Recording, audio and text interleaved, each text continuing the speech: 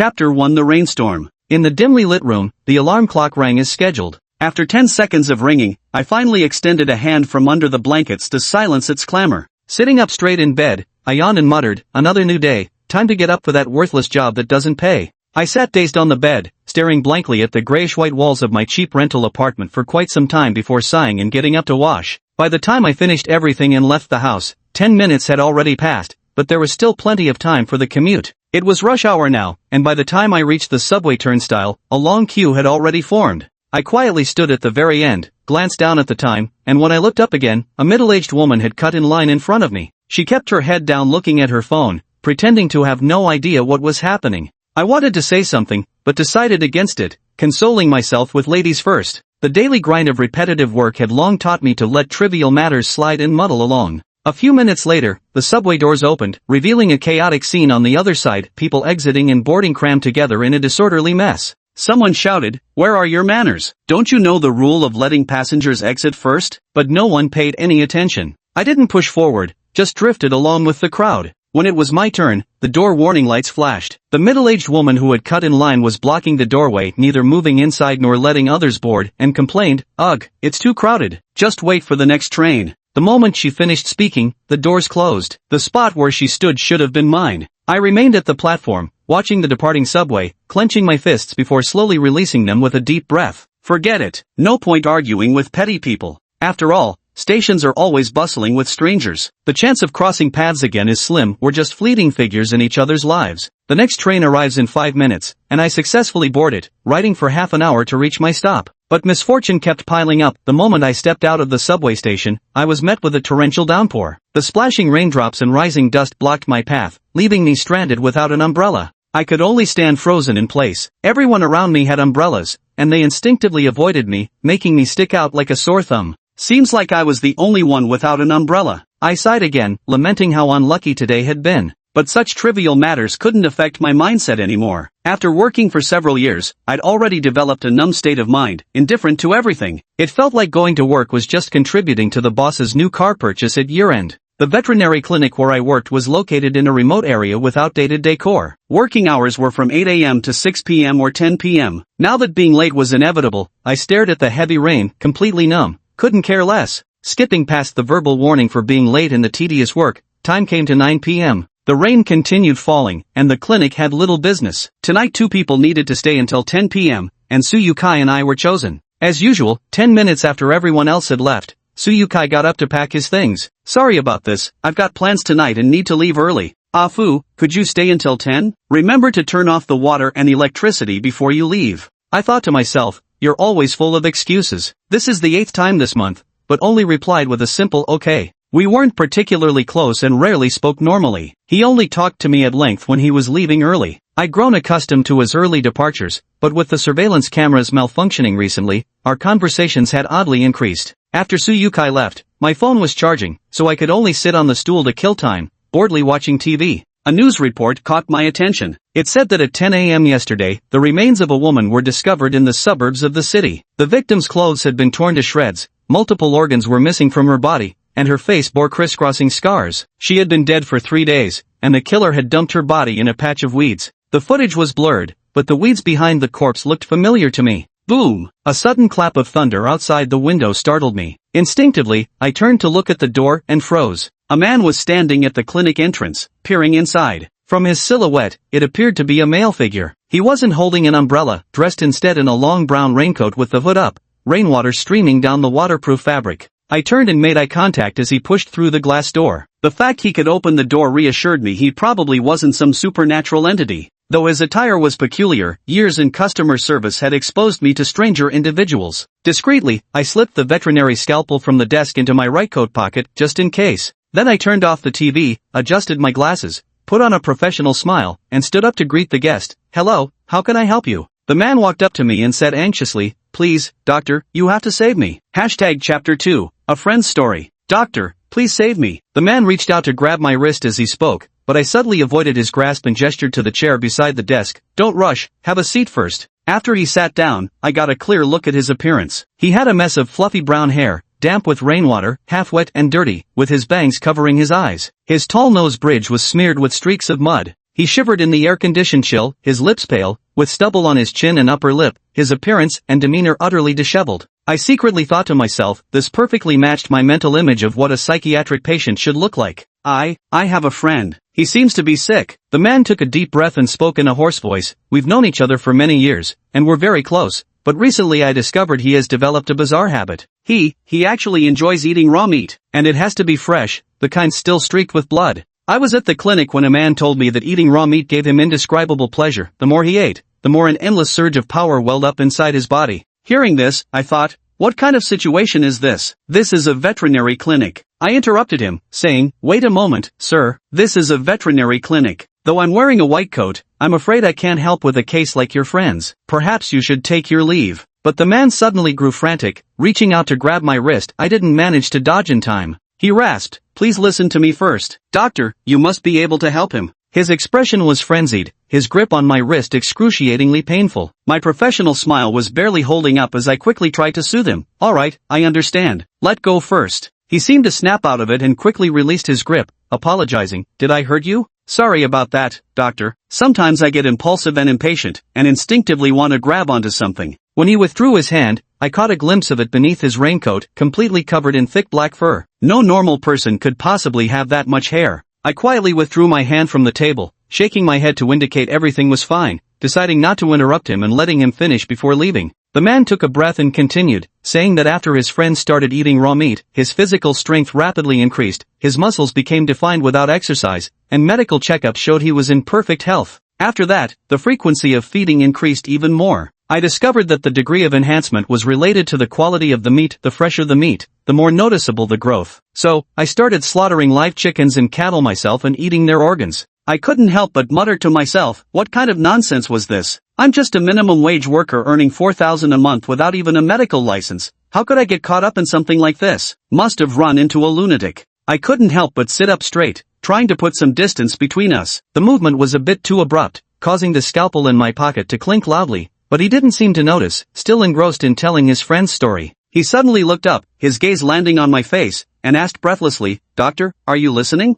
The icy words snapped me out of my daze. I quickly cleared my throat to mask my embarrassment and said, of course, I was listening. When the man looked up, I saw his bloodshot eyes beneath his damp bangs, red as if he hadn't slept for 10 days. I was about to call the police, but my phone was charging at the back counter. That option was out of the question. The man seemed satisfied with my answer, uttering an "oh" twice before pausing for a few seconds. Then he said blankly, where was I just now? Sorry, doctor, I've been feeling really forgetful lately. I forced myself to answer, your friend has started slaughtering live cows and eating their organs. Go on, tell me more about your friend's experience. I'm quite interested. He thanked me for listening attentively, saying there weren't many people left with the patience to hear him out these days. He then went on to say that after his friend ate raw meat, his body hair became unusually thick, with brown hair sprouting in his previously bald spots. The hair all over his body grew coarse and stiff. I couldn't help asking, including the hands too? He replied cheerfully, yes. Doctor, how did you know? You must have a way to save my friend, right? I knew I came to the right person. I forced a laugh and said it was just a guess, but the memory of him grabbing my hand flashed through my mind, and a terrifying thought surfaced. Could the friend he mentioned actually be himself? The man said his friend's abnormality had been discovered by his family, then adopted a despondent expression, saying he had thought his decade-long bond with his wife and deep affection from his parents and son couldn't be broken, yet none of them understood him. Then he curled his lips into a sinister smile. I ate them all. They became one with me completely, not even their bones remained. We'll never be separated again. What a sumptuous feast that was. And after that meal, he gained unprecedented power. He grew increasingly incoherent, his expression manic, ranting that no flesh could compare to human meat. As he spoke, he suddenly stood up, and I clearly saw a thick ring of black fur around his neck beneath the raincoat. His crimson eyes flickered with madness as he said, so, doctor, please help me. Then he stopped pretending, his body began to swell grotesquely, coarse black fur piercing through his skin, pushing against the raincoat as he grew taller and more massive.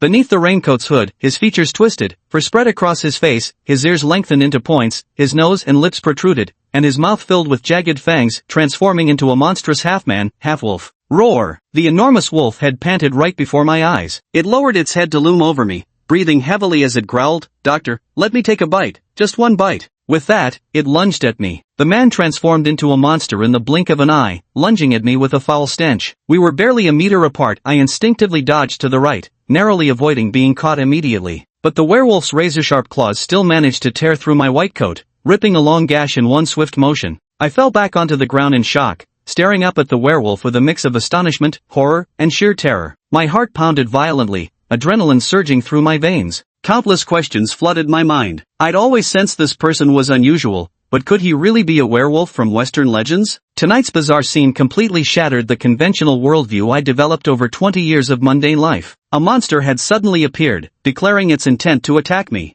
"Don't be afraid, Doctor. This won't hurt." The werewolf shook its massive head, panting heavily as it advanced toward me with deliberate, unhurried steps, like a gray wolf toying with its prey while murmuring repeatedly, "Just one bite, just one bite." Overwhelmed by extreme tension and a storm of conflicting emotions, I found myself momentarily speechless. My legs seemed to have lost all function, forcing me to push myself backward with my hands in a futile attempt to distance myself from this terrifying presence. Will I die tonight? The werewolf seemed thoroughly pleased by my terrified expression. It extended its black-furred arm and effortlessly seized my calf with just one motion. The distance was too close, there was nowhere to run. Once caught, the immense force on my leg made escape impossible as I was dragged toward it. It then grabbed the collar of my shirt, lifting and slamming me against the wall. The sharp pain from the impact jolted me back to reality. Its thick-knuckled, black-furred hand closed around my throat, and with just a slight squeeze, I was completely immobilized. It lowered its head and stopped before me, its face twisting into a mocking expression. Its lips parted as a deep, foul-smelling voice rasped,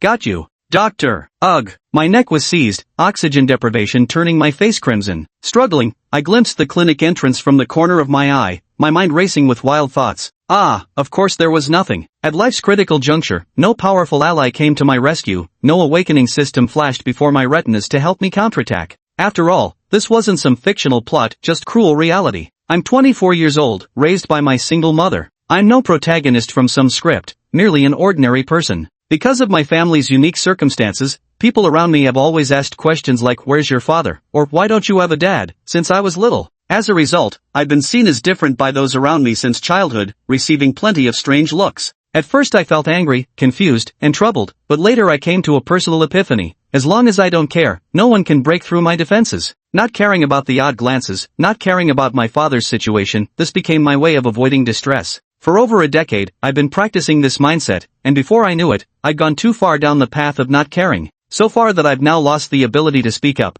lost the power to fight for fairness when facing injustice. When a middle-aged woman cut in line, I didn't speak out but consoled myself with ladies first, keeping my small life free from trouble even if it meant feeling depressed for a while. When my colleague Suyukai slacked off, I turned a blind eye because exposing him might bring more trouble and make workplace relations awkward. The pay for this lousy job isn't great, but I'm not planning to change it anytime soon. Some might think I'm spineless, but I just dislike trouble and don't want to dwell on trivial matters that don't really hurt. Causing trouble is bothersome, changing jobs is bothersome. I'm just an insignificant blade of grass among the masses. I was born humble, live frugally, and when I die, only my mother and a handful of friends will grieve for me. Yet even with such a life, I've never run away from it. Though I sometimes sigh, I always manage to pick myself up afterward. I strive to live my life diligently. Though hard work hasn't brought me great financial conditions, at least I have food to eat and clothes to wear. I never take out my frustrations or grievances from the outside world on my family. My relationship with my mother is very good, with few conflicts. After living so earnestly, evaluating myself as mediocre yet somewhat kind, do I only deserve such an ending?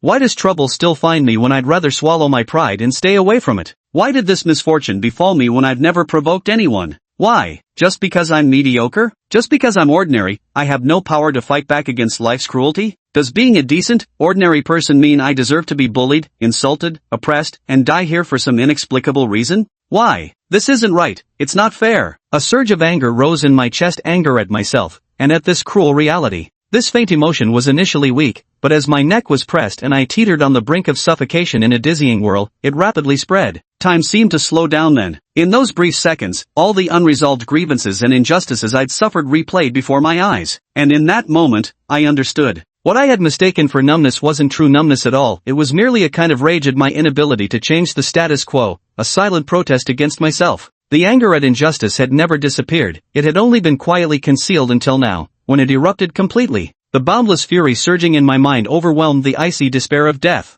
All this rage needed an outlet, I had to vent it, or I could never find peace. So naturally, I thought of a way to unleash it. What better way to embody anger than a counterattack born from facing death itself? With death looming, a long-suppressed ferocity erupted from within my ordinary body. Summoning my last ounce of strength, I reached into the pocket of my white coat, grasped the handle of the sharp scalpel I'd kept there, and clenched it tight. I won't kill you right away, because fresh meat provides me with more power. Seeing me rolling my eyes as if about to suffocate and lose consciousness, the werewolf loosened its left hand slightly. With my hands in my pockets and head lowered, I slid down slowly against the wall until I collapsed on the floor. The werewolf didn't want me to die immediately. The flesh of the dead differs fundamentally from that of the living, and meat taken while conscious is vastly different from that harvested during unconsciousness. So it raised its right hand high, fingers splayed, its sharp claws gleaming with a blinding white light under the lamplight. We were so close that the werewolf's neck was right within my reach. Swish! The werewolf's razor-sharp claws slashed down, leaving deep, bone-exposing gashes across my left cheek, giving me more than enough stimulation. As the claws tore through, blood gushed out, instantly covering my face. The searing pain made me scream. My left eye had already lost vision, likely gouged out, and my glasses shattered as they hit the ground. Good, it's almost time to feast. Doctor, don't die too quickly now. I struggled to open my blood-crusted, bleary eyes, and saw the werewolf's jaws gaping as if to bite down on my right shoulder. The fleeting opportunity came only once I sensed this was the moment. With my last ounce of strength, I drew the scalpel hidden in my right coat pocket and stabbed toward the werewolf's exposed, defenseless lower jaw. Thunk! Got it! The sound of sharp metal-piercing flesh rang out, followed by a gush of foul-smelling, viscous blood spurting from the wound. Arg! Ah! The sudden pain exploding from its jaw made the werewolf howl in agony, instinctively jerking backward. I widened my eyes, gripped the handle with both hands, and gritted my teeth as I thrust it in. I absolutely couldn't let it escape. I knew full well that if I loosened my grip and lost the scalpel, I'd be completely finished. So I mustered all my strength, trying to twist the scalpel embedded in the werewolf's throat, aiming to inflict the most devastating wound. Grah! You! How dare you! The werewolf's throat was thoroughly impaled by the sharp object,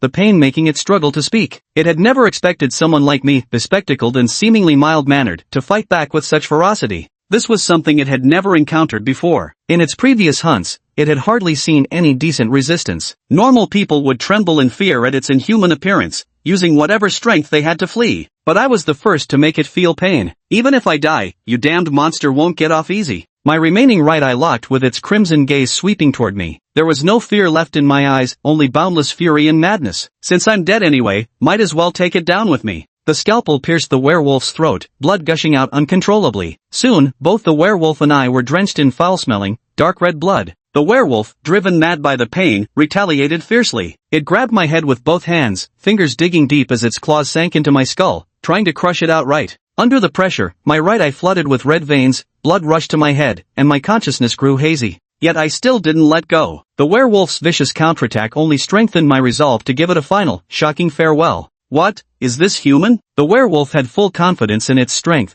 squeezing with all its might, yet the force in my grip never wavered. Madman! This is a real madman! Who's the real monster here? As my bloodshot eyes met its gaze, the madness in my expression deeply shocked it. For the first time since it began killing, this werewolf felt a trace of fear. In this life-or-death battle of wills, I emerged victorious, but I never imagined how utterly bizarre the consequences of my desperate defiance would be. The situation suddenly reversed. The moment this threat of fear arose in the werewolf's mind, its body began undergoing strange changes. It felt its limbs growing weak, the strength in its arms fading. What's happening? The power in its body rapidly dissipated, its ears shrinking back. Then, the situation escalated. Before my eyes, this werewolf that stood 2 heads taller than me saw its fur rapidly recede and fall out, its height continuously diminishing, the struggle in its throat growing weaker and weaker. In just a few breaths, its once robust and burly body quickly withered and shriveled, as if every cell had lost its vitality, leaving not a trace of moisture within. Finally, it couldn't even make a sound before collapsing to the ground. After the fall, the body beneath the raincoat squirmed and then melted, its outline visibly withering until it turned into a pool of silver liquid, seeping out from the edges of the raincoat.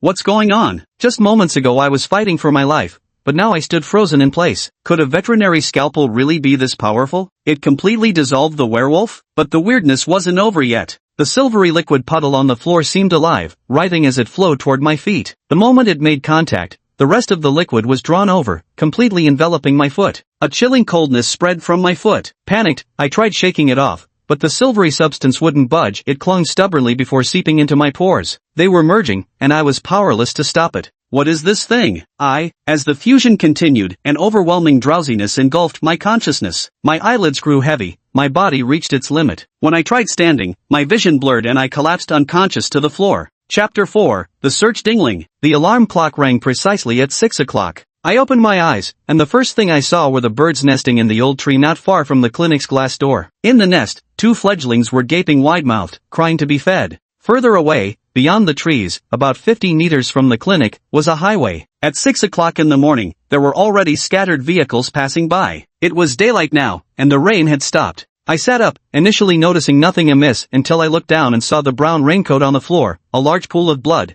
and the broken glasses in 2 pieces beside it. Only then did I remember what had happened the night before. A werewolf-like creature attacked me. I stabbed it in the neck, then watched as it melted before my eyes, turning into a pool of silver liquid that clung to my body. After clinging to me, it fused into my body. At this thought, I nervously examined myself, only to find no wounds on my hands except for the bloodstains. I touched my face in shock, realizing the scratches from last night had completely vanished, leaving my skin smooth and flawless. I stood up and found a mirror to check my appearance. The reflection showed a disheveled man covered in bloodstains from head to toe. But it was just dirt, all the wounds had completely disappeared. Although this was good news, I still felt uneasy deep down. According to legend, those wounded by werewolves would turn into werewolves themselves. Could I be turning into a monster too? When I looked in the mirror, I belatedly realized I wasn't wearing my glasses, yet my vision was exceptionally clear. I glanced again at the scene outside the clinic. As my gaze shifted from near to far, my pupils contracted, and I was astonished to find that I could see everything within 50 meters with incredible clarity, even the facial features of drivers and passing cars on the road.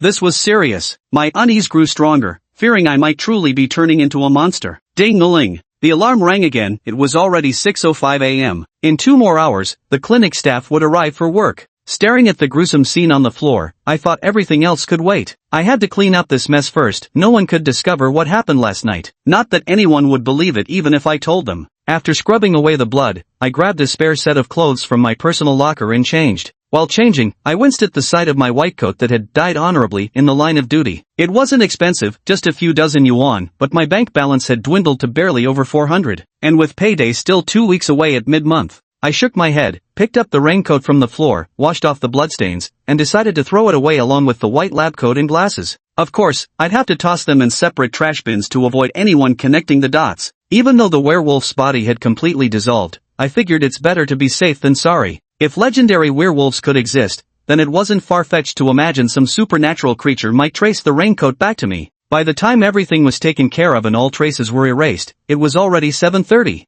I let out a long sigh, composed myself, made sure there were no loose ends, grabbed my phone, locked the door, and headed home. Today happened to be my day off, and I planned to thoroughly examine what changes had occurred in my body. So far, aside from improved vision, there were no other changes. But judging by what that monster said last night, it didn't become like that overnight either. The transformation happened gradually. I have no idea what lies ahead for me. Whatever, at least I survived. Becoming a bit weird is much better than ending up dead and making the news, right? My usual self-comforting mechanism kicked in at this moment. Lost in random thoughts, I got into the car and headed home. Not long after I left, around 8:30 p.m., 2 ordinary-looking men passed by the veterinary clinic entrance and paused briefly. "Boss, we've detected anomalies here," the slightly shorter man with a buzz cut and black mask whispered to his companion. His companion was named Gao Yong, an ordinary-looking middle-aged man who also sported a crew cut. Strangely enough, despite the sweltering heat, he wore a black glove that appeared to be made of some rubbery material. Upon hearing this, Gao Yong glanced at the clinic. Though puzzled, he chose to trust his companion and nodded, saying,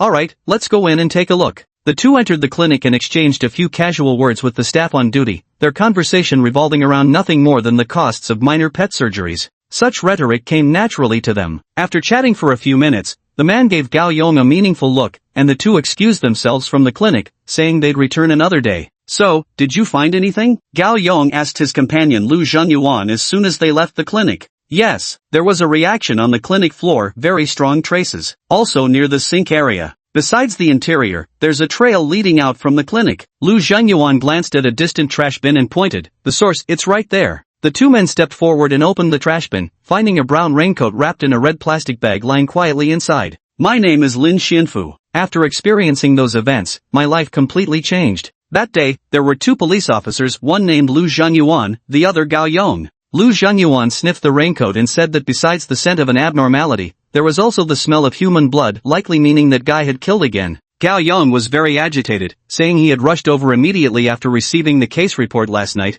and would have caught up with that guy already if not for the heavy rain. As his emotions flared, faint red light began emanating from his black gloves, startling Lu Zhengyuan, who quickly urged him to calm down. Lu Zhengyuan reassured him not to worry, saying they were already very close to their target, who should be nearby. Later, during their search of the area, they found a tattered white lab coat in a remote trash bin. Though washed, it still bore visible bloodstains. Lu Zhengyuan said there was blood from that creature in human blood on the clothes, but the trail went cold there. The creature's presence had vanished. Upon hearing this, Gao Yang stared blankly at the white lab coat, even entertaining the thought that the creature might have died. As for me, after getting in the car, my body began undergoing strange changes. Not only did my eyes become sharper, but my ears also started transforming. All sorts of chaotic human voices uncontrollably flooded my ears. I could see people's lips moving and clearly hear conversations from dozens of meters away. The deafening noise bombardment was driving me to the brink of irritation. Covering my ears and furrowing my brows proved useless. My hearing kept evolving and intensifying. People were giving me strange looks, but I couldn't care less. A flood of useless information was forcing its way into my mind, the pain nearly making me scream aloud. Now I understood why that creature had babbled like a madman before attacking. It must have been driven insane by this same tormenting noise. But I couldn't laugh either, because my body was already transforming into that same crazed werewolf. Struggling to get home, I rushed into the bathroom and plunged my head into a bucket filled with water. The icy water poured into my eye sockets and ears, finally dispelling the heat and restlessness. This time, I held my breath underwater for 7 minutes, longer than ever before. My lung capacity was evolving, and the rhythm of my internal organs grew stronger. I pulled my head out of the bucket, gasping for air, and stared at my dripping wet reflection in the mirror. I could clearly see every pore and blemish on my face, and noticed that the acne scars from my teenage years were disappearing as my skin writhed, becoming fair and smooth, my features turning more handsome. Yet I couldn't feel any joy, because when I looked down, I saw the pores on my arms being pierced by black hairs growing beneath the skin, the strands slowly lengthening.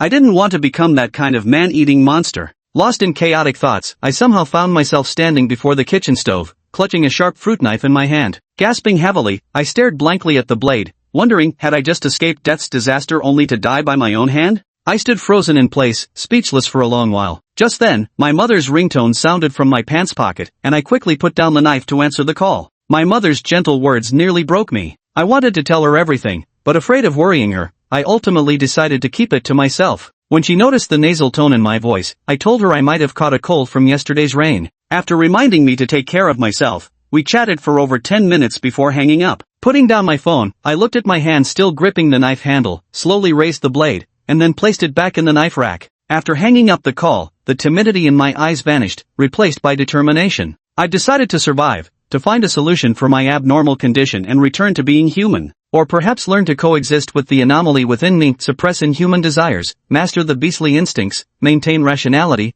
and never degenerate into last night's monster again. This path is undoubtedly arduous, but I have no way back. Since death might come either way, I might as well fight with everything I've got. Once the decision was made, I hesitated no longer and cast aside all negative thoughts. After a cold shower, I scheduled a medical checkup for myself. I need to first understand my own abnormalities before I can figure out a solution. Although that werewolf had undergone examinations too, it was already under the control of its beastly instincts by then. I just started showing symptoms, maybe there's still hope. Of course, the few $100s in my card aren't enough, so I can only pay with Huabei. Staring at the meager balance in my card, I felt powerless inside. To lighten the mood, I joked to myself, when will I get a decent job, or when will some young, beautiful sugar mommy take a liking to me? But it was just wishful thinking. As someone who's been single since birth, I never dared hope for anyone to like me. Chapter 6, The Hunger. By noon, Lin Xianfu discovered another drastic change besides his eyes and ears. A violent hunger suddenly surged from his abdomen,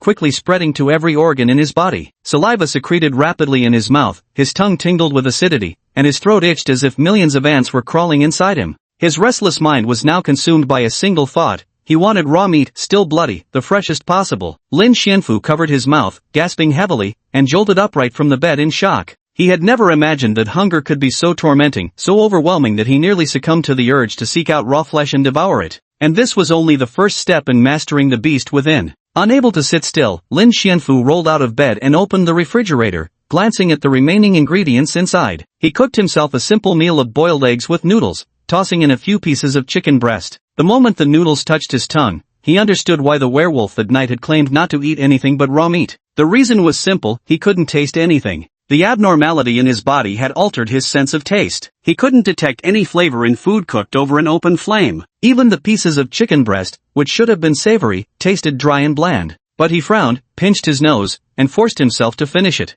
After eating, the fullness in his stomach brought no satisfaction. On the contrary, it intensified the change. The hunger grew even more overwhelming. He couldn't help but glance at the fridge, where the meat he'd bought during the market's discount hours the day before yesterday sat in the fresh-keeping compartment. His throat twitched. I want to eat. Driven by desire, it briefly overrode his reason. Stupefied, he reached out and picked up that piece of meat still tinged with traces of bloody water. The aroma wafting from the meat near his lips brought slight relief to the gnawing hunger in his belly. All that remained was to open his mouth and let it in to ease this sensation. And indeed, he parted his lips. If today he yields to desire and eats frozen meat to relieve hunger, won't tomorrow demand raw flesh to satisfy craving? And the day after, would it be human meat to quench his thirst? So-called corruption is a gradual process that begins at some defining moment. If I couldn't even protect the beginning, what's the point of talking about the future? He froze, unable to help but interrogate his own heart. What difference is there between this act of yielding to desire and a drug addict taking narcotics? Hadn't I just resolved to resist beastly urges and maintain my rationality? Then what am I doing now? Lin Xianfu suddenly came to his senses and, relying on sheer willpower, forcibly pulled the flesh away from his mouth.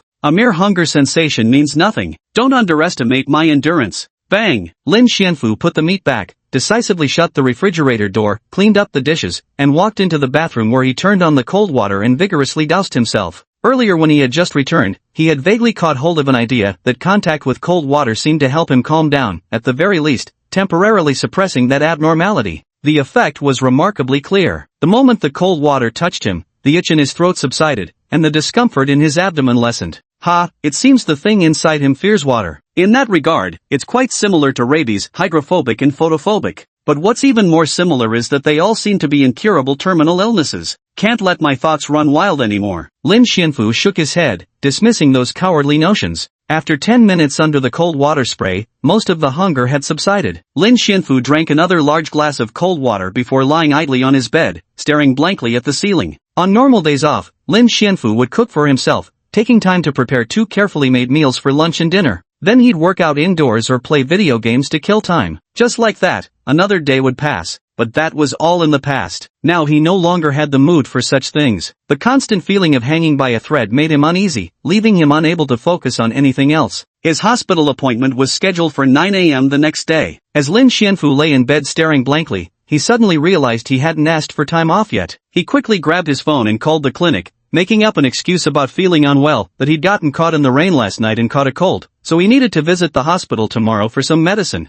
Well, it wasn't entirely an excuse. He really wasn't feeling well, just not because of a cold. The clinic approved quickly after all, they had plenty of staff, and Lin Xianfu felt his presence didn't really matter either way. Notably, just before hanging up, the clinic staff asked in confusion, someone came by the clinic twice earlier. The second time, they were looking for someone, said they wanted to meet whoever stayed overnight yesterday. Yukai told them he didn't recognize them. Could they be friends of yours? The unexpected words made Lin Xianfu's pupils constrict. In his current state of heightened sensitivity, this was the last thing he wanted to hear. Friends? Impossible. He barely had any friends around here, holed up at home all day. Even if they were old friends from back home, they would have called him first. The other party was most likely looking for me. Could they be companions of that monster from last night? Did they come searching because it never returned? Lin Xianfu discreetly inquired about the identity of the person looking for him. The other person replied, there were 2 men, dressed very plainly. One wore a mask, so I couldn't see his face, but he sounded young. The other was a middle-aged man, probably in his 40s, wearing black gloves. Did they ask where I live? Lin Xianfu hesitated for a moment before finally asking.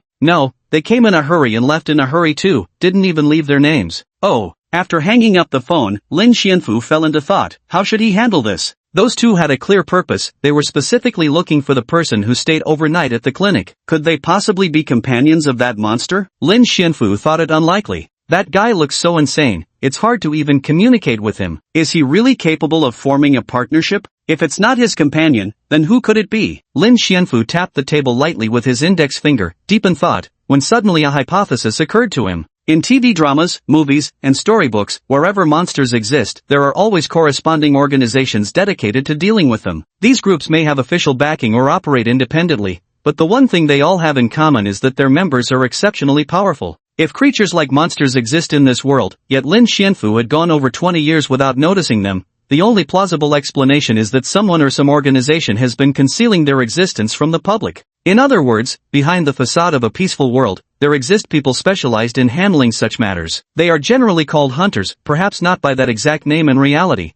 but the meaning is similar. And now, for reasons unknown, these hunters have tracked the werewolf's trail and ultimately pinpointed Lin Xianfu. Thinking about it this way, it seems a bit bad, because Lin Xianfu now is, probably, possibly, perhaps, or maybe, also some kind of werewolf-like existence. If I were to be attacked as a monster by these creatures, it would be so unjust. I'm a law-abiding citizen after all. Chapter 7, Medical Consultation. As time slowly passed, Lin Xianfu stubbornly persisted until dinner time. He deliberately prepared a visually and aromatically appealing meal for himself, only to find that it tasted like chalk in his mouth. In the following hours, the distortion of his taste buds and the overwhelming hunger tormenting his entire body plagued him throughout the night. He lay wide-eyed, staring at the ceiling, listening to his own powerful, rhythmic heartbeat that ticked like clockwork, spending the agonizing night in a daze. Naturally, on this night, his superhuman hearing refused to give him any mercy. The roar of speeding cars on the street and the murmurs of conversations from residents in the alleyways kept assaulting his ears. Even more absurd was the symphony of life performed as a duet by his neighbors at 3 a.m.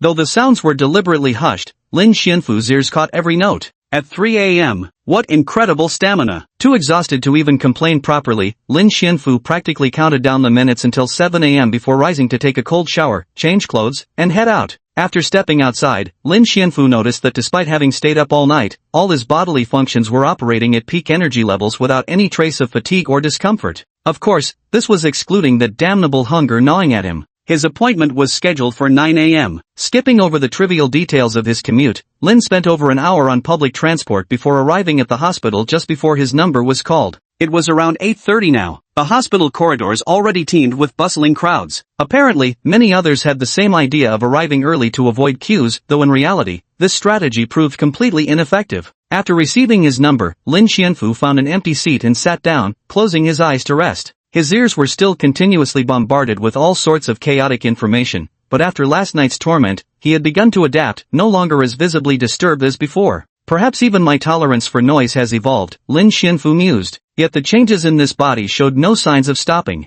Achoo! While sitting and resting, a sudden itch assaulted his nasal passages. Lin Xianfu sneezed, and his nose abruptly turned icy cold, bringing instant relief. Following this chill came a rapid influx of liquid odors, pungent disinfectant mixed with sweat and formaldehyde. This was the smell of hospitals. Lin Xianfu suddenly sat bolt upright from his stool, covering his nose, which drew the attention of several people, but soon they stopped looking in his direction. So foul. What is this smell? It wasn't that the aforementioned smell was particularly bad. Working at the clinic, Lin Xianfu was all too familiar with the odors of medical equipment and had long grown accustomed to them. This sudden, exponentially amplified scent unique to hospitals and clinics shouldn't have affected him so profoundly. What made him sit bolt upright was an indescribable stench. If forced to make a comparison, it was several times more pungent than the smell of decomposing flesh, mixed with complex notes resembling sulfuric acid and sulfur. With his mutated pupils distorted, Lin Xianfu looked around, trying to locate the source of the odor. Before long, he pinpointed it to a particular doctor. The man stood about 6 feet tall, wearing a loose white coat that was a size too large for his frame. At that moment, he was seated at a desk roughly 10 meters away from Lin Xianfu, meticulously reviewing paper documents in front of him, occasionally picking up a pen to jot down notes. The male doctor had an ordinary appearance, wearing frameless gold-rimmed glasses. Judging by his looks, he was probably around 35 or 36 years old, approaching middle age. When trying to observe more carefully, his pupils further changed, becoming almost as small as wheat awns. The distorted lenses provided even sharper vision, allowing Lin Xianfu to clearly see the name on the work badge pinned to his white coat, Zhou Ruoxiu.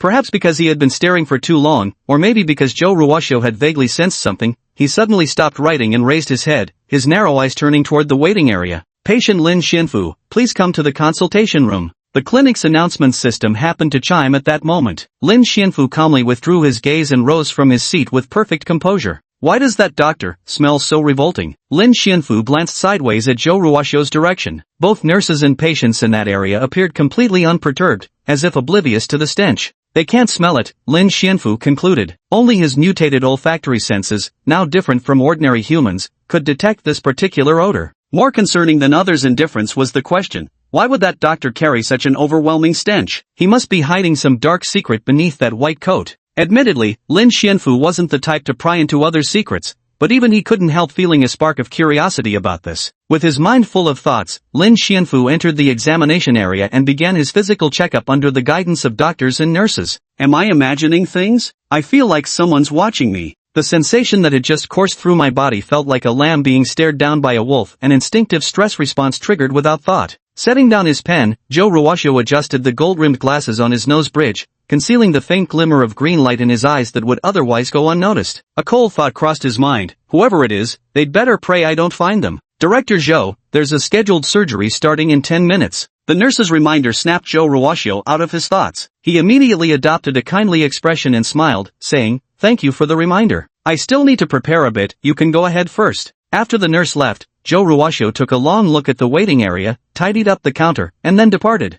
Your liver and kidneys show no abnormalities. An elderly doctor, wearing reading glasses, sat at the desk pointing to Lin Xianfu's same-day printed test results and explained, the blood sample provided has undergone numerous tests, all of which show no abnormalities. Even the most common lumbar and cervical spine issues that many people suffer from nowadays are completely absent in your case. Your bone structure is perfectly symmetrical, without even a hint of hunchback. In conclusion, the elderly doctor set down the papers, removed his reading glasses, and said kindly, "You're perfectly healthy, Mr. Lin Xianfu. There's no need for excessive worry." My anxiously suspended heart finally died. Lin Xianfu asked unwillingly, "Doctor, are you sure I'm not sick? There's really nothing abnormal with my body?" "You're absolutely not sick. In fact, you're the healthiest person I've ever seen." These words sounded strangely familiar. Lin Xianfu complained silently in his heart before speaking again, "But what if I feel like I am sick?" The old doctor fell silent for a long moment before hesitantly asking, "What kind of illness do you think you have?" "I can't quite put it into words. It's just," Lin Xianfu struggled to articulate, unable to describe the outcome he wanted to convey.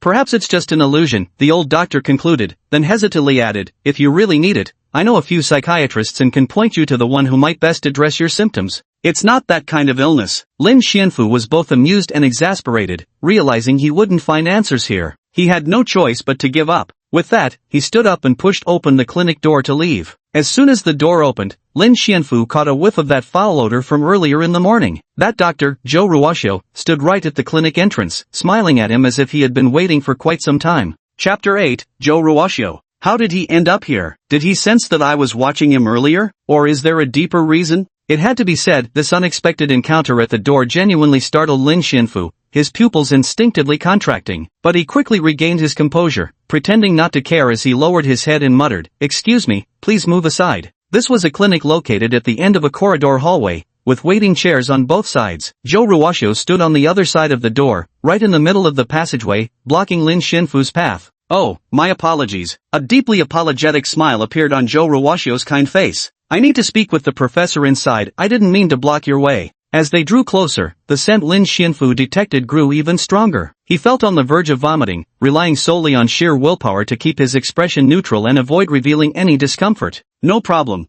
I'm not in a hurry. Please go ahead," Lin Xianfu murmured as he moved past him to leave. Joe Ruwashio, who had stepped aside to make way, was about to push open the examination room door when he suddenly turned back as if remembering something and called out to Lin Xianfu, saying, "I overheard a bit of your conversation at the door just now. I'm truly sorry for intruding on your privacy. But what concerns me more is that you still feel physically unwell, don't you?" Without waiting for a response, he used his free hand to pull a card from his pocket and handed it to Lin Xianfu, saying, "If you need anything, you can contact me. I'll do my best to help you resolve your issue." Lin Xianfu softly read the contents of the card aloud. XXX Southern Hospital, Deputy Director of Proctology, Joe Ruwashio. Phone number, 18. Dr. Zhou. I don't think this is a problem proctology can solve. Lin Xianfu's expression was about to crack. No.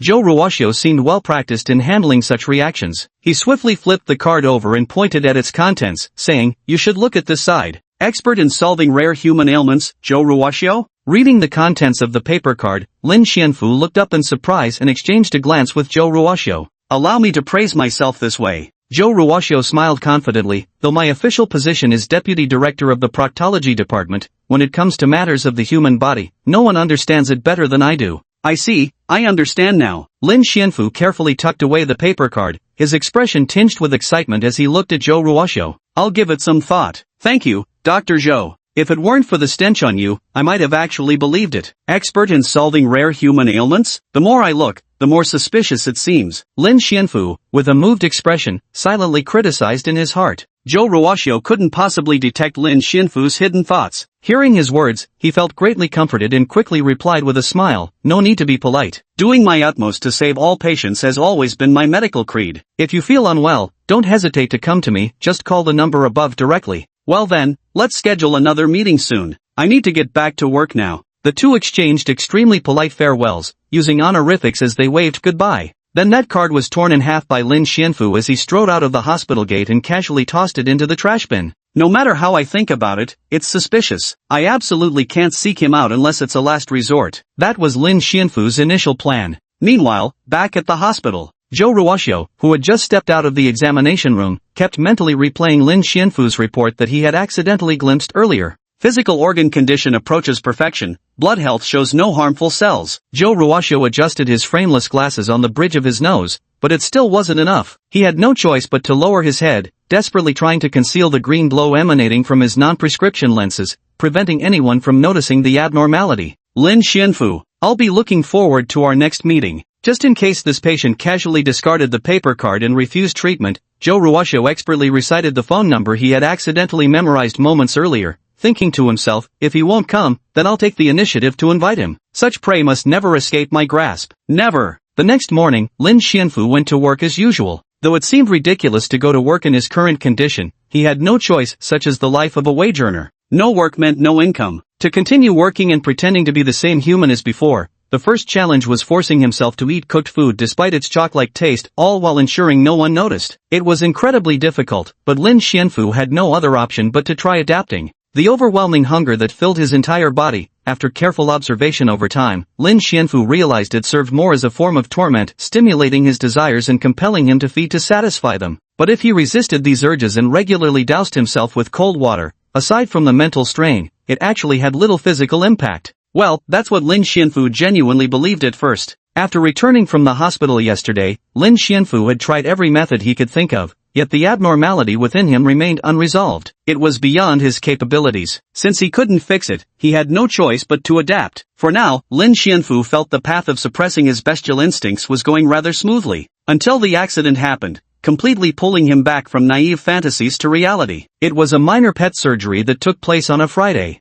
As Lin Xianfu skillfully used the veterinary scalpel to make an incision through the smooth flesh, watching the blood flow from the body, a sudden impulse surged in his mind. Layers of red ripples appeared in his pupils, and this impulse was about to consume his rationality. At the last moment, he quickly closed his eyes, refusing to look at the blood any longer. Holding the scalpel, he froze in place, rigid and unmoving. Those around him noticed his condition and tried to call him back from his disordered state with words. But that fleeting glimpse had left Lin Xianfu's vision filled with countless phantoms. Everything he saw now was an indeterminate, non-material form. It was a mysterious, eerie state, difficult to describe in words. Ah fu! Suddenly, a large hand reached out from the side and clamped down on Lin Xianfu's wrist. Still in his strange state, Lin Xianfu instinctively twisted his wrist to break free and simultaneously rammed his shoulder into the assailant. Bang! Ah! A scream, accompanied by startled cries from those nearby, jolted Lin Xianfu back to full consciousness. Opening his eyes, he saw Su Yukai slumped on a sofa 3 meters away, baring his teeth while massaging his shoulder. Turning his head, Lin Xianfu noticed the terrified and bewildered looks from the people around him. Did you see that? He just casually bumped into Yukai and sent him flying 3 meters. Is that something a normal person could do? Their hushed whispers reached Lin Xianfu's ears. Realizing the gravity of the situation but unable to explain himself, he set down the scalpel and apologized sincerely. I'm sorry, I was distracted just now. Are you okay? Su Yukai shook his head, noticing the odd tone in the surrounding people's remarks, and quickly smoothed things over. Who would have thought you're so strong, kid? A sudden ambush sent me flying 3 meters. He deliberately emphasized the words sudden ambush, doing his best to downplay Lin Xianfu's strangeness. You all carry on. I'll take him out for some air, we've got things to discuss, Su Yukai said as he pulled Lin Xianfu away. That Friday afternoon, in what should have been an utterly routine minor surgery, the only unusual element was Lin Xianfu. They left the clinic and walked to the large tree at the entrance. When they could no longer hear the chatter from inside the clinic, they stopped. Do you smoke? Su Yukai pulled out a pack of double happiness cigarettes from his pocket and asked Lin Xianfu, who was silently sitting on the bench beneath the tree. I don't smoke, thanks. Lin Xianfu politely declined, then after a long silence added gratefully,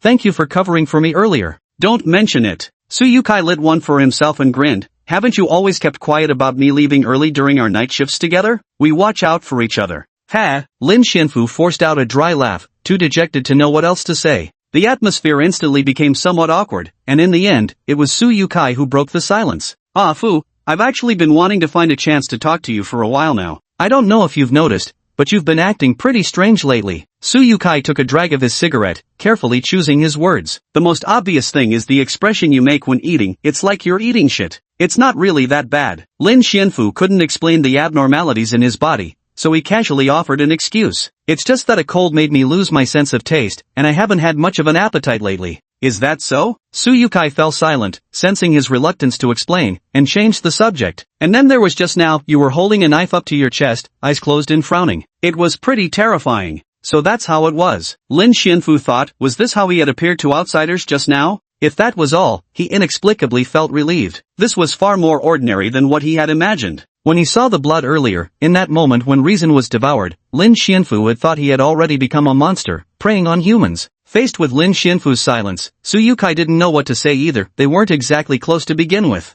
Su Yukai quickly finished his cigarette and patted Lin Xianfu on the shoulder, comforting him. "Alright, if you're really feeling unwell, go home and rest for a few days. I'll put in a good word with the boss for you." "Okay, thank you," Lin Xianfu nodded. With the conversation over, Su Yukai tossed the cigarette butt into the trash bin and waved his hand. "I'll head back then. If you're not feeling well now, just go straight home. I'll explain it for you." Having said that, he walked back to the clinic. "Thank you for telling me what happened back then. It indirectly confirms I'm not a monster." Lin Xianfu watched his retreating figure and sighed inwardly. At the very least, not yet. Ding-a-ling. Just then, Lin Xianfu's phone rang. He took it out, glanced at the screen, and saw it was a call from Deputy Director Zhou Ruoxiu of the Proctology Department, or rather, the self-proclaimed expert in intractable diseases. Why was he calling? Lin hadn't given him his number. Without giving it much thought, Lin Xianfu answered the phone. "Hello? Is this Mr. Lin Xianfu?" Zhou Ruoxiu's voice came from the other end of the line. After receiving confirmation, he continued, "It's been a week since we last met. How are you feeling? Any lingering discomfort? Perhaps we should meet up?"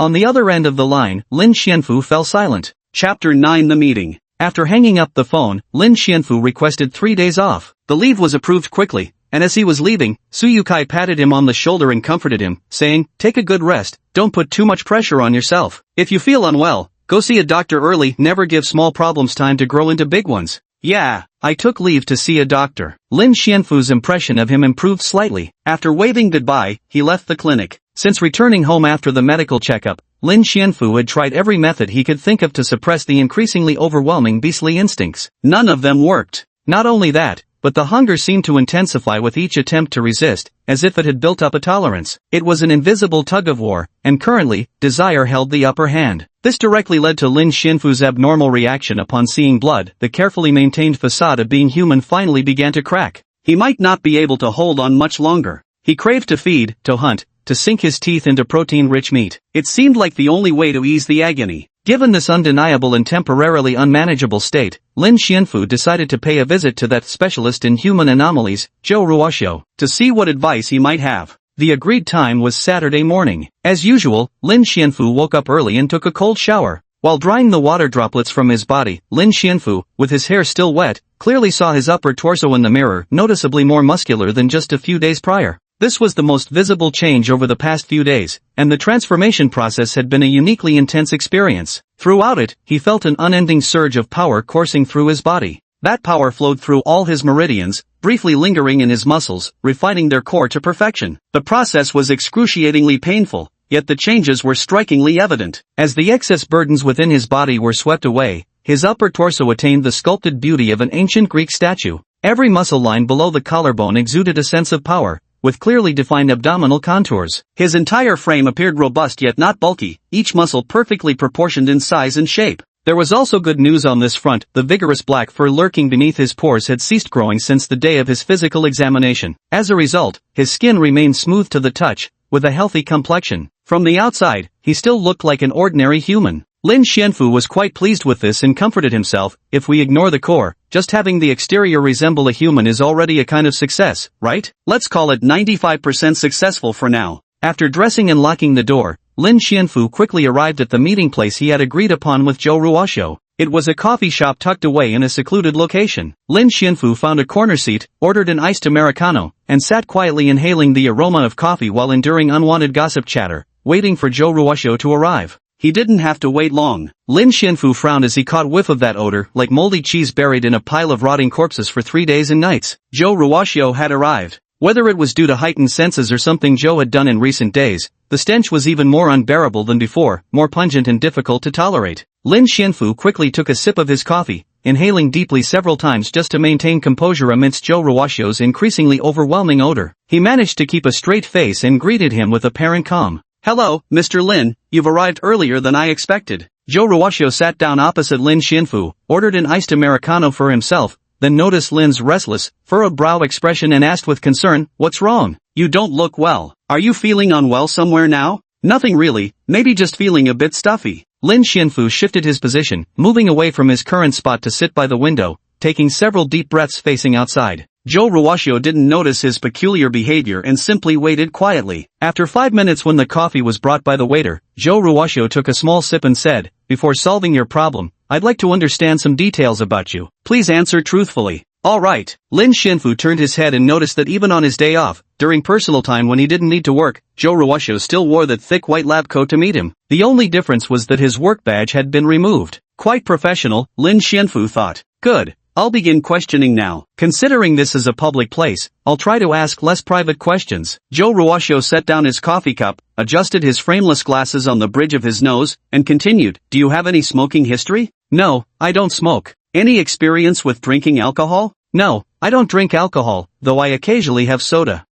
Any history of chronic illnesses?" "No. The most serious illness I've ever had since childhood was just a bad cold." "Do you have a habit of staying up late often?" "I don't stay up late. I always fall asleep by midnight at the latest every night." "Good." Facing Lin Xianfu's answers, Zhou Ruoxiu nodded repeatedly and praised, "I must say, it's truly surprising, Mr. Lin. You don't have any of those common modern vices or minor issues that most people have to some degree." At last, he even sighed with emotion, "What a healthy body. What's there to praise about that? I've never even been in a relationship, indirectly freeing up valuable opportunities for 30 million single men in society to find partners. Shouldn't that warrant some size too?" Lin Xianfu silently complained in his heart, utterly baffled. "Since you have no bad habits, don't stay up late, and your physical examination shows everything is normal. Mr. Lin, where exactly do you feel unwell?" Zhou Ruoxiu suddenly leaned forward, locking eyes with Lin Xianfu with a pair of faintly glowing green pupils, slowly uttering some indistinct words. The moment he heard this delirious murmur, Lin Xianfu's mind momentarily wavered. He wanted to ask what was wrong with your eyes, but the thought vanished in an instant, leaving him unable to recall what he had meant to say.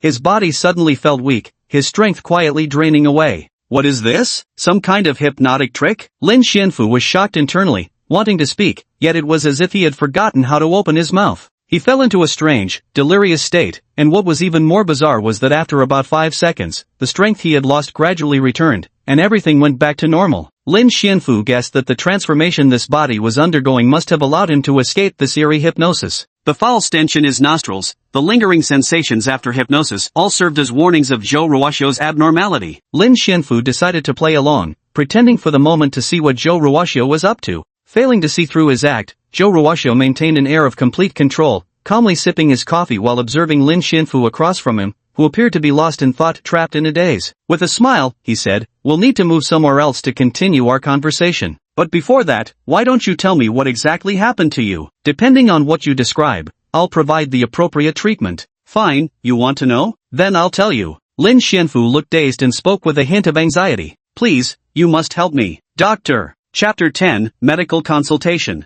Starting from a certain day, my body began craving raw meat. I can't taste any flavor in cooked food. Not only that, I feel like I've lost control of my body. My memory has gotten much worse too. Lin Xianfu shared his recent troubles with a mix of truth and fabrication, curious to see how Zhou Ruoxiu would react. To his surprise, Zhou Ruoxiu remained completely unfazed upon hearing these unbelievable statements. Nodding frequently, he smiled and said, "It seems your condition is more severe than I initially thought." That expression clearly showed complete disbelief. "Do you often read science fiction novels or watch those kinds of movies? I bet you watched some particular work and got carried away. Your subconscious mind fantasized about it and projected it onto yourself, distorting your perception and senses. A classic case of delusional disorder, perhaps more severe than typical cases, but still within the realm of delusional disorder." I have to say, Lin Xianfu felt extremely disappointed. And here I thought Zhou Ruoxiu might have some brilliant insights. This is what a specialist in rare human diseases amounts to, pushing everything toward mental illness when faced with a problem?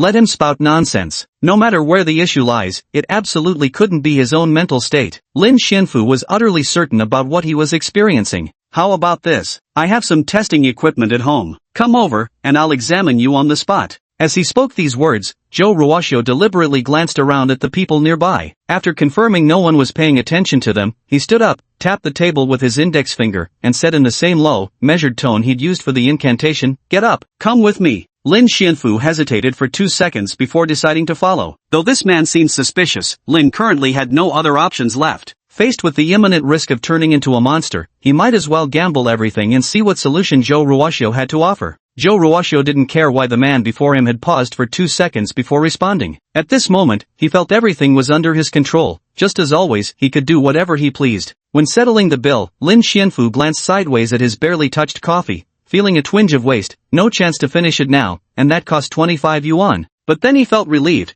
because it was Zhou Ruoxiu who paid. Parked outside the coffee shop was a gray Geely Buick Zhou Ruoxiu's car. He picked up the car key, pressed the unlock button with a beep, opened the door, and sat in the driver's seat, gesturing for Lin Xianfu to take the back seat. Lin Xianfu, still in a dazed and distracted state, obediently opened the rear door. And then, the moment the door opened, Lin Xianfu's expression nearly cracked. The stench emanating from the car was even more pungent than Zhou Ruoxiu's body odor. Without any mental preparation, the abrupt opening of the door overwhelmed his nose, leaving it completely numb. As a result, his movements were extremely stiff as he got into the car. This was no act. Boarding such a vehicle truly required serious mental preparation. After getting in, Zhou Ruoxiu, seated in the driver's position, stopped talking and focused on driving. Perhaps in his view, no one could resist his ability. At least, he had never encountered anyone who could before. Lin Xianfu, who was pretending to be affected, had no idea how to play along after getting in the car, so he simply stayed silent. With his constricted pupils, he scanned the interior of the vehicle, hoping to find something noteworthy.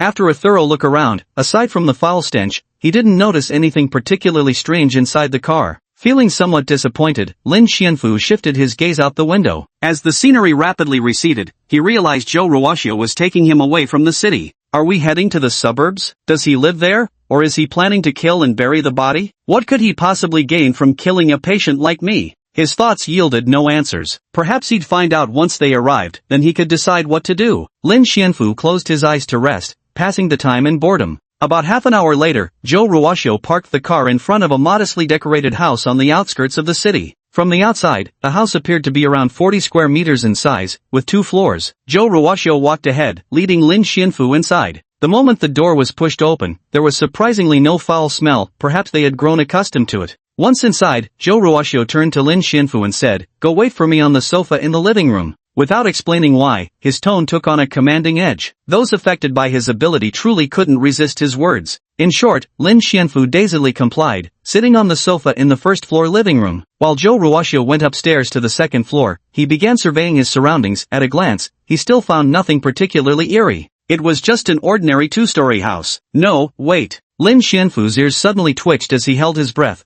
intently listening to the surrounding sounds. In that very instant, he heard the sound of mosquitoes buzzing. Zhou Ruoxiu was fiddling with some instruments. The sound of a kettle boiling, the wind outside the window, the sound of birds flying across the sky, the distant roar of cars on the street, and 3 distinct heartbeats, including his own. One came from the second floor, Zhou Ruoxiu, another from the first floor, his own, and the last originated underground. That heartbeat fluctuated erratically, now fast, now slow, now strong, now weak, as if on the verge of extinguishing at any moment. This was why it had escaped his notice when he first entered. It was too faint, too feeble, utterly imperceptible unless one listened with deliberate focus. Lin Xianfu, having obtained his answer, turned toward the source of the sound. His pupils contracted to needle-like points at will, revealing every minute detail of the room's contents with perfect clarity. From the fine dust settled on the furniture to the faint footprints on the floor, even the trails left by ants crawling through the wooden planks, all entered his vision effortlessly. Within moments, Lin Xianfu noticed something unusual about the layer of grime on one particular floor tile in a corner. It was far less than on the surrounding tiles, suggesting it was frequently lifted.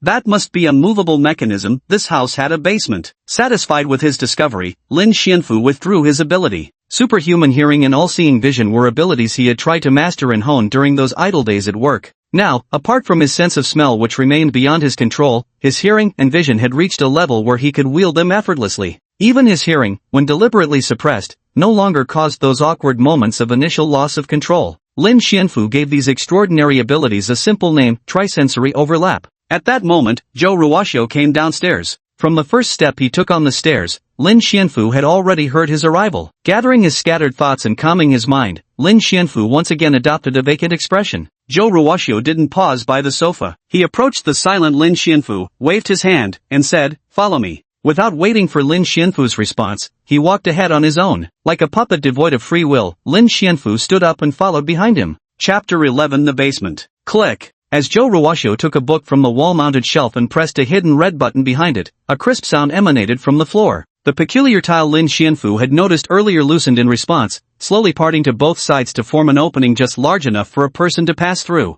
That was the entrance to the basement. Lin Xianfu detected numerous scents strikingly similar to Zhou Ruoxiu's emanating from within, though none as potent as his. They numbered in the dozens. Beyond that distinctive stench, Lin Xianfu also caught the subtle metallic tang of blood. His newly transformed nose could now distinguish blood types, cellular concentration, exposure duration to air, and countless other nuances. And most fundamentally, the number of distinct blood sources. Within this cramped basement barely fitting 4 or 5 people, 35 different human blood signatures coexisted. When Lin Xianfu caught the scent of these bloodstains, his eyes began to faintly redden. That long-suppressed beastly nature seemed poised to assault his reason once more, but fortunately, this fleeting impulse wasn't strong enough to make him lose composure. Because the blood had already dried, the substances it contained had lost their vitality, making it far less alluring to him. Yet merely smelling this blood had already led Lin Xianfu to make a certain decision. From the entrance of this basement stretched a winding staircase descending downward. Following these steps, the two arrived at an open space. The basement ceiling was fitted with soft yellow light bulbs, and scattered empty cages surrounded the open area.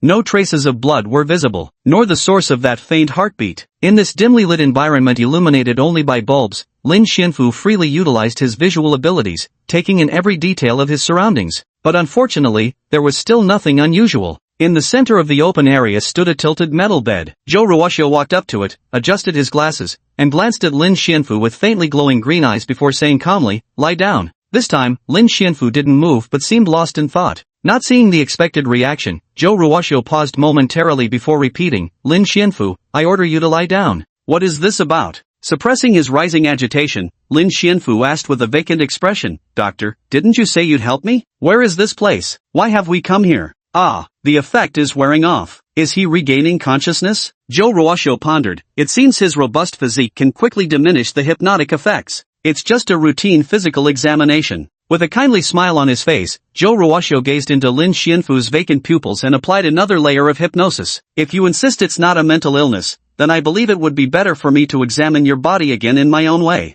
During this application process, there was a peculiar moment. Lin Xianfu's pupils seemed to momentarily constrict upon making eye contact, then returned to normal before he could even react. Perhaps it was just an illusion. The hypnotic effect was remarkably successful. Lin Xianfu obediently lay down on the iron bed. What he didn't know, however, was that Lin Xianfu's compliance was merely superficial, a ploy to lull his vigilance while remaining intensely alert, ready to counter his next move. Then, from the spacious pocket of his white coat, he retrieved a small syringe. As he moved, the loose fabric of the coat shifted slightly, revealing a glimpse of something beneath. In that fleeting moment, Lin Xianfu's sharp eyes caught a certain detail, something hidden beneath Zhou Ruoxiu's white coat. "What is that? It looks like a snake?" What appeared in his half-closed pupils was a black, snake-like object as thick as a rice bowl, coiled around Zhou Ruoxiu's abdomen in 4 consecutive loops. No wonder he always wears that oversized white coat. This abnormal external feature solidified Lin Xianfu's suspicions. This guy was definitely not an ordinary human, perhaps an existence similar to that werewolf from that night, yet fundamentally different. Lin Xianfu could sense it.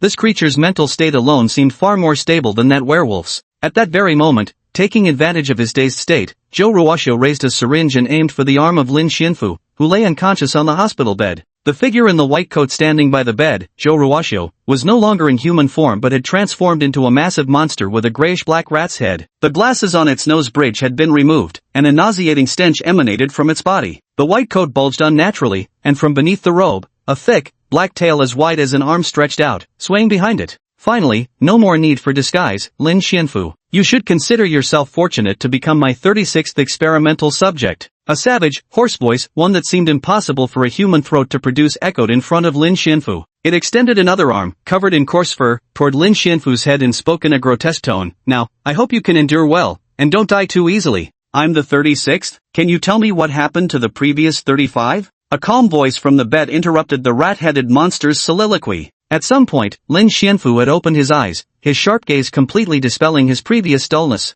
The needle paused just centimeters away from his arm, held motionless between two fingers that had intercepted its advance. Lin Xianfu was quite confident in his current physical condition, but it was better to have less contact with something of unknown origin, so, he decisively intercepted its movement. "You're unharmed? How is this possible?" The creature, once known as WEREWOLF but now stripped of its disguise as a rat-like monster, exclaimed in astonishment. Silent and unresponsive to its reaction, Lin Xianfu moved swiftly, flinging the pillow aside, rising from the bed, and standing tall. With veins bulging beneath his clothes, he clenched his fist tightly and, for the first time, unleashed the full power of his body, delivering a punch straight to the monster's face. Phew! A full-force punch, so fast it seemed to tear through the air, landed squarely on the monster's cheek. At the moment of impact, Lin Xianfu clearly heard the crisp sound of bones cracking. With a resounding bang, the struck monster didn't even have time to grunt before it was sent flying backward from Lin Xianfu's sight, crashing into the pale gray wall. The impact created a spider web of cracks across the wall's surface. As the monster slid down against the wall and collapsed on the ground, chunks of debris from the massive web-like fracture came crashing down,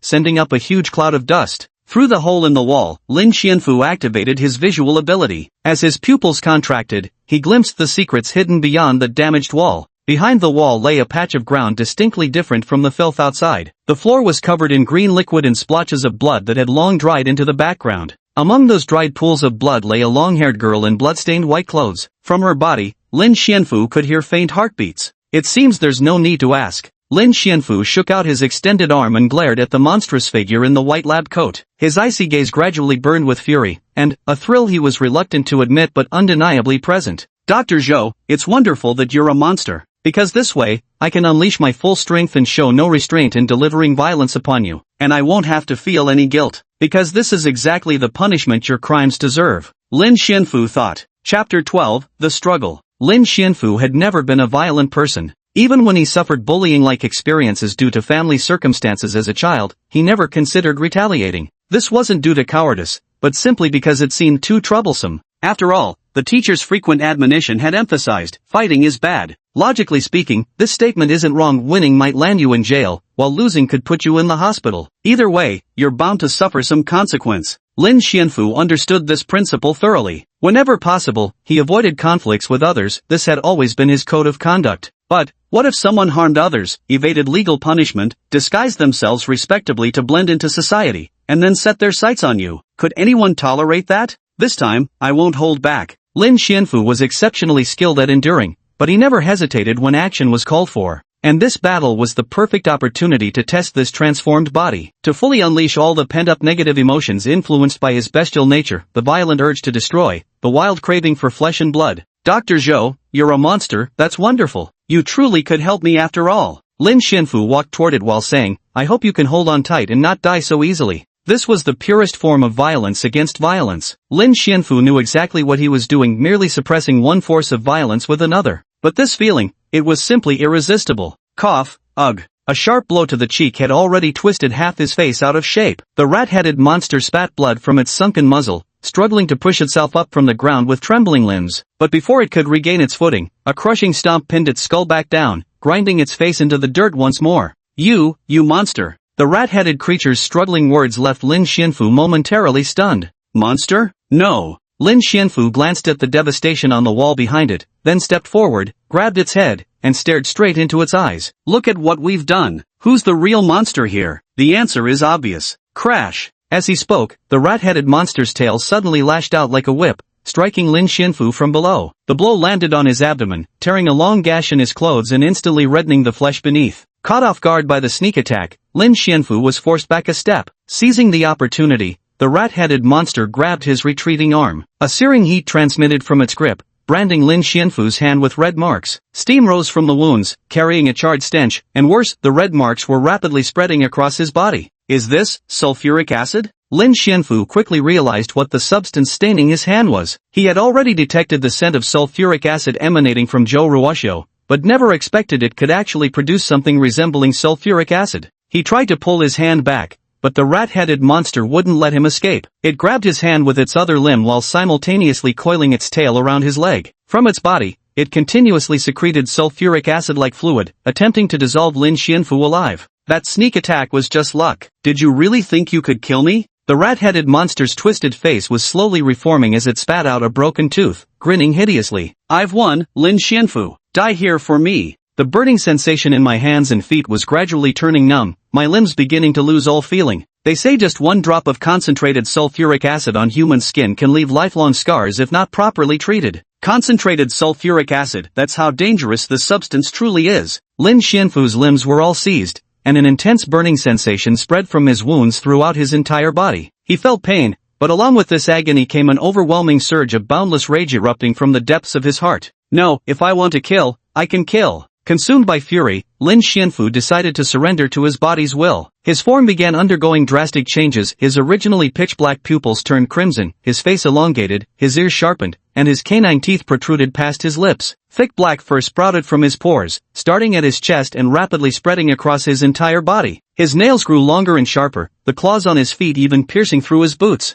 This rapid transformation took no more than a second or two. The rat-headed monster, witnessing this, suddenly recalled the unsettling feeling of being watched at the hospital that day. With a venomous voice, it hissed, "A wolf? So it was you who was staring at me in the hospital." Lin Xianfu, now fully transformed into a werewolf, let out a deep, exhilarated howl. With his legs firmly planted on the ground, he effortlessly broke free from its restraints and, in one swift motion, seized the creature by its long tail and hurled it away. Bang! The rat-headed monster was sent flying another 5 or 6 meters before crashing heavily into another wall. After the transformation, Lin Xianfu could once again vividly feel the savage power surging from within. Merely possessing it brought him an unparalleled thrill. Moreover, the strength in his transformed state compared to his human form was like the difference between a child and a giant. Though he knew it was wrong, Lin Xianfu was already reveling in this power. He charged forward, grabbed the rat-headed monster by the neck, and lifted it clean off the ground. With just a little more force, its neck would snap effortlessly. Lin Xianfu knew exactly how terrifying his current strength was. Ugh, you.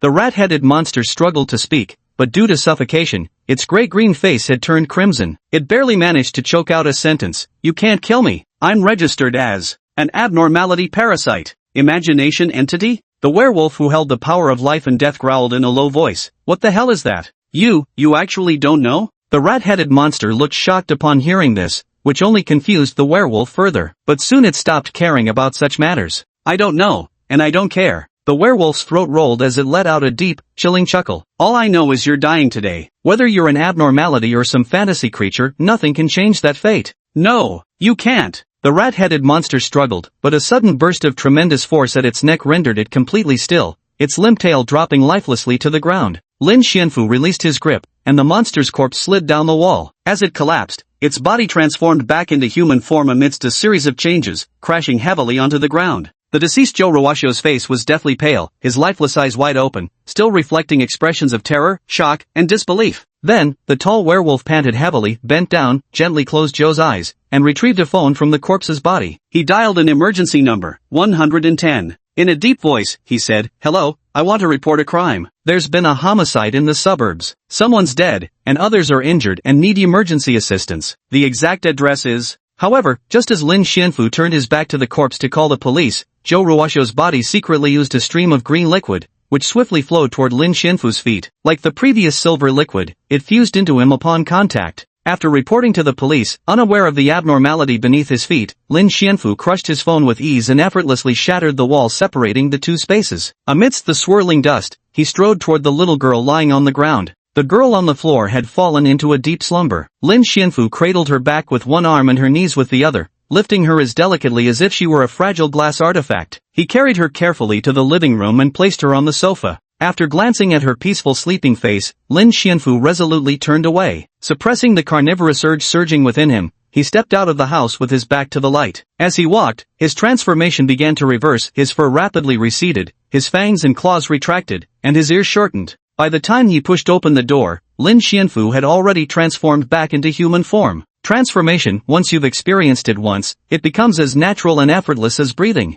This body's adaptability had reached such an extraordinary degree. Monster? Don't project your own nature onto everyone else, Joe Ruwashio. Leaning against the doorframe, Lin Xianfu suddenly had a whimsical idea. He wanted to reward himself with a post-coital cigarette. But unfortunately, he didn't have the habit of carrying cigarettes. Chapter 13, Investigation. Abnormality File. Number, 054. File name, Flesh Corrupted Rat. Physical strength, E, can be harmed by blades and firearms, physical constitution comparable to a healthy adult. Threat level, D, with adequate preparation prior to suppression, mortality rates can be significantly reduced. Ability description, the surface of this abnormality's skin contains a special structure capable of secreting a liquid no less corrosive than concentrated sulfuric acid. Any carbon-based or non-carbon-based organism that comes into contact with this acid will be left with permanent, unremovable scars. If direct contact with this abnormality occurs and is not promptly treated, the acid will rapidly dissolve the affected area, with the risk of spreading throughout the entire body. The ultimate outcome will inevitably be incurable death. According to case analysis, those who have made contact will endure pain akin to millions of ants simultaneously gnawing at their skin until their very last breath is extinguished. Apart from its ability to dissolve concentrated sulfuric acid, this abnormality also possesses the capabilities of hyperspeed regeneration and flesh reconstruction. The former indicates that the abnormality possesses an extremely potent regenerative ability, making it difficult to kill through means like sustained damage. According to rare documented cases, it was once shot in the abdomen with a 5.8 mm caliber bullet only for the bullet to dissolve inside its body, with the wound healing completely within 5 seconds. Flesh reconstruction refers to the abnormality's ability to manipulate its own flesh, reshaping its body in unique forms. However, this ability is highly dangerous and prone to losing control, making its usage rarely observed. Suppression recommendation, the safest method is to use firearms from a distance and eliminate it with concentrated firepower. Alternatively, apply equivalent force comparable to a 2-ton vehicle impacting at 150 km/h to crush it. This method is only suitable for physically enhanced abnormality hosts or high-ranking employees, no lower than grade 6. Employees below grade 6 are advised to rely on firearms for safety. 1/4, page 1, recorded by Mian. Record date, July 25, 2015. Recipient, Joe Ruwashio. Family members, 1. Parasite profile, Joe Ruwashio, 34 years old, unmarried, doctoral student at Pingjing Medical University, specializing in proctology. Employed at Pingzhou City Third People's Hospital, holding the position of Deputy Director of the Proctology Department. As a medical professional, this host has been diligent and dedicated, having published several SCI papers featured in international journals. Beyond being a doctor, as a host of an imaginary entity, they have developed their unique hypnotic spell and are attempting to master flesh reconstruction, showing boundless potential and a promising future. Special approval granted for promotion to Tier 7 employee. 2/4, page 2, recorder, Wen Mingyue. Recording date, May 25, 2016. File updated. Update time, July 7, 2018. On July 7, 2018, Joe Ruwashio, Deputy Director of the Proctology Department at Pingzhou Third People's Hospital and host of the servant flesh rot rat parasite, was found dead in the basement of a suburban house. The imaginary entity parasitizing his body has gone missing. The deceased was found seated against the wall with deep indentations on the wall surface, suggesting they were thrown with tremendous force from a distance before crashing into the wall. Based on the depth of the indentations and the wounds on the victim's back, the impact force was equivalent to a direct collision from a 200-kilogram motorcycle traveling at 120 km/h. The preliminary cause of death was determined to be crushed throat, leading to loss of consciousness and fatal asphyxiation. The perpetrator remains unidentified, the motive unknown, and the person who reported the crime also unidentified. Technical personnel tested all blood samples present at the scene, along with a few human tissue fragments, and found they belonged to 35 different individuals. Official DNA analysis preliminarily confirmed their origins as victims from missing children cases occurring over the past 2 years. Initial conclusions indicate they had already been killed. The tragic and heartbreaking fact is that when police arrived at the scene, they only found small amounts of blood and human tissue. Not a single complete corpse was discovered. Sulfuric acid was found alongside all these blood samples, leading investigators to preliminarily identify Joe Ruwashio as the perpetrator. Among the 35 victims, only one survived, the young girl Tongwan, who was rescued at the scene. It is speculated that she was trafficked from another province half a year ago and later imprisoned underground by Joe Ruwashio, though the purpose of her captivity remains unclear. 3/4, page 3, recorder, Fong Zhizhou. Recording date, July 7, 2018. File updated testimony. Update time, July 12, 2018. The girl involved in the rotten flesh rat case regained consciousness on the 8th and was subsequently taken home by her family to recuperate. After subsequent mediation with the family, official personnel were dispatched to offer condolences. They conducted brief inquiries cautiously and carefully, ensuring not to trigger the child's psychological trauma. Based on Tongwan's testimony, it was concluded that Joe Ruwashio had conducted inhumane human experiments on her while she was conscious. The specific procedures were too gruesome to detail here. However, when Tongwan was asked if she remembered the person who killed Joe Ruwashio, Her answer left everyone present stunned. "It's a wolf." Tongwan said that from the haze of her darkened consciousness, a hole suddenly tore open. Light poured through the hole, and then, a giant wolf emerged through the swirling dust, gently freeing her from her cage as it moved toward the light. Passing through the hole, she saw the enormous rat that had once terrified her, now dead like a bug at the base of the wall. At this point in the questioning, as the questions touched on matters that could potentially cause secondary psychological trauma to the child, our personnel were very politely escorted out by the family. No further interviews were conducted thereafter, and the investigation of the case was suspended, reaching an impasse. 4/4, page 4. Recording time, July 12, 2018. Recorder, Fong Shizhou. July 14, 2018, Pingzhou City, inside the police station. That concludes the findings of this investigation. A young officer reported to the captain seated before him, though abstract in description, Tongwan's testimony repeatedly mentioned something resembling a wolf. Additionally, several homicide cases involving dumped bodies were discovered in late June. The victims' faces were slashed by sharp objects, and their internal organs were missing, all consistent with the predatory behavior of beast-type abnormality hosts. It's possible the perpetrator was indeed a wolf-type abnormality. Based on the above, I conclude that these clues can be connected. The murderer who killed Zhou Ruoxiu and committed these homicides is likely the same person. Your reasoning is logical, but you haven't considered the motive behind the killings. Detective Zhang Derui pondered for a moment before speaking. First, let's sort out the timeline. The homicides were discovered in June 5 in total, with roughly 5-day intervals between each. The last one was found on the 25th. All these cases had clear predatory motives. By the timeline, the killer needed to hunt regularly. A corrupted monster cannot resist the craving of its bestial desires. Yet, it mysteriously vanished after the 25th. From the 26th to July 6th, we kept searching but found nothing. No corpses were seen, nor any further traces of it. Until the last suspected abnormality killing occurred, the Zhou Ruoxiu case. The gap between incidents was unusually long. Abnormalities must feed, and whenever they feed, they usually leave traces. So what was the result? It left no clues whatsoever. There were no feeding traces at the crime scene either. Zhang Derui asked, "Tell me, what does this mean?" Xiao Fong. Fong Shizhou didn't know how to respond, a preposterous thought surfacing in his mind. Could it be that the monster suddenly turned vegetarian, resisting its hunger to kill and hunt? Even after killing Zhou Ruoxiu, it showed no signs of feeding. Was saving the victims just to satisfy its own heroism? For a host of an imaginary who had once consumed human flesh, was that even possible? Zhang Derui seemed to see through his thoughts, a faint smile appearing on his otherwise stern face. "Xiao Fong," he said, "you need to think more comprehensively and more boldly. You should know that imaginaries can't be destroyed. The only thing that can be destroyed is their host. These ancient creatures that have lived within human society since antiquity are constantly evolving. Their growth requires inhabiting human hosts, and even if a host dies unexpectedly, they can persist in this world until finding a new vessel to continue their development. They have specific requirements for their hosts. Perhaps a certain aberration encountered what it deemed the most suitable host and switched its parasitic target." "You mean," Fong Shizhou had a sudden realization, "the same aberration committed these crimes, but its host has changed multiple times?" Zhang Derui assumed an expression that said, "The boy is teachable," and nodded, "Correct. While this situation is extremely rare, it's not unheard of." "I understand, Chief." The last lead from the previous case points to a veterinary clinic and a young man named Lin Xianfu. Fong Shizhou asked cautiously, "Should we arrest him first?" Hearing this, Zhang Derui frowned, thought for a moment, then shook his head. "No need. The criminal Zhou Ruoxiu got what he deserved. There's no reason to push our luck over such scum." "Ahem, Chief, it's not really appropriate for people in our position to say such things, is it?" "What did I say?"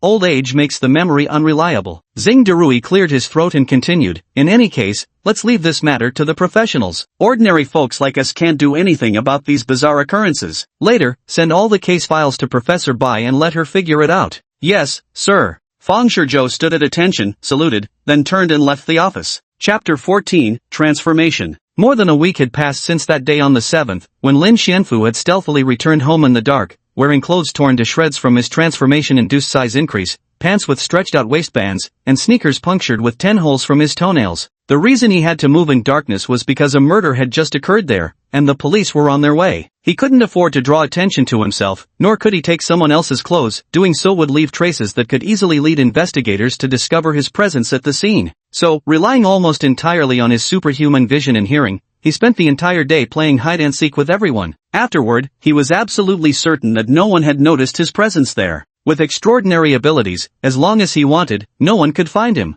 Then, during these days back home, Lin Xianfu returned to being an ordinary person. Aside from working and monitoring his physical condition, he also kept a close eye on the news. He wanted to see if there were any sensational reports like, shocking, Deputy Director of Proctology found dead in basement, multiple blood traces discovered in basement, or similar headlines. After 10 days of observation, Lin Xianfu was utterly perplexed. There had been no movement at all? Such a major incident, involving at least 30 casualties, could it really be covered up so easily? Or was it because Zhou Ruoxiu's darker side couldn't be publicly exposed? He couldn't quite grasp the authorities' stance on these bizarre occurrences. After turning it over in his mind without finding any answers, he simply decided to put it aside. Apart from these trivial matters, Lin Xianfu noticed that his body had undergone further transformations after returning home from slaying the monster. The most obvious change was the significant increase in his physical strength, at least 50% stronger than before. Lin Xianfu could clearly feel the dramatic boost in his power. To put it in simpler terms, when previously caught by Zhou Ruoxiu's rat tail in human form,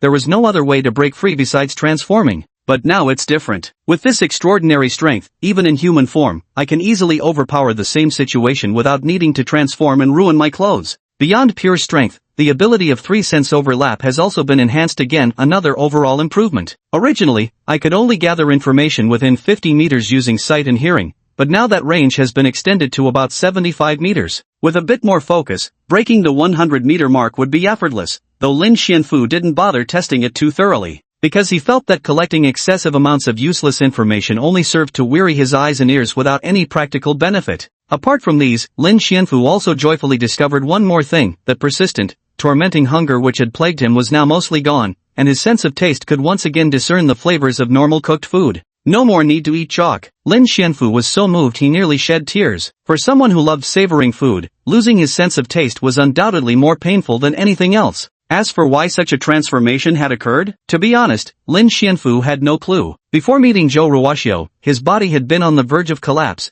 teetering dangerously close to the brink of losing all rationality. After much deliberation, he concluded the problem must lie with Zhou Ruoxiu. He had replayed their fight countless times in his mind, chewing over every detail dozens of times, yet still couldn't find an answer. The fight itself was remarkably simple, essentially a one-sided beating with no particularly remarkable moments. Even the areas exposed to the monster's sulfuric acid had healed instantly during his transformation. Could it be that the thing inside me gets satisfied after I vent my emotions? Lin Xianfu smacked his lips thoughtfully. If I have to do this every time, that's going to be troublesome. Where would I find so many opportunities to transform and beat people up freely? In any case, though the process remained unclear, the result was undeniable. Dr. Zhou had indeed cured Lin Xianfu, making it nothing short of a medical miracle. As evening approached, Lin Xianfu set aside his distracting thoughts, set his alarm clock, and got into bed ready to sleep. Still gotta work tomorrow, might as well sleep early. Need to keep up the act of humanity again tomorrow. This was what Lin Xianfu thought to himself before falling asleep.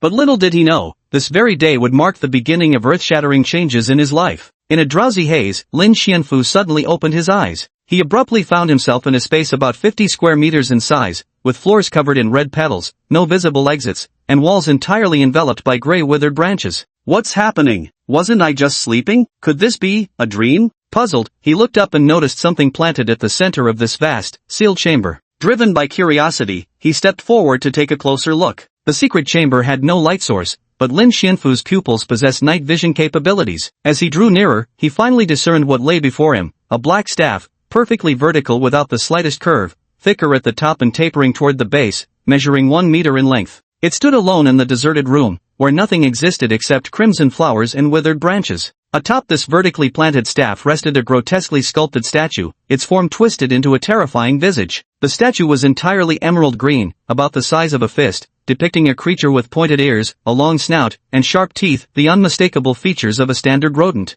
Upon closer inspection, Lin Xianfu's pupils involuntarily contracted. If his eyes weren't deceiving him, that face looked hauntingly familiar. It was none other than the grotesquely enlarged rat-like face of Zhou Ruoxiu after his monstrous transformation. This bizarre scepter was crowned with an emerald green rat's head. Why is it here? Why is it embedded in this bizarre scepter? Why did he find himself in this eerie secret chamber the moment he opened his eyes? Lin Xianfu couldn't make sense of it, but an inexplicable throbbing in his chest compelled him to take 2 steps forward and attempt to touch the scepter's head. The scepter felt remarkably smooth in his hand, cold with a hardness akin to some unidentifiable material, its composition unclear. Right after, Lin Xianfu tried to pull it out from the ground, but he found that even with all his might, the staff remained completely immovable. Even now, whether in a dream or in reality, Lin Xianfu could clearly sense just how powerful his strength was. Yet, this tremendous force enough to move a 2-ton object couldn't budge the staff even slightly. What on earth is this thing? Could it be something like the legendary sword in the stone? After several futile attempts, Lin Xianfu had no choice but to let go in resignation.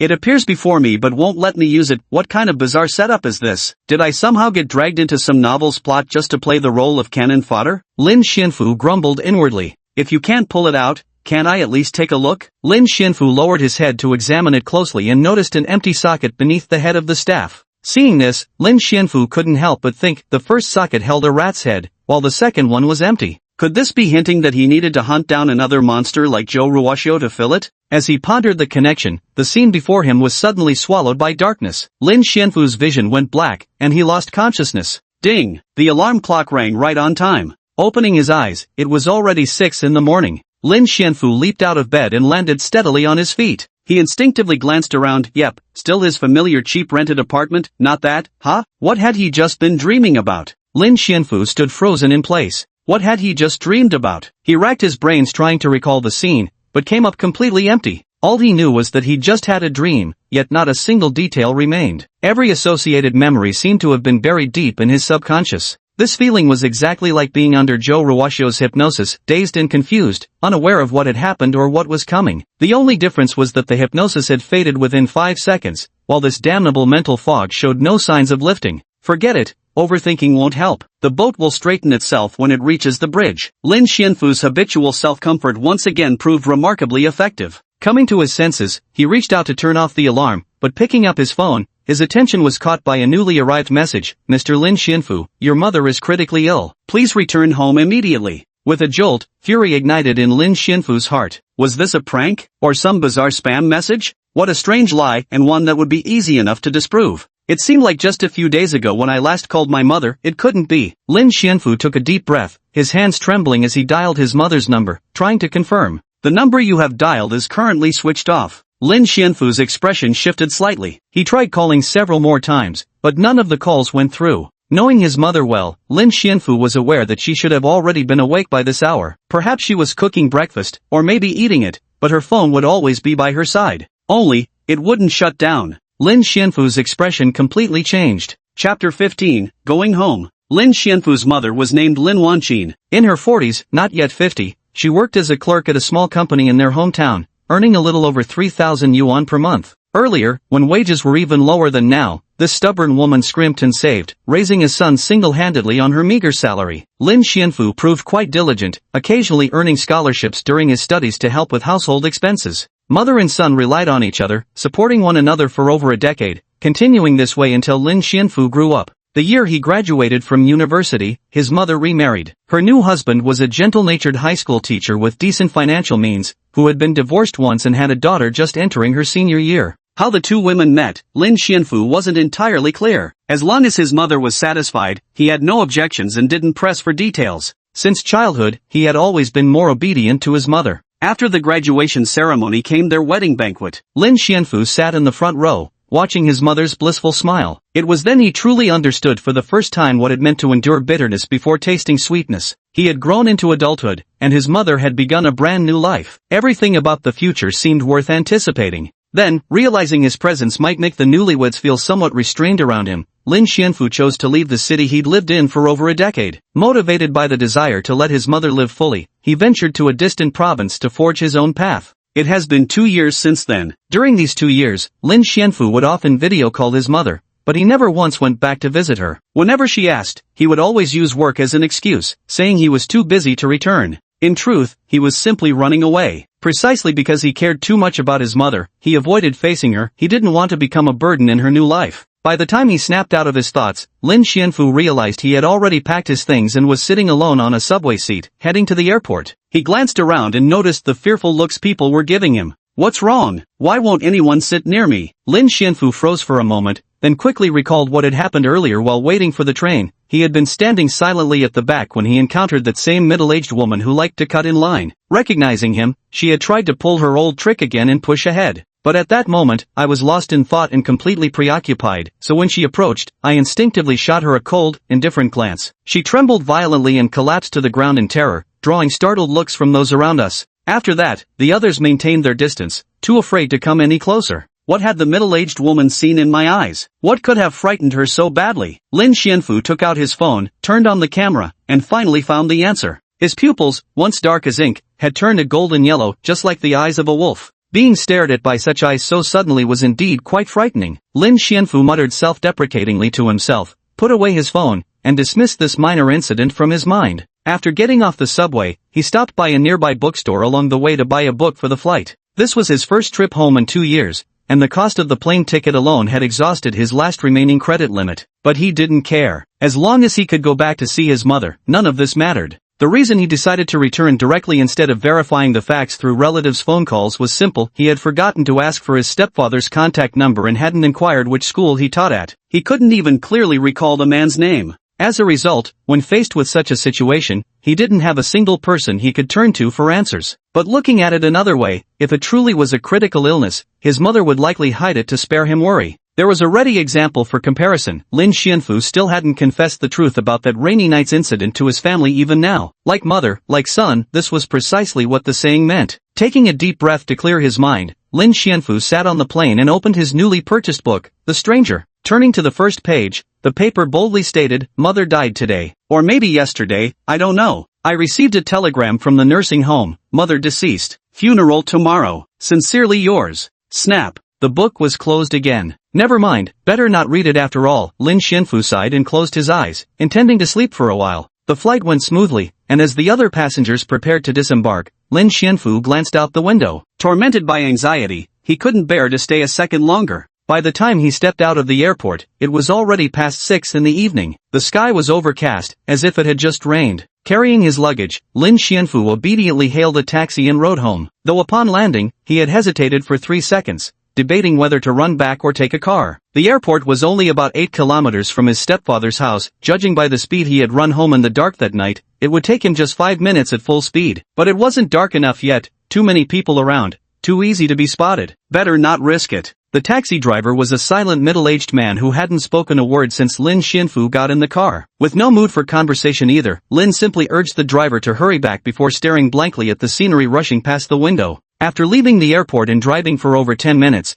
the taxi entered bustling streets filled with crowds and endless chatter. Just as Lin Xianfu was about to suppress his hearing to block out the noise, he suddenly caught a desperate cry from a small alley entrance dozens of meters away. "Help me!" He immediately straightened up, instinctively focusing his hearing. "What's all the fuss? Stupid woman, serving young Master Zhang is an honor for you. Now stop resisting and submit." This was followed by intermittent cries that abruptly cut off, as if someone's mouth had been forcibly covered. "Driver, please pull over. I need to get out for something." Lin Xianfu couldn't ignore the victim's call for help, perhaps due to the temperament forged by his past experiences. Thus, he decided to intervene in this matter after all, and to resolve it quickly. Pushing open the door, he glanced down the street while stepping forward, carefully listening for heartbeats and voices from within. Only 2 people. After confirming the location and target, Lin Xianfu pulled down the hood behind him, covering his face. Beneath the hood, a pair of golden eyes gleamed with cold light in the darkness. "Let her go." Lin Xianfu lowered his voice, using what he believed to be his most deep, cold, and cruel tone as he stood at the entrance of the alley, addressing the man and woman wrestling inside. Chapter 16. Hero saves beauty but must flee fast, can't afford the medical bills. As Lin Xianfu reached the alley entrance, he saw a man in a red shirt wrestling with a stylishly dressed girl inside the narrow passage. The man kept shouting while grabbing at the girl's hand, "Young Master Zhang happens to be nearby today. If you come with me now,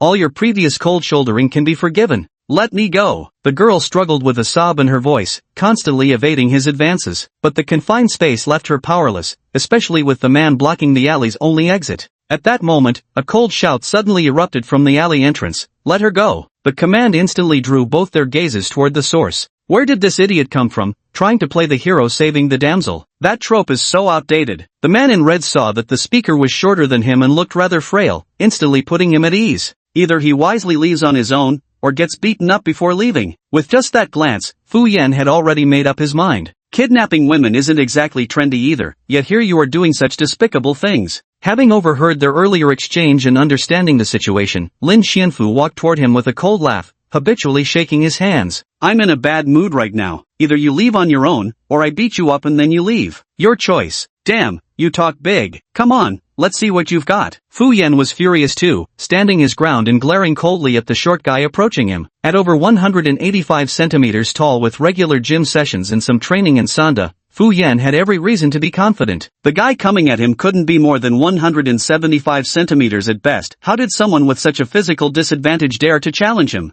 As tensions between the two men reached a boiling point, the woman caught between them was too nervous to speak. Just as she was about to say something, Fu Yan cursed motherfucker, and charged forward. The fight was on. Then in the next second, Fu Yan's 185 centimeters, 85 kg plus frame went flying past her, soaring in a straight line all the way to the end of the alley 10 meters away before crashing into a pile of already overflowing trash bags, finally coming to a stop. The garbage bags burst open, sending trash flying everywhere. The sky and ground were littered with debris. Fu Yan himself had already fallen into a baby-like slumber, having no objections to this makeshift bed piled high with garbage. Who the hell are you calling a horse? She heard the man angrily utter these words, followed immediately by his muttering under his breath, for broken ribs, swollen back, no serious head injury. He should wake up in about half an hour. Time to make a run for it. If he wakes up and tries to extort me, I definitely can't afford the compensation. Before the girl could even thank him properly, the words had barely left his mouth when he vanished without a trace. The golden-haired girl was left standing in disarray in the wind. After freezing for a few seconds, she hurriedly left the scene as well. Driver, step on it. Just go straight ahead, no turns, and drive as fast as you can. The driver had just lit a cigarette and was about to take a puff when the young man came running back, looking rather suspicious. He'd been gone for barely 2 minutes, strange, to say the least. But he wasn't in the mood to meddle in others' private affairs, so he simply responded, "All right." Then, he drove away from the scene. By the time he returned to where he'd gotten off earlier, it was already close to 7 p.m. Standing at the foot of his mother's apartment building after 2 years apart, Lin Xianfu felt extremely nervous. He was terrified of pushing open the door only to receive bad news. He stood dumbly downstairs, suitcase in hand and backpack on his shoulders, conspicuously out of place amidst the bustling crowd. He had no idea how much time had passed, too timid to face reality. The same man who had just dared to kick away a thug attempting to assault a girl now felt utterly lost when confronted with his mother. Suddenly, he felt himself pulled into a warm, familiar embrace. The scent unique to his mother flooded his nose. His overly acute sense of smell magnified the fragrance countless times, just as it amplified the overwhelming emotion of their reunion. "This child, why didn't you tell me you were coming back all of a sudden?" His mother's voice, trembling with excitement and tears, reached Lin Xianfu's ears. "2 years without seeing you, Ah Fu, you've gotten so thin." Lin Xianfu sniffled and returned the embrace, holding tight to his most cherished family member, just as he always had. "What else could it be? I missed you and wanted to give you a surprise." Lin Xianfu's nasal-toned voice rang out as he activated his ability. His pupils contracted sharply while his 3 senses expanded to their limits. Before long, the results of his perception allowed him to secretly exhale a long sigh of relief. His mother's body was perfectly healthy. There was absolutely no possibility of any critical illness. "It's too hot out here, let's go upstairs and talk." Lin Wanqin released her son with a smile, saying, "I just finished grocery shopping, we're having a feast today. Your Uncle Su's daughter will be joining us too. You probably haven't met her yet, have you?" "Ah, right, Su Jianli, Uncle Su." Lin Xianfu thought to himself, that was his stepfather's name, finally remembered. His stepfather's name was Su Jianli, a teacher at a nearby high school. Su Jianli also had a daughter who was in intensive study preparing for the college entrance exams when he remarried. Shortly after that, Lin Xianfu went to work in another city, and due to various coincidences, the two never got a chance to meet, let alone have a conversation. Lin Xianfu was somewhat curious about this stepsister he'd never met, though not in any romantic sense, purely as a family member. "Mom, let me carry that."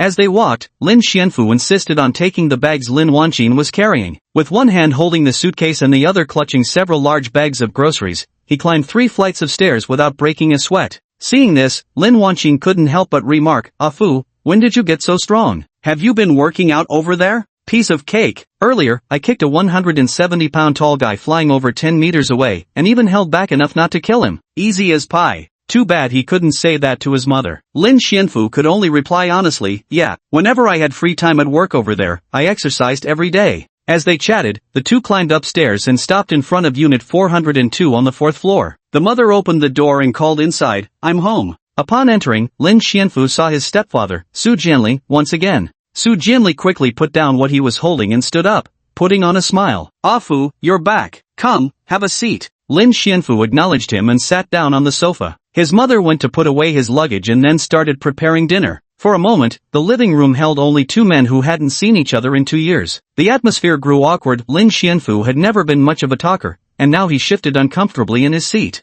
Little did he know, Su Jianli felt much the same. The eloquent Chinese teacher, who could hold forth effortlessly in a classroom, found himself wordless in Lin Xianfu's presence, equally restless. He had always assumed Lin Xianfu disapproved of him. They'd barely met before Su's marriage, and then Lin had left the city without even asking for his contact details. Though his wife Lin Wanqin often reassured him that Afu isn't like that, Su had too little first-hand experience to be certain of Lin Xianfu's true feelings, especially when it came to this marriage, which Su Jianli cherished deeply. The last thing he wanted was to fall out with Lin Xianfu. Both men harbored their own thoughts, which resulted in the two grown men sitting in the living room for a full minute without speaking, simply staring at each other in silence. The eerie awkwardness was finally broken by the sound of a door opening and a girl's voice that sounded vaguely familiar to Lin Xianfu. "Dad, I'm home." As she pushed the door open, Su Yueying, her beautiful golden hair cascading, casually greeted while changing her shoes. When she looked up, she saw the very person who had left a deep impression on her earlier, now sitting on the sofa where she usually loved to lounge. Lin Xianfu's heart leapt into his throat the moment he recognized the approaching figure. How could it be her? Chapter 17, Domestic Matters. The person entering the room was a girl approximately 170 centimeters tall. She had neatly groomed golden hair that cascaded down to her shoulders, delicate features, and a perfectly oval face. At this moment, her face was filled with astonishment, her small mouth slightly agape as she stared wide-eyed at Lin Xianfu, who sat calmly on the sofa but was secretly drenched in sweat. The girl's name was Su Yueying, the daughter of his mother's new husband, making her Lin Xianfu's stepsister, and also the very girl he had just rescued in the alley moments ago. Perhaps their eye contact lasted a little too long. Su Jianli glanced left and right before finally blurting out in confusion, "Do you two know each other?" "I don't know him," Lin Xianfu said calmly. "We sort of know each other," Su Yueying said nervously. They had spoken almost simultaneously, leaving Su Jianli completely bewildered. Scratching his head, he hesitated before saying, "Maybe I should go sit in the room for a while? You two young people can talk first." "No need." This time they spoke in unison, but Su Jianli's expression grew even more peculiar. Subconsciously, he began assessing whether Lin Xianfu would make a suitable son-in-law. That scrutinizing gaze made Lin Xianfu feel uneasy. He quickly stood up and approached Su Yueying, saying, "Hello, you must be Su Yueying. I'm your stepbrother from different parents, Lin Xianfu. You should have heard my name before." After approaching, he swiftly, cautiously, and quietly added, "About what happened in the alley earlier, don't mention it. We'll talk privately later." The implication was clear, "Don't expose my fight." Su Yueying was no fool and immediately understood his meaning. She nodded subtly while smiling and replied, "Of course I've heard of you. I just didn't expect we'd meet again so soon." Next, the two of them gave Su Jianli an explanation, the gist of which was, Lin Xianfu had just gotten off the plane and hadn't been back for so long that he'd somewhat forgotten the way. By chance, he ran into Su Yueying and asked her for directions. They exchanged a few words but didn't exchange names, so in a way, they both knew and didn't know each other. It was a freshly concocted excuse on the spot, plausible enough that Su Jianli didn't question it too much and believed them. After all, he was well aware that the two really had no opportunity to meet before. It wasn't like Lin Xianfu could have whisked his daughter away with just those few words, right? Although, admittedly, he was quite handsome. After discussing this, Su Jianli seemed to recall another topic and asked with a smile, "Fu, are you seeing anyone now?" Not yet," Lin Xianfu replied, slightly embarrassed. Su Jianli, like any concerned family elder, showed great interest in the younger generation's marital prospects. Upon hearing the answer, he said earnestly, "I see. Then you should work harder. While you're still young, settling down early would be good for peace of mind. Speaking of which, don't blame your uncle for being nosy. Do you have someone you like right now?" Someone he liked. Lin Xianfu's eyes flickered with subtle change as the image of that campus crush who haunted his thoughts flashed through his mind. He fell silent. The atmosphere grew slightly awkward due to his silence. Su Jianli froze, and Su Yueying blinked but said nothing. "Not anymore." Lin Xianfu thought carefully and replied with a smile, "Let those faded memories drift away with the breeze." Oh. Seeing his peculiar expression, Su Jianli realized this topic was best dropped. Clearing his throat lightly, he called toward the kitchen, "Wanqin, are you done? Both kids are back now, and tonight's feast is quite the workload. Maybe I should come help you out?" "No need, you two keep chatting. We'll eat as soon as I finish stir-frying the greens." A quick response came from the kitchen, where Lin Wanqin casually replied while cooking. Lin Wanqin had a habit, she particularly loved cooking meals for the whole family by herself, then having everyone eat together. As a mother, this gave her a greater sense of achievement and satisfaction. Lin Xianfu used to often try to help, not wanting his mother to overexert herself, but she always refused. "A student's duty is to study. You don't need to meddle with these household chores, Mom can handle them." Left with no choice, Lin Xianfu could only return to his desk. By the time dinner was finished, it was already past 8 o'clock. The elderly couple, having just washed the dishes, went downstairs for their customary post-meal walk, leaving the two similarly aged youngsters at home. And so, the time for serious discussion had arrived. After the two parents went downstairs, Lin Xianfu visibly relaxed. During dinner, for some reason, they had been talking about their own relationship issues the whole time, leaving him with nothing to say. He could only nod and murmur while focusing on his food. Su Yueying, unable to join the conversation, had returned to her room shortly after starting the meal. Now was the perfect time to discuss the earlier matter. Lin Xianfu stood up and gently knocked on Su Yueying's door, asking, "Yueying, are you free now? Can we talk about what happened earlier?"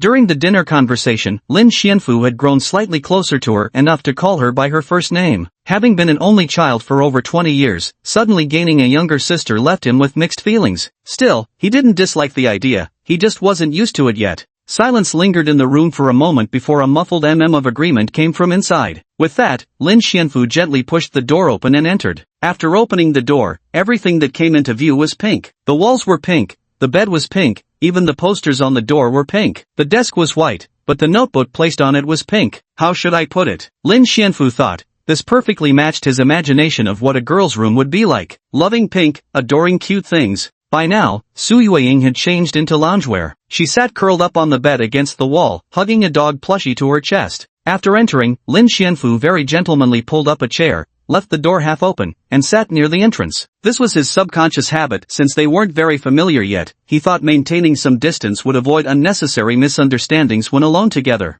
"Brother Lin, are you good at fighting?" No sooner had they sat down than Su Yueying began asking questions, her large, innocent eyes, like those of a young deer, glistening as she looked at Lin Xianfu. "No, I'm just slightly stronger than ordinary people." Lin Xianfu had no intention of admitting the truth. He added, "Just don't tell my mom about the fight." Su Yueying nodded obediently, though with a hint of disbelief. "You're lying. How could someone who can kick a grown man flying just be slightly stronger than ordinary people? You wouldn't understand." Lin Xianfu put on a serious face while spouting nonsense. With just a bit of practice, plus the right timing and angle, if you focus all your strength into a single strike, you can achieve this kind of effect. You know what a sports student is? That's just how sports students are. Really? Su Yueying was puzzled. Could a normal person really kick an adult over 10 meters away? Though Lin Xianfu himself didn't believe it either, he couldn't admit it out loud. He quickly changed the subject. "You must have never been in a fight, right? It's hard to explain to you like this. Alright, let's just skip this topic for now. Let's talk about your situation. Why was that person trying to catch you?" "Oh."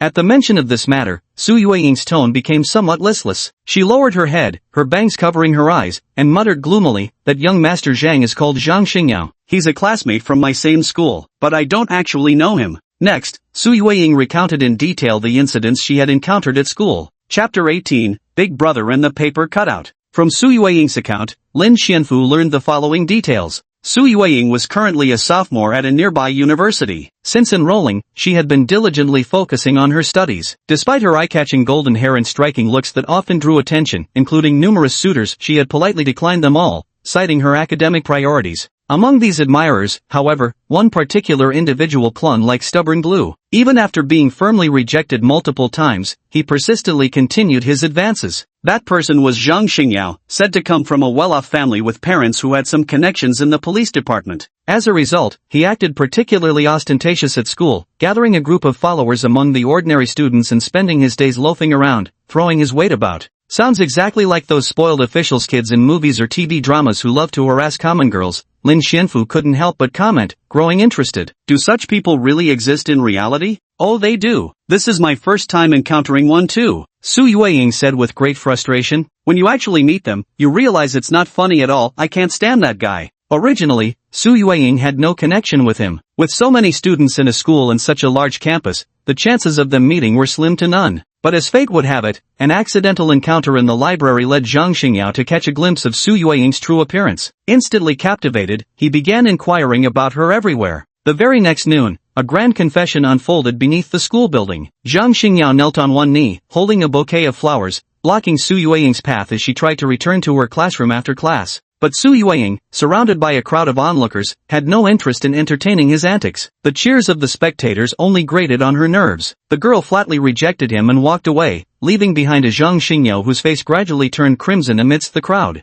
Ever since then, Zhang Xingyao had completely latched onto her, constantly confessing his feelings and constantly being rejected. At first, young Master Zhang could still maintain his act as a devoted lover, but recently, he had completely lost his patience. Today, he even sent his lackeys to forcibly bring her to him. Fortunately, Lin Xianfu happened to arrive in time to stop it all. In broad daylight, he dares to pull such a stunt. Lin Xianfu was utterly shocked. His behavior is outright illegal. Something this serious happened, didn't you tell Uncle Su about it? No, I didn't dare to. Su Yueying said gloomily, knowing my dad, he'll definitely go to the police. But I've heard Zhang Xingyao has connections at the station. Other students he bullied before tried reporting him, but Zhang Xingyao came out unscathed while those kids got tortured even worse. So that's how it is. Lin Xianfu understood now. When ordinary people face threats from others, if even the option of seeking police protection is taken away, they're essentially left with no way out. In a sense, this too is a manifestation of the law of the jungle. So what can I do about this? Lin Xianfu wondered. Beat Zhang Xingyao up? Not really feasible. We live in a society governed by law now, can't just rely on violence, need to reason things out. Alright, I understand. After some thought, Lin Xianfu said, take a couple days off first. Today happens to be Friday, I'll accompany you to school next Monday. Let me try using adult methods to figure something out for you. He planned to have a talk with that Zhang Xingyao. Even Lin Xianfu, who had lived a single life for over 20 years, knew that forcing a girl was wrong, it was utterly lacking in grace. Lin Xianfu thought that if reasoning didn't work, as a last resort, he might have to discuss physics with him instead. Is that true? Su Yueying looked surprised, her large eyes blinking rapidly. You're willing to help me? As for this newly acquainted brother, she hadn't held much hope for him initially. Sharing everything was more about having someone to share the burden with. Of course, Lin Xianfu said with a smile, though we've only known each other for a day, you're my little sister now. What kind of brother would ignore family matters? Thank you, big brother. The little girl beamed sweetly, her earlier gloom completely dispelled. That big brother actually sounded quite convincing. Lin Xianfu joked with a smile, so I'm big brother when I help you, but just you when I don't? How pragmatic of you. That's not true at all.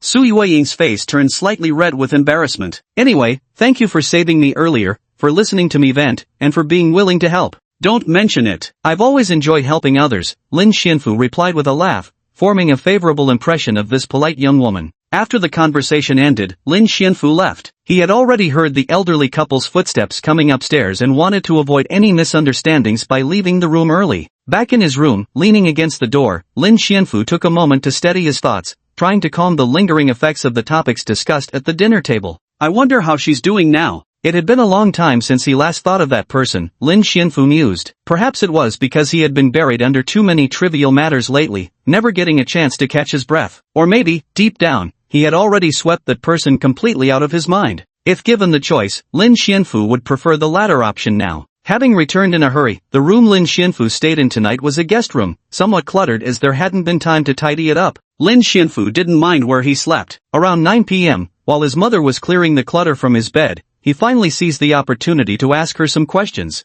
Mom, why was your phone unreachable? I wanted to call you yesterday. After some deliberation, Lin Xianfu casually asked, I was calling to tell you I'm planning to come home for a visit. Phone unreachable? Lin Wanqin, who was folding the quilt, paused for a moment before replying. Oh, I meant to tell you about that earlier but forgot today. What's wrong? My old phone got knocked out of my hand by someone on the street yesterday and fell into the water. I couldn't find it afterward, Lin Wanqin said. The person who bumped into me was quite considerate though. He felt terribly sorry and immediately ordered a new one for me online. It should arrive tomorrow. He even helped me get a replacement SIM card, but right now I don't have a phone to put it in since the new one's still sealed. He also left me a phone number, saying I could contact him anytime if anything came up later. Was this a coincidence? Or was my family being targeted? Lin Xianfu felt a chill run down his spine. Do you remember what the phone number was? Lin Xianfu asked. Lin Wanqin thought for a moment, then pulled out a paper card from her pocket with handwritten contact details of someone. Lin Xianfu took the paper and glanced at it, seeing the name of the contact person. Written boldly on the paper was, Gao Yong. Chapter 19, Tenderness. A name I've never heard before.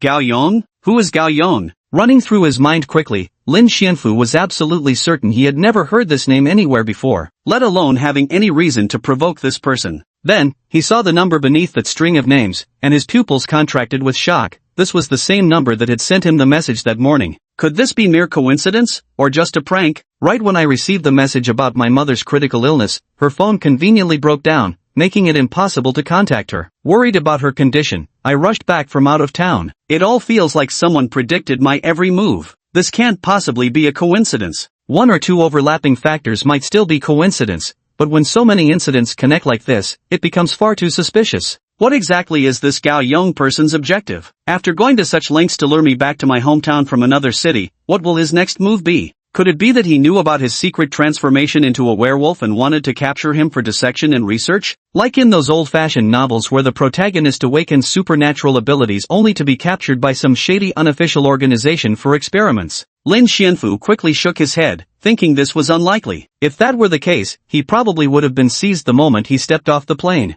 So much time had passed, yet he still hadn't encountered any of them. It could only mean they didn't want to confront him either. Perhaps they feared he might go berserk in desperation. Or maybe there were other reasons. Suddenly, he remembered something. The day after the werewolf attacked him, someone had come to his workplace asking about who had stayed overnight. Perhaps that was where he had been exposed? It could only have been there, right? If this speculation was correct, could Gao Yong be some kind of hunter? Someone who specialized in hunting monsters like himself? Lin Xianfu felt this explanation made sense, and the method to verify it was simple. He just needed to meet him face to face. But would it be dangerous to meet him rashly? Lin Xianfu fell into deep thought, remaining silent for a long time. Hey! Seeing her son frozen in place, Lin Wanqin waved her hand in front of him, interrupting his thoughts. She asked with concern, "What's wrong? Afu, do you know the person on this paper? Why are you spacing out?" "It's nothing. I'm just a little tired." Lin Xianfu smiled and brushed it off, handing the slip of paper back while casually asking, "Did this Gao Yong mention where he lives? I'd like to pay him a visit." But disappointingly, Lin Wanqin shook her head and said, "No. After buying me the phone and setting up the card, he just left. He gave me this paper before going, saying I could call that number directly if needed to reach him." "All right." Lin Xianfu acknowledged with a nod, then helped his mother tidy up. Before long, the guest room was neat and orderly again, with no trace of the earlier mess. After finishing the tidying up, Lin Wanqin looked at Lin Xianfu, whom she hadn't seen for a long time, and suddenly remembered something. She asked, "Huh? Ah Fu, why are your eyes golden? Aren't you wearing glasses anymore?" She seemed to recall that Lin Xianfu had severe myopia and had been wearing glasses since the 3rd grade. Earlier, she had been too excited during their reunion to notice that her son had taken off his glasses and his face had become more handsome. "I am wearing them. These are actually contact lenses." Lin Xianfu had long prepared an explanation for his golden pupils and now spoke naturally, "These are colored cosmetic contacts." Oh, Lin Wanqin didn't think too much about it. Feeling that not wearing frame glasses was fine too, he still looked very handsome. Of course, in a mother's eyes, no matter how Lin Xianfu changed, he would always be the most handsome child. It was just a different style now. "Hey Fu, how long will you stay home this time?" Lin Wanqin sighed, gazing reluctantly at the tidied-up guest room, and said, "You're so far from home. I can't help feeling uneasy. Not seeing you always leaves me unsettled."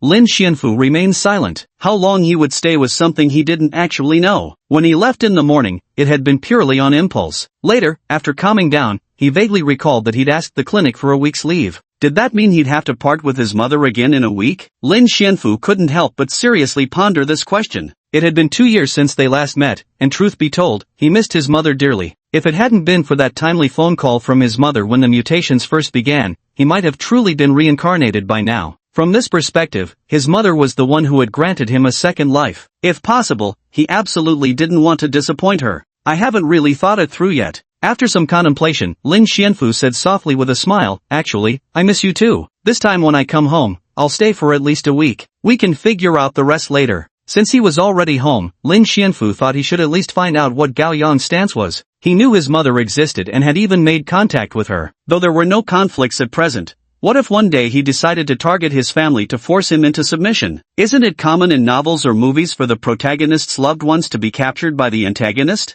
Although Lin Xianfu didn't consider himself a protagonist, it never hurt to be prepared. His most cherished family must never come to harm. Lin Xianfu had made up his mind. Is that true? Upon receiving the answer, Lin Wanqin's face lit up with joy. She stepped forward and hugged Lin Xianfu again, saying happily, "Then stay home a few more days, won't you? It's been so long since I last saw you." Lin Xianfu remained silent, but wasn't he feeling the same way? Every day after work, returning to an empty rented apartment, eating, washing dishes, sleeping, going to work, these 4 states cycled endlessly without anyone to talk to. It was nothing but dullness and loneliness. After chatting for a while, Lin Xianfu excused himself, saying he needed to sleep, and his mother left. By now, it was already past 10 in the evening. Lin Xianfu lay on the soft, spacious bed, quietly waiting for time to pass, unable to fall asleep. It wasn't until after midnight when he confirmed through hearing that the other 3 people in the house had fallen asleep. Certain there was no risk of exposure, Lin Xianfu rolled over, grabbed his phone, and dialed the number he had memorized long ago.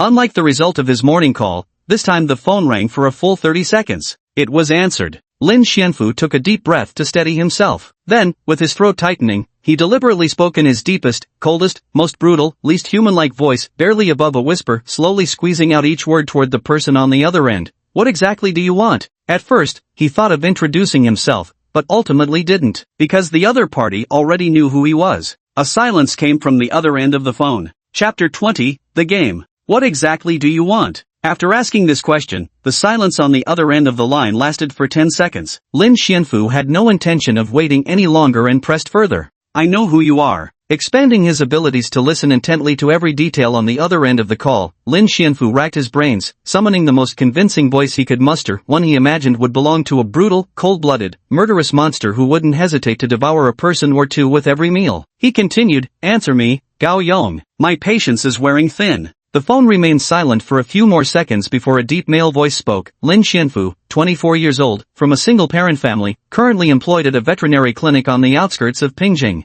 You've done your research thoroughly, but that has nothing to do with the question I asked. Lin Xianfu didn't deny it, nor was he surprised that the man could find out his information. After all, he had directly approached his mother and even sent him a message. It would be strange if he didn't know who he was. Lin Xianfu continued in that eerie tone, answer me, Gao Yong. What is your purpose? Lin Xianfu, there's no need for our relationship to be so strained. I'm actually a police officer, the voice on the phone explained solemnly. From Gao Yong's tone, Lin Xianfu could tell he wasn't lying. This also answered the lingering question in his mind. If he was a police officer, then everything made sense. With the police department's specialized information network, uncovering his own details would have been effortless. At the same time, confirming that he was a police officer rather than a so-called hunter secretly relieved him somewhat. But thoughts aside, to maintain control of the conversation, Lin Xianfu kept up his brutal monster persona and said coldly, you say it is, so I have to believe you? What if I say I'm the Jade Emperor, would you believe that? Enough talk, Lin Xianfu added, if I didn't sense you meant no harm to my family, I wouldn't have wasted this much breath on you. Cut to the chase, what do you want from me? This is the 3rd time I'm asking, and my patience is wearing thin. Identifying himself proved ineffective, and the other end of the line fell silent once more. Lin Xianfu listened carefully, piecing together fragmented sounds to deduce that the man was likely consulting someone about their conversation. Behind him, there must have been someone pulling the strings. We'd like to meet with you, Lin Xianfu. After a pause, Gao Yong's voice continued, some matters aren't suitable for phone discussions. How about we arrange an outside meeting to talk properly?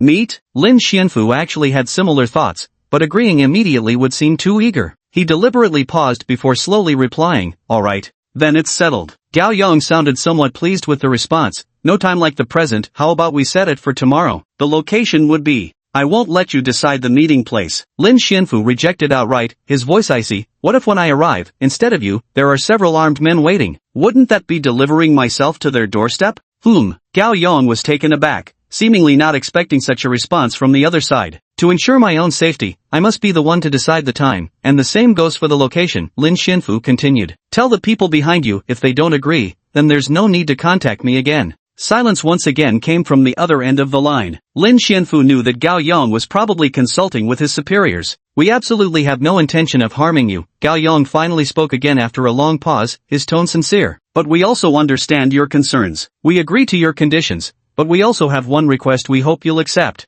Speak. Lin Xianfu squeezed out the word coldly in his monstrous voice. You can choose the time, but please try to keep the meeting location within 3 kilometers of Zhujiang Road, Gao Yong said in a steady, resolute voice. Within 3 kilometers of Zhujiang Road? Lin Xianfu quickly recalled all the buildings in that area. There didn't seem to be any police stations? That area doesn't seem to have any police stations, Gao Yong, Lin Xianfu said mockingly. I thought you'd pick somewhere convenient for arresting me. Of course not. We have no intention of harming you, I can guarantee that. I can't fully trust what you say, Lin Xianfu maintained his tough stance. The most I can agree to is within 5 kilometers of that area. That's my final concession. You go negotiate. During this renewed silence, Lin Xianfu faintly seemed to hear a cold female voice saying, agree to it. So Gao Yong decisively conveyed this message, immediately after which Lin Xianfu left him with a wait for my contact before hanging up. At the same time, inside an office. After waiting all day, he finally contacted us and agreed to meet. Holding the phone that felt hot to the touch, Gao Yong wiped the sweat from his forehead and forced a bitter smile toward the person seated across the desk. Team leader, didn't your file describe Lin Xianfu as timid and conflict-averse? Why did talking to him feel so damn stressful? He gave me the feeling that if I said one wrong word, he'd devour me alive. Gao Yong complained. I should have let Xiao Lu handle this job, he's better at communication.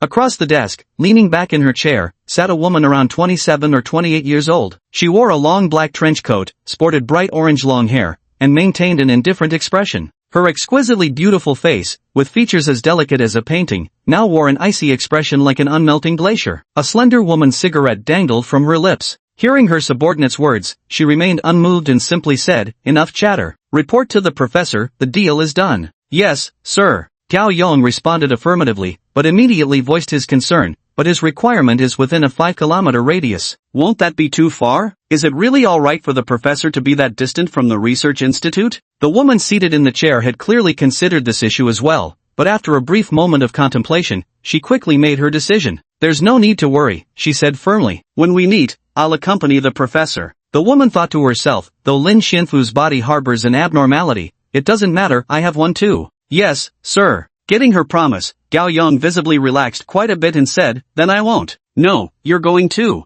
The woman with a cigarette dangling from her lips calmly interrupted Gao Yong's next words. "Don't forget, Lin Xianfu agreed to the request mainly to see you. All right, Gao Yong sighed, feeling somewhat weary in his heart. "That's it, you can go now." Gao Yong promptly made himself scarce, already thinking about how to explain to his wife why he was coming home so late. Chapter 21, The Park. After hanging up the phone, Lin Xianfu immediately opened his mobile map to search for landmarks and buildings near Zhujiang Road. He wanted to figure out why the other party had chosen this particular area. Was there something special about it? After a thorough look, nothing particularly special was found. The surrounding area was mostly industrial zones, with few office buildings or residential areas, and no police stations either. However, he did spot a suitable meeting place, a park located on the western edge of Zhujiang Road. Since factories had proliferated in that area, the air quality had worsened, and residents rarely visited anymore, leaving it in a semi-abandoned state. Choosing a less crowded location would be advantageous if negotiations failed, allowing him to go all out in his alternate form to counterattack or escape. What's more, the park was less than 3 kilometers from home, which, by Lin Xianfu's pace, was exceptionally close.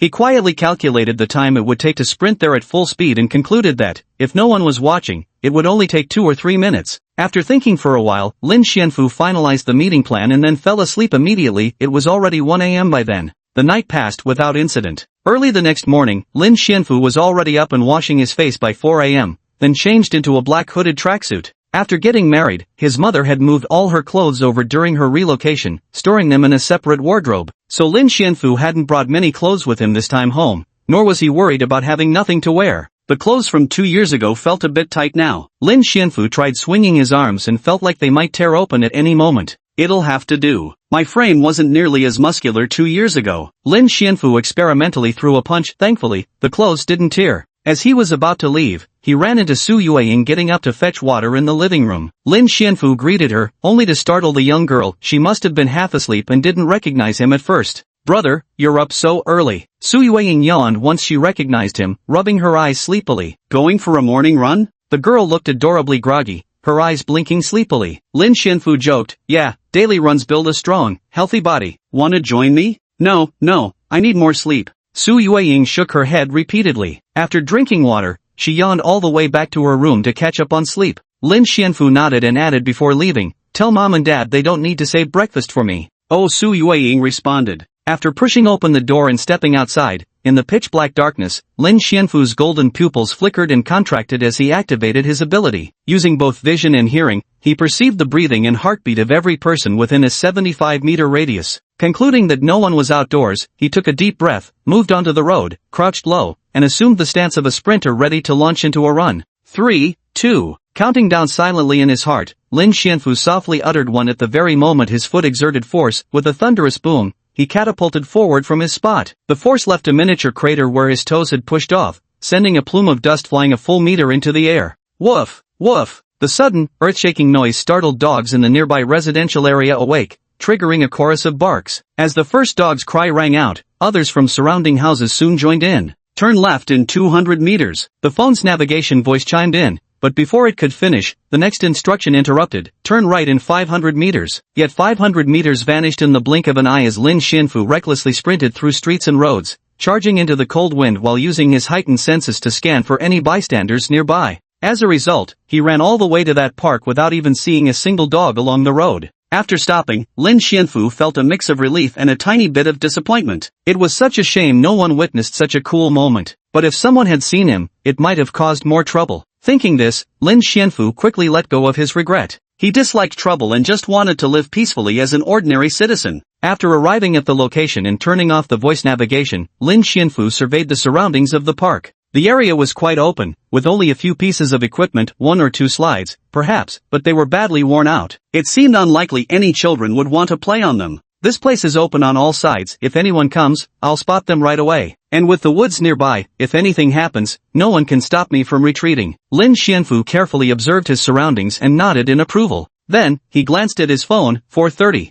It's time. He cleared his throat lightly, mustering his emotions, and dialed Gao Yong's number. The call connected after just a few rings. Gao Yong's drowsy voice came through. Hello, who is this? It's me. Lin Xianfu once again conjured up that monstrous voice he'd used during last night's call, intending to startle him awake. I've decided to meet you, he said coldly, right now. Come find me at Luyun Park on Zhujiang Road. Ha! Sure enough, Gao Yong perked up immediately upon hearing this. Right now? It's not even 5 o'clock yet. Any problem with that? Lin Xianfu remained unfazed. I never said we couldn't meet this early. As long as I choose a sudden enough timing, you won't have the chance to set up an ambush in advance to trap me. This was already the best preparation Lin Xianfu could manage. I'll only wait for you half an hour. After decisively issuing the ultimatum, Lin Xianfu hung up the phone without waiting for a response from the other end. Putting away his phone, he scanned his surroundings before climbing the tallest tree he could find and sitting quietly, waiting for time to pass. Time passed quickly, and half an hour went by. The park below remained deserted. Lin Xianfu, sitting on the tree, even felt his bottom aching. He wondered if he had gone too far earlier, causing the other party to stand him up. Just as he was lost in thought, he suddenly heard the sound of over 30 breaths moving swiftly toward Luyun Park, encircling the area.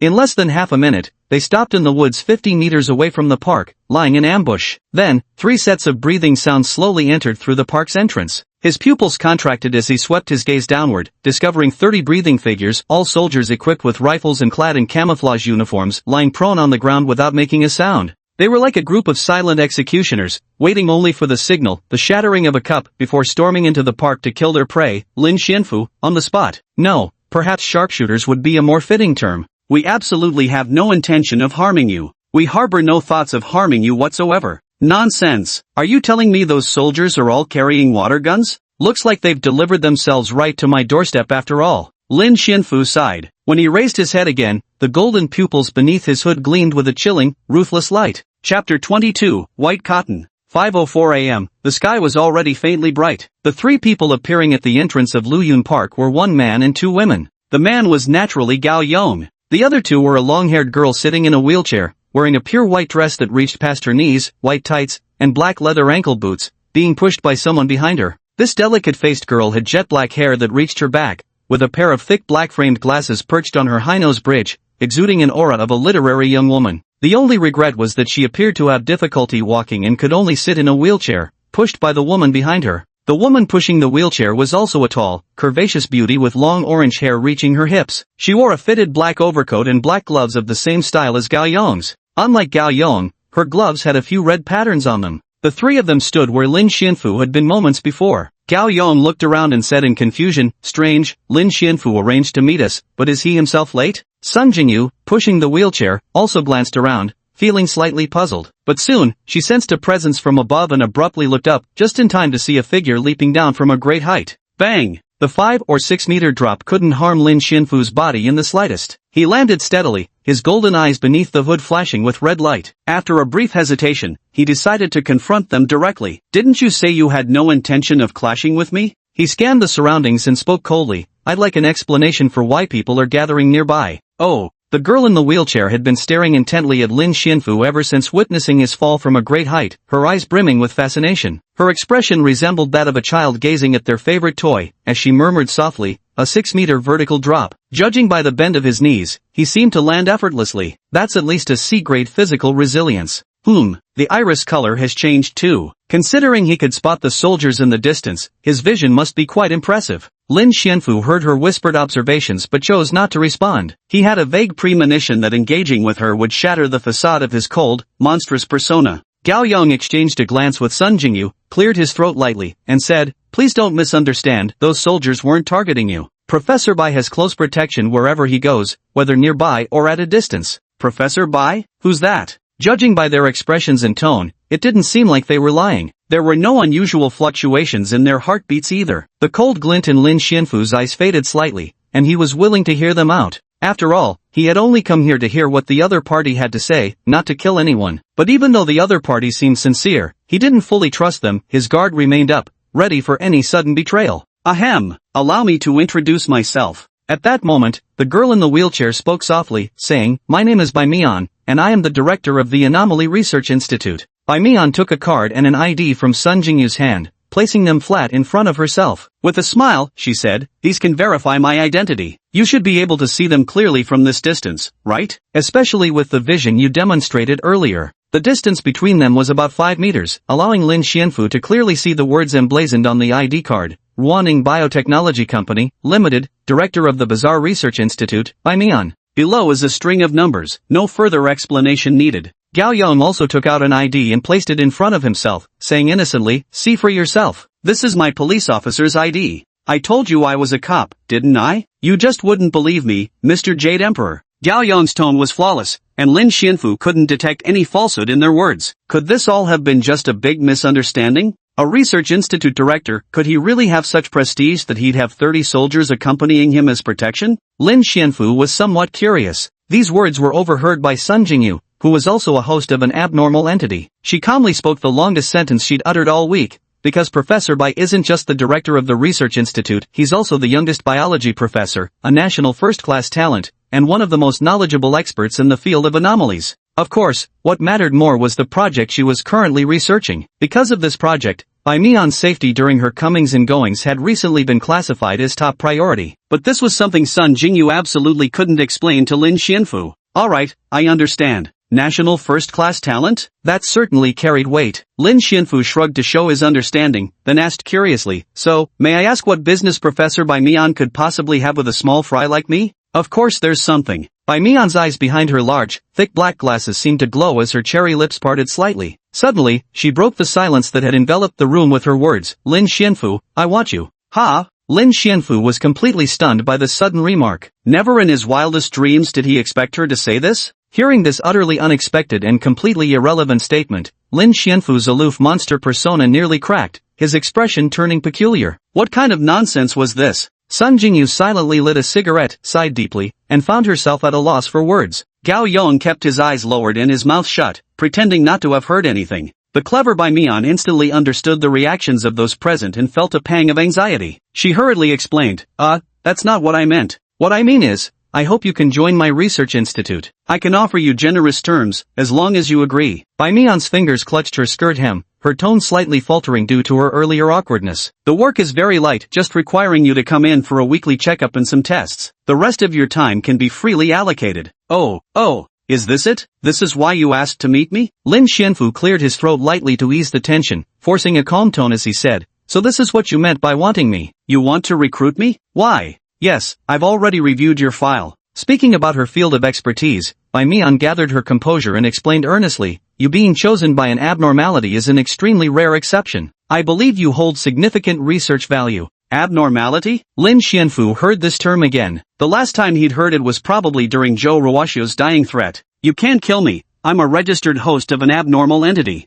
Looking back now, that so-called abnormal entity must have been the silver liquid that forcibly fused with him during that rainy night, Lin Xianfu thought. "Before answering whether I'll join or not, I want to ask you something. Do you know Zhou Ruoxio?" After careful consideration, Lin Xianfu voiced his question, "Is he also someone from your research institute?" Bai Mian nodded and said, "Registration number 54, host of the flesh-corrupting rat, Zhou Ruoxio. He was indeed a member of our research institute, but he left later and went to Pingjing City. What I mean is, since you know about him, you can probably guess that I was the one who did it, right?" Lin Xianfu hesitated for a moment before speaking up. "How do you plan to handle his murder?" Isn't that how it always goes in TV dramas? You kill the young one, then the big one comes, and when the big one dies, the old one follows. Generation after generation, the cycle of revenge never ends. What kind of recruitment tactic is this? This feels different. Chapter 23, The Attack. TCH. Hearing Lin Xianfu's words, Sun Jingyu exhaled a puff of smoke and said calmly, disposal? The criminal Zhou Ruoxiu deserved to die. Even if you hadn't killed him, he would have met the same fate once we discovered him.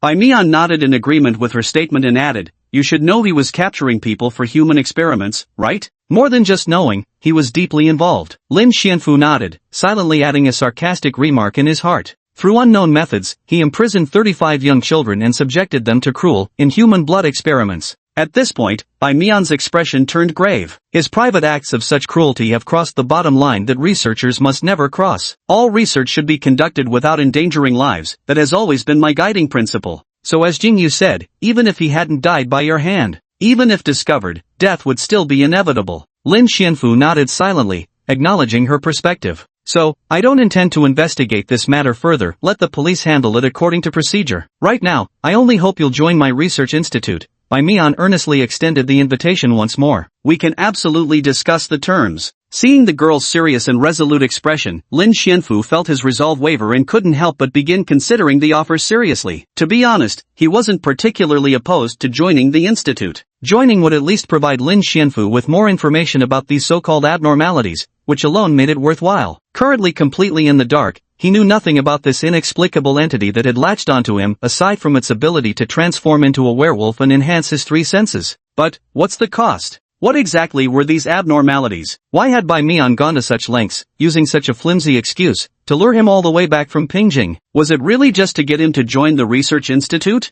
To be honest, I'm not opposed to joining you. After a moment of silence, Lin Xianfu said frankly, but I still have some doubts about what you've said, and I hope you can answer them. Depending on your answers, I'll seriously consider your proposal. After patiently listening to his questions, Bai Mian nodded repeatedly. No problem, I can explain them to you one by one. Thus, Lin Xianfu learned part of the truth about the imaginary entities from her. Imaginary entities are beings that have existed in the dark corners of the world since ancient times. Their growth depends entirely on the presence of a host. In most cases, this parasitic behavior is chosen by the host. Before the abnormality fully matures, it possesses only faint consciousness and cannot influence the choice of its host. Only certain special abnormalities can rely on their feeble consciousness to independently select a host. When they determine through certain criteria that a host meets the qualifications, they choose to merge with them. Determining qualifications. Lin Xianfu carefully pondered these words, inevitably recalling his desperate struggle against the werewolf, that frenzied counterattack where he refused to retreat. In other words, that initial hysterical, death-defying madness had attracted the abnormality, the silver liquid inside, so much that it immediately dissolved its original host and chose me as its new vessel? Though somewhat bizarre, Bai Mian's explanation could barely account for why that werewolf-like creature, which had nearly killed me, failed the final test of willpower and instantly died without leaving even a corpse behind. That's all I'll say about abnormalities for now, Bai Mian gasped, visibly exhausted from speaking so much at once. As for why we insisted you return for this conversation instead of discussing it over the phone, well, the reason is simple. At this point, Lin Xianfu's eyes suddenly sharpened. In a flash, he lunged toward Bai Mian.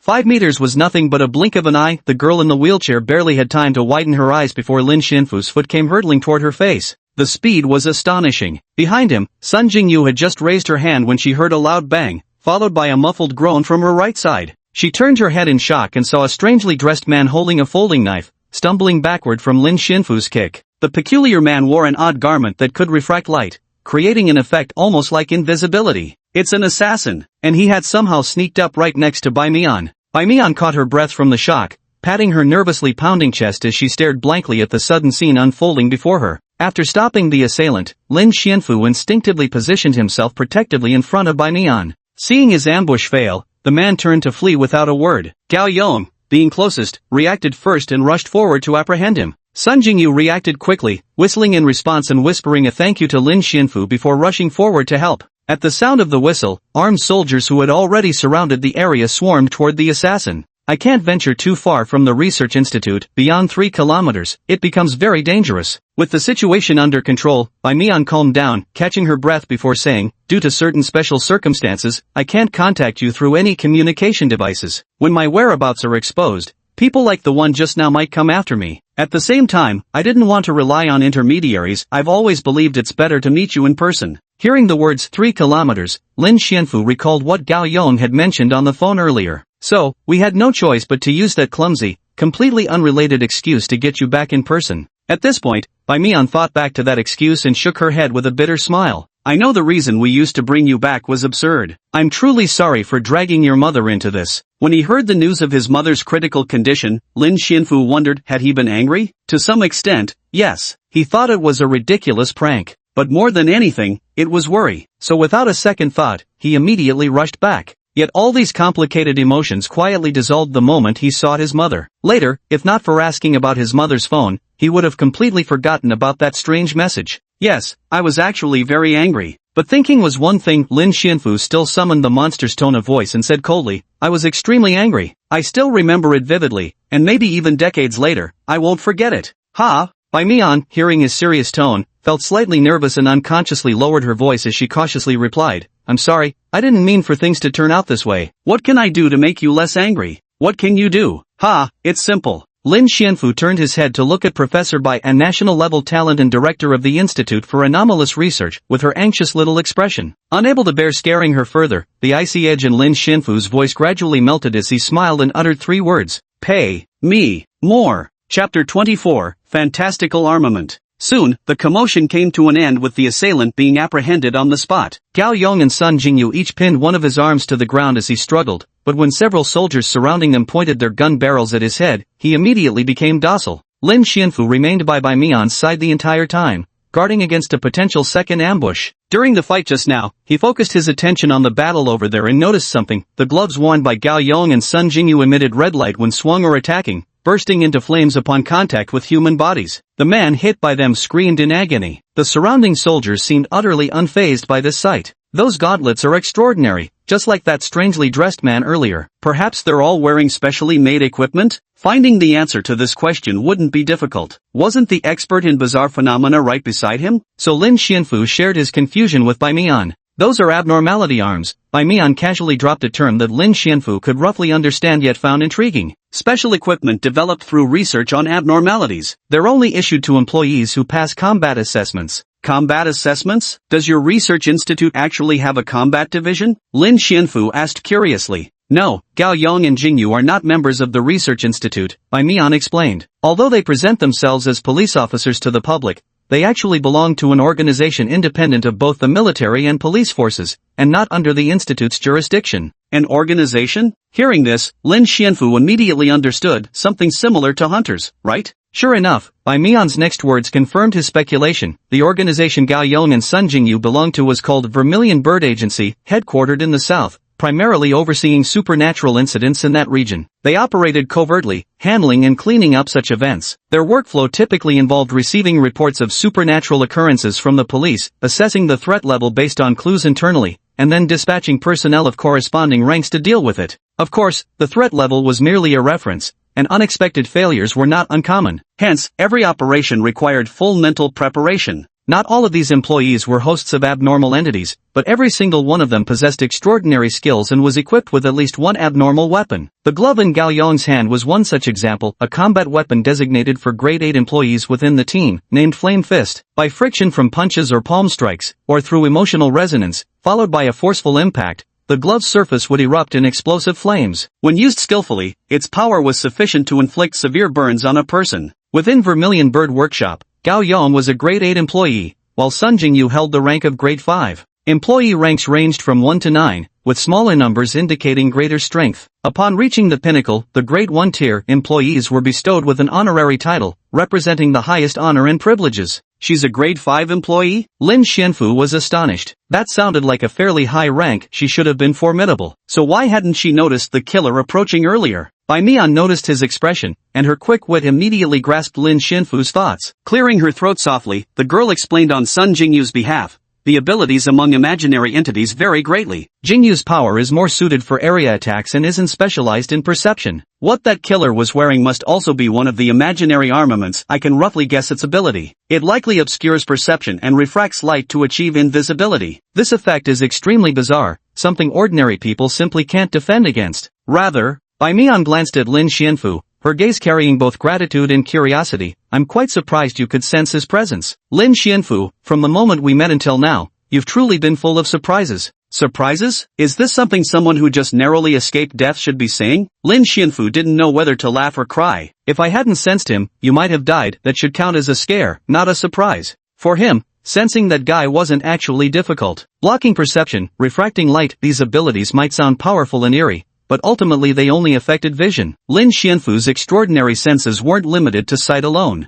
As long as someone was alive, they needed to breathe. And as long as they breathed, there would be sound. Even if they held their breath to sneak around, the sound of their heartbeat couldn't escape Lin Xianfu's hearing. Even if hearing failed him, he still had his sense of smell. The human body naturally carried its own scent, and when secreting adrenaline or experiencing intense emotions, whether excitement or despair, it produced a unique odor. These subtle, indescribable sensations made Lin Xianfu a natural, all-directional detection radar. If he willed it, no evil could escape his claws. This included his initial face-to-face assessment of Gao Yang's credibility, which also utilized this ability. To evade his perception, one would have to lack breath, heartbeat, and emotions. But could such a person exist? Anyone who achieved that level couldn't even be called human anymore, so it was absolutely impossible. Finally, the killer was taken away by military personnel. Sun Jingyu stepped forward and thanked Lin Xianfu profusely once more. Failing to notice his approach was undoubtedly my negligence. Thank you for your help, Lin Xianfu. Bai Mian's identity was of utmost importance, not the slightest loss could be tolerated.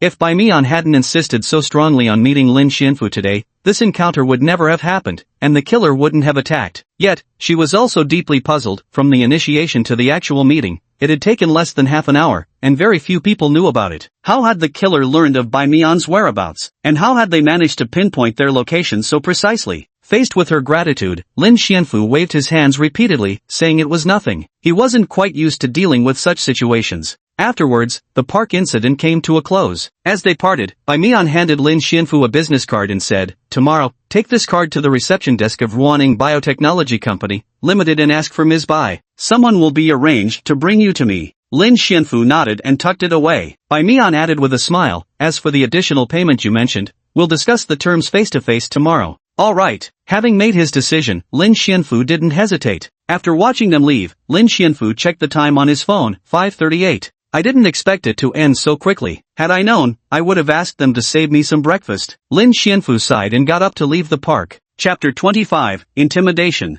With the matter settled, he couldn't run back as fast this time since people were already waking up and going about their day. So Lin Xianfu pretended to be a morning jogger and ran home at a leisurely pace. One noteworthy incident occurred on his way back. He encountered another early riser out for a morning run. Perhaps because Lin Xianfu looked unfamiliar, young, and ran with casual form, the runner's competitive spirit kicked in. The runner repeatedly tried to overtake him, but each time they pulled ahead, Lin Xianfu would effortlessly reclaim the lead. This silent rivalry gradually intensified until, with one sudden acceleration, Lin Xianfu vanished from sight, leaving the stunned runner choking on his dust with an expression of utter disbelief. After returning home, Lin Xianfu pretended to wipe away non-existent sweat and rested for a while before taking a shower. It was already past 6 o'clock, and his mother had just finished cooking breakfast after waking up. Although he had said not to leave any for him, Lin Wanqin still set aside some food. Like most mothers, she often worried whether her child had eaten enough or might go hungry, so she always cooked a little extra for her son. Thanks to this, Lin Xianfu once again ate breakfast made by his mother's own hands. Though the taste was ordinary, it held special meaning for him simply because it carried the flavor of home. After breakfast, the family of four all had the day off, and they suggested going out together for some fun. The main purpose was actually to strengthen their bond, and Lin Xianfu had no particular plans for the day, so he had no objections. Coincidentally, recent events had kept his nerves constantly on edge, leaving him somewhat exhausted. He truly needed something to divert his attention, and a relaxed family outing could easily achieve that. Later, while shopping together, they also took Lin Xianfu to buy some new clothes. During the fitting, his noticeably different physique naturally drew their surprise. Lin Xianfu laughed it off as the result of his workouts. After all, 2 years had passed and they didn't dwell on it. On Sunday morning, Lin Xianfu finished his breakfast and went out wearing the clothes he had just bought the day before, a fitted black shirt. Ruaning Biotechnology Company was located near Zhujiang Road, about 6 kilometers from his home. He obediently took a taxi, and after half an hour, the car stopped about 1 kilometer away from the destination. Further ahead was the industrial zone, with numerous construction sites and roads full of potholes and rough patches. Driving in would be more inconvenient than walking, as walking would actually be faster. But it was at this moment that the unexpected happened. Upon arrival, Lin Xianfu gently pushed open the car door. The moment his feet touched solid ground, an inexplicable wave of oppressive force suddenly surged toward him. The sensation was like being drenched from head to toe with a bucket of ice water in winter, completely unprepared. His mind instantly went blank, and it took several dazed moments before the driver's waving hand snapped him back to reality. "Hey, young man, what's wrong?" The waiting driver was also stunned. Why had this guy started spacing out the moment he stepped out of the car? He'd been quite talkative during the ride. "Nothing, just feeling a bit anemic." Lin Xianfu forced himself to remain calm as he scanned the code to pay. The driver nodded and drove away. As soon as the car was out of sight, Lin Xianfu staggered to the roadside and retched violently, gasping for air. Every muscle in his body trembled as if his throat had been strangled, making it hard to breathe. It was like a fish suddenly pulled out of water. Waves of suffocation flooded his brain, freezing even his thoughts. "What is affecting me?" Lin Xianfu tried to sense his surroundings, but nothing seemed amiss, not even a single person in sight. He then looked up at the sky, his golden pupils contracting, and finally understood what was influencing him. Under the azure-blue sky, an extremely pale white barrier had completely enveloped the 3-kilometer area surrounding Zhujiang Road. Upon seeing that barrier, Lin Xianfu thought, this definitely wasn't here a moment ago. Could this be an enemy attack? And who was it targeting? He quickly began analyzing but soon dismissed the idea, feeling that labeling it as an enemy attack seemed far-fetched. The surroundings were utterly deserted, nothing but himself and a few mosquitoes remained. The only plausible explanation was that this was some kind of passively activated defense mechanism, and its effects were likely targeting a specific group of people. Judging from the driver's inexplicable expression just now, perhaps ordinary people couldn't see the barrier at all and wouldn't be affected by it. That meant the target could only be hosts of abnormalities like himself. It was more likely that this barrier couldn't be seen from the outside, and only hosts of abnormalities could perceive it from within. That's why Lin Xianfu had driven all the way here without noticing its existence. Such an exaggerated and elaborate setup could only make Lin Xianfu think of one person, Bai Mian.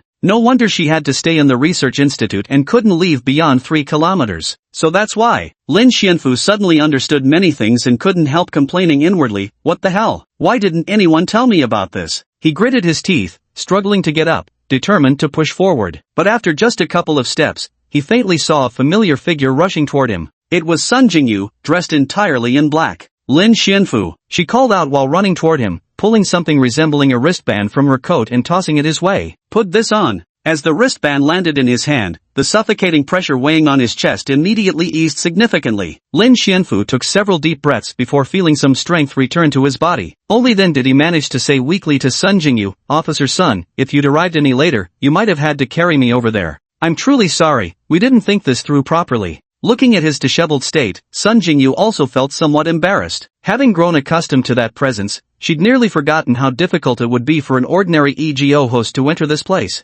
Sun Jingyu explained awkwardly, "We parted in haste yesterday and forgot to mention this. This area has special properties. Without specific items, most powers will be weakened, so it's best to notify us before coming." After catching his breath, Lin Xianfu straightened up and asked curiously, "When you say special properties, are you referring to that barrier?" "That's correct." Sun Jingyu looked up at the white barrier silently hovering over Zhujiang Road, her expression complicated. This barrier was specially set up to protect Professor Bai. It was deployed by a Tier 1 employee. As for who exactly, I'm not too sure. A Tier 1 employee? The strongest rank? Could they really accomplish something so exaggerated? Casually erecting a barrier spanning 3 kilometers that also suppresses the anomalies within this already surpasses the extraordinary and begins approaching the realm of gods and immortals, doesn't it? Lin Xianfu was momentarily stunned. It seemed the depths of this world ran far deeper than he had imagined. Chapter 26, Humanity. At first, Lin Xianfu thought that encountering that werewolf had already plunged him into the world's dark side, forcing him to participate against his will. But the werewolves that devour living humans and the ratmen capable of producing sulfuric acid were merely fallen leaves floating on the water's surface, still far from truly touching the world beneath. That domineering power to isolate space and establish rules, Lin Xianfu simply couldn't fathom what kind of abnormality could possibly manifest such capabilities. Having personally experienced the might of that level today, while feeling utterly awestruck, waves of thought couldn't help but ripple through his mind. Could he become such an existence himself? Lin Xianfu questioned his own heart, following Sun Jingyu away from the place amidst a whirl of wild thoughts. Since Sun Jingyu had come to pick him up, Lin Xianfu encountered no complications from the front desk until meeting Bai Mian. In the laboratory of the research institute, Bai Mian, dressed in a long white lab coat and seated in a wheelchair, leaned against the desk while writing. Upon seeing Lin Xianfu's arrival, she smiled and waved her hand. "Lin Xianfu, you're here. Good morning, Professor Bai." Lin Xianfu stepped forward to greet her, then pulled up a chair and sat down at her desk. Morning. Bai Mian nodded and handed him a brand new cup, pointing to the steaming coffee pot next door. I'm used to having a hot cup of coffee in the morning. It's freshly brewed, would you like some? Sure, if it's not too much trouble, I'd love a cup. Ah, I can pour it myself. Lin Xianfu nodded and stood up to pour, but Bai Mian stopped him. What kind of host would let a guest pour their own water? Just sit tight. Alright, thank you. The moment the lab door closed, leaving the two of them alone, Lin Xianfu, who had never been in such a situation before, felt somewhat awkward. Left with no choice, he tried to distract himself by examining his surroundings. The room was filled with strange equipment Lin Xianfu couldn't name, along with papers plastered all over the walls, covered in numerical formulas he couldn't begin to comprehend. But what drew the most attention was the massive cultivation tank at the center, filled with an unknown green liquid. Occasionally, bubbles rose from the depths before popping at the surface. Bai Mian followed his gaze and explained out of habit,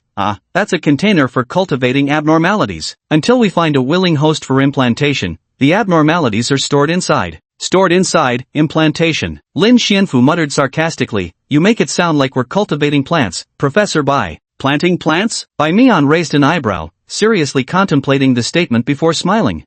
You're right. In a way, it's quite similar to planting trees. The host is the soil, the abnormality is the sapling. What it ultimately grows into depends entirely on the composition of the soil and the nutrients absorbed during its growth. That's quite an apt description you've given. Bai Mian took a sip of coffee before elaborating further. Abnormalities possess three unique characteristics. First, unobservability. Before reaching maturity, abnormalities exist in liquid form utterly unremarkable and extremely difficult to detect. But once grafted onto a host, separation becomes impossible. Alright, so there's no way to get rid of it. This is a road that only ends in death or madness, Lin Xianfu thought to himself. Second, immortality and indestructibility. Although it exists in liquid form, no means can reduce its mass by even the slightest amount. Its total quantity remains eternally fixed. Even when parasitizing a human host, it will flow out of the corpse after the host's death, with its total volume unchanged. You killed the host, what does that have to do with me? The abnormality. Lin Xianfu couldn't help muttering to himself. Hosts are expendable like flowing water, but the abnormality itself is as enduring as iron,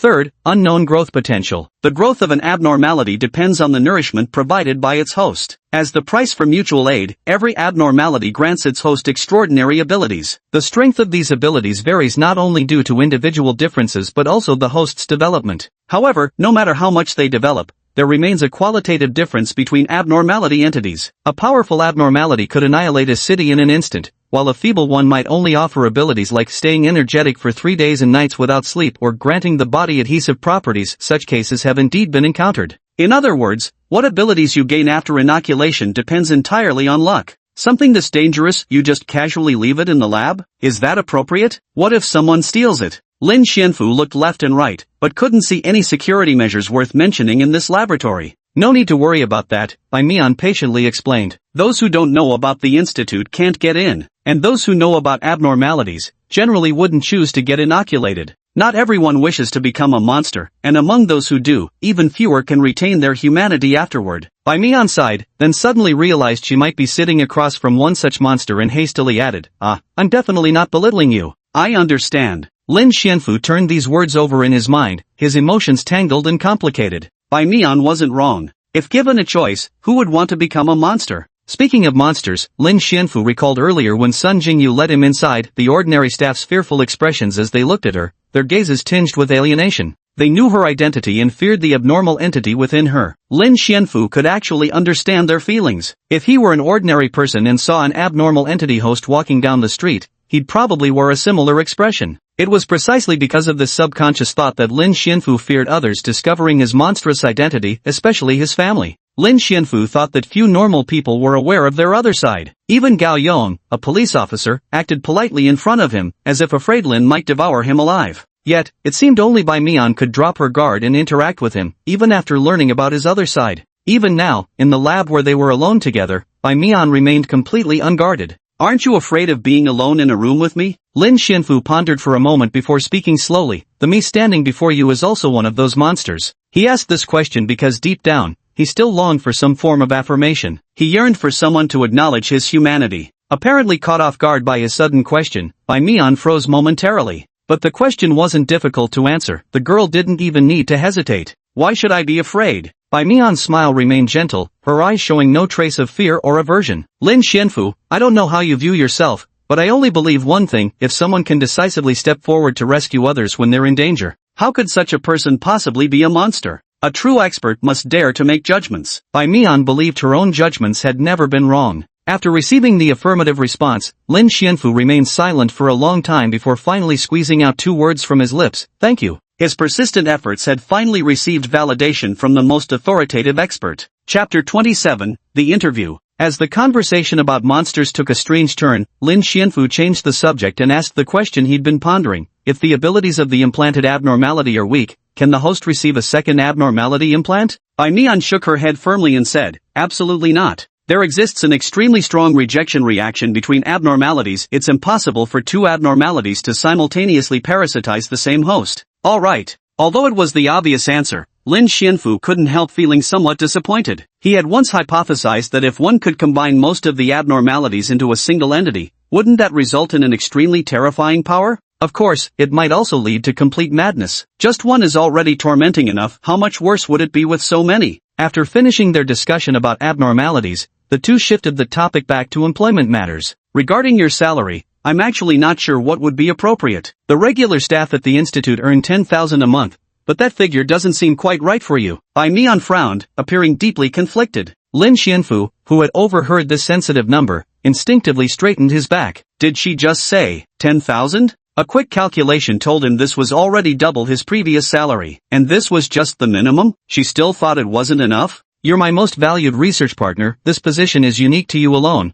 with no comparable references. That actually makes it harder for me to decide your compensation. Bai Mian pondered before hesitantly asking, what if I give you 100,000 a month? How does that sound? Lin Xianfu was stunned. As someone who used to earn just 4,000 a month, his brain short-circuited at this figure. Then rapid thoughts flooded in. 100,000? 100,000 a month could clear all his debts in one go, allow him to dine out at different restaurants every meal, and still leave plenty to spare. With that kind of life, he'd practically strut down the street. Seeing Lin Xianfu in a daze, Bai Mian thought he was dissatisfied and cautiously asked, Lin Xianfu, what do you think? If it's still not enough, I'll personally add another 50,000 per month for you. Bai Mian bit her lower lip, as if making a firm decision. This comes from my own pocket. 100,000 is already the highest salary the institute can offer, and it's hard to apply for anything higher. At this point, Lin Xianfu finally snapped out of it. Realizing he might have been a bit rude, he cleared his throat and asked, let's not talk about the salary for now. Can you first tell me what the job entails? To be specific. Not hearing him disagree, Bai Mian's expression softened considerably as she said earnestly, the only mandatory requirement is coming in once a week for some physical examinations and tests. I need to document your bodily changes and track the progress of the imaginary entity's growth. Occasionally there might be some field assignments requiring your assistance with other institutions. These field missions also come with additional compensation. Other than that, the rest of your time can be spent as you wish. Meaning, 100,000 just for working 1 day a week, plus some occasional field assignments? Could such good fortune really exist? Compared to his previous job with early mornings and late nights that paid just over 4,000 a month, this required no consideration at all. By this point, Lin Xianfu had completely made up his mind he would bring his talents, gifts, and the anomalous entity to the research institute to make it great again. I have no further questions. Let's proceed with the 100,000. Lin Xianfu cleared his throat lightly and said, as for the 50,000 you mentioned, let's forget about it. Professor Bai, I hope we can have a pleasant collaboration. Hearing his definitive answer, Bai Mian smiled and nodded. She pulled out a pre-prepared paper contract from the drawer and handed it over, saying, take a look. If everything's in order, just sign to confirm. After spending over 20 years as a humble commoner, Lin Xianfu carefully reviewed the document and confirmed there were no unfavorable terms for him. Then he picked up the pen to sign his name, his hand trembling slightly as he did so.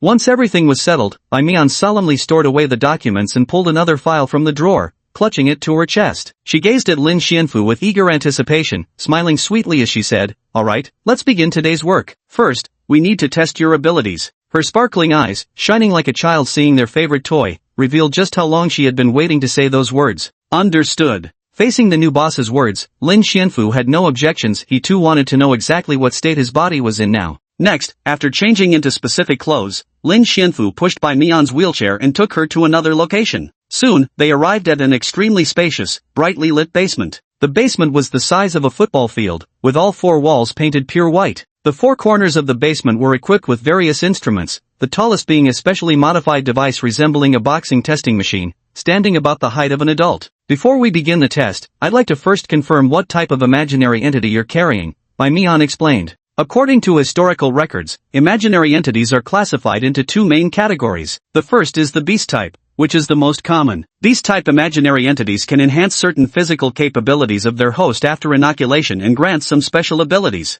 These abilities don't come without cost. Beast-type imaginary entities have extremely voracious appetites, with an intense craving for raw meat. In the pursuit of satisfying this hunger, hosts can easily stray down dark paths. There's another rare abstract type. These anomalies possess utterly unpredictable abilities. Though they can't bestialize to enhance physical strength, they all have the power to rewrite reality and establish unique rules. These bizarre abilities require specific methods of utilization, making them highly dependent on their host's developmental capabilities. Such anomalies exhibit extreme emotional instability, often remaining in a state of mental confusion. What 2 polar opposite types? But Lin Xianfu still had one more question. That barrier I encountered on my way here, that was a rule-type ability, wasn't it? Barrier? As an ordinary person, Bai Mian couldn't see that barrier. She pondered for a moment before realizing which barrier Lin Xianfu was referring to. Oh, you mean the curtain enveloping the Zhujiang Road area? Bai Mian nodded and said, exactly, that's also the ability of an abstract imaginary entity, but its true power goes far beyond that. You mean it can be even more powerful? What would that look like? Lin Xianfu asked curiously. Bai Mian glanced at him with a smile and said, this is classified information. Though I trust you completely, the law warns me against spreading it carelessly. All abilities related to Tier 1 employees are secrets. I can only vaguely explain to you that white curtain isn't a barrier. It's something far more interesting. Alright. Hearing this, Lin Xianfu nodded in understanding. Alright, enough chit-chat. Let's begin the test now. Bai Mian adjusted her black-framed glasses on the bridge of her nose, her sparkling black eyes brimming with anticipation. Come on, show me everything you've got. No problem, you're the boss after all, Lin Xianfu thought to himself. He stood in an open space 3 meters away from Bai Mian, took a deep breath, and suddenly the gold in his eyes turned red. His canine teeth protruded, his body hair darkened, thickened, and lengthened, his ears grew pointed, and his height increased. In mere seconds, he had transformed from human form into a tall, powerfully built werewolf. Witnessing this terrifying scene, Bai Mian showed no trace of fear. Instead, she observed Lin Xianfu's transformed state with keen interest, remarking, approximately 2.5 meters tall, well-developed muscles, exuding raw power. Bai Mian swiftly scribbled notes on paper while murmuring, this is one of the most perfect beast transformations I've ever seen. From this, it's clear your compatibility with the abnormal entity within you is remarkably high. Lin Xianfu, you truly possess extraordinary talent. Chapter 28, The Test. Talent? A monster's talent. Lin Xianfu's emotions were complicated. Professor Bai, hearing such praise really wasn't something to be happy about. However, Lin Xianfu could feel that his strength seemed greater than during his first transformation, though along with this power came an even more intense hunger. In human form, Lin Xianfu hadn't felt this kind of hunger for a long time, so he was momentarily dazed, but quickly regained his composure. The new boss was right in front of him, with 100,000 yuan within reach. How could he lose control now? Then, panting heavily, he began the tests as instructed by Bai Mian. 100-meter sprint in 5.33 seconds, incredible speed, can easily lift objects weighing 10 tons, incredible strength, excellent flesh density, top-tier impact resistance. After several hours of testing, Lin Xianfu had demonstrated all his physical and sensory capabilities while Bai Mian sat nearby recording data, murmuring to herself as she wrote, your physical enhancement is extraordinarily exaggerated. I've never seen a therianthrope ideation with such high values after such a short inoculation period. Yet there was one thing she still couldn't figure out. Lin Xianfu's wolf-like aberration only exhibits sensory enhancements from increased physical capabilities, without displaying any special abilities beyond that. Based on her experience, beast-type aberrations should all possess some degree of special ability alongside their physical enhancements. Take Zhou Ruoxiu's beast form for example, it includes moderate physical enhancement plus the special ability to secrete sulfuric acid. Yet Lin Xianfu shows no such signs, which contradicts the fundamental principles of aberration theory. Calculated according to the easily understandable panel formula, Lin Xianfu's stats are as follows. Strength A, Speed A, Explosive Power A, Stamina A, Range C. However, when it came to skills, special abilities, he was completely blank. A complete blank slate was absolutely impossible. Bai Mian, an expert on abnormalities, speculated that Lin Xianfu might still be in the initial stages of developing the abnormality within him and had yet to discover his true abilities. Can you tell me what happened when you were parasitized? After some thought, Bai Mian felt it would be better to hear the past experiences from the perspective of the main participants before making any judgments. Perhaps this could provide some clues to understanding the abilities. Lin Xianfu neither agreed nor disagreed, saying in a low voice, I can, but it's a bit long, okay? No problem, I have plenty of time. Bai Mian sat comfortably in her wheelchair, adjusting her posture with a smile, and said, please tell me everything in detail about what you've experienced. So Lin Xianfu recounted everything from encountering the werewolf up to meeting Bai Mian. By the time he finished speaking, an hour had already passed. After listening, Bai Mian's eyes became inscrutably complex. Lin Xianfu couldn't decipher the exact meaning behind that gaze, only faintly sensing it contained surprise, heartache, and a trace of faint sorrow. Long ago, someone familiar had made the same choice as Lin Xianfu, and in the end, it had resulted in the disability of her own legs. The scars from that accident may never fully heal. In other words, as of now. At this thought, Bai Mian's gaze towards Lin Xianfu grew complicated. You've never attempted to feed? You endured that endless hunger purely through willpower alone? Lin Xianfu's throat moved as he grunted in affirmation. I won't lie, it was excruciating. But fortunately, I persevered. This is more than just difficult? Bai Mian's smile softened, her vacant gaze falling on her legs concealed beneath the long skirt as she murmured softly, this is simply unbelievable. Resisting desire sounds simple in theory, but in practice, the difficulty is no less than climbing an 18-story building barehanded. Bai Mian had seen too many hosts of aberrations who succumbed to desire and ultimately descended into complete madness. A host with willpower as steadfast as Lin Xianfu's was something she encountered for the first time. The praise actually made Lin Xianfu feel embarrassed. He scratched his head. It's really not that exaggerated. Please tell me, are you also enduring that craving for flesh and blood right now? Bai Mian asked. Yes. Lin Xianfu's golden eyes flickered as he replied in a low voice, always have been. And probably, always will be. I see. Receiving the affirmative answer, Bai Mian's consciousness seemed to drift into the distance, lost in thought. She remained silent for a long while without speaking further. Lin Xianfu quietly sat down, not disturbing Bai Mian's reverie. Alright, today's testing is over. After a long pause, Bai Mian pulled herself out of her memories and closed the file in her hands. Though I've heard your story, I regret to say we still have no leads regarding your special abilities. Please come back next week, and we'll discuss it further then. Lin Xianfu nodded, transforming back into human form, only to find his clothes in tatters. He fumbled awkwardly, trying to gather the torn fabric. Put. Bai Mian found his disheveled state quite amusing. The girl pointed to a corner with a laugh and said, there are spare clothes over there, probably some men's outfits. You can wear those for now. Oh. When Lin Xianfu changed his clothes and pushed Bai Mian out of the basement, the girl rested her head against his hand as he wheeled the chair, remaining silent. This directly resulted in Lin Xianfu's fingers feeling the soft, smooth skin of the girl's cheek. Though inexperienced in such matters, he could tell that after their earlier conversation, Bai Mian's attitude toward him seemed to have softened. Though why this had happened, he had no clue whatsoever. Before they parted, Bai Mian handed Lin Xianfu a card and said softly, this is your employee ID. Based on the earlier test, I've assigned you a rank matching your physical capabilities. Though I suspect your potential exceeds this level, this is already the highest starting position we can give a newcomer. Lin Xianfu took a glance at it, rank 6 employee, first-level researcher at Ruaning Biological Research Institute, Lin Xianfu. At the very bottom was a line of fine print that read, holders of this credential may, if field assistance is required, unconditionally request cooperation from local police departments. Lin Xianfu pointed at the fine print and asked, Professor Bai, what does this line mean? Unconditionally mobilize the police? Sounds like quite a bit of authority, doesn't it? Our institute has a cooperative relationship with the police department. Any ranked employee can seek their assistance, Bai Mian explained. No.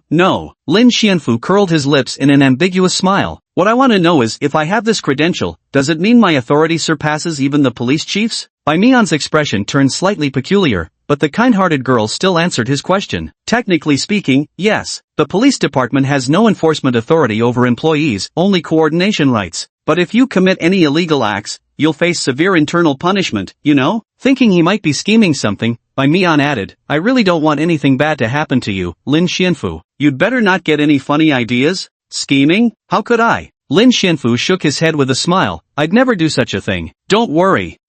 Promise me. Bai Mian nodded, then suddenly seemed to remember something as she twisted her fingers resting on her lap. You don't have to keep calling me Professor Bai, it's too formal. Aren't we friends now? You can call me Bai Mian. The sudden change of topic caught Lin Xianfu off guard. Was this really appropriate? He had always kept a clear boundary between work and personal life, addressing colleagues politely, neither too intimate nor too distant, and rarely calling anyone by their first name. Yet, seeing the girl's nervous and slightly anxious expression, even someone as dense as him couldn't bring himself to refuse. Alright, by Mian, Lin Xianfu responded accordingly. You can call me Afu, that's what my friends and family call me. MHM. The girl smiled sweetly, her radiant expression so stunning that Lin Xianfu remained dazed for quite some time even after leaving. Chapter 29, Grace. After returning home that day, Lin Xianfu immediately called the clinic to resign and handle trivial matters like terminating his rented apartment in Pingjing. Details we'll skip over before the weekend slipped by unnoticed. Come Monday morning, as Lin Xianfu ate breakfast, Su Yueying's large, dewy eyes kept fixedly watching him, as if hinting at something. Knowing exactly what she was thinking, Lin Xianfu deliberately teased her. Why are you staring at me? There's nothing on my face. Eat your breakfast. After spending the weekend together, Lin Xianfu and Su Yueying had grown much closer, at least close enough to address each other as siblings and exchange playful banter. Brother, you promised to go to school with me on Monday, Su Yueying blinked, whispering under her breath while the two elders weren't paying attention, and help me get rid of that guy who keeps bothering me. The girl just couldn't hold back. Amused, Lin Xianfu took a sip of the bland soy milk and chuckled. Yeah, we'll head out after we finish eating. Yay! Su Yueying beamed with joy upon hearing his confirmation. Su Yueying attended XX University, a prestigious local institution that was both a key first-tier university and the school with the highest admission score threshold. When Lin Xianfu learned she studied there, he was somewhat surprised. He hadn't expected this eccentric young girl to be such an outstanding student. It seemed her claim about focusing on studies and not wanting a relationship wasn't just empty talk, but something she was genuinely committed to. Because of this, Lin Xianfu became even more invested in her affairs. After breakfast, the two took a taxi together to school. Having just secured a 100K project, Lin Xianfu began to care less about these everyday expenses. He silently mocked himself in his heart. He had ultimately been corrupted by the stench of money. Though, he didn't dislike it. In fact, he welcomed further corruption. A little over half an hour later, Su Yueying brought Lin Xianfu to her school. As he walked absent-mindedly through the school gates, Lin Xianfu keenly detected a peculiar scent amidst the bustling crowd. That smell was all too familiar. He'd caught whiffs of it from Zhou Ruoshu countless times before. After so many days without encountering it, the sudden scent made Lin Xianfu sneeze involuntarily. Brother, what's wrong? Su Yueying turned back, asking with puzzlement in her voice. Nothing, just a tickle in my nose, Lin Xianfu replied while mentally adding, not just ticklish, but downright foul-smelling. Su Yueying didn't think much of it. The two entered the school gate while chatting idly. They hadn't walked far when they noticed several people approaching them from the surroundings. Yueying. From the encircling group emerged a rather handsome young man. His originally tender expression instantly darkened upon seeing Lin Xianfu's flawlessly handsome face. He demanded coldly, who is he? The moment these words were spoken, Lin Xianfu immediately guessed that this must be Zhang Xingyao, the one who had been pestering his sister for so long. Handsome enough, but sorely lacking in grace. Do you know who he is? Su Yueying huddled behind Lin Xianfu and muttered gloomily, Zhang Xingyao, please stop bothering me. I really don't like you. Lin Xianfu remained silent. He glanced around at Zhang Xingyao's four lackeys, all towering and burly, instinctively encircled the two of them upon hearing Su Yueying's words. Passers-by nearby quickly distanced themselves, though they couldn't resist stealing curious glances, eager to see how things would unfold. Don't tell me, is he your boyfriend? At the thought of this possibility, Zhang Xingyao's face darkened. Impossible. Just a few days ago, you were single. How could you suddenly have a boyfriend over the weekend? You must have hired him to fool me, right? Yueying, please believe me. I know you might have some misunderstandings about me, but I can assure you, my feelings for you are genuine. Being with me will definitely make you happy. There were frequent rumors at school that Zhang Xingyao, relying on his handsome looks and family background, freely toyed with girls' emotions. Those who dated him would be heartlessly dumped within as little as 2 or 3 weeks, or at most just over 3 months. This is exactly what they call pulling out and turning cold. From what Su Yueying had learned, these so-called rumors were all true. The girl couldn't understand why, despite his notorious reputation, so many girls were still willing to believe him and date him. To put it on her would be absolutely intolerable. Promiscuous and loose, truly a rotten person. Please don't call me that. Su Yueying said solemnly, Zhang Xingyao, I'm not close with you. I hope you'll respect yourself and stop disturbing my life. Lin Xianfu silently watched Zhang Xingyao's expression twist into something ugly after being rejected, comparing it to his former self in his heart. If he had possessed this same relentless courage back then, would the outcome have been different? All the while thinking this, he casually kicked away someone reaching out to grab him. Because, just moments ago while lost in reminiscence, Zhang Xingyao had already declared, seize that bastard. Daring to lay hands on my woman, I'll make him wish he were dead. Bang! The charging lackey was kicked squarely, stumbling several steps before collapsing to the ground. The others witnessing this exaggerated display didn't dare approach lightly. Let's end this here. Withdrawing the foot that had been pressing down with 90% of his strength, Lin Xianfu said indifferently, destroying what you can't have only makes you look more like a clown. He had originally wanted to reason with him,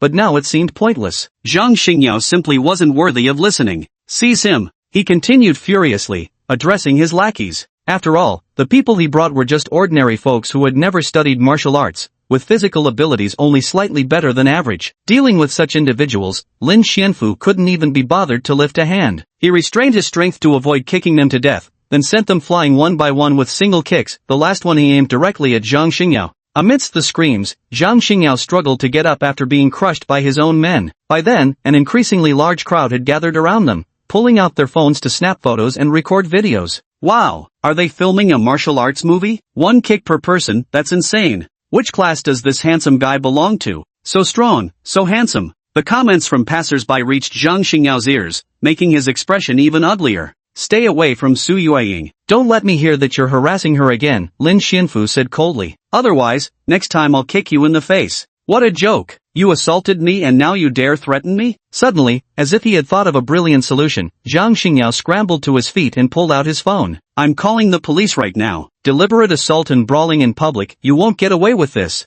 Su Yueying, who had been hiding behind her brother all this time, looked nervous upon hearing this. She grabbed Lin Xianfu's hand and whispered in his ear, brother, maybe we went too far today. Should we just make a run for it? Doesn't matter, Lin Xianfu said with complete calm. Let him report it. After reporting to the police, who ends up catching whom remains to be seen, Lin Xianfu thought to himself. Chapter 30, The Fall. Zhang Xingyao's father was the CEO of a listed company, and he had an uncle who served as deputy police chief among his relatives. With these two connections backing him, he ran wild at school. As long as he didn't cross certain lines, practically no one could touch him. Today marked the first time Zhang Xingyao had ever been hit. Even his own mother had never laid a hand on him. How dare this person do such a thing? Not only had this guy stolen his woman, in his own deluded view, but he'd also humiliated him in front of everyone. This was an insult he absolutely had to avenge. Soon, the call was made to his uncle Zhang, who readily agreed and immediately dispatched officers to the scene. After hanging up, Zhang Xingyao wore a smug expression, sneering, "You're dead, you bastard. Just wait till my uncle gets here. Let's see how he deals with you."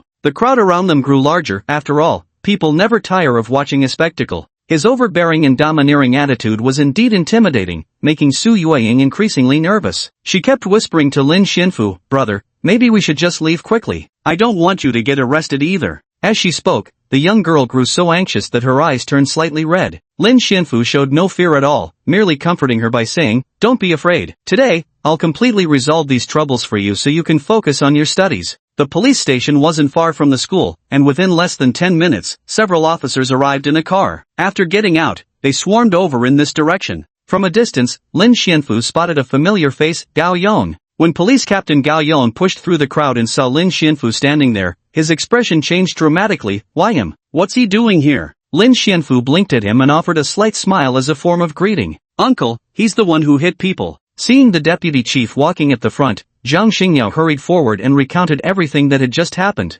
Hearing that uncle, Su Yueying's heart instantly sank, screaming internally that it was over. She'd screwed her brother over. Her body trembled slightly as she shrank behind Lin Xianfu. Deputy Director Zhang Yitong listened with a dark expression, then raised his hand to say something to the officers beside him when Gao Yong seized the moment to step forward, hesitantly adding, Director Zhang, in my opinion, this seems to be a misunderstanding. Why don't we just let it go? It's just kids roughhousing, no one even got hurt. Let it go? He hit someone, cough. Old Gao, what's gotten into you? Having climbed to the rank of deputy director, Zhang Yitong was no fool. Judging by Gao Yong's reaction, the way he looked at that young man seemed unusual. Lin Xianfu smiled faintly and raised an eyebrow at him. Gao Yong didn't understand the meaning, but still couldn't help whispering a few words to Zhang Yitong. After hearing it, Zhang Yitong's face turned pale. Take him back. Without even needing to think, Zhang Yitong pointed at his nephew with a dark expression and said to his subordinates, bring him back for me to interrogate personally. Let's see what kind of misunderstanding this is.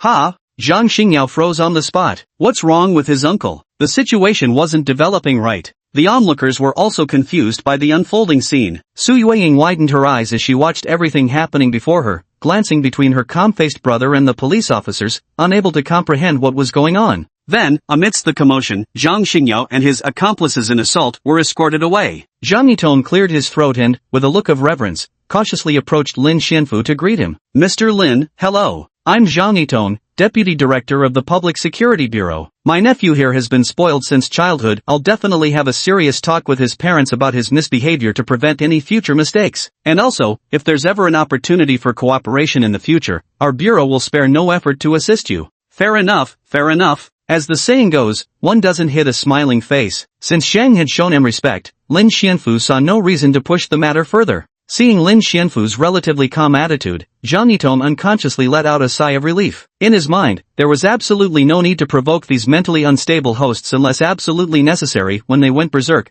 they truly would kill people, and there might not even be anyone left to avenge him afterward. Fortunately, though, Lin Xianfu wasn't angry. Su Yueying had been shocked by too many things today, leaving her somewhat numb to it all now. Just what kind of background did this brother of hers have? But at this moment, she hadn't yet realized that the real shock was still to come. As the police were evacuating the crowd, Lin Xianfu's nose suddenly began itching intensely, sensing something with alarming clarity. Someone's jumping. A person is jumping off the building. There's someone standing on the rooftop over there. What are they trying to do? A commotion suddenly erupted at the base of the teaching building, drawing everyone's attention. Lin Xianfu followed the noise and saw, several hundred meters away on the 10-story building, a tiny figure faintly visible standing at the edge of the rooftop. The details were impossible to make out clearly due to the distance. The police officers on scene immediately rushed over without hesitation, with Lin Xianfu and Su Yueying closely following behind. Hair, why is it still hair? Ah ha ha ha ha, why are you still here? High above on the rooftop, a fashionably dressed female student sat perched on the edge, murmuring incomprehensible words no one else could hear as she hung her head low. Why won't you leave me alone? Why? I've done nothing wrong at all. I don't even know you. At this moment, Lin Xianfu, who had rushed downstairs, keenly detected a foul odor. Unlike Zhou Ruoxiu's putrid stench, this indescribable smell was more akin to a sour, rancid stench. Upon smelling this scent again, Lin Xianfu had more or less grasped what it signified. I never want to see you again. Stop harassing me. I'm in the shower room. I can see you through the plumbing pipes. I'm in the classroom, and you're watching me from the drawer. I'm drinking water, and when I reach the bottom of the cup, I see your face again. What did I do wrong? Why is this happening to me? She screamed these incomprehensible words like a madwoman, and with every step she took, the people below trembled in fear. What's going on here? Too much academic pressure? Maybe she's suffering from a broken heart. Don't give up at such a young age. Everyone who got into this school has a bright future ahead. The crowd murmured their speculations, unable to hear the girl's words and thus left to guess at the reasons. Hurry and set up the rescue equipment. Zhang Yitong, sweating profusely, directed on-site while shouting to the officers, has anyone called the negotiators? Are they on their way? They'll take a few more minutes to arrive. The officer was equally tense, using a loudspeaker to continuously plead with her from below not to do anything rash. The police at the scene made preparations for rescue while simultaneously dispatching a team of persuasive officers upstairs to provide psychological counseling, urging the jumper to abandon thoughts of suicide. Su Yueying nervously grabbed her brother's hand without thinking, while Lin Xianfu calmly calculated how he could save her. Just as they were frantically thinking about how to deal with the person on the rooftop, the figure at the edge moved. I've decided, since you absolutely refuse to let me go, I'll just die. If I die, you won't be able to haunt me anymore. After shouting these words loudly, the figure paused at the rooftop's edge for a moment, then plummeted straight downward. In everyone's eyes, a dark shadow descended from above, whistling as it fell. The rescue air mattress downstairs was still being set up. There was absolutely no chance she'd survive that jump. Everyone present shut their eyes nervously, but Lin Xianfu's muscles tensed instantly. After a brief hesitation, he resolutely made his decision. No choice now. If he was going to be exposed, then so be it. He'd have to charge in headfirst. He suddenly wrenched free from his sister's tight grip on his hand. Then, under Su Yueying's stunned gaze, he broke through the crowd and sprinted forward.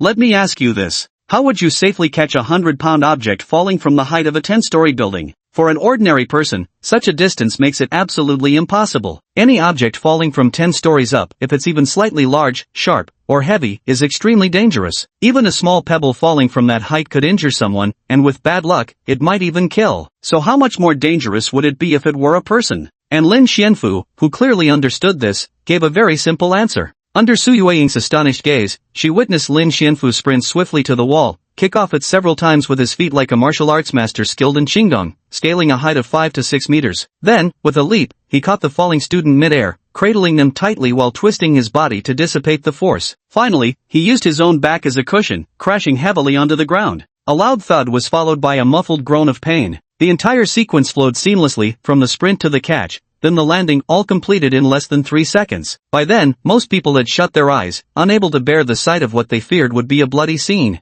So, apart from Su Yueying, the only ones who witnessed his move with wide eyes were those few police officers. Bro! Su Yueying's face turned deathly pale from fright. The young girl's legs gave way, and she collapsed to the ground. As soon as she regained her senses, she immediately pushed through the crowd, heading toward the landing spot. Holy shit! Zhang Yutong, who had witnessed the scene firsthand, couldn't help but swear aloud, utterly shocked. Was this host really this ruthless? Willing to risk his life just to save someone? That was a 10-story fall. Even a dropped chopstick could cause considerable pain when it hit the ground, let alone a full-grown adult weighing over 100 pounds? Gao Yong, who knew about Lin Xianfu's situation, remained calm. The moment they landed, before the surrounding people could even open their eyes, he swiftly pulled out a large white cloth. Rushing forward, he covered both Lin Xianfu and the unconscious but still breathing female student before anyone could notice. Lying on the ground beneath the white cloth, Lin Xianfu felt every muscle in his body screaming in pain. His back felt as if it had been torn apart, and a metallic sweetness rose in his throat. He didn't dare open his mouth, afraid that doing so would release the blood he had been suppressing for so long. He looked down and confirmed that the female student in his arms had merely fainted, her heartbeat still audible, before finally allowing himself to relax completely. The white cloth rustled violently as Lin Xianfu heard Su Yueying's tearful cries approaching him, but she was held back by Gao Yong, who whispered to her, "Don't go over there yet. Leave the rest to us." He just now. Su Yueying stammered in her panic, unable to form a complete sentence as a wave of intense fear and unease surged from the depths of her heart. "Trust me, he'll be fine." Gao Yong spoke in a low, comforting voice, instructing the surrounding officers to disperse the crowd while calling for an ambulance. Su Yueying remained fixed near the white cloth, staring blankly at the two shadowy figures on the ground. Despite the police trying to hold her back, she refused to leave yet dared not step forward to lift the cloth, afraid she might faint upon seeing Lin Xianfu's gruesome state. Meanwhile, Lin Xianfu, lying motionless on the ground, didn't dare move a muscle. He was terrified of giving himself away. Before long, 2 ambulances arrived. For reasons that needed to remain discreet, Gao Yong lifted the white cloth from the ground onto the stretcher and loaded it onto separate ambulances. Su Yueying bit her lower lip and stepped forward pleadingly, "Can I go to the hospital with you? I'm Lin Xianfu's family member." "Who are you?" Gao Yong glanced at her, recalling that Lin Xianfu's mother had a remarried partner named Su Jianli, whose daughter supposedly attended this school. "I'm his sister." Su Yueying's trembling, tearful voice was heartbreakingly pitiful. Gao Yong frowned. He couldn't stand seeing a young girl with that expression. After a moment's thought, he finally waved his hand and said, "Fine, get in the ambulance with us." Lin Xianfu, who had planned to feign illness to get to the hospital, nearly sat up in shock upon hearing this. Why on earth would they drag her in? Inside the ambulance, Lin Xianfu was placed on a makeshift stretcher. When Su Yueying cautiously lifted the white sheet, she was stunned to find that, aside from a layer of dust, her brother's body seemed completely unharmed. Unable to believe her eyes, she scrutinized Lin Xianfu's body on the stretcher once more and discovered not a single trace of blood on his skin. Though his clothes were torn in places, the muscles beneath showed absolutely no signs of injury. What the hell is going on? Su Yueying blankly reached her hand toward his nose, intending to check if he was still alive. Enough, there's no hiding it anymore. Lin Xianfu sighed silently and suddenly opened his eyes. Su Yueying's outstretched hand froze mid-air. Lin Xianfu slowly sat upright and said helplessly, "What if I told you I'm a super special forces soldier with 2.5 years of special training, the urban military king, would you believe me?" Seeing someone she thought was critically ill suddenly sit up, Su Yueying was startled out of her wits. After a moment's hesitation, she rushed to Lin Xianfu's side, her voice trembling with lingering fear as she cried out, "You scared me to death. Why did you charge forward like that? If you died just like that, what would Mom do? Why don't you ever think about yourself?" The girl's words, laden with sorrow, concern, and worry, struck Lin Xianfu's heart like rapid gunfire. He felt this rare display of care and was momentarily stunned. While comforting her, Lin Xianfu forced a bitter smile and said, "All right, I'm fine. No need to cry anymore." "I wasn't crying." Su Yueying turned her head away, her retort carrying a nasal tone. After speaking, she sniffled again, making her words seem far from convincing. Lin Xianfu smiled helplessly but didn't expose her, gently patting her head as if comforting a crying child before its parents. This was the first time someone other than his mother had shown such concern for him. This feeling was quite nice, Lin Xianfu thought, extremely warm. It was at this moment that he suddenly felt something sticky on his hand. "What is this?" Noticing something amiss, Lin Xianfu turned over his palm and discovered a clump of warm, milky white fibrous substance clinging to the webbing between his thumb and palm. He tried pulling it apart. It felt surprisingly sticky. Upon closer inspection, he realized with shock that it was actually a wad of spider silk. Chapter 31, Anchor Point. When I woke up one day to find my back pressed against an unfamiliar ceiling, able to shoot spider silk freely from the openings in my wrists, with tiny barbs growing beneath my skin that allowed me to climb and walk on vertical walls, my senses heightened, and my body brimming with seemingly inexhaustible strength, I knew it. 19 years late, missing my peak high school years, my golden finger had finally activated. My name is Sue Bakue, a freshman in the computer science department at XX University. It's been 3 months since I awakened my superpower. Calling it a superpower isn't entirely accurate. I can't knock people flying with a thought, bend spoons with my mind, or spit fire and water. All I can do is shoot spider silk alternately from my hands to swing freely between towering skyscrapers, achieving rapid movement. This ability strongly resembles a certain American comic book hero I used to love. In addition to these awakened abilities, my body has undergone significant changes. Overnight, the contours of my upper body muscles became fully defined: abs, pecs, serratus anterior. When I stretch my arms, I can clearly feel the power from my stretching back muscles. These changes aren't all beneficial. My sense of taste seems to have altered too, the most obvious evidence being that my once favorite beef stew with potatoes doesn't taste as delicious as before. Instead, I've developed a strong interest in raw meat. Maybe I'm going crazy. This must be just an illusion. Anyway, putting that aside, I have indeed become stronger. How much stronger, you ask? Let me give you a recent example. Near where I live, there's a fitness center with an 8-kilogram iron sandbag hanging in the corner, used by some gymgoers who want to practice boxing. And then, one afternoon, I punched it with all my might and shattered it. When the sandbag burst, iron sand flew everywhere, spraying onto my exhilarated face and the dumbfounded coach's head. The fortunate thing when I finally left that place was that they didn't make me pay for the damages. After returning from there, I became extremely careful about controlling my strength, terrified that others might discover my extraordinary nature yet secretly longing for someone to recognize it,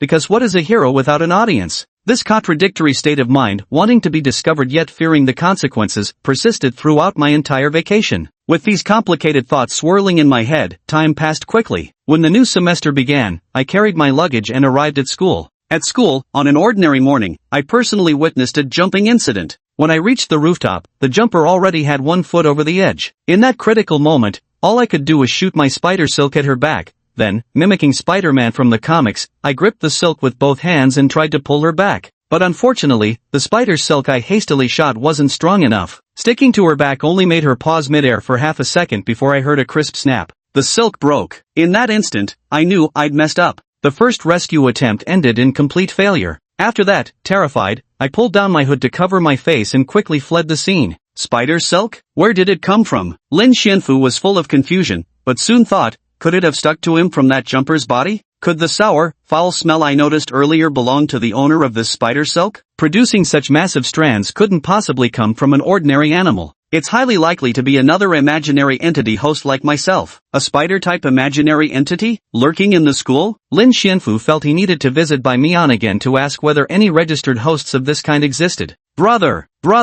Su Yueying's voice snapped Lin Xianfu out of his thoughts. He looked blankly at his sister's slightly swollen eyes and asked, "What's wrong? You were spacing out just now. What were you thinking about?" "I was actually thinking about what to eat for lunch," Lin Xianfu said with his usual deadpan delivery of nonsense. Knowing his personality all too well, Su Yueying realized she wouldn't get anything out of him. The girl lowered her gaze to Lin Xianfu's completely unharmed body and asked doubtfully, "Your body is fine now?" "Not at all. It actually hurts like hell." Lin Xianfu put on an act of being severely injured, feigned a couple of coughs, then suddenly tasted something sweet in his throat, almost vomiting for real, and hurriedly swallowed it back down. After catching his breath for a few more moments, Lin Xianfu reluctantly lay back down. Su Yueying stared straight at his face and asked softly again, "Brother, tell me honestly, after doing something like that just now, why is your body still?" Su Yueying couldn't bring herself to say, "Why aren't you dead?" and couldn't find the right words to express what she meant, so she trailed off mid-sentence. Lin Xianfu remained silent. Was that action you just took also something you could do by finding the right angle and the perfect timing? Su Yueying invoked the words he had used when kicking Fu Yan away earlier, cutting off his attempt to dodge the question with excuses. Lin Xianfu twitched the corner of his mouth but remained silent. Su Yueying studied his expression, which clearly refused to answer, and after a moment of silence, couldn't help but ask again.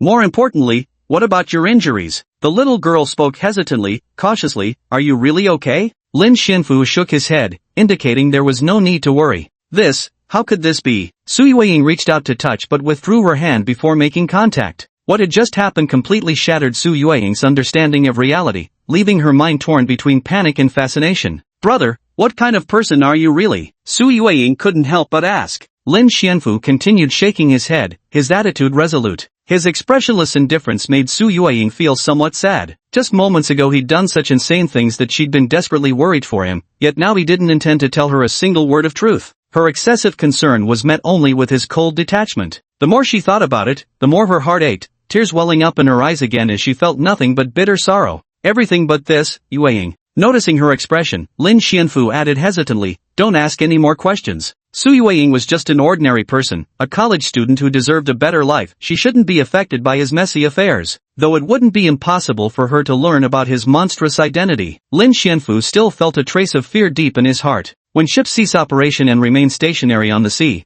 they cast heavy anchors to secure their position and prevent being carried away by the waves. To draw an analogy for Lin Xianfu's current situation, his rationality was like a ship drifting away on the sea called humanity. The anchor that could secure his reason and maintain the ship's balance was the bond with family. He loved his family, and thus feared their potential disgust and terror. The result of this tangled emotion was his current state of hesitation and timidity. Especially when he thought about being rejected by Su Yueying, one of his family members, he didn't want to say another word. He couldn't bear to face that consequence. He would rather be disliked by her than have her fear him. So Lin Xianfu withdrew. He remained silent. Su Yueying bit her lower lip until it nearly bled, quietly schooling her expression into neutrality. The girl wiped her face and said in a voice still tinged with a hint of a nasal tone, all right then. An awkward silence fell over the moment. Su Yueying lowered her head and remained silent for a long while. Lin Xianfu didn't speak either. Just then, the ambulance arrived at the hospital. Hearing the car come to a stop, Su Yueying took a deep breath and stood up, saying, well, I should head back to school now. Lin Xianfu nodded. Be careful on your way. Turning around, the girl walked away with a somber expression. Chapter 32 The Past. After these chapters, no more cliched plots like this. Outside the car, Gao Yong, who had witnessed the farewell scene moments ago, approached and said, Lin Xianfu, your sister seems quite concerned about you. Recalling Su Yueying's despondent expression when she turned away, Lin Xianfu, who had never had experience comforting girls, could tell that expression basically spelled doom. No need to look so glum. Young people's quarrels are trivial matters, they'll pass soon enough, Gao Yong said with a non-committal smile, offering a cigarette. Want one? Works wonders for lifting the mood. This time, Lin Xianfu didn't refuse again. He took it, lit one, took a puff but found it unpleasant, then pinched it out. With a hint of resentment, he said, how can you even mention that? Why did you let her come along? Did you sign those confidentiality agreements for nothing? Gao Yong took a slow drag and exhaled leisurely. I haven't forgotten about that, he said calmly, but you didn't see the look on her face outside the car. If I'd refused, she probably would have chased after us on foot. Might as well just let her in the car. This time, Lin Xianfu remained silent for a long while before changing the subject. He extended his hand toward Gao Yong and asked, I got this from that girl who fell from the building earlier. Looks like spider silk. Any ideas what it might be? Spider silk? Gao Yong also furrowed his brows, carefully examining a small sample. Seeing Lin Xianfu's serious expression, he asked, never seen anything like it. Do you think the source could be a host organism? Lin Xianfu nodded and said, what else? To produce such a large mass of silk, if it really is a giant spider, it'd have to be at least the size of 2 cows. You're right. I'll take this as a lead for investigation. As it concerned work, Gao Yong also dropped his casual demeanor. He retrieved a transparent evidence bag and carefully stored the sample, saying, I'll send it to the research institute later for Professor Bai to examine. That works, Lin Xianfu thought to himself, saving him another trip. Speaking of which, after finishing cleaning up, Gao Yong seemed to recall something and said, this kind of incident today isn't actually the first time it's happened at that school. What do you mean? Lin Xianfu was taken aback and pressed further. Does this happen often? To be precise, it's the 2nd time this month. But the previous incident wasn't a jump, it was cutting wheat in their own dorm room. But today's only the 10th. Lin Xianfu thought helplessly and pressed further. So in the last case, you couldn't find anything? No leads to follow, Gao Yong said helplessly. We investigated to the end, but all the clues pointed to suicide. The girl this time has been sent for emergency treatment. We'll see what we can find out when she wakes up, Gao Yong said. Do you want to come along then? Su Yueying attended this very school, even though there was currently some tension between them. But with the possibility of an abnormal entity host lurking in the school, Lin Xianfu couldn't just stand by and do nothing. Of course, Lin Xianfu said. Notify me immediately once you have results. You already know my number. Gao Yong nodded, stubbed out his cigarette, tossed it away, waved goodbye, and walked into the hospital. Lin Xianfu was about to leave as well when his phone suddenly rang in his pocket. He pulled it out and saw that the caller was his long-lost old classmate, Ko Kwan. Ko Kwan had been Lin Xianfu's closest friend from high school through college, sticking by his side for years. The two shared a strong bond, often joking around and even making a bet on who would get into a relationship first. Naturally, Lin Xianfu lost in the end. Ko Kwan, that guy, stepped into the marriage hall right after graduation. His spouse was a classmate they both knew, the best friend of that person. So, when Ko Kwan got married, Lin Xianfu was the best man, and the maid of honor was that person. He was grateful in his heart for his buddy's assist, but perhaps it just wasn't meant to be. Lin Xianfu remained single all along. Gathering his thoughts, he answered the call, and the familiar voice of his old friend came through. Hey, Afu, where are you now? I've got a big project for you, buddy. I'm in Chuanzhou, Lin Xianfu replied, suddenly recalling that Ko Kwan had also settled here after marriage, working at his family's company, living a quiet and ordinary life. And Lin Xianfu just realized that he had been back for several days and hadn't even thought to meet up with him for a meal. Holy shit, Ko Kwan said. You came back and didn't even tell your bro? When did you get back? Done with that clinic job of yours? Been back a few days. Been swamped with some stuff lately. Let's grab a meal when we're free. My bad. I'll punish myself with 3 drinks, Lin Xianfu said with a laugh. I quit the clinic job. Probably gonna settle down here from now on. Great. I've been wanting you to come back for ages. Hearing this, Ko Kwan was thrilled. Ever since Afu graduated, he'd been far away, making it a hassle to gather the boys for drinks and meals even after Ko Kwan got married. But now wasn't the time to dwell on that. Ko Kwan let out a strange laugh and said, let's talk about our big project first. If you want to have dinner with me, you'll get your chance soon enough. What's the matter? Coincidentally, there's a class reunion tonight organized by our old class monitor. It's all our high school classmates. Want to come? At this point, Ko Kwan mysteriously added, your white moonlight will be there too. On the other end of the line, Lin Xianfu fell silent. Ko Kwan tactfully didn't disturb him, waiting patiently until he finally heard his buddy slowly squeeze out one word, okay.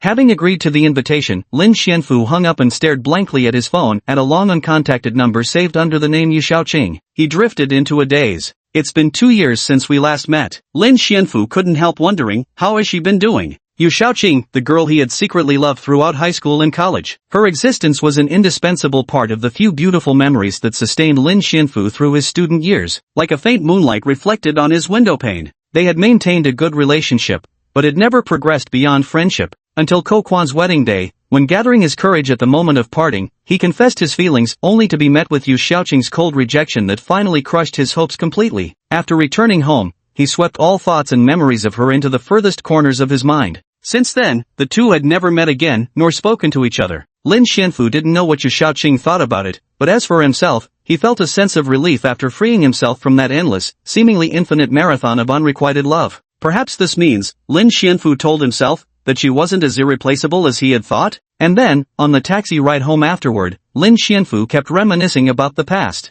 Chapter 33, Class Reunion. Lin Xianfu never considered himself someone who would get lost in memories, yet today when he came to his senses, the alarm he had set was already ringing. 1900 hours, the agreed time, was almost upon him. How did I get home? What have I been doing these past few hours? Lin Xianfu asked himself blankly, but of course there were no answers to be found. In the end, he could only come to one conclusion. Time seemed to pass unusually quickly today. After spacing out for a while longer, he suddenly rolled out of bed, took a thorough shower, and only stopped when shaving as he stared at the unfamiliar face in the mirror. The reflection showed golden yellow pupils, flawless pale skin, sharply defined facial features, and medium-length hair neatly combed and flowing down the back of his head. It was a flawlessly handsome face, but also one completely different from his former self. But then, as he thought about what had happened to himself, Lin Xianfu calmed down. At first, when he heard about the class reunion, there might have been a flicker of expectation in his heart, hope that his current face might make Yu Xiaoqing change her mind, hope for the astonished praise from everyone at how much he had changed, hope that those sweet memories he had once imagined but never came to pass might finally happen to him. But all of this came at a price. Lin Xianfu's still vigorously beating heart, the sour bile constantly rising in his throat, and the low growl of hunger in his stomach were constant reminders of what he had become. He set down the razor, lowered his eyelids, and reflected inwardly. He couldn't ignore how terrifying the monster inside him was just because of some superficial benefits. Nor should he feel satisfied or pleased with this transformation. That would only play right into the hands of the monster lurking within his body. By the time Lin Xianfu arrived at the address Ko Kwan had given him, an hour had already passed. The class reunion was being held at a moderately upscale restaurant that was quite well known locally, with reportedly good reviews. From a distance, Lin Xianfu spotted his best friend, a guy about 1.7 meters tall who insisted on wearing thick-soled shoes while stubbornly claiming to be taller than him. Today, his friend was dressed rather formally in a black suit, his hair slicked back, standing at the entrance and looking around as if searching for someone. Then, in a fleeting moment, Kokwon caught sight of Lin Xianfu walking toward him, his stern square face blossoming into a wide grin. "Hey, Fu, haven't seen you in 2 years. You're all dressed up like a proper gentleman now." Kokwon laughed as he strode forward, not missing a chance to tease. Today, Lin Xianfu was dressed in casual wear, a gray t-shirt on top, straight-cut trousers below, and a pair of newly bought sneakers on his feet. He chuckled wryly and retorted, "Come on, how could I compare to young Master Ko here, suited up with a tie and sporting the latest iPhone? Dressed so sharp, those who know you might not bat an eye, but strangers would think you're here for a blind date." After trading a few more jabs, Kokwon suddenly looked astonished. He scrutinized Lin Xianfu's face closely and marveled, "Did you get plastic surgery? How'd you get so handsome all of a sudden?" "I just took off my glasses. That's all, it's just an illusion." Lin Xianfu had this explanation down pat by now. "I've always been this handsome." Bullshit. Kokwon didn't pay it much mind. What was so strange about his buddy looking better? Grinning, he leaned in closer and lowered his voice, "Yu Xiaoqing's sitting inside. With that outfit today, I bet you'll have her head over heels." Lin Xianfu chuckled quietly, neither confirming nor denying the topic. Still trading playful jabs, the two walked into the private dining room they'd reserved. There were already over 20 people seated inside. The moment Lin Xianfu entered the private room, his gaze inevitably landed on Yu Xiaoqing sitting at the innermost seat of the round table.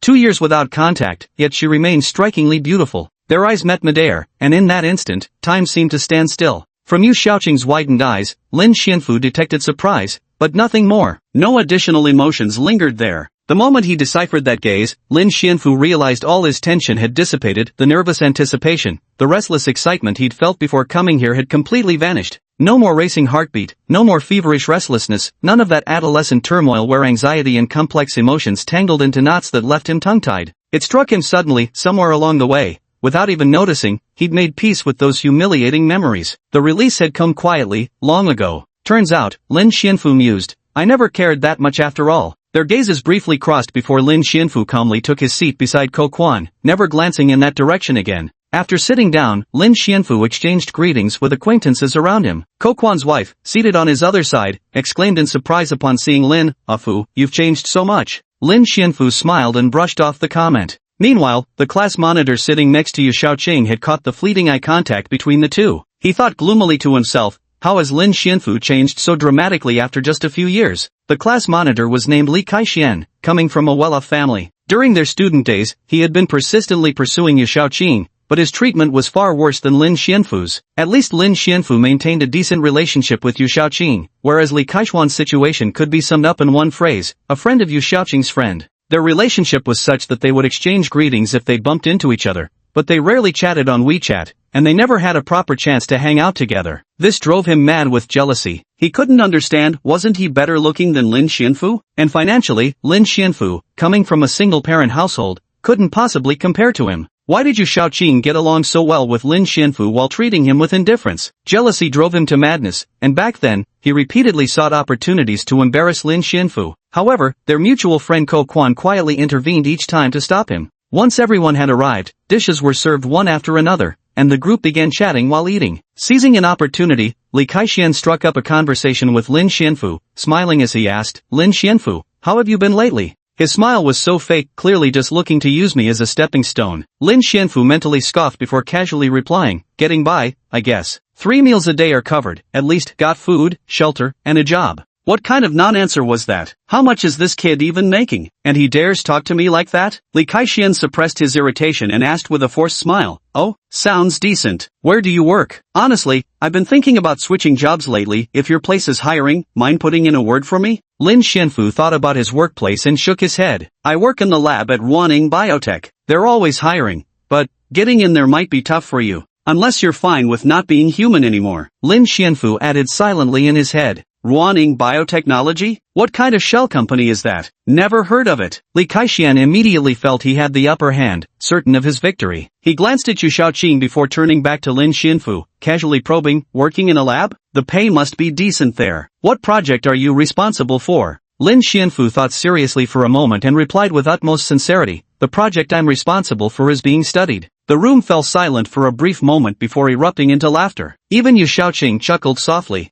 Lin Xianfu shrugged, muttering to himself indifferently, no one believes the truth these days. What a world, sigh. You're still as humorous as ever. Afu, you've got quite the way with words. Ko Kwan and his wife were also laughing, but they didn't take him seriously at all, treating it as pure nonsense to lighten the mood. Ha, you still know how to talk the talk. Li Kaixian laughed so hard that tears nearly streamed down his face. After catching his breath, he suddenly dropped his earlier amusement and said, listen here, Lin Xianfu, if you're struggling, why didn't you reach out to me sooner? We were classmates, I could have at least found you a job. Why resort to such tall tales? My family's company happens to need a doorman. You look pretty sturdy, perfect for the job. Li Kaishuan's sarcasm was no longer veiled. Lin Xianfu couldn't care less and didn't even bother responding. And because of this remark, the others laughed even louder, deliberately amplifying their laughter to match Li Kaishuan's, the volume so great that a sliver of sound leaked into the neighboring private room. Only Ko Kwan, upon hearing this, stopped laughing, his expression turning icy. Even his wife felt the class monitor had gone too far, and her smile faded as well. What's so funny? Share the joke with me. Just then, a voice from the doorway shattered the laughter.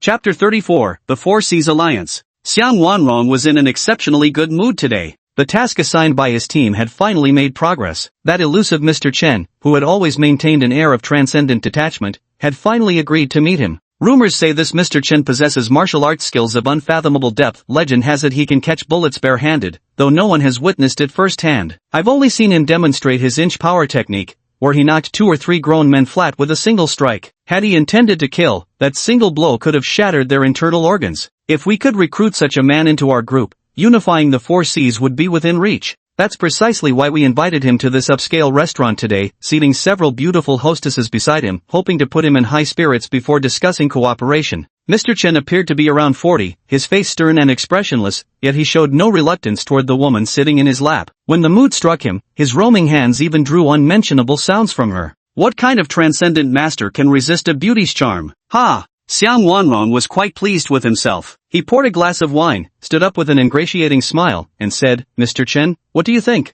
Just then, a burst of raucous laughter from the neighboring private room interrupted him. The noise wasn't particularly loud, but in the quiet of their own room, it stood out noticeably. Being cut off just as he was about to speak displeased Xiang Wanrong, though he didn't show it in front of Mr. Chen. He continued, Mr. Chen, about the proposal I just mentioned, what do you think? Ha ha ha, ha ha. Just as he was speaking, laughter erupted from the next room at precisely the right moment to cut him off. The volume was faint yet unmistakable, once again interrupting what he was about to say. This was the last straw for Xiang Wanrong. His face darkened as he turned to his towering, trusted enforcer, Iron Ox, and ordered, go shut those people in the next room up. Iron Ox grinned, revealing a ferocious expression. You got it. With that, he led 3 men toward the neighboring private room. What's so funny? If it's that amusing, let me hear it too. No sooner had the words been spoken than the private room's door was kicked open. 4 men with fierce expressions barged in. The sudden turn of events left Li Kaixian momentarily stunned, while the others ceased their laughter and turned their bewildered gazes toward the doorway. Laughing? Why aren't you laughing anymore? The tall leader closed the private room door and lit himself a cigarette. I'm listening, why so quiet now? Seeing the hostile expressions of these clearly dangerous men, Li Kaixian began to feel uneasy. He stood up, took 2 steps forward with an apologetic smile. Perhaps we were being too loud earlier. Let me apologize properly, my friend, I'm truly sorry. Who the hell are you calling friend? You think you're worthy? Surround them. Iron Ox took a deep drag of his cigarette and blew the smoke directly into Li Kaishuan's face, the humiliation thick in the air. The arrogance he'd shown earlier had now turned into utter humiliation. And the worst part? He had to swallow it, not daring to retaliate. Following the order, Iron Ox's 3 lackeys approached the table with cruel smirks. As they drew near, every man at the table, except Lin Xianfu, stood up nervously, while the women trembled with fear. This is bad. Being a local, Ko Kwan had seen more of the world. Spotting the tattoos etched on the men's arms, he grew tense and whispered to Lin Xianfu, these guys are probably from a local gang, the Four Seas Alliance. The Four Seas Alliance was a long-entrenched underground syndicate in the area, divided into 4 factions, each operated its own illicit ventures, none straying far from prostitution, gambling, and drugs. There were even rumors they dabbled in human trafficking. Only those who deserve a decade of labor reform if caught can qualify to join this alliance. All members bear the same tattoo, a disassembled numeral 4. What era is this? There are still gangs around? Lin Xianfu asked Ko Kwan curiously. How come I've never heard of them before? They've been lying low these past few years. I've only heard rumors, this is my first time seeing them in person, Ko Kwan said nervously. I'm afraid things won't end well today. Lin Xianfu didn't take it seriously. Gangsters, huh? Criminals, huh? Nothing pleases me more than discussing physics with them. Even setting physics aside, he was practically half a cop himself. How could he possibly let criminal elements slip by? At that moment, one of the underlings noticed someone reaching for their phone to call the police. He immediately strode over and slapped the phone out of their hand, growling viciously, "What do you think you're doing? Did I say you could make calls?" The man who got hit shrank his shoulders and didn't dare make another sound. "What do you want?" As the leader, Li Kaixian felt some responsibility to protect the people he'd brought along while also speaking up for them. He nervously began negotiating. "We were definitely in the wrong earlier. Probably disturbed your gathering. I apologize and am willing to cover your expenses tonight. How's that sound? Compensation expenses? If you ruin our project, 10 of you couldn't pay it back." Tinia said coldly, "But, if you insist on compensating, that can be arranged. I'll give you a chance." With that, his gaze swept across the room and landed on several attractive women. Pointing at them mockingly, he said, "Those women look decent. Have them come drink with us for a while, and I'll forgive your earlier offense." Among the women he pointed at were Yu Shaoqing and Ko Kwan's wife. The women's faces instantly turned pale. Ko Kwan couldn't hold back any longer. He angrily retorted, "I admit we were wrong earlier, but we're willing to compensate." "Don't push your luck. Is there no law and order anymore?" Even an ordinary man would be driven to righteous fury when his wife is insulted. "Who said you could speak?" Iron Ox barked upon hearing opposition, raising his hand to deliver a slap. Crack! The sound of palm meeting cheek rang out, but to Ko Kwan's surprise, the one who got hit wasn't him. Tinia staggered back a few steps, disbelievingly touching his cheek. When he looked up, he saw a man in casual clothes standing firmly before him, hands in his pockets, staring coldly at him. "Leave the private room now, and I might forgive your earlier mistake." Amidst the stunned gazes of everyone present, Lin Xianfu said calmly, "If you keep harassing us, someone might get hurt." Witnessing this, Ko Kwan froze. Those were people from the Four Seas Alliance. Ah Fu was courting disaster. Even Li Kaixian was dumbfounded. How dare Lin Xianfu act like this? Those guys were clearly vicious criminals. Meanwhile, Yu Shaoqing stared at his retreating figure, feeling the man before her seemed somewhat unfamiliar. At this moment, only one person grew frantic. Tinio, who had been slapped across the face, wore an increasingly gloomy expression. The bulging veins on his forehead betrayed his extreme fury. Chapter 35, Overpowered. Seeing their boss get hit, those lackeys immediately took 2 steps forward and surrounded Lin Xianfu. The tension between both sides was about to explode. "You dare hit me?" Iron Ox clenched his fists, spat out the cigarette butt from his mouth, and roared furiously, "Break him!" The men immediately grabbed whatever they could lay their hands on, chairs, cups, anything within reach, and lunged at Lin Xianfu with weapons raised. Chaos erupted instantly. The women present screamed in alarm, and Ko Kwan also snatched up a chair, ready to rush to his sworn brother's aid. They attacked from 3 directions, front, left, and right, but Lin Xianfu twisted his body, lifted his foot, and with restrained force, swiftly tapped each of their faces. 3 dull cries of pain rang out as the men were sent flying. Only when they crashed onto the dining tables, unconscious with shoe prints stamped on their faces, did the other classmates finally realize what had just happened. "What's going on?" Tinio froze in place. In just one encounter, all 3 thugs were knocked unconscious? Even that Mr. Chen couldn't have done this, could he? "I already warned you." Lin Xianfu withdrew his foot and said calmly, "If you don't scram, you'll end up just like them." When did Afu become so fierce? Ko Kwan looked utterly shocked. He'd never realized how skilled a fighter he was before. Li Kaixian had already stealthily retreated at the sight, not daring to show his face again, his mind racing. Did I offend him too badly just now? Would he come after me next? The other classmates shared similar thoughts, quietly shrinking behind Lin Xianfu and leaving a wide open space around him. "You're quite a fighter, kid." Tinia snapped back to reality and said, "But fighting skills won't help you, boy. You've messed with the wrong people." "Tinio, what's going on here?" Right then, Xiang Wanrong, who hadn't seen his trusted subordinate return, walked over and found his man knocked unconscious on the ground. His expression darkened even further.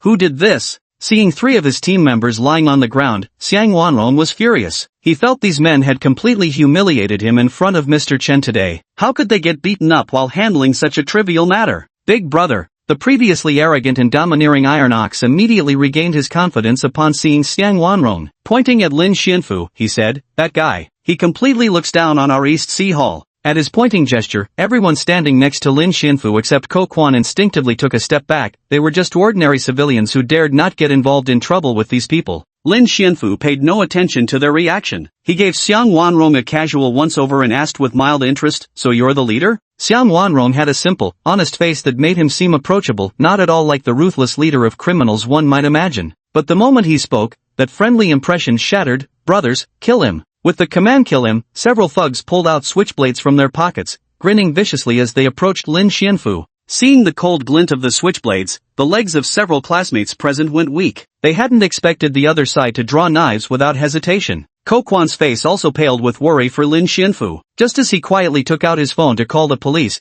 he saw Lin Xianfu charge straight into the crowd. His moves appeared ordinary, but his speed and strength were terrifying. Within moments, all the thugs were knocked to the ground. After a few screams, 6 men lay on the ground. The only ones left standing were Tinio, Xiang Wanrong, and that Mr. Chen. At this moment, Mr. Chen narrowed his eyes slightly. After observing Lin Xianfu's skills, his expression changed subtly. Your skills are impressive, but your techniques are rather simplistic and lack adaptability. Could it be, you've reached the Hotian realm? Hotian realm? What the hell is that? Lin Xianfu didn't understand, but now wasn't the time to ask, that would be too lame. He could only reply, so what if I have? Neither admitting nor denying, perfect. Since we're both martial artists, what's the point in taking out our frustrations on ordinary people? Mr. Chen said with a smile. In my opinion, with your level of skill at this age, your future is boundless. Why not join my martial arts school? The terms are negotiable, and I could personally mentor you. No need. Without a second thought, Lin Xianfu sneered and refused. I have no interest in being a gangster's lapdog. Also, could you wipe that lipstick mark off your face before speaking? At your age, I'd be embarrassed for you. When it came to sharp-tongued remarks, Lin Xianfu had never backed down from anyone, and since things had already escalated to this point, might as well gather everyone to discuss physics together. Mr. Chen's expression flickered with momentary embarrassment. His patience had long worn thin, and fury simmered beneath the surface. But to maintain his masterly demeanor, he forced a look of regret onto his face. Such fiery youth. Very well, today I'll show you what it means when the heavens have heavens, and men have their betters.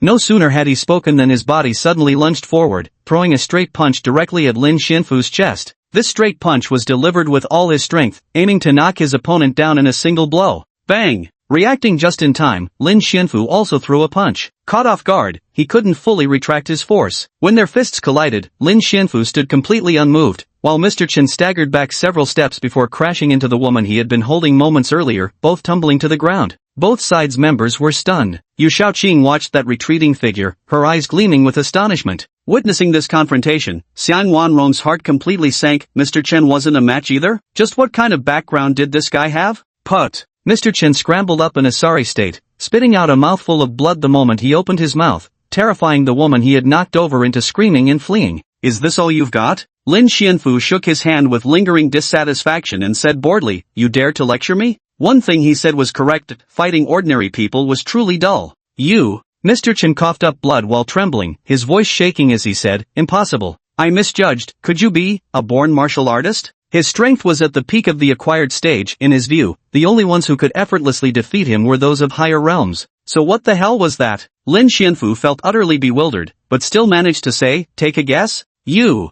Mr. Chen was rendered speechless. Before he could catch his breath, he collapsed unconscious on the ground. Xiang Wanrong and Tinia stood frozen for a long moment, their gazes at Lin Xianfu now filled with terror. Today we've been had. After a long silence, Xiang Wanrong said through gritted teeth, but this isn't over. What are you talking about? Did I say you could leave? Lin Xianfu said inexplicably, someone already called the police earlier. Stay right where you are, none of you are getting away. The two of them were already regretting why they had even come looking for trouble in the first place. Now they were stuck in this awkward situation, too scared to leave for fear of getting beaten, and even more afraid to call for backup. If the cops showed up, any reinforcements would just be delivering themselves on a silver platter. By the time the police and the restaurant manager arrived to clean up the mess, hauling away those sprawled on the floor and those still standing, Lin Xianfu spotted a familiar face again. Why is it always you? Gao Yong said irritably, you just finished brawling in the morning, and now you're back for round 2 in the evening, huh? Lin Xianfu shrugged. They threw the first punch, can't blame me for that.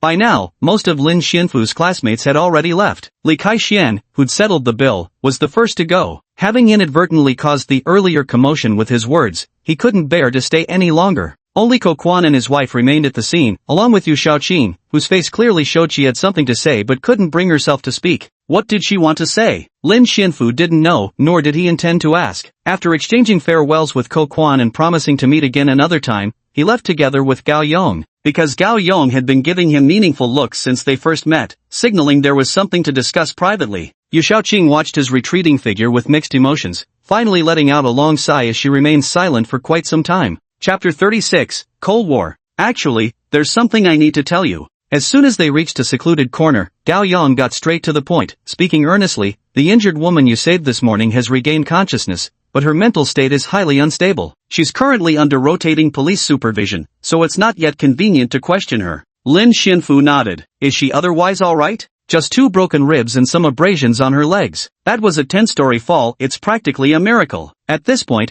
Gao Yon looked at Lin Xianfu with a complicated expression. "To be honest, you've been surprising me non-stop since our first meeting." Lin Xianfu. That line sounds familiar. Didn't Bai Mian say something similar? Lin Xianfu shook his head and asked, "Why do you say that?" "Due to the nature of my work, you understand." Gao Yon cleared his throat and said, "I frequently come into contact with hosts of abnormalities. Aside from team leader Sun and you, most of them have rather peculiar personalities. Although they can communicate normally, they often unintentionally reveal their violent side as monsters, which frightens others. Even I am extremely cautious around them, afraid that saying the wrong thing might anger them and lead to my own death." After a pause, Gao Yong continued, "But you're different. I've never felt such abundant humanity in any other abnormality host before. You can hold normal conversations, crack jokes together, and even risk your life for others like you did this morning. I've never seen a host quite like you before. Can you tell me what was going through your mind when you charged forward this morning? Were you really not afraid of death?" "Afraid of death?" Lin Xianfu froze for a long moment. It seemed he genuinely hadn't considered that.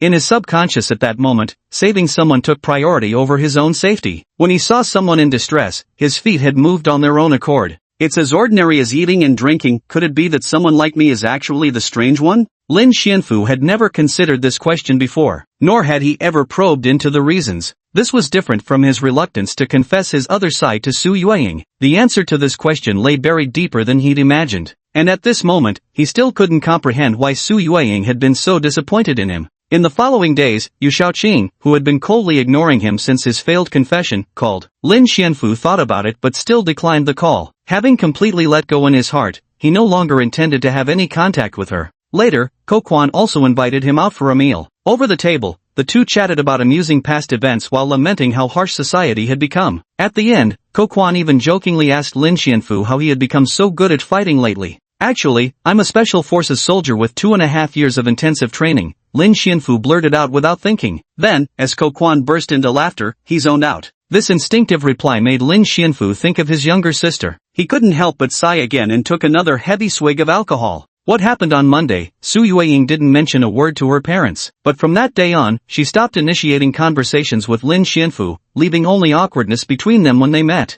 Lin Xianfu didn't have any good solution for this either, and could only let things take their natural course. Soon, it was Friday, and the Lin family gathered together for a meal at the table. The little girl wore a sullen expression while eating, which Lin Wanqin and Su Jianli noticed immediately, prompting them to ask her anxiously what was wrong. Then she pouted her lips and said angrily, "Nothing. Nothing happened at all." Lin Xianfu kept his head down and ate his meal without joining the conversation. He thought to himself that his younger sister would probably get better after some more time, right? Soon after, the uneventful weekend with nothing much to talk about also passed by. This week Lin Xianfu was so bored he was itching to find a side gig, but couldn't decide what kind of part-time job would be suitable. Incidentally, just a few days prior, Lin Xianfu had confessed to his mother that he'd quit his previous job and found a new position at a research institute with better pay than before. He didn't dare elaborate too much about the exact salary, fearing it might raise suspicions. Lin Wanqin was overjoyed upon hearing this, and that evening she chatted with her son for a long while before finally letting him leave. Thus, that guest room became Lin Xianfu's own quarters. When Monday morning arrived, Lin Xianfu got up as usual for his morning run and encountered Su Yueying, who was brushing her teeth.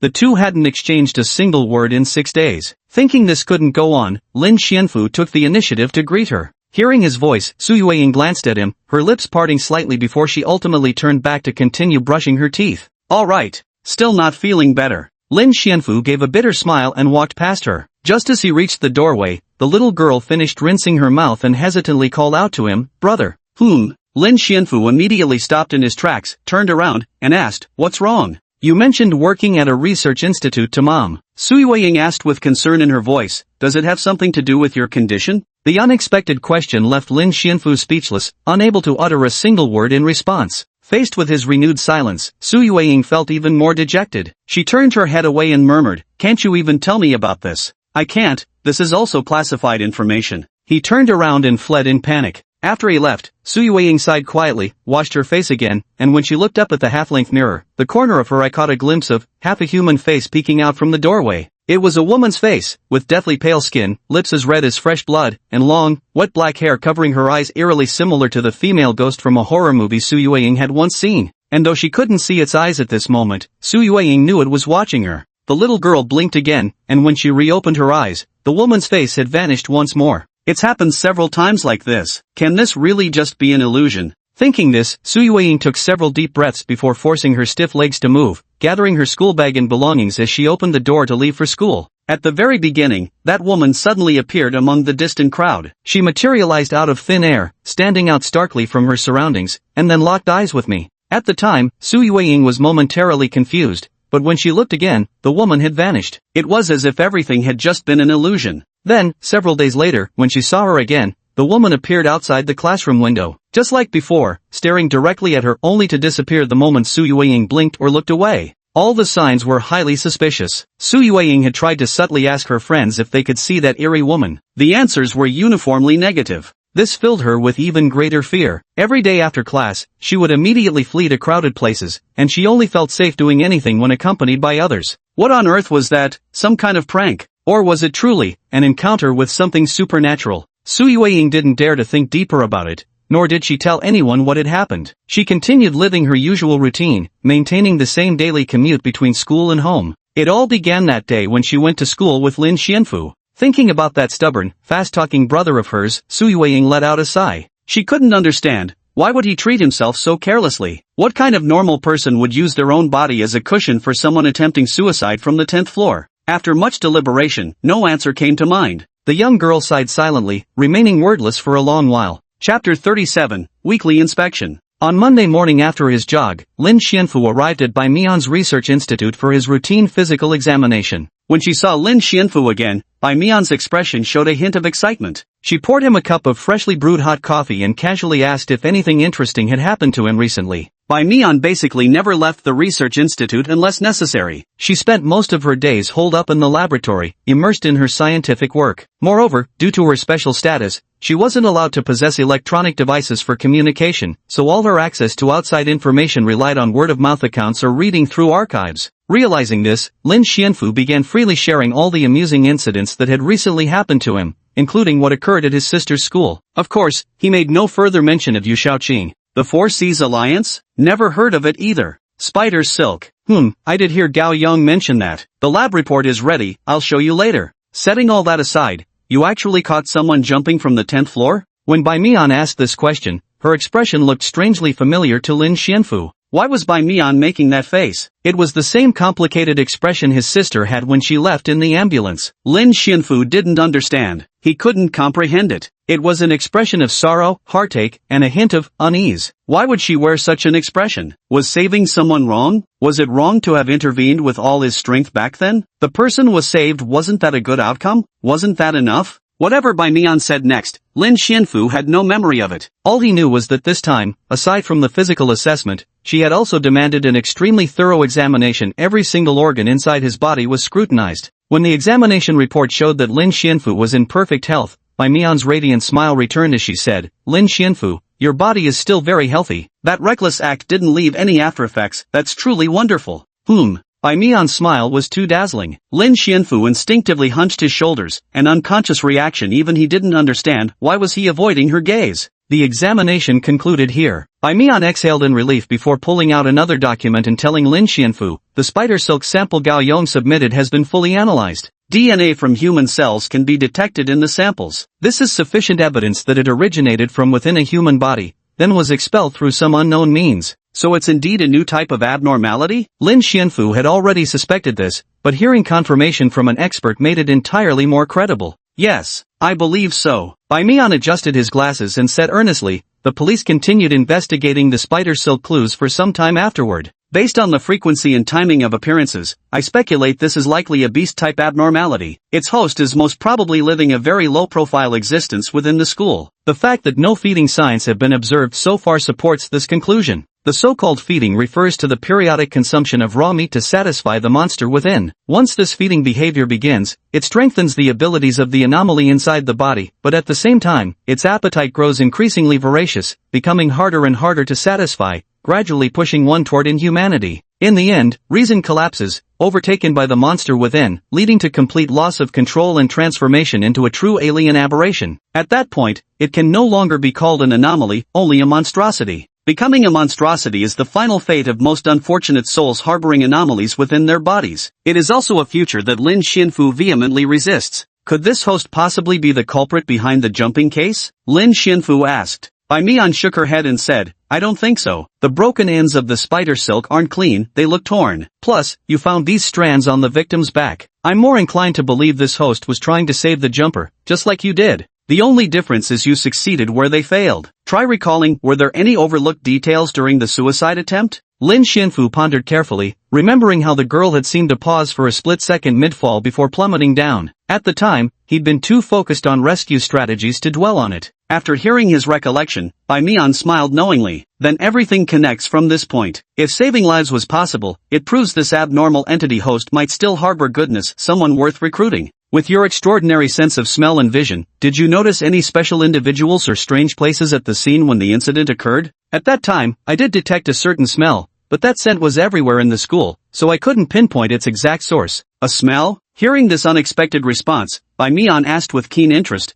you mean you can detect the scent of anomalies? What exactly does it smell like? Lin Xianfu pondered for a moment before carefully replying, I've only smelled it twice. The first time was from Joe Ruwashio. It was a foul stench, similar to the odor of decaying flesh. Joe Ruwashio has had contact with related matters behind the scenes, so it's not surprising you detected this scent on him. Bai Mian quickly summarized her thoughts. The second time was at the suicide scene. It wasn't a rotting smell, but rather an indescribable sour stench. Lin Xianfu tried to find an analogy, like the musty odor of old clothes that haven't been washed for days, dried after being soaked in rain. A sour stench. Bai Mian took a sip of coffee, her index finger lightly tapping the cup as she sank into thought. Lin Xianfu also took a sip of coffee, quietly awaiting her conclusion. Neither of these scents could possibly come from an ordinary person. I see, so it must be the smell of an abnormal entity. Having said this, Bai Mian then asked with some puzzlement, since you're both hosts, you must have met Sun Jingyu, right? Did you notice any strange smells coming from her? No. Lin Xianfu answered quickly. Sun Jingyu only carried a faint trace of light perfume and a mild, non-irritating tobacco scent. In short, just like Bai Mian, she smelled quite pleasant. But this particular observation Lin Xianfu decided not to share honestly. Unfortunately, reality often goes against our wishes, and the conversation naturally shifted in a strange direction. Oh, Bai Mian nodded, then suddenly seemed to remember something and asked with inexplicable nervousness, then, have you smelled any scent on me? The white coat I'm wearing hasn't been washed for 2 days. Bai Mian regretted her choice inwardly. She should have worn something new. What a miscalculation. She should have remembered how sensitive his sense of smell was. Lin Xianfu felt a little embarrassed and stammered, I can't smell anything strange, just a pleasant fragrance. He couldn't very well admit the truth, that Bai Mian smelled wonderful and he quite liked it. That would make him sound like a creep. Bai Mian carried a floral scent reminiscent of orchids, perhaps her natural body fragrance, or maybe it was from her shower gel. In any case, he couldn't tell. Chapter 38, and so, he became a security guard. Alright, let's get back to the main topic. Lin Xianfu cleared his throat, promptly cutting off the increasingly derailed conversation. Bai Mian responded with a soft acknowledgement and took another sip of coffee, though her fingertips trembled slightly. She found herself wondering, had she forgotten to wash her hair last night? Could there be some odd smell that Lin Xianfu was too polite to mention? The girl's thoughts were complex, and she secretly resolved, before meeting him next time, perhaps she should pay more attention to her attire and cleanliness. By the way, Bai Mian, there's something I'd like to discuss with you. After speaking, Lin Xianfu scratched his head, somewhat at a loss for words. Go ahead. Bai Mian snapped back to reality, only then realizing she had been lost in thought. It's about my salary, Lin Xianfu said nervously, constantly watching the girl's expression to guard against her displeasure. Could I get an advance on part of it? It was a very practical issue. As of today, Lin Xianfu found his wallet empty, his credit maxed out, and debt collectors already calling to demand repayment. At 24 years old, he simply couldn't bring himself to ask his mother for money, so he had no choice but to steel himself an approach by Mian to discuss the possibility of a salary advance. The atmosphere hadn't been right when they discussed terms after his trial period, so Lin Xianfu had let the matter drop. Now that he'd returned today to discuss official business, bringing up this small additional issue shouldn't be too much, right? Bai Mian wouldn't get angry, would she? That's it? Alright. Bai Mian nodded, inexplicably finding Lin Xianfu's flustered expression somewhat endearing. It was rare to see someone who had become an abnormality host still so hung up on mundane financial matters, but this also precisely indicated that Lin Xianfu's humanity remained remarkably intact. Casually grabbing a piece of paper, Bai Mian wrote special approval for 50k salary advance, pay Lin Xianfu and signed his name at the bottom before handing it over with a gentle smile. Take this to the front desk later, they'll know what to do. With trembling hands, Lin Xianfu accepted the paper, took a deep breath, and carefully tucked it into his pocket. 50k. In his previous life, this would have taken ages to save up. The financially strapped Lin Xianfu kept mentally thanking Bai Mian for this lifesaver of a favor. Bai Mian rested her chin on her hand, smiling faintly as she watched Lin Xianfu's cautious demeanor, so starkly contrasting with his formidable status, finding him increasingly unique and endearing. By the way, Bai Mian, Lin Xianfu smoothly changed the subject, voicing the thought he just had, since there are hosts of abnormal entities lurking in the school, could I also find a suitable identity to infiltrate it? To prevent any accidents. He added, this way, I could also investigate their identities. Do you think it's feasible? Bai Mian chuckled softly, choosing not to expose his flustered little scheme. I think it's fine. Coincidentally, your younger sister, Su Yueying, attends that school too, so this would also serve to protect her. Lin Xianfu nodded, holding the same thought in his heart. Although she was currently ignoring him, she was still one of the important family members after all. Given his nature, he couldn't just stand by and do nothing. In that case, you'll have to come up with a suitable identity. Bai Mian smiled and said, an identity that allows you to freely roam the campus anytime without being treated as a suspicious person and expelled, while also not drawing too much attention. There's really only one left. And so, 2 days later, on Wednesday, Lin Xianfu started his new job as a security guard. In the break room of the school security booth, early in the morning, Lin Xianfu looked at himself in the mirror, admiring the newly issued black uniform he had just put on. Not bad, he thought, it fits pretty well. Just as squad leader Li Kaixian had predicted, he'd ended up becoming a gatekeeper. Though at least it wasn't at Li's company, Lin Xianfu grumbled inwardly. When he came for the interview, all the other applicants were middle-aged men in their 40s or 50s. He was the only young guy in his 20s applying for the job. Needless to say, he absolutely crushed it. His advantage was obvious. The screening was approved the same day, and he received his security uniform and started work the next day. During his employment, Lin Xianfu also ran into Su Yueying at the school. The young girl stared at him blankly for a few moments before walking away with a stiff, expressionless face, not even wanting to greet him. Lin Xianfu remained silent, sighing inwardly, and chose not to follow her. Instead, he quietly focused on the information his sense of smell was picking up. It was only after entering the school that he realized the sour, musty odor could be detected from almost every corner of the campus. Including Su Yueying, even other students carried this faint sour odor. The sense range was so extensive that its direction and source were difficult to pinpoint. If this smell isn't coming from the host of a spider-type aberration, then doesn't that mean there are two hosts lurking in this school? Lin Xianfu thought to himself, chuckling silently. Wait, no. Including me, that makes 3 enough to play a round of landlord. At this school, security guards worked either morning or night shifts, with the night shift including patrols of the evening classes. Normally, patrols were conducted in groups,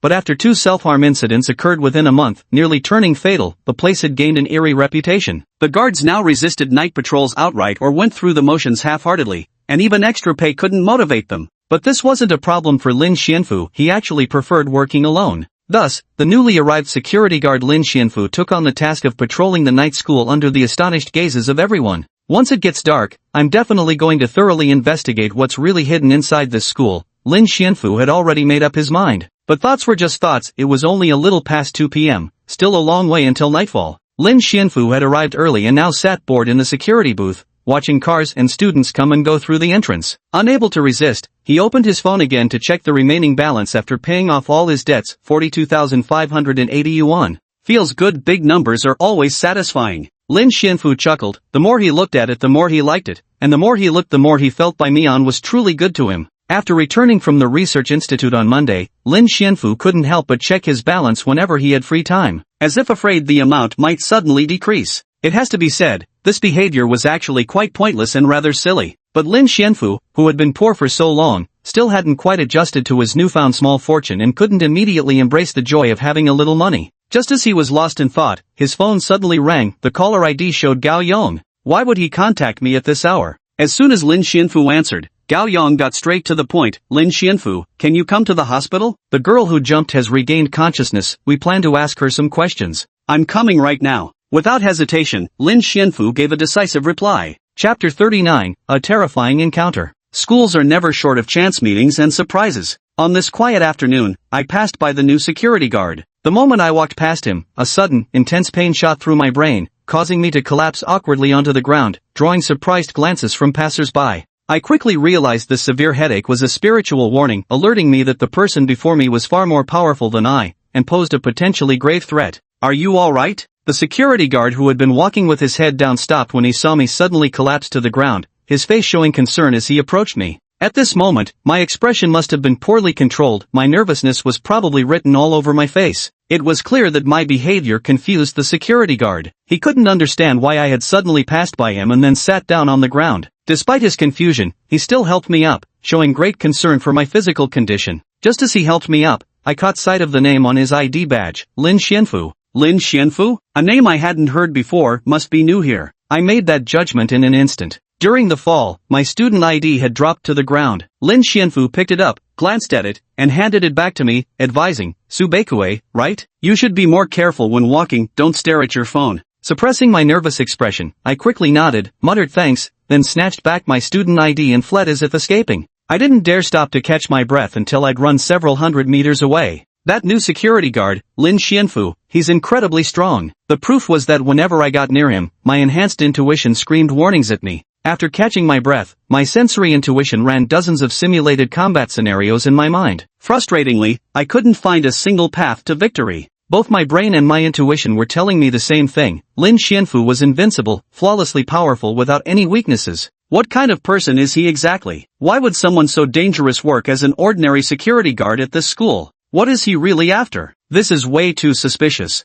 That being said, I can't help but feel excited. Because, in shonen manga, the strength of a hero often needs to be set off by a powerful villain. Just awakened superpowers and already encountered such a formidable foe, am I not walking the path of a shonen manga protagonist? Highly likely, it's so similar. After some thought, I quickly made up my mind to investigate tonight just what is Lin Xianfu lurking around the school for. Subekue. Lin Xianfu looked at him wearing long sleeves and wondered, "It's 31 degrees Celsius today, isn't he hot?" Though it was strange how he suddenly sat on the ground the moment he got close. But Lin Xianfu didn't dwell on it too much, having already confirmed that this Subekue, like the people outside the school, didn't carry that peculiar odor. This meant the source of the sour, rancid smell wasn't him. The possibility of him being the host of the anomalous entity responsible for the incident could basically be ruled out. The top priority now was still getting to the hospital. Following the name of the hospital from his memory, Lin Xianfu took another taxi to get there. When settling the bill, Lin Xianfu couldn't even be bothered to ask how much it was. He simply shouted, "Scan this." The driver handed over the payment QR code,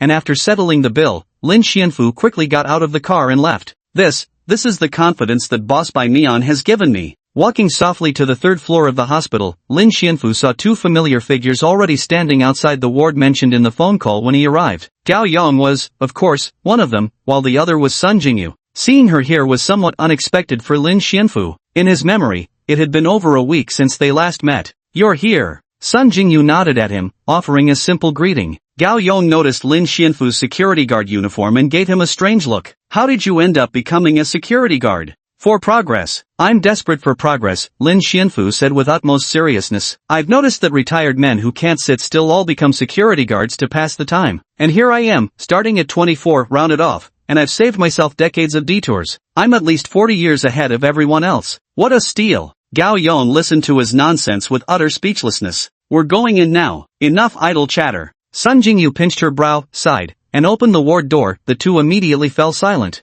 At the sound of the door opening, those inside the ward looked over. Lin Xianfu's gaze swept across the room, taking in not just the patient sitting on the bed but also a middle-aged couple beside them, likely the girl's parents. The girl who jumped from the building was named Yang Liwen, a 21-year-old sophomore majoring in business administration. The girl's face was gaunt and listless. Even when she heard the door open, she showed no reaction, staring blankly with her head bowed. Sun Jingyu nodded towards the man and woman, who then silently left the hospital room. After their departure, the atmosphere grew somewhat heavy. Lin Xianfu also restrained his emotions, finding it inappropriate to speak. Being a woman herself, Sun Jingyu proceeded, under Gao Yong's astonished gaze, to ask Yang Liwen some questions in an uncharacteristically gentle tone. "Hey, what's with that look? Something amusing going on?" Lin Xianfu whispered to Gao Yong, who cautiously replied in an equally hushed voice, "I've worked with Team Leader Sun for 3 years. This is the first time I've ever heard her use that tone. You too, have you said enough? I can hear you." Sun Jingyu's calm remark instantly stopped all their furtive movements. After this, Yang Liwen began recounting a horrifying story to the three present, her voice trembling. According to Yang Liwen, one night a month ago, while walking back to her dormitory from the library, she noticed someone following her. Whenever she started walking, the sound of plod footsteps would immediately echo from not far behind, as if someone wearing heavy rain boots was deliberately making noise to catch her attention. These footsteps maintained a precise distance, neither too close nor too far, only appearing when she moved and falling silent the moment she stopped. With no one else around and the surroundings eerily quiet, she, a young woman walking alone, felt too frightened to look back. She could only quicken her pace and hurry back to her dormitory. Fortunately, the library wasn't far from the dormitory. As she entered the stairwell of the dorm building, driven by curiosity, Yang Liwen stealthily glanced toward that direction, using the corner as cover. Then, she saw a middle-aged man with a ghastly pale complexion crawling on all fours, his face pressed against the ground, staring up at her with icy eyes from below. Their gazes met for just an instant before Yang Liwen let out a scream and sprinted back to her dorm at top speed. Yet at that moment, Yang Liwen had no idea this was merely the beginning of a long nightmare. Chapter 40 Analysis. After the terrifying encounter in the stairwell, Yang Liwen recounted what she had seen to others, but no one took her seriously, dismissing it as sleep-deprived hallucinations. For the next 4 or 5 days, she remained in a state of fearful anticipation. When no trace of that eerie man reappeared and she had nearly convinced herself it was just a mistaken sighting, he suddenly emerged again. This time, he stood about 10 meters away from her in the middle of the sports field, his face deathly pale, dressed in tattered work clothes with thick rubber rain boots. The stream of people passing by moved around him as if he were invisible. When Yang Liwen screamed and asked others to look, the man had already vanished. When she questioned the people jogging on the playground, they only gave her a strange look, saying, "There's only been us here just now." "What strange man are you talking about?" This reply successfully terrified Yang Liwen so much that she couldn't sleep for days, her spirit withered, and she felt listless all day long. From that day on, the strange man appeared more frequently. At first, it was just following her, then appearing on the playground, and later outside the classroom. His appearances became more and more frequent, the distance closer and closer, until she could even hear the man's footsteps outside the shower curtain while bathing. Yang Liwen was on the verge of a breakdown, convinced she had encountered something unclean. She tried visiting temples to pray for blessings and consulting fortune-tellers, but nothing worked. The most bizarre incident was when she drank the holy water given by a shaman inside the palm-sized porcelain bowl. The man's face surfaced on the water. At this point, she completely broke down, unable to comprehend the origins of her experiences. Unable to endure the unbearable madness that no one else understood, she chose to walk up to the rooftop that morning. After listening to this fragmented, unbelievable story, the police officers and security guards present fell into silence. This sounds a bit like a ghost story. Lin Xianfu thought to himself. Do you still remember that man's face? Sun Jingyu was the first to ask. Yang Liwen remained silent for a moment before slowly nodding. Seeing this, Gao Yong immediately went out to fetch paper and a pen. Handing them over gently, he said, "Miss Yang, don't be afraid. We'll do everything we can to protect you. Now, please draw the face of the man you saw. Even a rough sketch will do. We have specialized techniques to investigate and reconstruct it." Professional skills must refer to fantasy armament, Lin Xianfu thought. Yang Liwen's hands trembled as she closed her eyes in pain. After searching her memory for a long time, she hesitantly sketched what she had seen on the white paper. Soon, a man's portrait appeared on the paper. When Sun Jingyu took it, the three of them huddled together to examine it. The drawing depicted an ordinary-looking man with a black mole at the corner of his mouth, wearing a faded blue work uniform and thick-soled black rain boots. A very common worker's attire, but it was enough. Gao Yong carefully folded the paper, planning to have someone investigate it as soon as he returned. Lin Xianfu did recall something and wanted to ask Yang Liwen if she had felt any pulling sensation when she fell. However, seeing her pained expression, he decided against it, better not to upset her further. Sun Jingyu glanced at the time. Over an hour had passed. The three of them bid farewell to Yang Liwen, urging her to rest and not dwell on things, before leaving. After closing the hospital room door, Sun Jingyu's expression turned grave as she asked the other two, "What are your thoughts about this man?" "I'm a staunch atheist. Ghosts shouldn't exist in this world." Lin Xianfu was the first to speak up. "Lin Xianfu, hearing those words come out of your mouth feels strangely unsettling to me." Gao Yong's lips twitched. "Your very existence is the best counter-argument to atheism, isn't it?" Gao Yong wanted to retort, but soon heard another skeptic voice their opinion. "I don't think this is the work of ghosts either." "All right," Gao Yong nodded, "I agree." None of the three believed in ghosts. This was most likely the doing of an abnormality. As for the methods and motives behind the incident, those remained unclear for now. The man in the photograph is one of the clues, but it doesn't necessarily mean we can pinpoint the key detail from it. Lin Xianfu, however, already had a plan. Pointing at his security guard uniform, he said, "I'll be patrolling the school tonight. Hopefully, I'll find something." "So that's your plan," Gao Yong chuckled, shaking his head. "I thought you were really trying to skip decades of hardship." "Good. This way, we can pursue both leads simultaneously." Sun Jingyu nodded and said, "Based on the information we have so far, there might be more than one abnormal entity in that school. Leaving aside the owner of that spider silk, the eerie man Yang Liwen encountered is most likely an abstract-type abnormal entity. Abstract-type abnormalities differ from beast types that merely satisfy carnal desires. Their needs more commonly involve feeding on emotions. They excel at creating specific conditions to drive their targeted prey into extreme emotional states. By reveling in the torment of their victims, they obtain corresponding spiritual sustenance. Sounds pretty abstract indeed. Lin Xianfu muttered inwardly, thinking this perfectly matched Yang Liwen's experience. Could this unidentified imaginary entity's ability be disguising itself as a ghostly creature to frighten its victims? Yang Liwen just mentioned that she hasn't encountered that man since being admitted to the hospital. Gao Yong said solemnly, is it possible that it has already set its sights on someone else? Sun Jingyu remarked, that's a possibility. However, it might also be beyond its effective range of abilities. The abilities of imaginary entities have range limitations. Beyond a certain distance, their powers weaken or become ineffective. Lin Xianfu learned from Bai Mian that his range assessment was only a C rank. This was calculated based on his maximum sensory distance when fully deploying triple sense overlay, approximately 100 meters. In pure hand-to-hand combat, he'd probably rank around D, with an effective range of roughly 2 meters.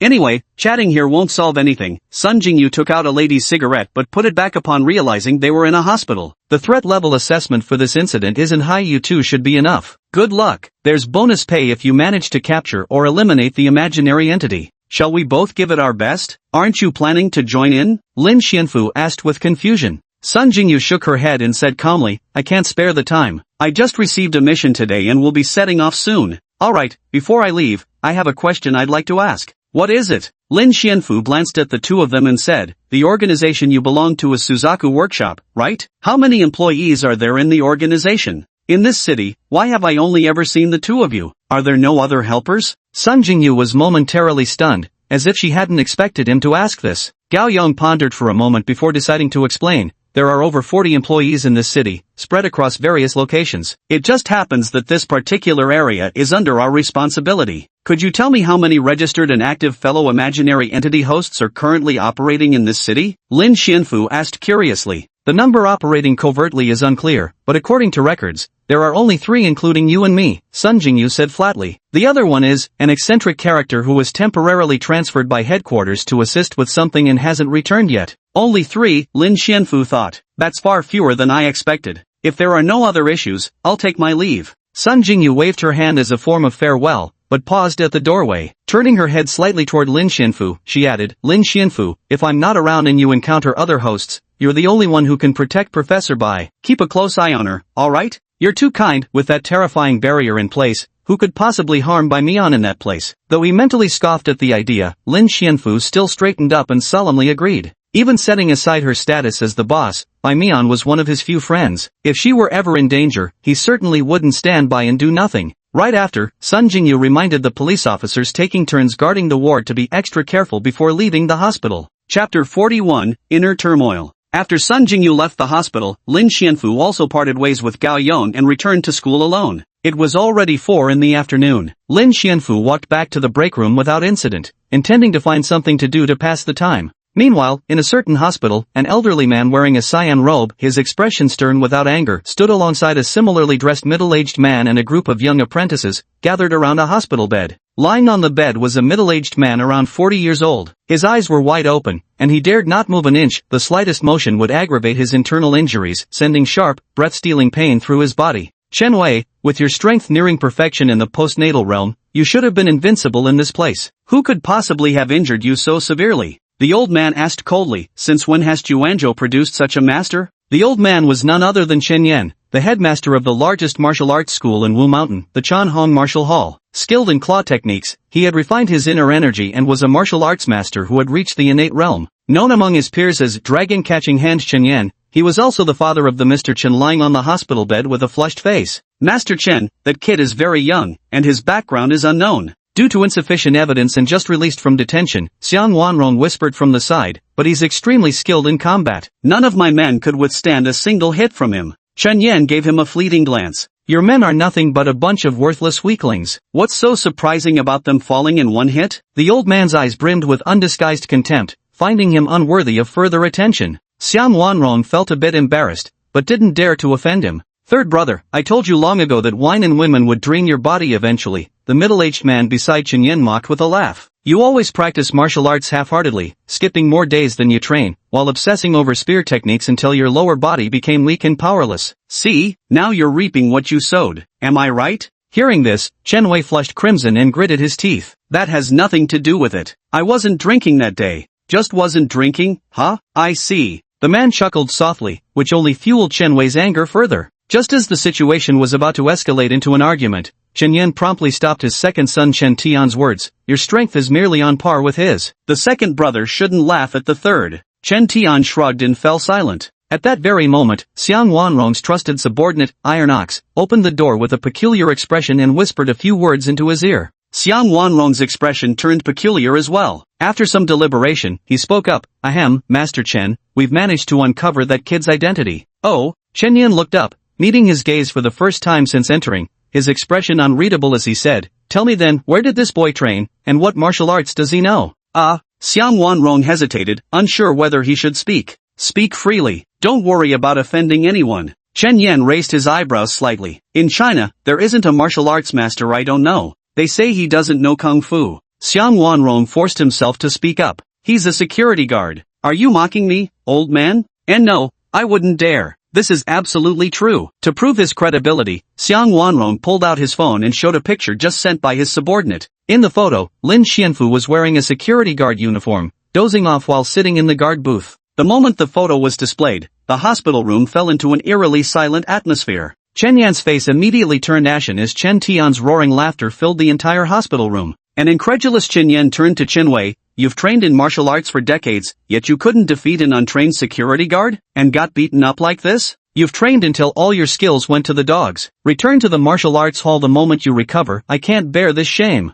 Ha ha ha ha ha, a security guard, ha ha ha. Tears were practically welling up in Chen Tianxiao's eyes, while his fellow disciples beside him were twitching at the corners of their mouths, desperately holding back laughter. Only Chen Wei remained curled up under the blanket, wearing an utterly despondent expression. Same day, 5 p.m., XX University. Su Yueying went to the cafeteria with her roommate. While getting food, as expected, among the crowd, the young girl spotted that eerie woman standing motionless not far from her table. She seemed to be getting closer. The girl's fingers gripping the tray trembled slightly, almost causing her to drop it. The roommate beside her noticed Su Yueying's expression rapidly shift from rosy to pale, then return to normal. She gasped for breath, beads of sweat forming on her forehead, the terror in her heart nearly robbing her of speech until her roommate waved a hand before her eyes and called her name several times, finally snapping her out of it. What's wrong with you, Yueying? You've been looking really pale lately, her roommate asked with concern. Is that Zhang Xingyao still bothering you? Su Yueying shook her head slightly. Ever since Zhang Xingyao had been dragged back by her uncle that day and given a stern lesson, he had become much more subdued at school, no longer daring to approach Su Yueying.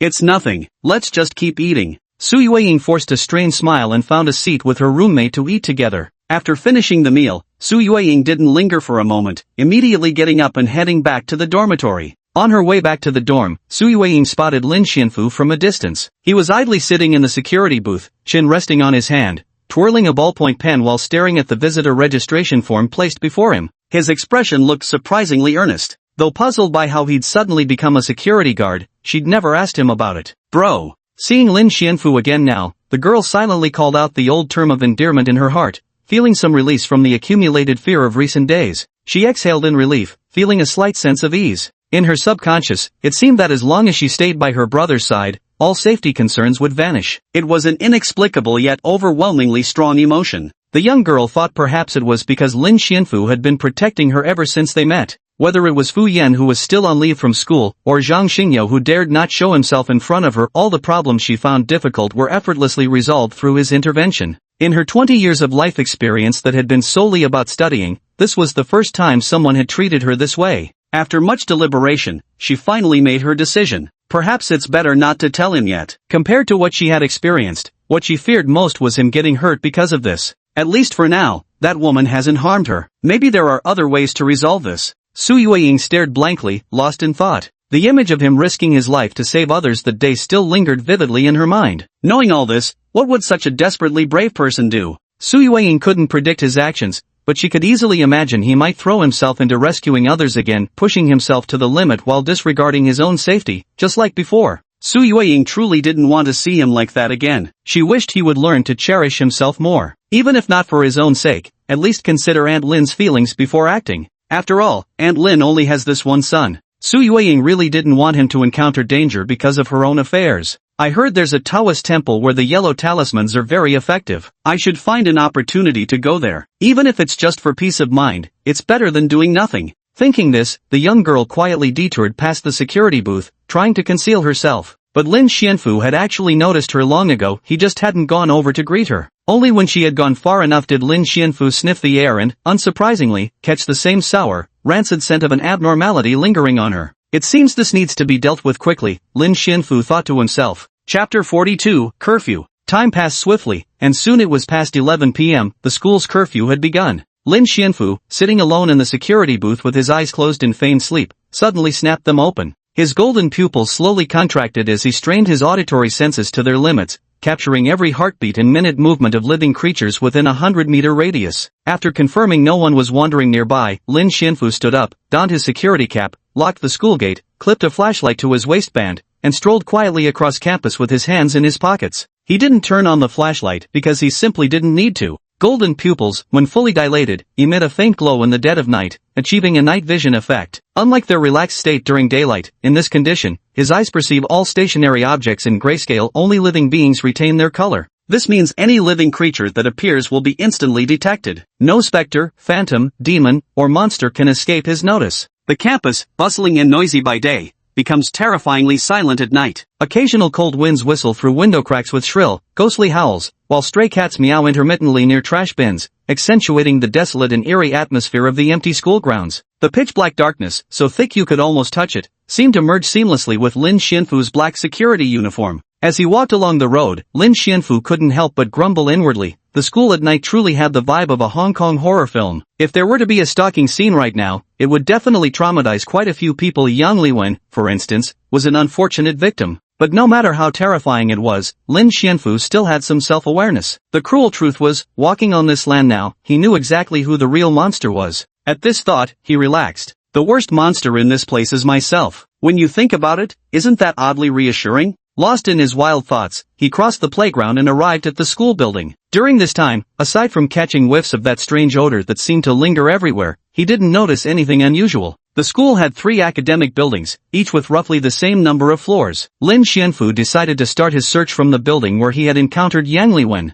As he approached the building, Lin Xianfu heard the hushed voices of a man and woman conversing nearby, long before he reached it. "Will we get caught like this?" This was spoken by a girl, her tone very nervous. "Don't be afraid, it's already past curfew, no one will come in. The security guards haven't been patrolling lately." This was spoken by a boy, and even from dozens of meters away, Lin Xianfu could vividly imagine the impatient expression on his face as he said it. How absurd. Lin Xianfu didn't want to listen anymore. He grumbled inwardly, another pair engaged in the symphony of life. Having overly sharp hearing is truly a nuisance. Ahem. He deliberately coughed loudly, then pulled out a high-powered flashlight and shone it toward the direction of the noise. After a few deliberate sweeps, the area immediately fell silent. Soon after, Lin Xianfu heard the hurried footsteps of 2 people retreating into the distance. "This is for the best. We were never meant to meet. I have no interest in your lives, and you probably don't want to see me either." Pretending nothing happened and parting ways in silence is better for everyone. Lin Xianfu sighed to himself,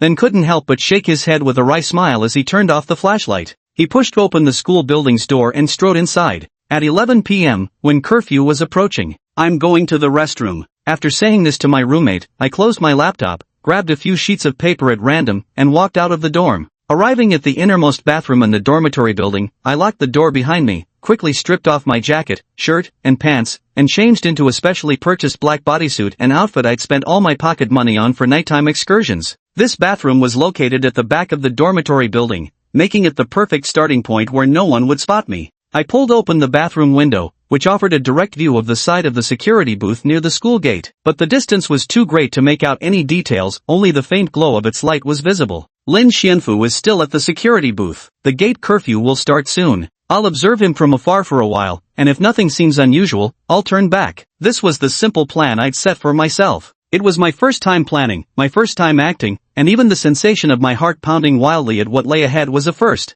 Can I really do this? I couldn't help but pull back my sleeve and stare at the white knot on my wrist, recalling once more how the spider silk I'd shot from the rooftop that day lacked sufficient hardness and stickiness, causing that girl to fall. Regret welled up in my heart again, along with a wave of frustration. Unconsciously, I drifted off into a daze again until the buzzer of the access control snapped me back to reality. Curfew time has arrived. No choice but to go. I, Subekue, am a rookie hero. I clenched my fists, pulled the hood over my face, and stepped 1 foot onto the windowsill. Looking down, I saw the 6th-story drop below me. After taking several deep breaths, I resolutely leaped out the window. Go for it! I plummeted face down toward the ground, my body curling unnaturally as I felt the air currents. Then, just 5 meters from impact, I raised my hand toward a distant poplar tree and pressed down with my middle and ring fingers. Whoosh! Milky white spider silk sprayed from the spinneret with this gesture, adhering to tree branches upon contact. With a slight tug, the elastic thread yanked me forward, achieving rapid movement. Immediately, I adjusted my posture midair and shot another strand of silk to the next anchor point. Alternating hands to shoot webs, I swung through the air before landing steadily 100 meters away from the security booth. Ever since that failed rescue operation, I've repeatedly tested and found that by focusing more intently when shooting the silk, I could enhance its strength while also making it dissolve after a set time, leaving no trace. The latter realization came only after countless failures, leaving behind innumerable strands of unidentified spider silk that might well have been swept away as trash. I've caused trouble for the school's sanitation workers, I'm truly sorry. Feeling ashamed in my heart, I then lightened my steps, clinging firmly to the vertical wall like a reptile, using the tiny barbs on my hands. Plop! As soon as curfew began, the light in the security booth went out. I faintly saw Lin Xianfu put on his hat, lock the door, and walk toward the interior of the school. As he walked, the flashlight at his waist seemed purely decorative, he didn't even need its light. Yet he effortlessly avoided every pothole, strolling as casually as if he were window shopping. The surroundings merged with his security uniform. Watching from a distance, I felt a cold sweat break out on my back from nervousness. He's definitely suspicious. How can he walk without turning on a light in such pitch darkness? What's he up to? Patrol duty? Even with my enhanced intuition, I could barely see in the darkness, yet he dared to walk with his hands in his pockets, completely fearless? Just who is Lin Xianfu? I desperately wanted to approach and follow him, but my instincts warned me this man was dangerous, and I needed to stay far away. I trust my intuition, so I also began moving, quietly following him while maintaining a distance of about 100 meters. Chapter 43 No Abnormalities. Upon entering the school building, Lin Xianfu immediately noticed that the smell here was much stronger than outside. This indicated that the source of that foul odor must frequently linger around the teaching building. Who could it be? A student? Lin Xianfu thought. Students make up the largest group, spending at least several hours each day attending classes in the teaching building. They're the most plausible group with the longest presence here. The building that stays occupied the longest besides students is the faculty. However, during daylight hours, Lin Xianfu had already carefully observed every teacher entering and exiting the school, eliminating over 80% of them as suspects. Therefore, if the abnormality host wished to achieve covert infiltration, the most probable candidates would be students. Tap, tap. Lin Xianfu's thick-soled black boots made soft sounds as they stepped on the smooth tiles of the teaching building. He had searched every corner of the first floor but found nothing. No anomalies. This left him slightly disappointed. Truth be told, besides the purpose of searching, Lin Xianfu had another motive for patrolling alone tonight, to act as bait. Yang Liwen had encountered that eerie person while walking alone. Yet he had been wandering solo for at least half an hour tonight. Why hadn't he run into anything? Aside from that couple in a hurry to rehearse their duet, there were no abnormalities. This is truly dull. Lin Xianfu shook his head, walked up the stairs to the second floor, and opened every classroom door to inspect them one by one. The desks and chairs in the classrooms were all neatly arranged. Lin Xianfu opened each one, but every scene appeared completely identical. Even the blackboards on the podiums were wiped clean, devoid of any written content. This left him somewhat puzzled. Staring intently, he noticed only ashen white, lifeless objects, nothing out of the ordinary. Not even a single mouse could be seen. Incredible, every classroom's desks and chairs arranged so neatly? Not a single mess. Are the university students here so well-mannered? Lin Xianfu mused to himself. No wonder this is the top-ranked prestigious university in the region.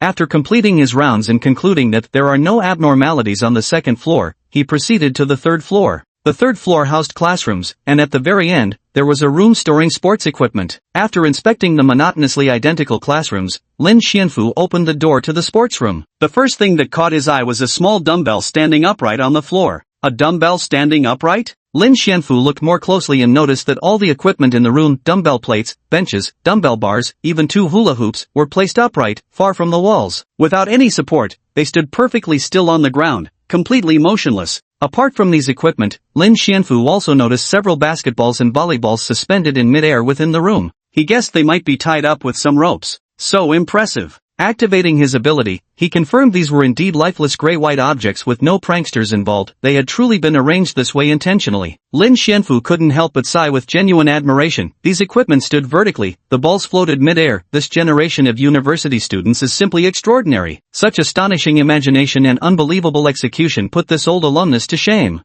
Nothing unusual here. Having reached this conclusion, Lin Xianfu closed the door to the gymnasium and let out a sigh of relief before heading up to the 4th floor. As he turned the corner of the 4th floor staircase into the hallway, the first thing that caught his eye was a perfectly straight line of chairs arranged vertically along the corridor. The chairs stretched from one end of the hallway to the other, about 30 in total, each spaced at identical intervals, forming a neat, uniform row when viewed from the side. Who arranged these chairs like this? Lin Xianfu muttered to himself. While it does have a certain abstract aesthetic, it might scare someone if they see it at night. Caught off guard, one might even hallucinate and think 30 people were sitting on the chairs staring at you. Lucky it's me. Anyone else seeing this late at night would think they'd encountered a ghost. His golden, faintly glowing eyes swept across the room, no anomalies detected. And so, the kind-hearted senior Lin Xianfu rolled up his sleeves and, to avoid scaring anyone tomorrow, proceeded to return every chair to its proper place. Although the stool felt surprisingly light in his hand, he paid no attention to this detail, simply attributing it to his own extraordinary strength. After completing these tasks, he shut all the classroom doors and strode purposefully toward the art room at the end of the corridor.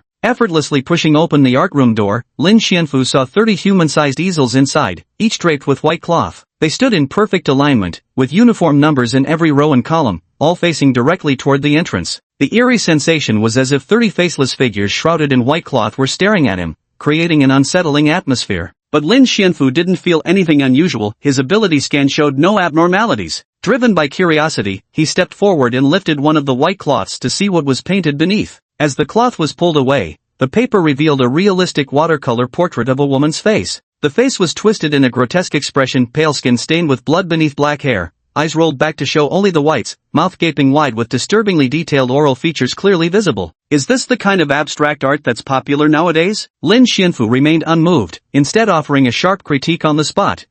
The facial features are remarkably vivid and exquisite. One can clearly see how much effort the artist poured into this painting. They've really gone all out in capturing movement and expression. It's just that it doesn't look particularly human, that's all. Lin Xianfu covered the canvas with the white cloth again, then walked to the next one and pulled off several more cloths only to find the same scene repeated. Each painting depicted that woman's ferocious expression. Seems like last class's assignment was copying these, Lin Xianfu thought to himself. I truly can't comprehend current art trends. What's so appealing about faces like these? Lin Xianfu still preferred the more cartoonish style of two-dimensional art, though three-dimensional wasn't bad either. Just not this creepy style. Hanging this kind of painting in a room could genuinely scare children sleepless. With the white cloth draped back in place, everything returned to normal. Lin Xianfu locked the art room and stepped into the hallway. To his shock, the stools he had painstakingly moved earlier had escaped again, and this time, there were even more of them. A quick count revealed 55. They were neatly arranged in 2 rows along the 2-meter-wide hallway, their backs turned to Lin Xianfu,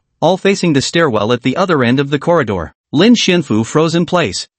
Nothing unusual. Wait, something was off. That was when, thud, thud, heavy, resonant footsteps sounded from the stairwell across the way. Chapter 44, Rookie Hero. Tap, tap. In the dimly lit school building, accompanied by the sound of footsteps, a person slowly emerged from the shadowy stairwell. Lin Xianfu noticed the movement, his pupils contracting slightly as genuine shock coursed through him. When did he get here? Why didn't I hear any sound or catch any scent before this moment? He forced himself to stay calm. No matter what, he'd play it by ear. From the stairway emerged a person 175 centimeters tall, dressed in black security guard uniform, wearing a cap and thick-soled black boots, their expressionless face staring directly at Lin Xianfu. That was himself? Lin Xianfu froze. That face was unmistakably his own. Had an abnormality transformed into his likeness to come feed on him? This was Lin Xianfu's first thought, but his vision told him the figure before him showed no signs of life. It was grayish-white, blending seamlessly into the surroundings. Could this really be a ghost? The thought surfaced in Lin Xianfu's mind with disbelief. The Lin Xianfu across from him stood motionless after climbing the stairs, staring back at him with that face. But Lin Xianfu had no intention of enduring this passively. He wasn't the type to be easily frightened. Lin Xianfu clenched his fists and decided to strike first. With a powerful push from his feet, he sprinted at full speed, unleashing a terrifying burst of velocity. In the blink of an eye, he dashed dozens of meters through the corridor, weaving between chairs as he charged straight toward it. He went all out from the very first move. There was no need to hold back against something so bizarre.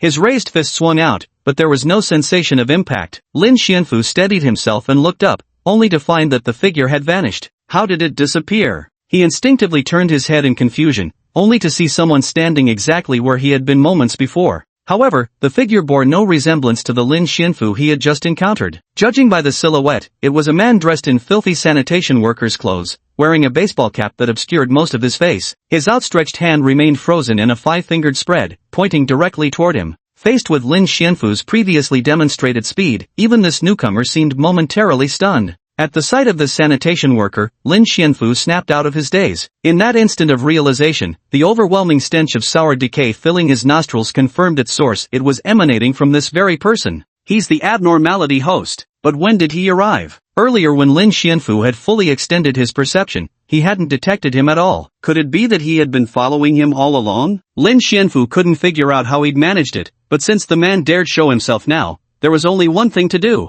Without wasting another word, Lin Xianfu lifted his foot and charged toward him, intending to capture him first and ask questions later. The sanitation worker reacted immediately. He withdrew his hand and turned to flee, but his speed was no match for Lin Xianfu's sprint. In moments, the distance between them closed. Lin Xianfu reached out to grab him, but just then, whoosh! From the balcony on the left, a milky white strand of spider silk suddenly shot out. The unknown silk firmly adhered to Lin Xianfu's outstretched hand, then an immense force yanked at his arm. Caught off guard, the pull of the silk caused his hand to veer off course, missing his target. Seizing this brief moment, the sanitation worker leaped down the stairs in Lin Xianfu's sight and vanished around the corner. Who's making trouble? Lin Xianfu looked at the spider silk in his hand, feeling rather annoyed. With a forceful tug, a black figure came sliding along the silk from the balcony and crashed onto the floor. At that moment, Lin Xianfu turned his head and saw that the hallway was completely empty except for the black-clad figure he had just pulled over. All the stools had vanished without a trace. The culprit had been right there, yet some inexplicable spider silk had ruined everything. Even the usually good-tempered Lin Xianfu couldn't help but feel angry.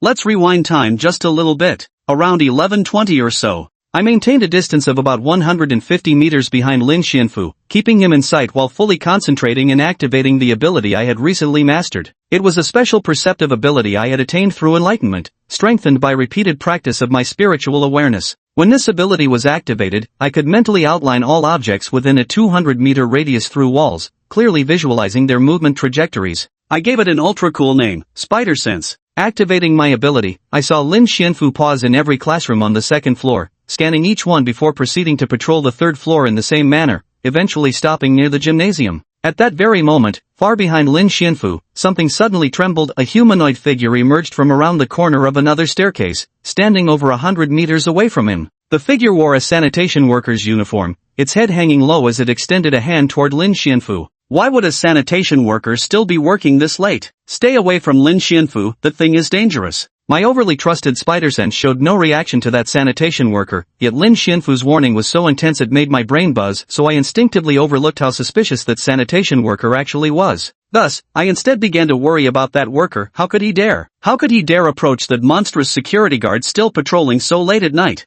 I wanted to rush over and stop him from getting closer, but I was too intimidated by the invisible pressure radiating from Lin Xianfu. Torn between charging forward and holding back, I hesitated. Lin Xianfu was just that terrifying. After hesitating for a moment, Lin Xianfu paused in the sports room for a few minutes before heading up to the fourth floor. During this time, the sanitation worker kept following him, gradually closing the distance between them. Holy shit, is this sanitation worker really not afraid of death? How dare he keep approaching that terrifying creature? When they reached the fourth floor, an even more bizarre situation unfolded. Lin Xianfu actually extended his hand in the hallway, making a motion as if carrying something, pacing back and forth past dozens of classrooms, yet there was clearly nothing in his hands. What the hell is he doing? During this time, the sanitation worker kept moving closer to Lin Xianfu. I couldn't help wanting to shout out, "Get away from that monster-like security guard. You're in danger." This bizarre process of carrying things lasted for more than 10 minutes. Then Lin Xianfu stopped in place as if he had completed some grand task, even wiping sweat from his brow. After that, he headed toward the art room. What followed was even more eerie. Lin Xianfu started mumbling at a few blank sheets of paper in the art room, then walked out wearing an expression of fright. By then, the sanitation worker was already very close to him. This is bad. They're about to make contact. I couldn't bear to watch any longer, quickly flicking my wrist to shoot out spider silk and swing rapidly closer. With a loud bang, Lin Xianfu vanished from my sight, suddenly reappearing at the stairwell on the other side. Then he turned his head and locked eyes with the sanitation worker. It's over, the sanitation worker's been spotted. Spotted by that monstrous security guard. He truly was a monster, the warning hadn't lied. No human could possibly move at such speed. By now I'd entered the effective range of my spider silk. Making a split-second decision, I leapt into the air from dozens of meters away and fired strands toward Lin Xianfu's raised hand as I charged forward. Once before, I'd had a chance to save someone, but I arrived too late. Now another chance to save a life has come. I must consider whether this might be my only opportunity in this lifetime. I, Subekue, a rookie hero, take decisive action. Chapter 45, Never Return Empty-Handed. You shall not harm others. Facing his interrogation, I quickly scrambled up from the ground and issued my righteous declaration, though my voice did tremble a bit while saying it. Lin Xianfu ignored me, forcibly pulling his arm that was ensnared by the spider silk as he headed toward the stairs. With his tug, I felt an immense force on my hand, nearly dragging me to the ground. He pulled me down the stairwell in 2 quick leaps, then glanced around with an extremely grave expression. Damn it, that bastard got away. Lin Xianfu's icy, furious voice unsettled me, but now was not the time to show weakness. I clenched my jaw and tensed every muscle in my body. No matter who you are, I'll give you 10 seconds to explain your actions. He seemed to have given up searching for the sanitation worker. Instead, he turned his head towards me, eyes glowing red, and spoke words as cold as a biting winter wind at -10 degrees Celsius, making me shiver involuntarily. That's definitely not a sound a human could make, right? And why are his eyes glowing? Nervously, I took 2 subtle steps back, unsure what to do next. I'd acted purely on impulse when I jumped in to intervene earlier. Now that the person was saved, was I about to meet my doom? Speak. 5 seconds have passed. Lin Xianfu's face was dark and expressionless as he stared at me, walking in my direction. The screeching sound of his thick-soled black boots against the smooth tile floor only intensified my already frayed nerves. 8 seconds have passed. As Lin Xianfu closed the distance between us, his voice, cold and eerily inhuman, pressed down on me. Your silence angers me. Damn it, this monster, might as well go all out with him. Gritting my teeth, I steeled my heart and gave up on running. Instead, I charged straight at him. With all my strength, I threw a punch his way. But he dodged it effortlessly, and then I saw a fist the size of a sandbag rapidly enlarging before my eyes. The moment pain shot through me, I lost consciousness. Retracting the hand that had struck his face, Lin Xianfu inwardly cursed. Had he used too much force just now? Was the guy still alive? Calming himself, he listened for a heartbeat and only then relaxed, exhaling a long sigh of relief. By now, he understood that somewhere during his patrol, he had unknowingly fallen under the influence of that sanitation worker's ability. Lin Xianfu began to ponder, when had it started? The most likely possibility was that he'd already fallen victim when patrolling the classrooms on the 2nd floor. Had he been too trusting of the information gathered by his senses, turning a blind eye to all the strangeness? Beyond this, he also started wondering why had the sanitation worker made no sound at all. While the things seen during his patrol could still be explained as hallucinations, the worker himself had appeared in person yet remained utterly silent. And that wasn't all. Lin Xianfu recalled, when they'd met, he truly hadn't detected any heartbeat from the sanitation worker's body. That can't be possible. Lin Xianfu quickly thought of a rather eerie explanation, but didn't dare believe it immediately. As he was pondering, the black-clad man lying unconscious on the ground groaned twice, as if about to wake up. He still hadn't figured out how to deal with this guy, but he was recovering surprisingly fast. After careful consideration, Lin Xianfu observed that the man's body movements suggested he was about to wake up. He stepped forward and, restraining his strength, delivered another punch to the face, successfully sending him back into infant-like slumber. Retracting his hand, he casually pulled off the black-clad man's hood, revealing a somewhat familiar face, the college student Subekue, whom he'd encountered that morning. So it was this guy. Lin Xianfu thought to himself, no wonder the voice and scent felt so familiar. Turns out we'd met this morning. Having made up his mind, Lin Xianfu effortlessly lifted his body and headed out of the teaching building, sighing inwardly. Well, the big fish got away, but catching a small one isn't bad either. At least it wasn't a complete failure. In the latter half of the night, at 4 a.m., Subekue woke up on the floor of the security booth. The moment he opened his eyes, he instinctively touched his face. Realizing he wasn't dead, he sprang up from the ground. You're awake. Lin Xianfu, sitting on a stool not far away with his feet propped against the windowsill while casually scrolling through his phone,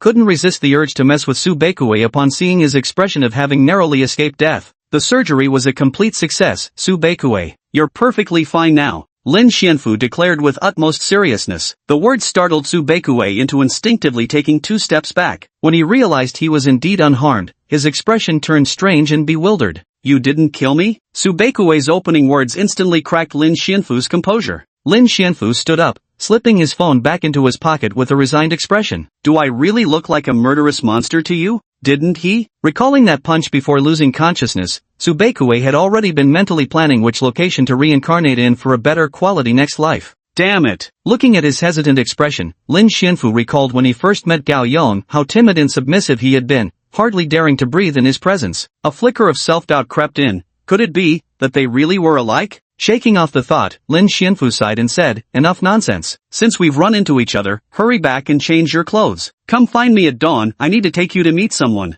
Meet who? Subekue asked, utterly bewildered. Lin Xianfu smiled faintly, hands in his pockets. My boss. Meanwhile, aboard a plane soaring tens of thousands of feet in the air en route to Zhengzhou, a beautiful woman with long orange hair and clad in a black trench coat rested her chin on her hand, elbow propped against the airplane window ledge. Her unfocused gaze drifted across the rapidly receding clouds outside. Even now, the scene that had unfolded in the office not long ago still echoed in her mind. Jingyu, there's a commission here that requires your attention. Her supervisor, Wen Mingyue, sat across the desk and said to the standing Sun Jingyu, this assignment is beyond the capabilities of ordinary staff. After much consideration, you're the only one I can think of for this task. One of the major shareholders of the Paranormal Research Institute, Mr. Chu, recently received a threatening letter. It stated that if he didn't cease his financial backing of the research, his only daughter Chu Siyun would be targeted. The threat letter would normally be dismissed as nonsense, as Chu Siyun is constantly protected by highly capable bodyguards. But the letter bore a distinctive identification mark. That mark originated from the Three Mysteries Society.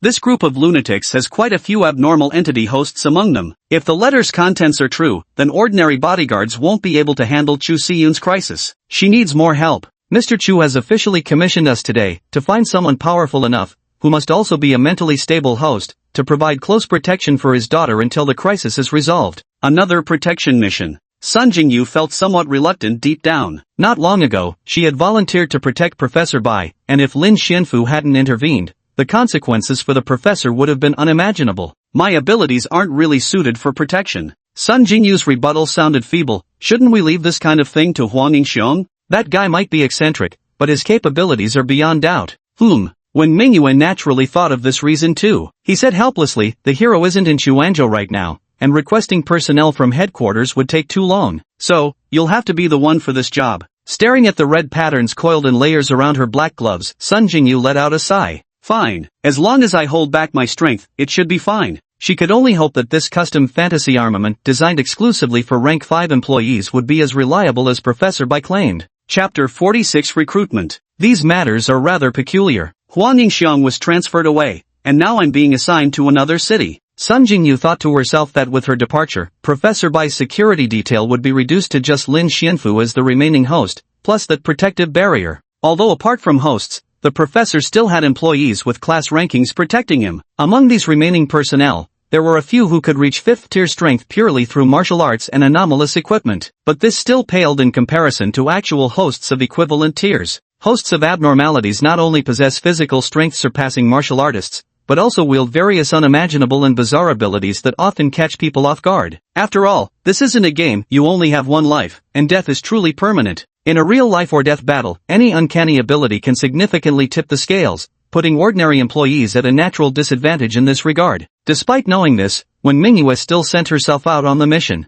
though his reasoning was thoroughly justified, Sun Jingyu couldn't shake the feeling that something indefinably wrong lingered beneath the surface. Forget it, I'm not really the type who's good at thinking about these things. Sun Jingyu sighed, thinking she could only pray that the new employee, Lin Xianfu, would be able to protect the professor. After all, right now, he's the only trustworthy host by Professor Bai's side. At 7:43, Lin Xianfu left the school with Subekue. Achoo! During the car ride to the research institute with Subekue, Lin Xianfu kept sneezing violently, which puzzled him. His body was now extremely robust if not invulnerable to blades and bullets, at least impervious to all toxins. So why was he sneezing uncontrollably for no reason? Could it be that someone was thinking about him? Lin Xianfu was utterly baffled. The car ride would take half an hour, and Subekue couldn't sit still, so he tried to strike up a conversation. Brother Lin, was everything you said earlier true? Subekue sat to the side and whispered, are there many others like us? Back at the security booth, Lin Xianfu had already briefly explained some information about the abnormalities to him, so there's no need to elaborate further here. After delivering the information, Lin Xianfu spoke to him in an extremely stern tone, explaining just how much trouble he had caused by letting such an utterly heinous criminal escape. Perhaps because Su Baikuei could sense that he wasn't lying regardless, after hearing what was said, Su Baikuei's face turned as red as a monkey's bottom from guilt. He remained silent for a long time before finally muttering, "I'm sorry. I'll find a way to catch him again." Lin Xianfu neither agreed nor disagreed. Rather than placing his trust in Su Baikuei, he was already thinking about how Bai Mian would react upon hearing this information and what kind of assistance she might offer. Whether what I said is true or false. Lin Xianfu glanced at the approaching barrier, a strange smile playing on his lips. "Don't worry, you'll find out soon enough." After a while, the car stopped about a kilometer away from the research institute, the exact same spot where Lin Xianfu had disembarked on his first visit. The two settled the fare and got out of the car. The moment Su Baikuei's feet touched the ground, his entire body suddenly trembled. His teeth chattered uncontrollably, and his legs gave way, sending him collapsing to the ground. "Welcome to the Bizarre Research Institute. What you're experiencing right now is the power of the most elite among our kind." Looking at his ashen expression, Lin Xianfu felt thoroughly satisfied, and the resentment from last night's minor mishap dissipated like smoke. He extended his hand, offering the wristband Sun Jingyu had given him during his first visit to Su Baikuei. "Take this, and you'll feel much better." Grabbing the wristband, Su Baikuei's complexion improved significantly. He slumped to the ground, panting heavily, and said, What is this? Why do I feel such deep-seated fear?" "I don't know." Lin Xianfu shrugged and pointed to the barrier on the horizon. "You can see that, right? Just think of it as a safety measure. Within this area, unrecognized hosts will end up as disheveled as you were just now." "Then why are you fine?" Su Baikuei asked suspiciously. "Because I'm a full-time employee. All official staff are registered and recognized by this barrier." Senior Lin Xianfu smiled faintly and patted Su Baikuei on the shoulder. "Little Su, you still need to work harder. This world is deep and treacherous, there's always someone beyond your reach. Don't think of yourself as a hero, rushing headlong into every situation. We're just monsters born from accidents," Lin Xianfu remarked with rare sentimentality. Then, catching Su Baikuei's dazed expression, his smile vanished instantly. "And one more thing, don't act recklessly. Always understand the situation before you charge in." "Alright, I still can't quite let it go. We were so close to catching it," Lin Xianfu lamented silently in his heart. After a while, the two entered the research facility. Following the receptionist's instructions, Bai Mian soon replied, telling them to come directly to the basement. When they arrived in the basement, Bai Mian was wearing a white lab coat, just like last time, sitting at a desk with his head lowered as he wrote. Beside the desk stood a pot of freshly brewed coffee. Lin Xianfu happened to glance at the half-written document on the desk. The title at the top read unmistakably, Aberration File, number 066, Werewolf. Seeing their arrival, Bai Mian straightened up and lifted her head, adjusting the black-framed glasses on the bridge of her nose before smiling sweetly at Lin Xianfu. "Ah Fu, you're here." Lin Xianfu nodded in greeting, and only then did Bai Mian notice the somewhat shy young man standing beside him. "And this is?" Bai Mian asked curiously. "He's my spoils of war from last night's patrol." The two sat down across the table, and Lin Xianfu recounted last night's events to the girl. Bai Mian listened, nodding occasionally. After finishing the story, Bai Mian turned her curious gaze toward the visibly nervous Su Baikuei. "So he's the spider-type abnormality?" Surprisingly young, probably around Huang Yingxiong's age, Bai Mian thought to herself. Su Baikuei knew that spider-type abnormality referred to him. He nodded cautiously and acknowledged, "Yes, Professor Bai. Yes, Alfie has already told you about the abnormalities, so I won't repeat it." Bai Mian's gaze naturally settled on the white knot on his wrist and asked, "So you shoot spider silk from this part of your hand?" Su Baikuei nodded, then proceeded to explain to Bai Mian the web shooting experience he had developed over 3 months since being accidentally parasitized. After listening, Bai Mian nodded with a smile and said, "Your comprehension is quite good to develop your ability to this level in just 3 months. I'll arrange a test for you next. After completing it, you'll be officially registered as a full-time employee." Su Baikuei nodded upon hearing this. During their journey here, Lin Xianfu had already explained this matter to him. Once registered, it meant being officially incorporated by the authorities. There were many benefits. The authorities would provide various welfare programs for hosts, along with guidance on how to control the anomalies within their bodies to prevent being overwhelmed, among other things. What's more important is that this place allows Su Baikuei to fully unleash his heroic aspirations. After finishing the discussion about the tests, Bai Mian blinked and casually asked, "By the way, since you're the host of a beast-type imaginary, you should be able to feel your body's craving for meat, right? Have you ever tried eating raw meat?" Caught off guard by this unexpected question, Lin Xianfu froze. Su Baikuei was also taken aback, completely unprepared for her to ask this. After a moment's hesitation, he said, "Is that important?" Bai Mian nodded slowly. "Yes." Subekue fell silent for a while before scratching his head and admitting somewhat sheepishly, only once. I secretly bought some raw beef to try. For some reason, it tasted pretty good. Speaking of this topic, Subekue unconsciously licked his lips as he recalled the taste from before.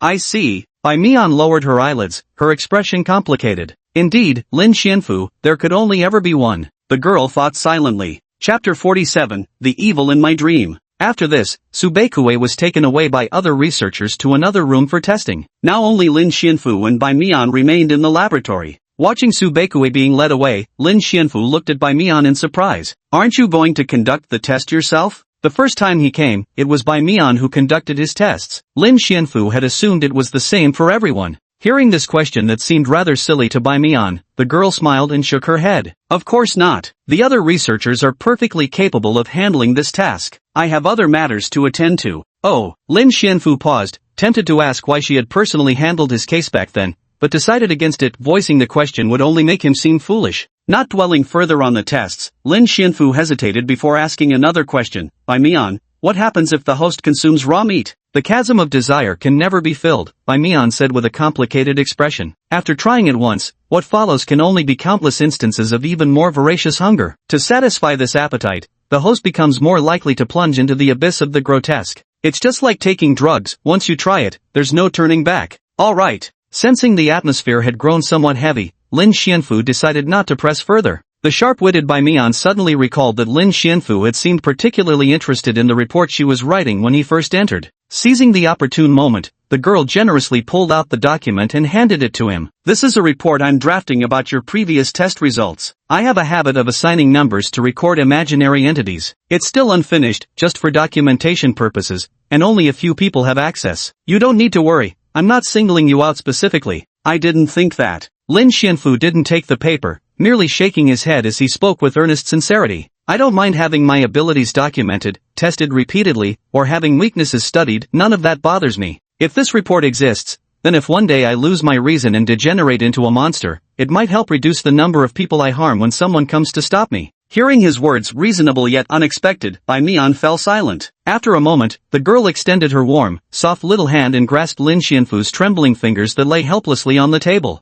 Her hand was so delicate that Lin Xianfu didn't dare apply any pressure, afraid he might hurt her. With lowered eyes fixed on her own lap, Bai Mian wore a gentle expression as she whispered, "Don't speak so poorly of yourself. Afu, you will never become a monster. A true expert must dare to make judgments. Is that what you mean?" Lin Xianfu chuckled softly, recalling her resolute declaration during the previous test. Your potential is far greater than this. Of course. Bai Mian nodded earnestly. You're the most unique host I've ever met. That's why I have faith in you. Lin Xianfu also nodded slightly, gently returning her hand squeeze. Their body warmth transmitted through their interlaced fingers, making Bai Mian's cheeks feel slightly flushed. Fortunately, he soon released her hand, clearing his throat before saying, "Alright, let's stop with these heavy topics. We should change the subject." Bai Mian quietly withdrew her still warm hand and took a sip of her now nearly cold coffee, agreeing softly, Lin Xianfu then proceeded to recount every detail of his experience from the previous night to Bai Mian. When she heard him repeatedly lifting and moving the stool over 30 times empty-handed while commenting on a stack of blank papers,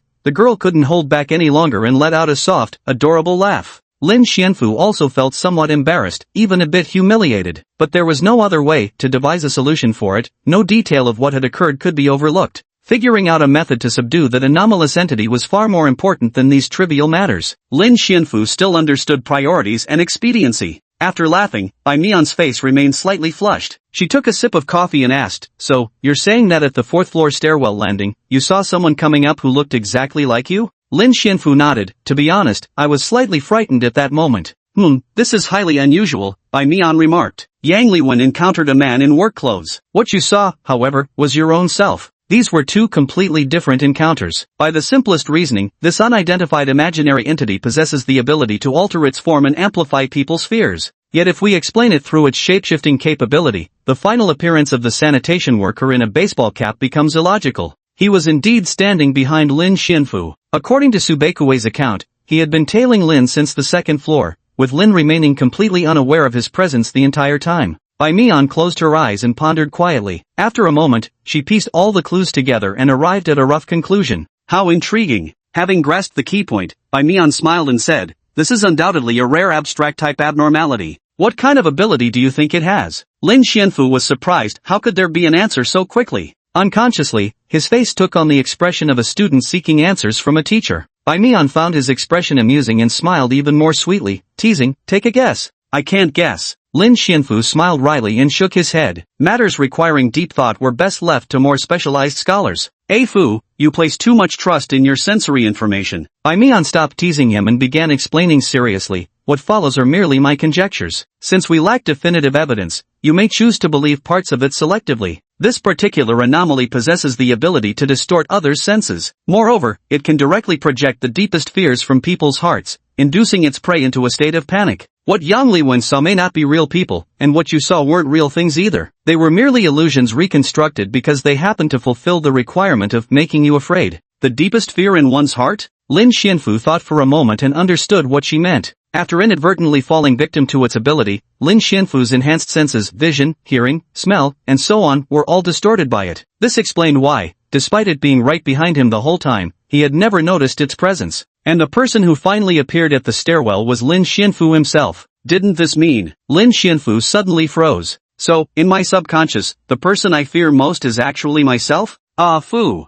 Seeing him lost in thought, Bai Mian waved her hand in front of him and asked curiously, what's wrong? You suddenly zoned out. Nothing. Lin Xianfu snapped back to reality, brushing aside his tangled thoughts. Seeing he didn't want to talk about it, Bai Mian didn't press further and said softly, you didn't notice his approach. I think it's because his ability's range exceeds the limits of your perception. Lin Xianfu nodded in agreement. Based on its abilities, I've temporarily given it a name, Bai Mian continued. The nightmare within me, a reflection of the heart. With this kind of ability to obscure the five senses, if this abnormality wants to hide itself, others would find it nearly impossible to locate, Bai Mian said with a sigh. It's a shame we let it escape. Fists clenched, blood boiling. Lin Xianfu nodded vigorously, completely agreeing with her statement.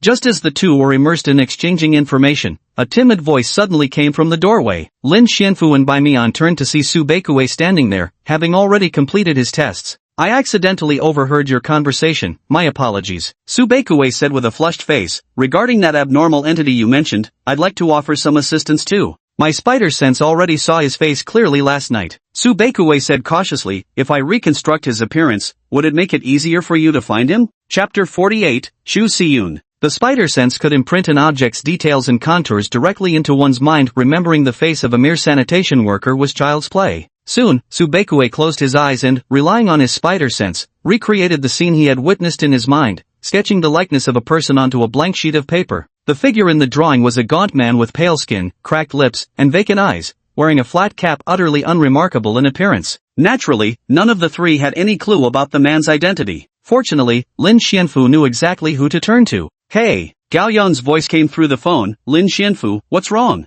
Lin Xianfu's phone number had been specially noted by Gao Yong. After all, during their previous calls, each conversation had left a deep impression on him. Gao Yong found it hard to forget that gloomy, indifferent monster's voice he'd heard through the phone before. This time, however, Lin Xianfu's voice sounded much more normal. Gao Yong, we've got leads on Yang Liwen's case. I've identified a suspect and completed the facial reconstruction. Lin Xianfu got straight to the point, briefly explaining the events of the previous night. Progress this fast? Gao Yong was surprised. After all the twists and turns last night, Lin had not only uncovered so much information but also come face to face with the killer. The kid's luck could be called either remarkably good or remarkably bad. Good timing that you found me. Gao Yong composed himself and reported his own findings from the previous night. We've located the suspect based on the sketch Yang Liwen provided. Who is it? Where is he? He's in a place we'll never find. Gao Yong paused before continuing. He's the psychopathic killer from the 1964 horror thriller film Night of Terror, named Jarrison Aberby. In the film, Jarrison Aberby's favorite activity was lying on the floor, admiring the terrified expressions of bound women from below, then cruelly murdering them under their helpless, horrified gazes. Throughout the entire movie, he killed 3 people. That's the entirety of the film's plot. Lin Xianfu thought to himself that Bai Mian had actually been right. What Yang Liwen saw wasn't necessarily a real person, but rather an illusion dredged up from some buried corner of memory, reconstructed to evoke her feelings of terror. Do you have any leads, Lin Xianfu? Only silence came from the other end of the phone. Unable to resist, Gao Yong pressed further. I do. Bai Mian and I have exchanged information. I'll bring the sketch to you later. Where are you now? Lin Xianfu decided it would be best to go over and discuss things face to face. Chuanzhou City Public Security Bureau. After giving the location, Gao Yong couldn't help teasing, What? Are you finally going to turn yourself in at the police station? How can this be called walking into a trap? Lin Xianfu quipped. This is what you'd call a mutual effort, working hand in hand with our police comrades to protect the people. If any other host said that, I'd definitely question it. Gao Yong paused, then sighed. But coming from you, I can barely bring myself to believe you, maybe 30%.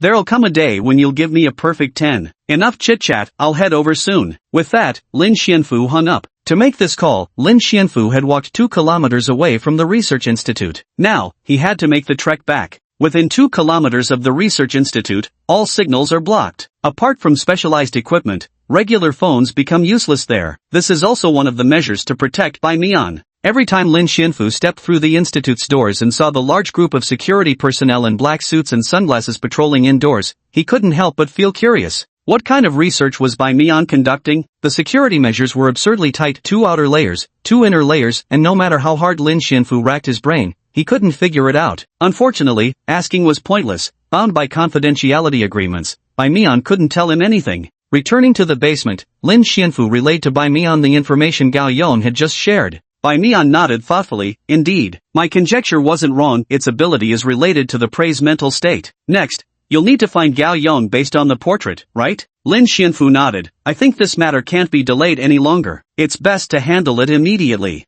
Bai Mian unconsciously twisted her fingers together, resting them on her lap, her tone tinged with melancholy. It's just that you're leaving again, and there'll be no one to talk to me. Due to the nature of her work, Bai Mian didn't have many people to converse with apart from researchers. Her only friend in Xuanzhou, Sun Jingyu, was away on a business trip, and with Lin Xianfu gone, there were hardly any left who could keep her company in conversation. Lin Xianfu froze at these words, unsure how to respond. Before you leave, let me give you one more piece of advice. Bai Mian collected her thoughts and said, these monsters who have tasted food will crave their next meal even more intensely. Since you've interrupted its feeding twice now, the third attack may come with even greater fury. These words made Su Baikue, who had been sitting nearby, turn his head to glance at them without speaking. You must be extra careful, the girl said with concern. I will. Lin Xianfu nodded earnestly. After leaving the research institute, Lin Xianfu hailed a taxi to head to Chuanzhou Public Security Bureau. When the car arrived, Su Baikue tried to follow but was stopped. I have official business to attend to next, Su Baikue. Go back to school, there's no need to follow me, Lin Xianfu said as he got into the taxi.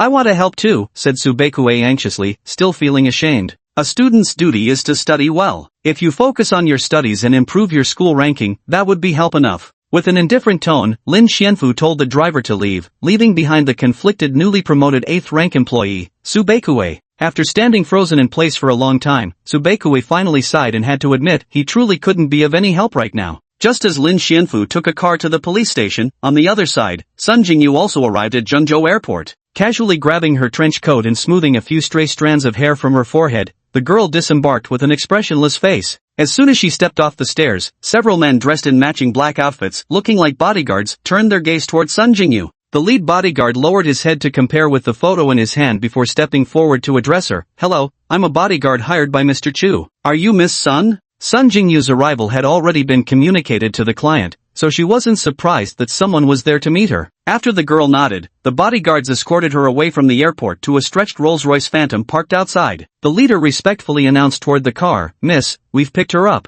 Good work, came a woman's voice from the back seat. The bodyguard opened the car door and gestured for her to enter. Sun Jingyu walked up silently and sat down beside the girl. The girl sitting inside the car appeared to be in her 20s, with beautiful shoulder-length hair, delicate features that seemed painted, elegant attire, and faintly visible dimples when she smiled. Without needing to think, Sun Jingyu already knew who this person was. But more than that, what caught her attention was someone standing far off to the side of the car, hiding something behind their back. Hello, Miss Sunday. Unaware of the impending danger, Chu Siyun was the first to greet her, asking curiously, are you the person my father paid a hefty price to hire for my protection? As she spoke, she glanced at Sun Jingyu a few times, thinking to herself that she didn't seem particularly special. Aside from her striking orange hair and cold expression, she didn't appear much different from other bodyguards. Hello, Miss Chu. Sun Jingyu nodded and said calmly, you certainly have refined tastes, daring to go out in a situation like this. Detecting the sarcasm in her words, Chu Siyun wasn't bothered and said with a smile, I don't think the situation you mentioned is particularly dangerous. My father has received plenty of similar threatening letters before.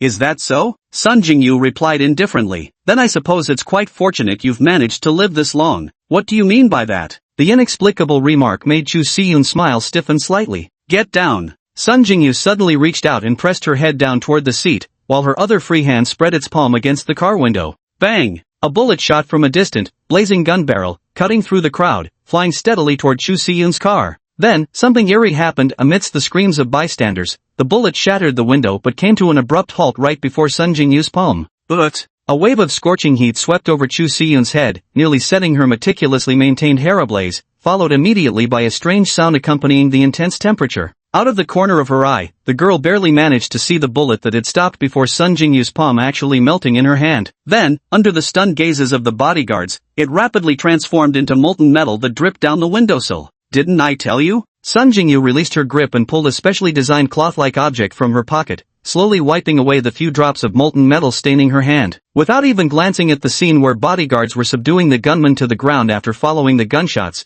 she said with an unchanged expression, literally speaking, "You're very lucky." Chapter 49, The Bazaar. After over an hour in the taxi, Lin Xianfu arrived at Chuanzhou City Public Security Bureau. While paying the fare, he mused to himself that it seemed like ages since he'd last taken a bus or subway. Who could have imagined that barely a month ago, this small-time poor guy who could never keep money in his wallet and occasionally had debts on his credit apps would be living a life where he took taxis every day? All thanks to the boss, Lin Xianfu thought. Bai Mian was truly good to him, just one workday per week, 6 days of freedom, and a monthly salary of 100k. Such benefits would make anyone fight tooth and nail for the job. Of course, the price wasn't small either. By now, Lin Xianfu had grown somewhat accustomed to the occasional surges of carnivorous desire within him, though sometimes, when ravenous, his mind would conjure the maddening notion of seeing humans as edible chunks of meat. He always managed to push those thoughts aside quickly. When it came to endurance, Lin Xianfu still had a fair bit of confidence. Lately, though, those urges seemed to be growing more frequent. Why was that? Lin Xianfu still had no clue.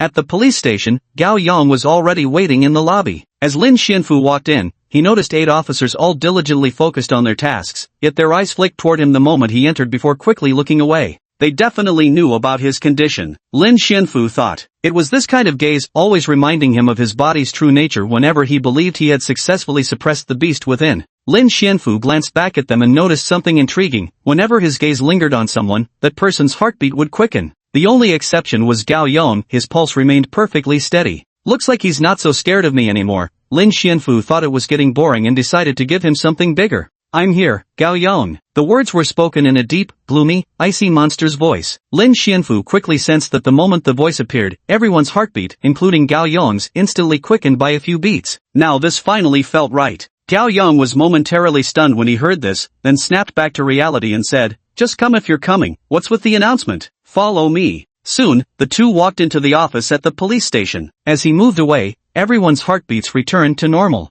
Seated across the office was none other than their old acquaintance, Zhang Yitong. When he saw Lin Xianfu walk in, he startled so badly he shot up from his chair. Catching himself, he cleared his throat to mask his embarrassment and said, "Mr. Lin, you're here." Lin Xianfu nodded in greeting, too preoccupied for his usual mischief. He pulled the sketched portrait from his pocket and unfolded it directly in front of them, cutting straight to the chase. "This is the suspect I witnessed last night. Can you find any records on him?" As the portrait was spread open, both officers leaned in to examine it. Lin hadn't expected them to recognize it, but Zhang Yitong frowned and pointed at the pale face in the drawing, saying, "I think I've seen this face somewhere before." But Zhang's expression turned peculiar. He should already be dead. Lin Xianfu looked at Gao Yong in confusion, only to see him shrug and say, "Let's get Xiao Lu over here first. We'll compare the ID images in the database. Judging by facial features, he should be from our country. Just search the name directly." "I need to confirm," Zhang Yitong said with a grim expression. "Tell Xiao Lu to search for Liang Yongtang. Set the time frame to 2016. I have some recollection of this matter."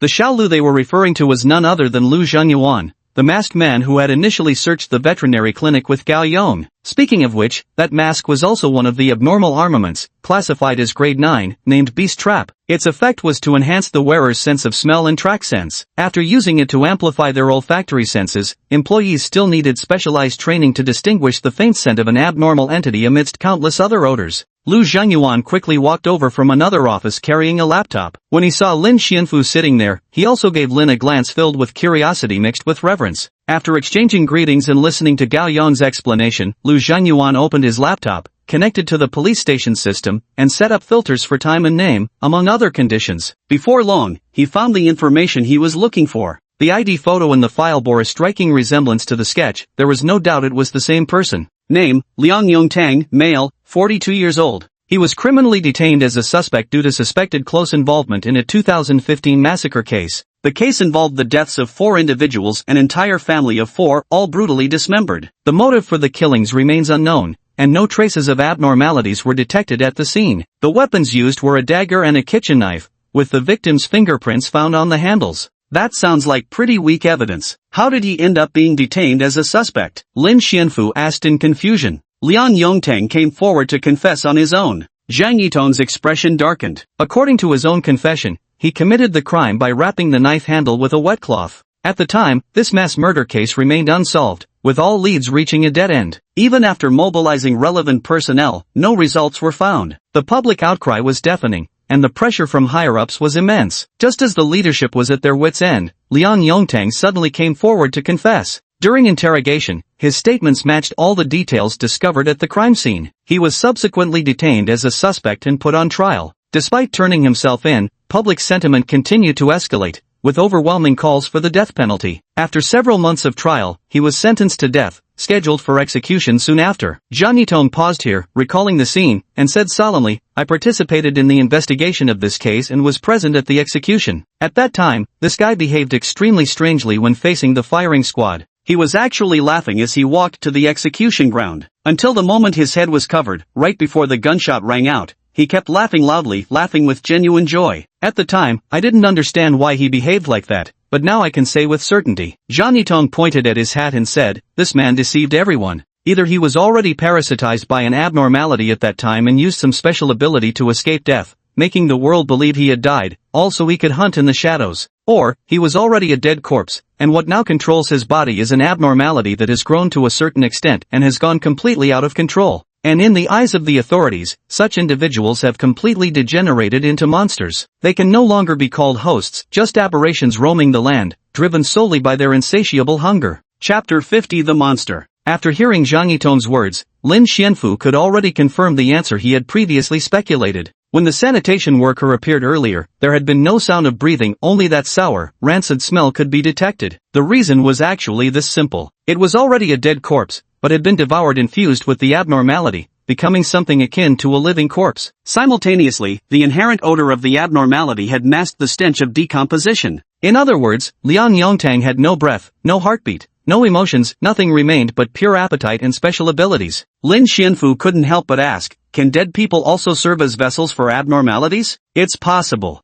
Zhang Yitong explained, although cases of this type are rare, we have encountered them before. When an abnormality grows to a certain extent within its host, it develops instincts beyond mere feeding. They begin to crave and attempt to take control of the host's body. Therefore, the host of an imaginary entity must remain constantly vigilant, engaging in an internal struggle with the monster within. When the strings of reason are plucked, one must be alert to the threat of possession. The fastest way for an imaginary entity to grow is through feeding, and what accelerates the host's descent into madness is also feeding. Thus, the frequency of feeding naturally becomes a crucial rational indicator for assessing the host. Perhaps tormented by the insatiable hunger of the imaginary entity within him, Liang Yongtang, after frequent bouts of feeding, finally saw the already frayed strings of his reason snap completely, driving him to seek death in a desperate bid for release. But Liang Yongtang could never have imagined that his death would mark only the beginning of a series of bizarre events. Lin Xianfu decided not to dwell further on Liang Yongtang's motives, they simply didn't matter anymore. Lin Xianfu had clarified his own purpose, and that was enough. Next time he encountered that sanitation worker, he'd smash its head to pulp. End of story. When facing the unnatural, mercy had no place. Having obtained the answers he sought and agreed upon some countermeasures, Lin Xianfu promptly left the police station.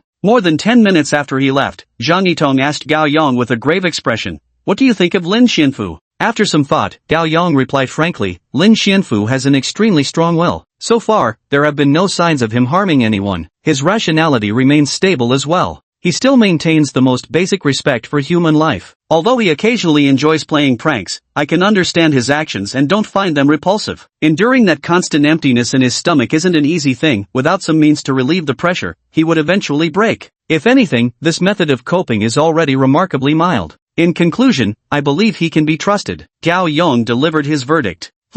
Zhang Yitong nodded in agreement, yet he couldn't help recalling that moment at school when Lin Xianfu had behaved so recklessly in the face of someone attempting suicide, an action utterly different from any other host he'd encountered. He'd always maintained that someone capable of such selfless protection and rescue must either hold deep convictions within their heart, yearn for honor, or derive personal fulfillment from such acts. There could be no other explanation. Most likely possesses a strong self-destructive tendency. He boldly speculated that Lin Xianfu might not care about his own survival at all. In this mad act of saving others, what he truly craved wasn't just a sense of honor, but more likely the sense of acceptance from fellow humans. To Zhang Yitong's great regret, after prolonged observation and contemplation, he concluded that Lin Xianfu's behavior aligned perfectly with the aforementioned self-destructive tendency. And the most troubling part was that Lin Xianfu didn't even recognize this as a problem. This was the gravest issue of all. Someone absolutely needed to intervene and counsel him. He believed Lin Xianfu's rationality wasn't as stable as it appeared, perhaps just one opportunity away from madness.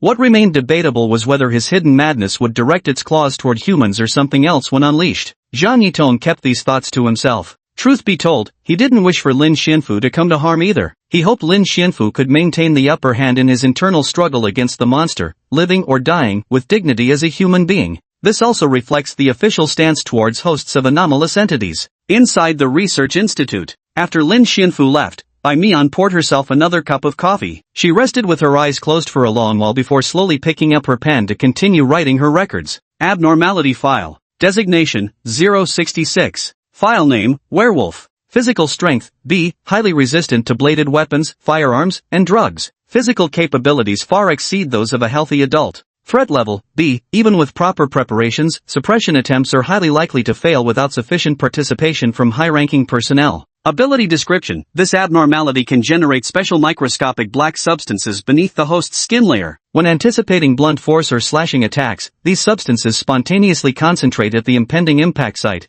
increasing muscle density and hardness to achieve defensive neutralization and bodily protection. When the host's emotions run high, their activity beneath the epidermis accelerates, producing more potent effects. This abnormality possesses a beast form. When the host exhibits transformation intent, the black substance concealed beneath the skin responds to their will, enveloping the entire body and completing physical metamorphosis within 1 second. The resulting manifestation features a wolf's head on a humanoid body, covered entirely in black fur. In this form, the black substance has spread throughout the body, significantly enhancing both offensive and defensive capabilities. The host's pupils retain their original color while physical strength increases by an estimated 200% or more compared to human form. After parasitizing a host, this abnormality induces external physiological alterations including bodily reconstruction and iris pigmentation changes. Moreover, the physical enhancement produced by this abnormality far exceeds all previously documented cases. What's more different from those cases is that the host hasn't sensed the special abilities that should have manifested. The only clearly observable changes are the physical strengthening, accompanied by improvements in vision, hearing, and smell. In the ability description section, Bai Mian left it blank due to the unknown nature. Then, she saw the suppression recommendations below. Staring at those words, Bai Mian spaced out for a moment before picking up the pen to continue writing. Suppression recommendation, use firearms with a caliber no smaller than 12.7 for long-range fire suppression, requiring at least 4 weapons. Then, before the werewolf becomes aware, empty the magazines at maximum speed. Alternatively, use larger caliber thermal weapons for long-range bombardment. Close proximity is not advised. If all the above measures fail to hit the target, immediately abandon firearms and flee with minimal gear. All employees below Tier 5 are not recommended for combat unless equipped with powerful firearms, uniquely functional imaginary arms, or unless they are hosts. To minimize casualty rates, the suppression plan recommends deploying personnel no lower than Tier 4 for combat operations. 1-1 Recorder, Bai Mian. Recorded on July 25, 2018. By the time Bai Mian finished writing, the coffee had gone completely cold. In the empty office, the girl sat in a daze for quite some time before finally putting away the file. She stored it in her most private drawer and let out a long sigh. Chapter 51, The Tipping Point. After leaving the police station, Lin Xianfu paid special attention on his way back to school. That pungent odor seemed to only permeate the school grounds. Everyone at that school carried a faint trace of the foul smell. From this premise, Lin Xianfu speculated that the monster had now turned the school into its hunting ground. Lurking within, it freely unleashed its malice, affecting everyone on campus to varying degrees. The fear continuously bred in people's hearts would become its nourishment, fueling its growing power. With its bizarre abilities, the chances of finding it were extremely slim, a fact evident from its flawless evasion since escaping the execution ground 2 years prior. Analyzing the frequency and occurrence of incidents at this school, it must have arrived here only recently. Yet before coming here, it had undoubtedly claimed countless lives across the city's corners, a truth silently conveyed to Lin Xianfu by the scent constantly flooding his nostrils. Through comparison with other imaginary entity hosts, he had already discovered that for any imaginary entity whose hands were stained with human lives, that pungent odor from taking lives could never be concealed in his presence. And now, this extraordinary sense of smell told Lin Xianfu that the creature was still in the school. It hadn't fled, it was merely lying low, brewing for its next hunt. Lost in thought, the taxi stopped at the school gate. Lin Xianfu stepped out and spotted a crowd gathered around the security booth from afar, shouting to find someone. Is Lin Xianfu here? The leader of the group was a tall, upright man around 50 years old, dressed in a blue traditional long gown. At that moment, he was questioning the other colleagues inside the security booth. Lin Xianfu didn't recognize the man, but from the crowd, he spotted Iron Ox and Xiang Wanrong, whom he had briefly met in a private room during a class reunion. It was then that he remembered Gao Yong casually mentioning to him that these two had been detained for some time. However, due to insufficient evidence and the fact that they weren't the ones who actually carried out the violence, they couldn't be formally charged. While their underlings were held, they were eventually released after a period of detention. As for Lin Xianfu, the other party involved, being half a policeman himself, he had personally intervened to stop the conflict and prevent the situation from escalating further. No one pursued his involvement in the altercation. Well, to be honest, I wouldn't dare investigate anyway. The Public Security Bureau has always maintained a flexible bottom line when it comes to enforcing the law on special individuals like abnormality hosts. Lin Xianfu glanced at them casually and quickly understood the situation. So that's how it is. Beat the small fry, and the big boss comes seeking revenge? Turns out those cliché TV dramas weren't lying, such people really do exist. For some reason, this development stirred a strange excitement in Lin Xianfu's heart. His irises were turning slightly red, though he remained completely unaware of the change. Iron Ox and his companions quickly noticed his approach. Seeing his expressionless face, they instinctively trembled before pointing at him and whispering to the middle-aged man, "Mr. Chen, that's the one." The slightly older Mr. Chen, compared to the previous one, sized up Lin Xianfu with a few glances before stepping forward and saying in a deep voice, "So you are Lin Xianfu?" This young man had delicate features and didn't look particularly strong. How could he have sent his third brother flying with a single punch? Chen Ting couldn't make sense of it. It's basic courtesy to introduce yourself before asking someone else's name. Lin Xianfu spoke while casting a glance at Tainyo and Xiang Wanrong behind him, just a plain look, yet it sent the two men stumbling backward in fright. With courage like that, and they call themselves gangsters? Lin Xianfu scoffed inwardly. They're not even as bold as Su Beiku Wei. My name is Chen Ting, at the early stage of the innate realm. I'm the elder brother of Chen Wei, whom you beat up in the tavern a few days ago. The middle-aged man said solemnly, clasping his fists in a martial salute. I've heard of your formidable skills and have come today to seek a match. After thinking for a while, Lin Xianfu finally remembered who Chen Wei was. Raising his eyes, he saw that although the person before him spoke pleasantly, the venomous look in his eyes carried intense hostility. 9 times out of 10, this was a grudge match disguised as a friendly spar. Fine, let's have a little spar then. A fight was a fight. For some reason, Lin Xianfu felt an inexplicable surge of eagerness. Tilting his head slightly, his crimson eyes coldly fixed on Chen Ting as he grinned in an eerie manner. But this isn't the right place. Let's move somewhere else. The chosen spot was a narrow alley near the school. As they walked, Lin Xianfu felt an itch in his heart,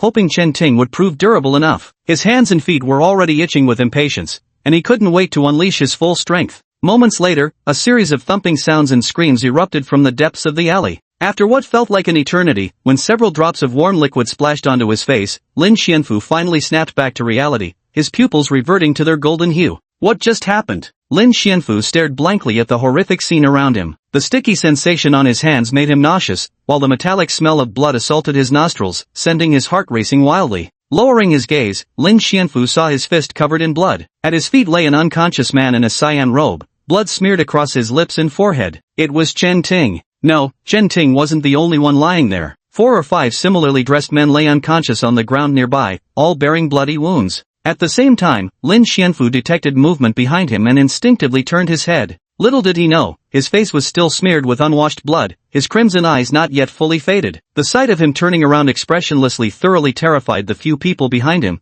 who scrambled out of the alley in panic, not daring to look back. What have I done? Waves of excruciating pain surged through his brain as Lin Xianfu slumped to the ground, staring blankly at the scene of wounded bodies strewn before him, desperately trying to recall what had just happened. Lin Xianfu only remembered that not long ago, he had agreed to spar with Chen Ting, originally intending to knock him out with a single punch and be done with it. An overwhelming surge of violent emotion suddenly consumed his consciousness. His limbs seemed to move beyond his control as he brutally assaulted them all. When I came to my senses again, the scene before me had become a complete mess, with unconscious people lying everywhere and blood splattered all around. At this moment, Lin Xianfu finally realized that he might have been too optimistic. He had severely underestimated the presence of the monster inside him. While he was foolishly delighted by the enhanced abilities it brought and unconsciously indulged in the violence, the monster had never intended to let him go. It was hungry too. That overwhelming hunger surged back. The sweet, enticing scent of human blood in the air, the discomfort of his stomach convulsing, all these stimuli intensified Lin Xianfu's strong desire to feed. He swallowed hard.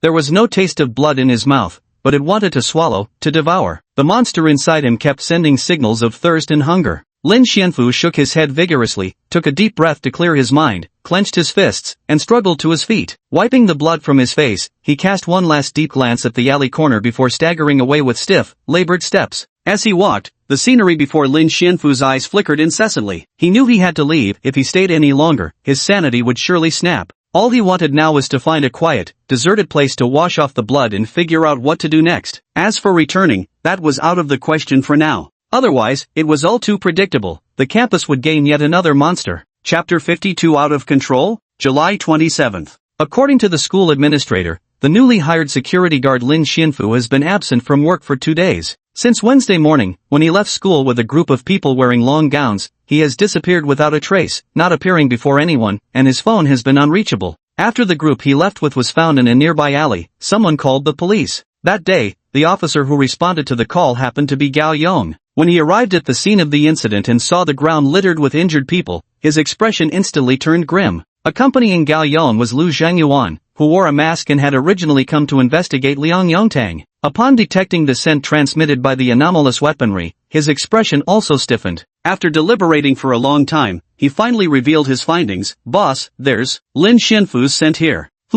Gao Yong had already sensed it. He nodded silently and stepped forward to examine the injured man. The victim's body was covered in beating marks, with multiple abrasions on the surface. The blood he vomited contained fragments of internal organs, suggesting internal injuries. Fortunately, all limbs were intact, nothing was missing, and he still had faint breathing. The injured person on the ground was quickly rushed to the hospital for emergency treatment. Just 1 day later, the police apprehended several individuals who had gathered in the alley at the time. Yao Yong and Zhang Yitong hurried to the interrogation room overnight to question them about the scene. The captured individuals weren't from Chen Ting's side, they were minor members of the Sihai Alliance. Running into the cops triggered their instinctive tension, almost like muscle memory. Don't be nervous, we're police officers here to ask you about what happened that day. The young man shivered all over, precisely because they were police questioning him that he felt nervous. Not bothering with small talk, Gao Yong pulled up a chair and sat down, asking in a low voice, "Tell me, what happened in that alley a few days ago?" At this question, the man instinctively trembled again. Recalling the terrifying scene, his lips even quivered slightly. Only after being pressed further did he haltingly recount what he had witnessed.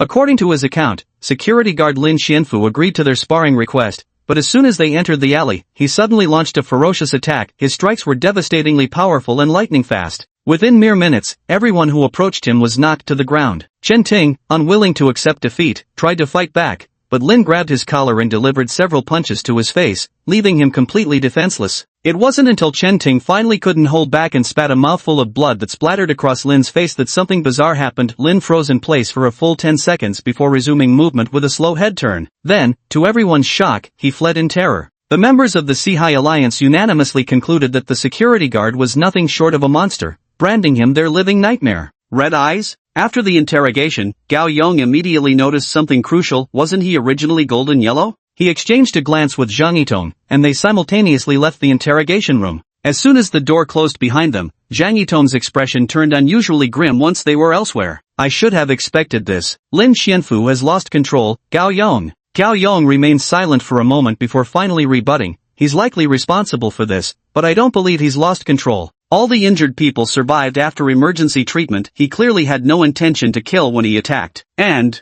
there were no severed limbs at the scene. All the wounded had their arms and legs intact. I believe Lin Xianfu hasn't crossed that line of preying on humans. As long as we can find him. And once you find him, what then? Do you plan to persuade him? Or will you surrender and let him bite you to death? Zhang Yitong's initial prediction had come true as expected, which put him in an extremely foul mood. His tone turned irritable. Gao Yong, you're a police officer and an employee, don't forget your duty. You know exactly how to handle situations like this without me having to spell it out for you. I understand. Gao Yong moved his lips but couldn't find words to refute. Let's not inform any of Lin Xianfu's family members about this matter yet. We should consult Professor Bai first. Zhang Yitong instructed, then sighed deeply with frustration. Dealing with Liang Yongtang was troublesome enough, and now we have to add another one to the list. Sigh. 1 hour later, inside the research institute. The coffee had gone cold long ago. Bai Mian, sitting in her wheelchair, nervously twisted her fingers together. The girl raised her head slightly, casting a sidelong glance at the spot where Lin Xianfu's file lay. She remained silent for a long time. Professor Bai, that's how things unfolded. Gao Yong spoke with difficulty, forcing out each word one by one. After that incident, Lin Xianfu disappeared. We couldn't reach him. Bai Mian nodded, still silent. The girl slowly closed her eyes, recalling their first meeting, then the tests, followed by exchanging information. Countless conversations resurfaced in her mind. To Bai Mian, Lin Xianfu was actually a very special existence. His resolute determination to resist his bestial nature deeply moved Bai Mian, who had been left disabled in both legs after that accident. Thus, from their very first meeting, she had paid him particular attention. Because once, someone had said similar words to the girl. Bai Mian, don't worry, it's alright, I will live as a human, and never degenerate into a monster. Her mother's words still echoed in her ears, and Bai Mian would still dream of nightmares related to her. Every time she woke from that nightmare and returned to reality, Lin Xianfu, uniquely distinct among all the hosts, was her only solace, her singular emotional anchor. In Lin Xianfu, Bai Mian was willing to believe once more in the possibility of humanity triumphing over bestiality. But what was happening now told Bai Mian was this possibility merely an idealistic fantasy. The girl remained silent for a long time, and Gao Yong didn't dare to speak either.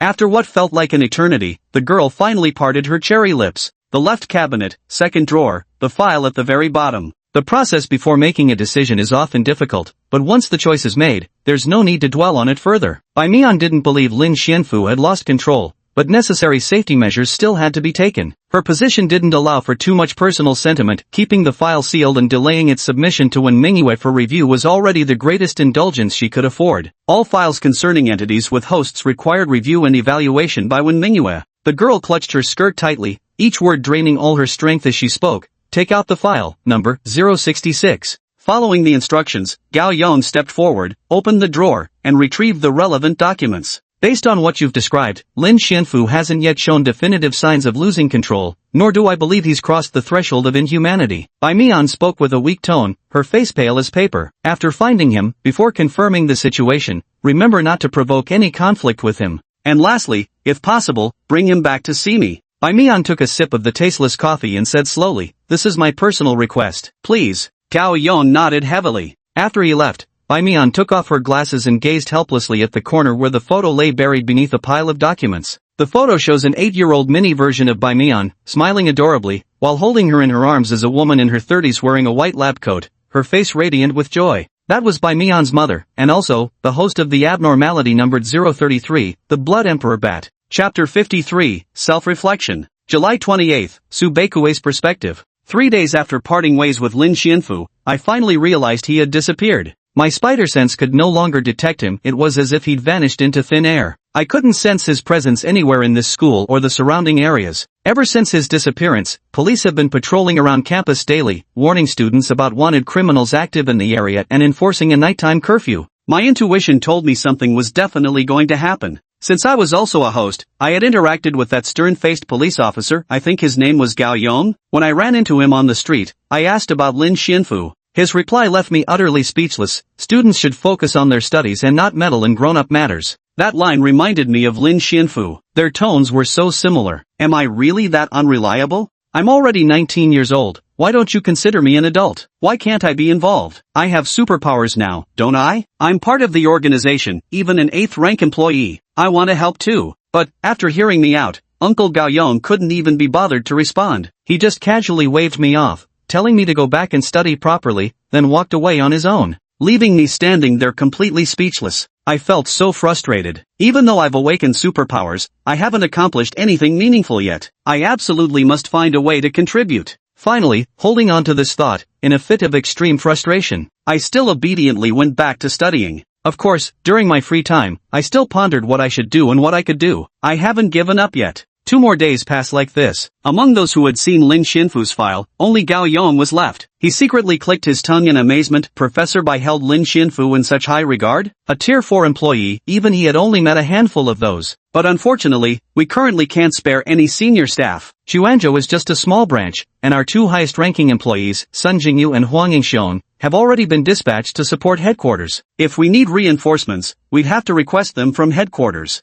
Gao Yong had no choice but to grit his teeth and lead the team himself, equipped with armed personnel, while secretly searching the campus for traces of the lurking abnormality. Along the way, they also looked into Lin Xianfu's whereabouts. As the first and closest person to have interacted with Lin Xianfu, Gao Yong actually shared Bai Mian's sentiment. He refused to believe Lin Xianfu would lose control and degenerate into a monster. Because of this, Gao Yong didn't allocate much firepower to deal with Lin Xianfu. Instead, a thought occurred to him. He wanted to meet Lin Xianfu alone and talk. Though dangerous, he truly couldn't bring himself to take action against him. Thus, the police maintained plainclothes patrols around the campus perimeter, remaining vigilant against potential unknown attacks. Amidst this covert operation, an unexpected monster quietly began its activities. The following night, 2128, inside the campus library, Su Yueying packed her personal belongings into her backpack while furtively glancing at the doorway and the windows outside. Seeing that everything outside appeared normal, she quietly let out a sigh of relief. It seems I haven't seen that strange woman lately,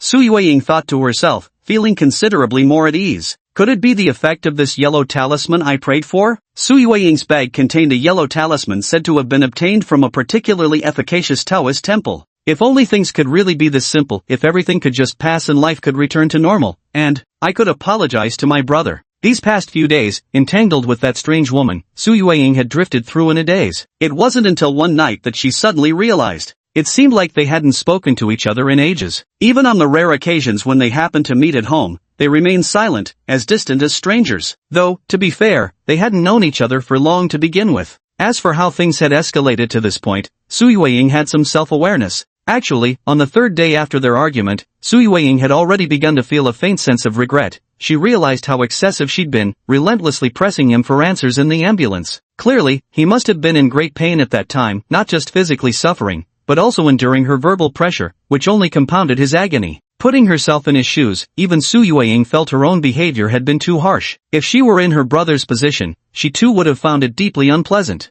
By now, Su Yueying clearly recognized her mistake. She wanted to have a proper conversation with Lin Xianfu, to reconcile and restore their previously harmonious relationship. By now, after several days of calm reflection, she no longer cared about Lin Xianfu's physical condition. As long as her brother was unharmed, did anything else truly matter? It probably didn't. But what about herself? Overwhelmed by shock, fear, worry, and other complex emotions, she had unconsciously committed the most childish and hurtful act. After all she had ever wanted was for her brother to be safe and sound. Even if something as unbelievable as those TV dramas, something that could never happen in reality, had truly occurred, what if Lin Xianfu really was a monster? So what? He was still his brother after all. Even though they hadn't met many times, Lin Xianfu still cared deeply about his matters and tolerated his temper, simply because he was family recognized by Aunt Lin. That's just the kind of good-natured person he was. Yet he had been greedily taking advantage of this kindness, craving more from him, and childishly hurling harsh words at him instead. Selfish expectations, selfish disappointments, selfish anger.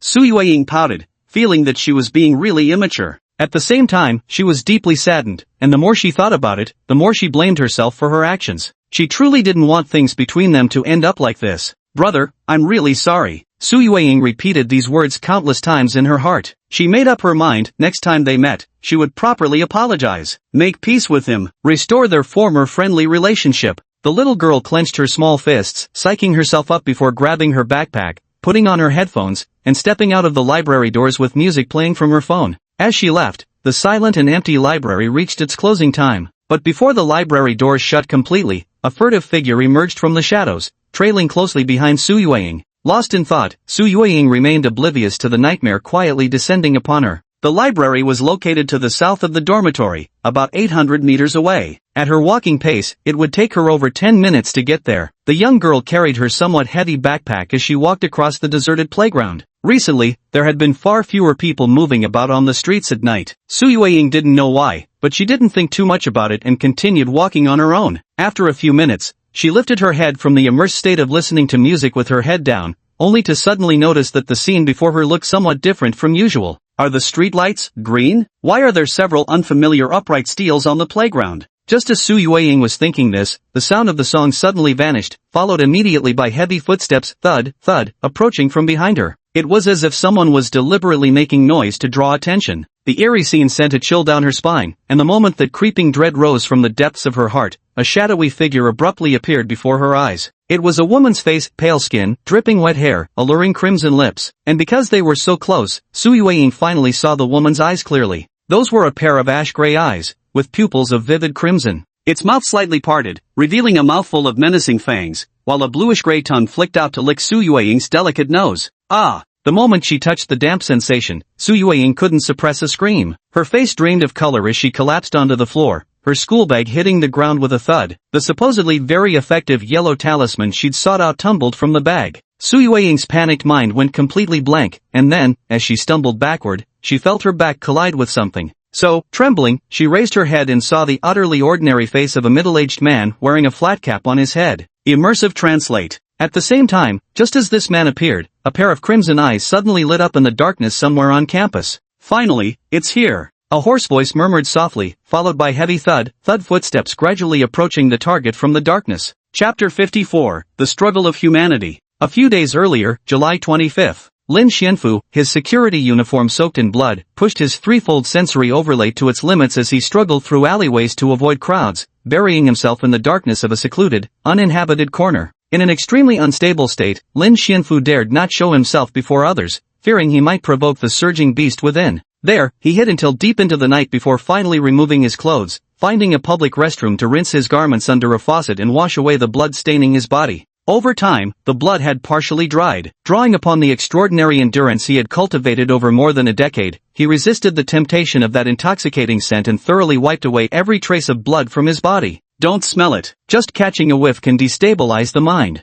Don't touch it. Even slight contact leaves an odor that makes the throat itch. Don't gaze at the blood. The mere sight unconsciously stirs desire. Never swallow it. Taking that first step would mean denying all previous convictions, completely surrendering one's body to the monster. After painstakingly cleaning the blood off himself, his back was drenched in sweat. The overwhelming urge to devour flesh was forcibly suppressed in his mind. There had been moments when he briefly lost consciousness. Lin Xianfu bit his tongue, enduring the pain while remaining vigilant against its sudden resurgence. In solitude, Lin Xianfu silently endured agony comparable to drug withdrawal. The unbearable torment drove him to growl under his breath, collapse to the ground, and pound the earth with his fists, leaving behind a dent in the soil. At this very moment, every cell in his body cheered, urging him to cross that inhuman line. In this state of disordered mental confusion, Lin Xianfu recalled his family, his mother, Su Jianli, Su Yueying. He recalled his friends, Ko Quan, recalled the 20 years of wasted time, recalled that youthful unrequited love, finally settling on, by Mian's smile. That day during the test, the girl's smile she gave him when they parted ways. This made him even more certain, more resolute in his determination.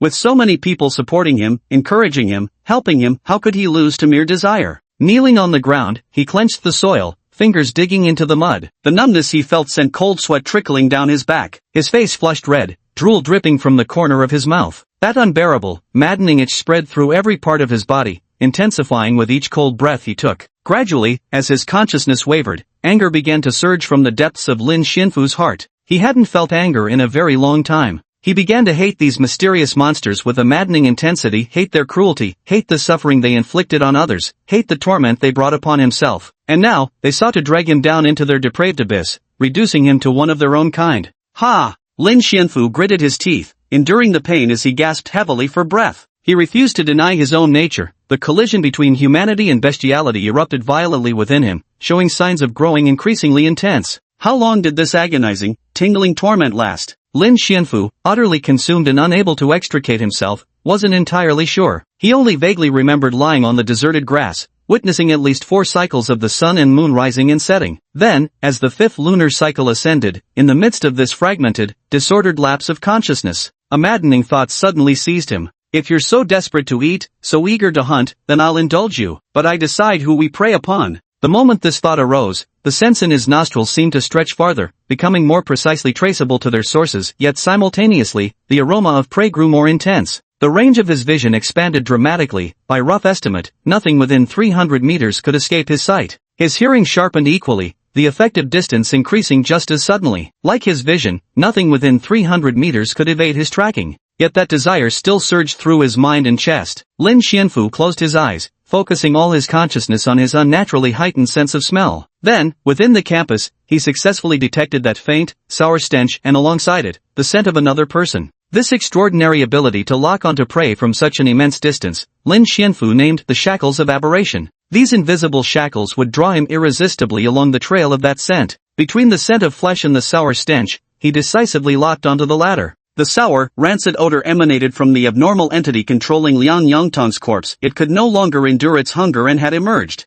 Perfect timing, the monster inside me was growing impatient. It needed to vent, it needed a frenzied hunt. Lin Xianfu struggled to put his security uniform back on, his crimson eyes opening as he muttered coldly to himself. At last, it's appeared. Want to eat human flesh? No way. Lin Xianfu, in a state of extreme instability, used the last shreds of his rationality to tear open a gap in the monster's bestial bloodlust, baring his fangs to his own kind. The hunt is about to begin. In the dark corner, Lin Xianfu took a deep breath and sprinted toward the source of the scent at his fastest speed. Bang! A deafening explosion erupted right before Su Yueying's tightly shut eyes. When the young girl opened them in astonishment, she couldn't believe what she saw. Her brother had suddenly appeared right in front of her. And that middle-aged man wearing a baseball cap? He'd been sent flying over 10 meters backward by a single kick from her brother. How familiar is this scene? It's exactly the same as what happened in the alley. Brother? Su Yueying widened her eyes, staring incredulously at his crimson pupils that burned with madness as they locked onto hers. How had he appeared? When did he get here? This version of her brother felt completely unfamiliar. Su Yueying couldn't make sense of it.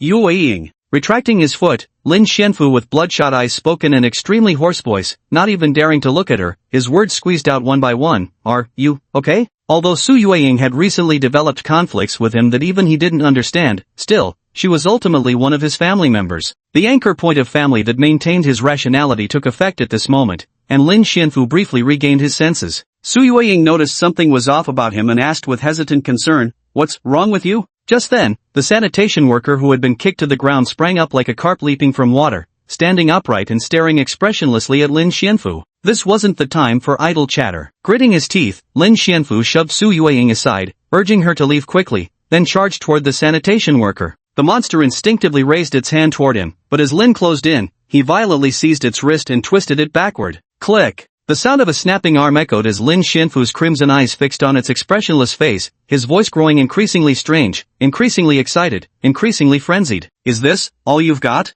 All it had to do was raise its hand towards someone to unleash that sense-distorting ability. Having fallen victim to it once before, Lin Xianfu's body was already on high alert. The moment it lifted its arm, he anticipated the movement and snapped its limb without hesitation. Violent, yet effective. Not only was it effective, but the release of that bestial cruelty also felt deeply satisfying. Then, he took a breath and drove his elbow, with the hand now free, straight toward its skull, holding absolutely nothing back. Crash! The elbow strike landed squarely on its head, but instead of the expected impact against flesh, its skull burst apart into a thick, black liquid. Immediately after, its entire body began dissolving into the same inky fluid. At this sight, Lin Xianfu understood how it had disappeared from the stairwell corner that night. It could actually transform into a liquid form and swiftly dissolve into the darkness. And this very action meant it was about to flee again. But just as the liquid melted onto the ground, just as it was about to vanish into the distance, a figure swiftly approached from the branches of a distant tree. It was none other than Su Beikuei. Chapter 55, The Beastly Hunt. That night, just as I lay down in my deserted dormitory, the warning ability in my mind suddenly roared to life. I immediately sensed it. Lin Xianfu had returned. He returned to this school, and was more terrifying than before. The proof was that despite being far away from him, his aura still stood out like a spark in the night sky, impossible to ignore. Unable to resist, I rolled out of bed. After confirming no one was outside the balcony, I swiftly climbed down the dormitory building like a gecko, then shot out a webline and swung rapidly, speeding toward the direction I sensed. Before long, as I drew closer, I spotted several figures on the ground ahead, people both in front of and behind him. Lin Xianfu was facing none other than the sanitation worker's silhouette. Coincidentally, at that very moment, the sanitation worker was about to flee. At that moment, I felt I had to help. Once, I had the chance, but I chose the wrong target. This time, I must redeem my previous disgrace. Until today, I kept wondering, what exactly could I do? How could I contribute to this hunting operation? If we're talking about direct combat ability, I'm no match for Lin Xianfu. The only thing that might rival his seems to be my unique perception skills. The range of my spider sensibility is about 200 meters, and my web shooting range extends roughly 100 meters. So I wondered, could I push the limits of my sensory abilities through unique techniques in these two aspects? Just as this idea occurred to me, I spent several days obsessively refining it until I suddenly grasped a completely unexpected application. Come on, I can do this! Taking a deep breath, I resolutely leaped from a height of 10 meters, curling my body midair to spin while stretching my arms straight out. Closing my eyes to sharpen my focus, I willed my webs to adjust in strength, size, and even color. Whoosh! Countless interconnected spider silk strands shot from my wrists. As my body spun, their trajectories constantly shifted, sending the silken threads spiraling through the air before spraying outward in all directions toward the ground. From a bird's eye view, I must have looked exactly like a spinning top. The faster and more rotations this top completed, the farther the meticulously crafted strands of spider silk spread through my consciousness. Then, just before impact, I swiftly retracted both hands beneath my body and pulled taut. Every strand instantly straightened, forming a perfect net-like pattern. A second later, I found myself standing steadily on this enormous spider web 1 meter above the ground, centered around me, and stretching at least 400 meters in every direction. I weave my web like a true spider, sensing vibrations, and begin the hunt. I won't let you escape again. Your escape route is already blocked by my spider web. When Lin Xianfu spotted Subekue from afar, he initially thought the kid was coming to cause trouble again. But soon he witnessed Subekue perform a series of maneuvers mid-air, swiftly weaving an enormous spider web across the ground. With these webs in place, whenever that black liquid rapidly passed through them, it would leave behind traces. Well done. Understanding his meaning, Lin Xianfu let out a low growl. At the last moment, he turned to glance at Su Yueying, who remained oblivious to what was happening. The spider webs were nearly transparent, practically invisible in the darkness. Subekue, dressed entirely in black, stood far away so she couldn't see this scene. Before appearing here, he had already sensed that, for some reason, there wasn't a single person within several hundred meters. And so, at this very moment, this night, the school had become his hunting ground. And the prey, naturally, was that creature curled up on the ground, weaving through the spider webs. Ing. After a brief struggle, Lin Xianfu made his decision. The power of his human form wasn't strong enough. He needed to unleash his full strength. So, as he undid the buttons of his security guard uniform and closed his bloodshot eyes, he spoke in a low, gravelly voice. I don't want to do this, but I must. Brother, Su Yueying whispered softly as she approached him, not quite understanding his meaning. Then she quickly understood. Under her astonished gaze, Lin Xianfu turned his head away, let out a roar, and began to charge. After taking 2 steps, he violently threw off his black security uniform. Grara! His physical height rapidly began to expand, while his skull started to deform and elongate. Black fur spread across his entire body from his chest, the nails on his arms grew razor-sharp, and his crimson eyes emitted a frenzied red glow in the darkness. Don't even think of escaping my hunt. Completely transformed into a werewolf, Lin Xianfu's crazed wolf head heaved with ragged breaths. Each footfall struck the ground with a thunderous boom as his red glowing eyes scanned the night. After a few strides on 2 legs, he found the speed insufficient and decisively dropped to all fours, tearing across the sparse grassland like a blur, a fleeting shadow barely discernible to ordinary eyes, weaving through the spiderwebs. Holy shit! Subekue, standing atop a distant web, witnessed the scene firsthand and nearly tumbled off in shock. His mind reeled with astonishment. So this was Lin Xianfu's true form? The warning ability hadn't lied. That figure was something he couldn't hope to match in his current state. The third transformation into a werewolf left Lin Xianfu teetering on the edge of reason, yet he felt an unparalleled exhilaration. Power surged through his entire being, every muscle in his body singing with joy, as if this were his truest self. But Lin Xianfu never forgot, he remained human at heart. His fangs were meant only for monsters, never for his own kind. The speed accelerated to its limit, leaving the prey trapped in the spider's web with nowhere to flee. Its remaining intelligence sensed impending doom, so it decisively shifted into human form and turned, attempting to unleash its power toward Lin Xianfu, now transformed into a werewolf. Evil in my dreams, a reflection of the heart. Its simple, instinct-driven mind could never comprehend just how insane this hunter of the bizarre truly was. It had just taken human form, turned around, and in that brief pause, saw a gleaming claw flash across its body. Lin Xianfu panted heavily, his nostrils flaring with savage fury. The moment he brushed past the creature, razor-sharp claws had already carved 5 deep gashes across its body. Though this monster could liquefy itself to escape swiftly, it was far from truly immortal. Moreover, these claw marks were excruciatingly deep and vicious. Lin Xianfu never held back when dealing with such abominations. No longer able to sustain its form, the creature slowly dissolved into a puddle of liquid splattered across the ground, motionless at last. At this moment, Lin Xianfu was panting heavily, his crimson eyes wide open as he struggled to walk back, wanting to see if his prey was dead. But just then, the puddle of dissolved liquid on the ground surged rapidly toward his body. Ha! The scene was all too familiar. Lin Xianfu recalled the beginning of that rainy night, the night he fused with the silver liquid, the night he became a werewolf. What's happening? These fluids were the true essence left behind after the anomaly's death, yet now they were merging with Lin Xianfu's body. The monster within was accepting and chewing on this black solution. The overwhelming hunger that had filled his entire body was being satisfied, leaving Lin Xianfu feeling strangely light and comfortable. But didn't Bai Mian say that anomalies had severe rejection reactions between them? As he chewed the bizarre substance, Lin Xianfu regained some rationality and found himself able to ponder this question. What's happening now? Just at that moment, a gunshot suddenly rang out in the distance. Bang! Lin Xianfu instinctively twisted his body sideways upon hearing the sound,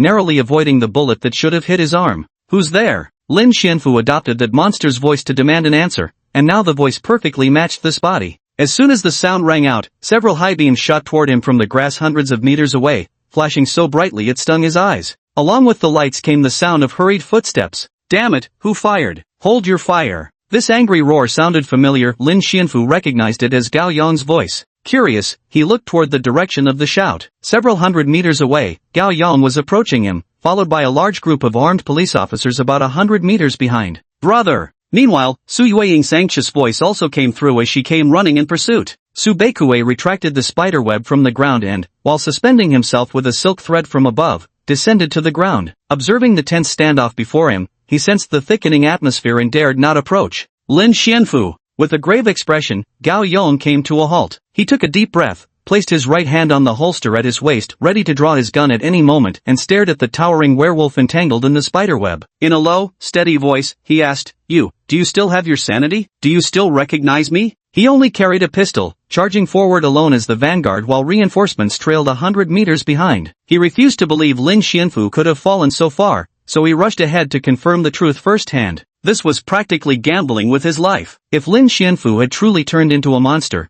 being this close would have meant certain death. Yet a sliver of trust remained in his heart. Lin Xianfu's previous good conduct made Gao Yong cling to a faint hope for him. Faced with the questioning, Lin Xianfu remained silent, panting heavily as he stared at them with his enormous red eyes. His rationality, not yet fully restored, couldn't comprehend what those words meant. At that very moment, a figure rushed anxiously toward Lin Xianfu from behind. It was Su Yueying. The moment he saw Su Yueying's figure, Gao Yong's expression changed drastically as he urgently shouted, "Girl, come here. Don't go near him." Gambling with his own life was one thing, but he had no intention of risking someone else's. No. Though Su Yueying didn't understand what was happening before her eyes, she could clearly recognize the werewolf like Lin Xianfu standing there, the approaching police officers in the distance, and the meaning behind the gunshot moments earlier. The decision had already been made long ago. Su Yueying spent every silent night without Lin Xianfu's presence, reflecting on her actions, drowning in regret for what she had done. The young girl froze before Lin Xianfu, her hands trembling as she turned her back to the werewolf and faced the police instead. With a tense expression, she declared, "Don't hurt him. He's my brother, and he's never done anything wrong."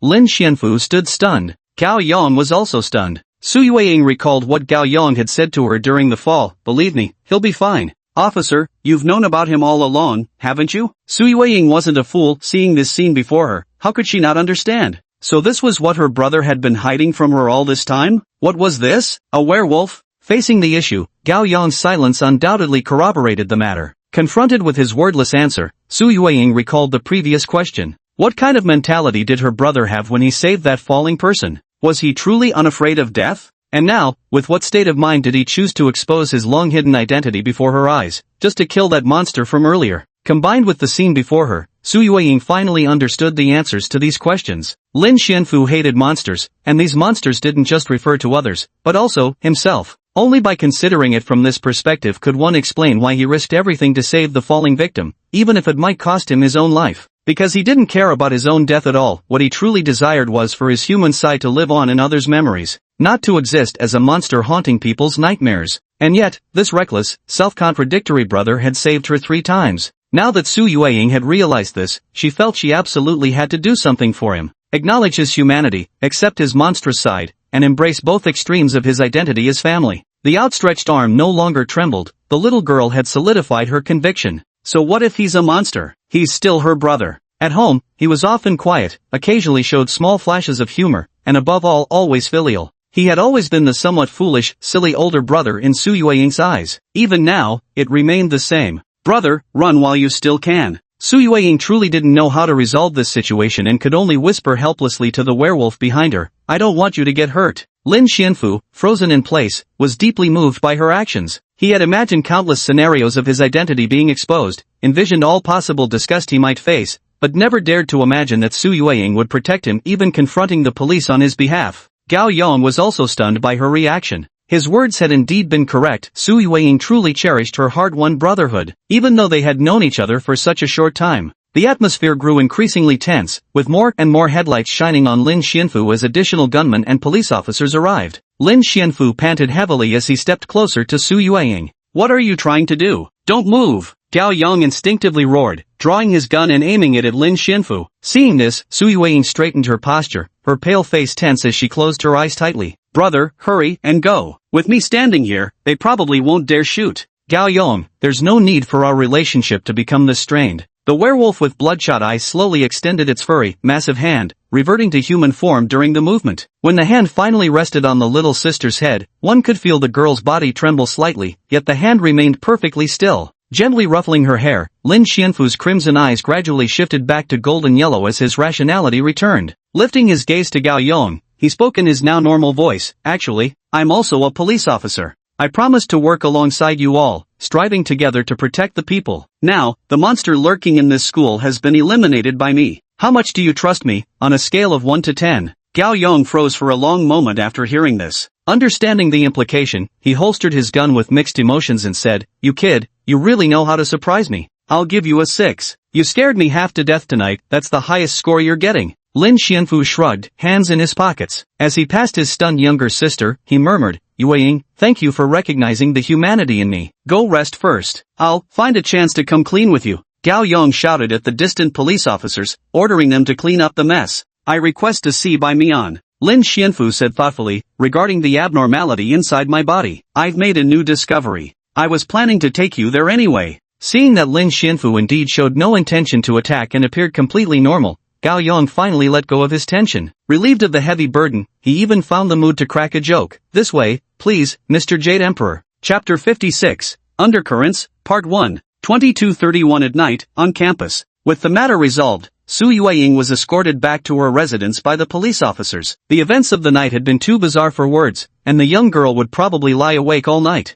Su Baikue, who had successfully captured the fleeing abnormality with spider webs, redeemed himself from disgrace. After receiving praise from Gao Yong and Lin Xianfu, the rookie hero who craved recognition was utterly delighted. Leaving behind a cheerful, call me anytime if you need help, he returned to his dormitory satisfied, ready to attend classes the next day and fulfill his duties as a model student. Thus, the police's carefully laid trap targeting the abnormality lurking on campus and the potentially dangerous Lin Xianfu came to an end. The snipers stationed in the distance quietly withdrew, leaving only a few patrol officers behind while the rest of the terrified police force hastily retreated from the school grounds. In this operation to suppress the abnormality, they miraculously achieved a result where only the abnormality perished, while every police employee survived unscathed. The only cost incurred was a single bullet fired by an overly nervous rookie officer. Perhaps later, this employee would face severe disciplinary action and undergo another round of rigorous training. Gao Yong could already imagine the expression Zhang Yitong would make upon hearing about this outcome, one so unbelievable it bordered on absurdity.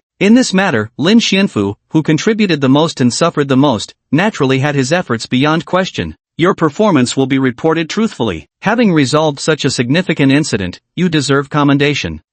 Officially, we'll say you assisted the police in apprehending a wanted criminal and will be awarded the title of Special Grade Officer. How does that sound? Gao Yong spoke earnestly, standing at attention and saluting. Lastly, thank you for your contributions to all this, Comrade Lin Xianfu. Lin Xianfu nodded and returned a crisp salute. Afterwards, the two of them also left. The school, now restored to tranquility, no longer harbored any strange presences. Lin Xianfu was absolutely certain of this. After leaving the school, Lin Xianfu, who had been hiding deep within the campus for several days, suddenly realized that apart from his security guard uniform, he hadn't brought his ID card, his phone was dead, and he had none of the essentials needed to go out. Moreover, he had no intention of returning home now, otherwise, his cover would be blown. The message brought to the family by the research institute in collusion with the police was, Lin Xianfu was on a field assignment under special circumstances and could not be contacted. With the police vouching for his safety and emphasizing the classified nature of the matter, Lin Wanqin and her husband, who naturally trusted the authority of the police uniform, didn't dwell on it further. Amid all these awkward circumstances, Lin Xianfu found himself without a place to sleep tonight. All these matters had to be left to Gao Yong to handle, and the ever-helpful Gao Yong had no objections to stepping in. After arranging everything and agreeing to pick him up early the next morning to take him to the research institute, Gao Yong left. Afterward, staying in the hotel Gao Yong had paid for, Lin Xianfu first charged his phone and then took a long shower, washing away all the previous exhaustion and disarray. Only after putting on his newly bought clothes did Lin Xianfu have the leisure to check his physical condition. Without a doubt, Lin Xianfu felt his rationality had become remarkably stable. The hunger that had surrounded him earlier had vanished. He tried opening a small snack from the hotel room to taste it and found he could discern its flavor. It feels very similar to the changes that happened after returning from Zhou Ruoxiu's home. Sitting on the soft white bed, Lin Xianfu began carefully recalling that after being parasitized by the wolf-type aberration, he had once reached a near out-of-control state, but the aftereffects were never as severe as this time. And after that day when he met and killed Zhou Ruoxiu, his physical condition had indeed stabilized for a period, until a few days ago when he fell back into that frenzied state again.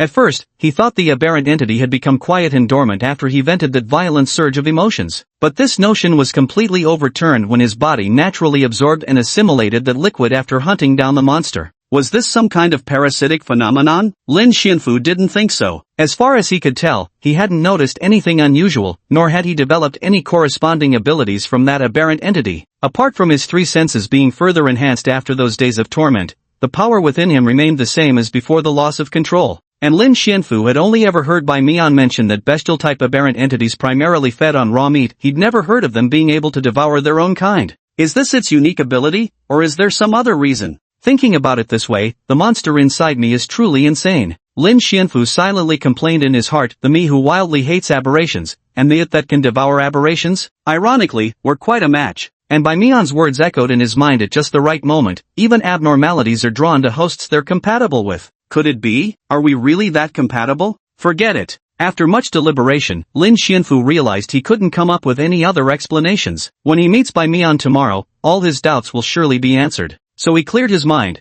buried his face in the soft pillow, turned off the light, and drifted into sleep. When Lin Xianfu opened his eyes again, he sat up from the ground. Before him lay the same doorless, windowless chamber still carpeted with withered branches and petals. At the exact center of the crimson blossom-strewn floor stood a black staff 1 meter long, perfectly straight without the slightest curve, planted firmly upright. A most peculiar thing. Lin Xianfu walked over, his memories telling him this wasn't his first time coming here. Not long ago, he had felt like he'd been here before, yet until waking up here moments ago, he'd had absolutely no recollection. This secret chamber seemed to have sealed away his external memories. At the center of the floor, atop the scepter stood a ferocious green rat head statue, while the previously empty socket beneath the rat's head had somehow become filled with a gray orb the size of a fist. Lin Xianfu guessed that orb must be the trophy absorbed after hunting down that monster from the evil within dreams. He took a few steps forward, grasped the top of the staff, and tried once more to pull it out. The result was utterly disheartening, it still wouldn't budge. Lin Xianfu exerted all his strength, yet the staff remained immovable. The socket is already fully embedded, what other necessary condition must be met? Lin Xianfu tried several times but still couldn't grasp the method, so he decisively gave up. Forget it, everything here is just too bizarre. Completely baffled, he simply sat down on the floor and began surveying his surroundings. After looking around for a while, he noticed that the withered branches covering the walls of this secret chamber seemed slightly more vibrant than before. Lin Xianfu carefully compared and confirmed his observation. Those withered branches were indeed more lively than earlier. But why was that? Was it also because they had devoured the abnormality? Everything in this secret chamber was utterly strange, as if belonging to a completely different world from the events he'd experienced. Lin Xianfu silently complained to himself, yet found no answers. Before long, his eyelids grew heavy as drowsiness surged from the depths of his body. The moment he quietly closed his eyes, a knocking sound reached his ears. Chapter 57, Undercurrents, Part 2. At 5:30 in the morning, lying on the soft hotel bed, Lin Xianfu awoke to faint knocking sounds. The knocking was brief and light, just 2 taps. Perhaps realizing the guest might still be asleep, the person didn't continue, instead slipping a small note under the door. The message read, 6:30 a.m., complimentary breakfast served for guests on the first floor. Lin Xianfu rolled out of bed and glanced at the note before casually setting it aside. He then noticed several small promotional flyers next to it, featuring images of seductive women with a phone number below and the words, "Lonely? Chat with me." They might have been slipped under the door during the night, but Lin Xianfu had fallen asleep the moment his head hit the pillow and hadn't noticed. After tossing them aside carelessly, the now-awake Lin Xianfu made a quick call to Gao Yong before heading to wash up. While washing up, he cleared his mind and began recalling the eerie secret room from last night. It was only then that he realized he had some vague memories of the dream, but whatever had been inside that room, he couldn't remember at all. All he could recall was falling asleep again in an unfamiliar secret room before waking up back in reality. That room was definitely strange. Lin Xianfu spaced out for a moment, turning it over in his mind before deciding to shelve the thought for now. There simply weren't enough clues yet. Only when he returned to his room to change clothes did Lin Xianfu finally glance at his phone, which had accumulated 99 plus unread messages over the past few days. Skimming through them, most were trivial news updates, while a few were from his mother, encouraging him to work hard at his new job, save up money, and find a wife someday. She knew he wouldn't see them, that his phone hadn't been with him, but she couldn't help sending her care and concern anyway. Apart from all this, Lin Xianfu also saw a message Ko Kwan had left him yesterday. "Ah Fu, are you free? Let's grab some late-night snacks together." Glancing at the time the message was sent, Lin Xianfu grumbled inwardly, "Thanks, but I just finished eating when you sent this." After all, feeding an imaginary creature still counts as being full. Gao Yong arrived at the hotel half an hour later. After exchanging greetings, they quickly checked out. Lin Xianfu gathered his meager belongings and followed him into the car, heading to the research institute. Every day at 6:30 sharp, Bai Mian would wake up without fail. This had become her long-established routine since that incident. Her sleep had always been brief and restless, and in recent days, this condition had worsened even further. Whenever she lay on the soft bed specially arranged for her in the research institute late at night, Bai Mian would recall matters concerning Lin Xianfu. Each recollection would leave her lost in thought for long periods, and the more she dwelled on it, the more her heart ached, making sleep elusive for the girl. This had recently resulted in faint dark circles under her eyes, and while reviewing and recording thought archives, she often spaced out, prompting reminders from fellow researchers beside her. Today was no different. She woke up punctually at 6:30. Bai Mian laboriously shifted herself from the bed into her wheelchair. As she moved, the girl gazed at her legs, pale and lifeless from the knees down, incapable of independent movement, her eyes dimming with sorrow. That accident changed her forever, both inside and out. If not for that accident, she might have just graduated a few years ago, with both parents alive and the family of 3 happily complete. And her mother wouldn't have left this country, severing all contact with her. The girl sat dazed for quite some time before slowly moving her wheelchair to wash up and prepare for the day's work. After a while, having finished washing up and changed clothes, Bai Mian followed her usual routine by brewing herself a pot of hot coffee. As she waited for the water to boil, Bai Mian finally heard the long-awaited good news she'd been anticipating for days from the researchers' messages. Gao Yong had brought Lin Xianfu to the clinic. The girl's previously dull and lifeless eyes instantly brightened. 7:25 a.m. Entering the research institute once more, Lin Xianfu was greeted by those familiar gazes, the looks of reverence mixed with wariness, of cautious vigilance when regarding him. It felt as warmly familiar as coming home. That's more like it. Revere me, fear me, stay away from me. I am the monster. The glimmer of this particular look in your eyes will be etched deep in my heart as a special anchor. It will constantly remind me to suppress and guard against the monster within myself, to preserve that absolutely essential human essence in my heart that must never be lost. Halfway there, Lin Xianfu thought about teasing them again with that monstrous voice, but seeing at least 40 or 50 people holding pitch-black gun barrels, he decided against it. Why provoke them? Causing conflict wouldn't do anyone any good. Soon, the two arrived at the pristine white office where they had first met Bai Mian. Bai Mian was already waiting at the door. She wore a white lab coat with white tights underneath, paired with small black leather shoes. Sitting in her wheelchair, her fingers unconsciously twisted together in her lap as she looked at Lin Xianfu with an extremely complex gaze, one that contained relief and something akin to joy. "Welcome back." The girl's sweet smile, just like the one she gave him when they parted that day, made Lin Xianfu momentarily dazed, but he quickly regained his composure. "Long time no see." Lin Xianfu nodded with a smile. In front of her, the cold expression he wore when walking out of the research institute just moments ago melted away effortlessly. Just like their first meeting, Bai Mian always seemed able to see through his cold, cruel facade. Lin Xianfu felt it necessary to make her wary of him, so he said in that strange tone, "Bai Mian, I need to talk to you alone." "Is that convenient?" At that moment, only Gao Yong and the 2 guards at the door were nearby. Hearing this voice, they immediately turned their gazes over, their eyes full of vigilance. Even Gao Yong, who had heard this voice many times before, felt his heart skip a beat for a moment, then looked at Lin Xianfu with utter bewilderment. Unfortunately, Bai Mian's expression didn't change at all upon hearing this. Her smile remained sweet as she said, "Of course, no problem. Let's go inside to talk." The girl showed no trace of panic whatsoever, not even a fluctuation in her heartbeat. Her gaze remained fixed intently on him. As expected, an expert was truly an expert. What grand scene hadn't she witnessed before? How could she possibly be frightened by his still immature monstrous voice? Realizing this, Lin Xianfu chuckled inwardly at his own childishness, reining in his playful thoughts as he spoke earnestly, let's go in." With that, he silently moved behind Bai Mian and dutifully took hold of the wheelchair. Then, under the wary gazes of the guards, he pushed open the door and entered the office. Once his back was turned, unseen by anyone, the girl's delicate cheek lightly pressed against Lin Xianfu's fingers resting on the chair back. She took a soft breath before speaking in a voice so quiet it was almost imperceptible, tinged with a hint of choked emotion, "You finally came back." Lin Xianfu moved his index finger slightly, feeling a tiny drop of moisture on the girl's cheek. He let out a soft in response. Chapter 58, Undercurrents, Part 2, Combined for Word Count. Gao Yong didn't join Lin Xianfu and Bai Mian for their conversation. Instead, he pulled out a pack of cigarettes and went to find a smoking area to pass the time. As for Bai Mian's safety, that wasn't even a question worth considering. Within this area, no one could possibly harm her. Lin Xianfu led Bai Mian into the office, guiding her to her usual seat. He took out her personal cup from the neighboring cabinet, washed it at the sink, and then poured her a cup of coffee. Bai Mian rubbed the corners of her eyes, sniffled quietly, and watched his movements in silence. By the time the porcelain cup filled with coffee was placed before her, the girl's emotions had already calmed. "Thank you." Bai Mian softly thanked him, picked up the cup, blew gently on the steaming surface, and took a small sip.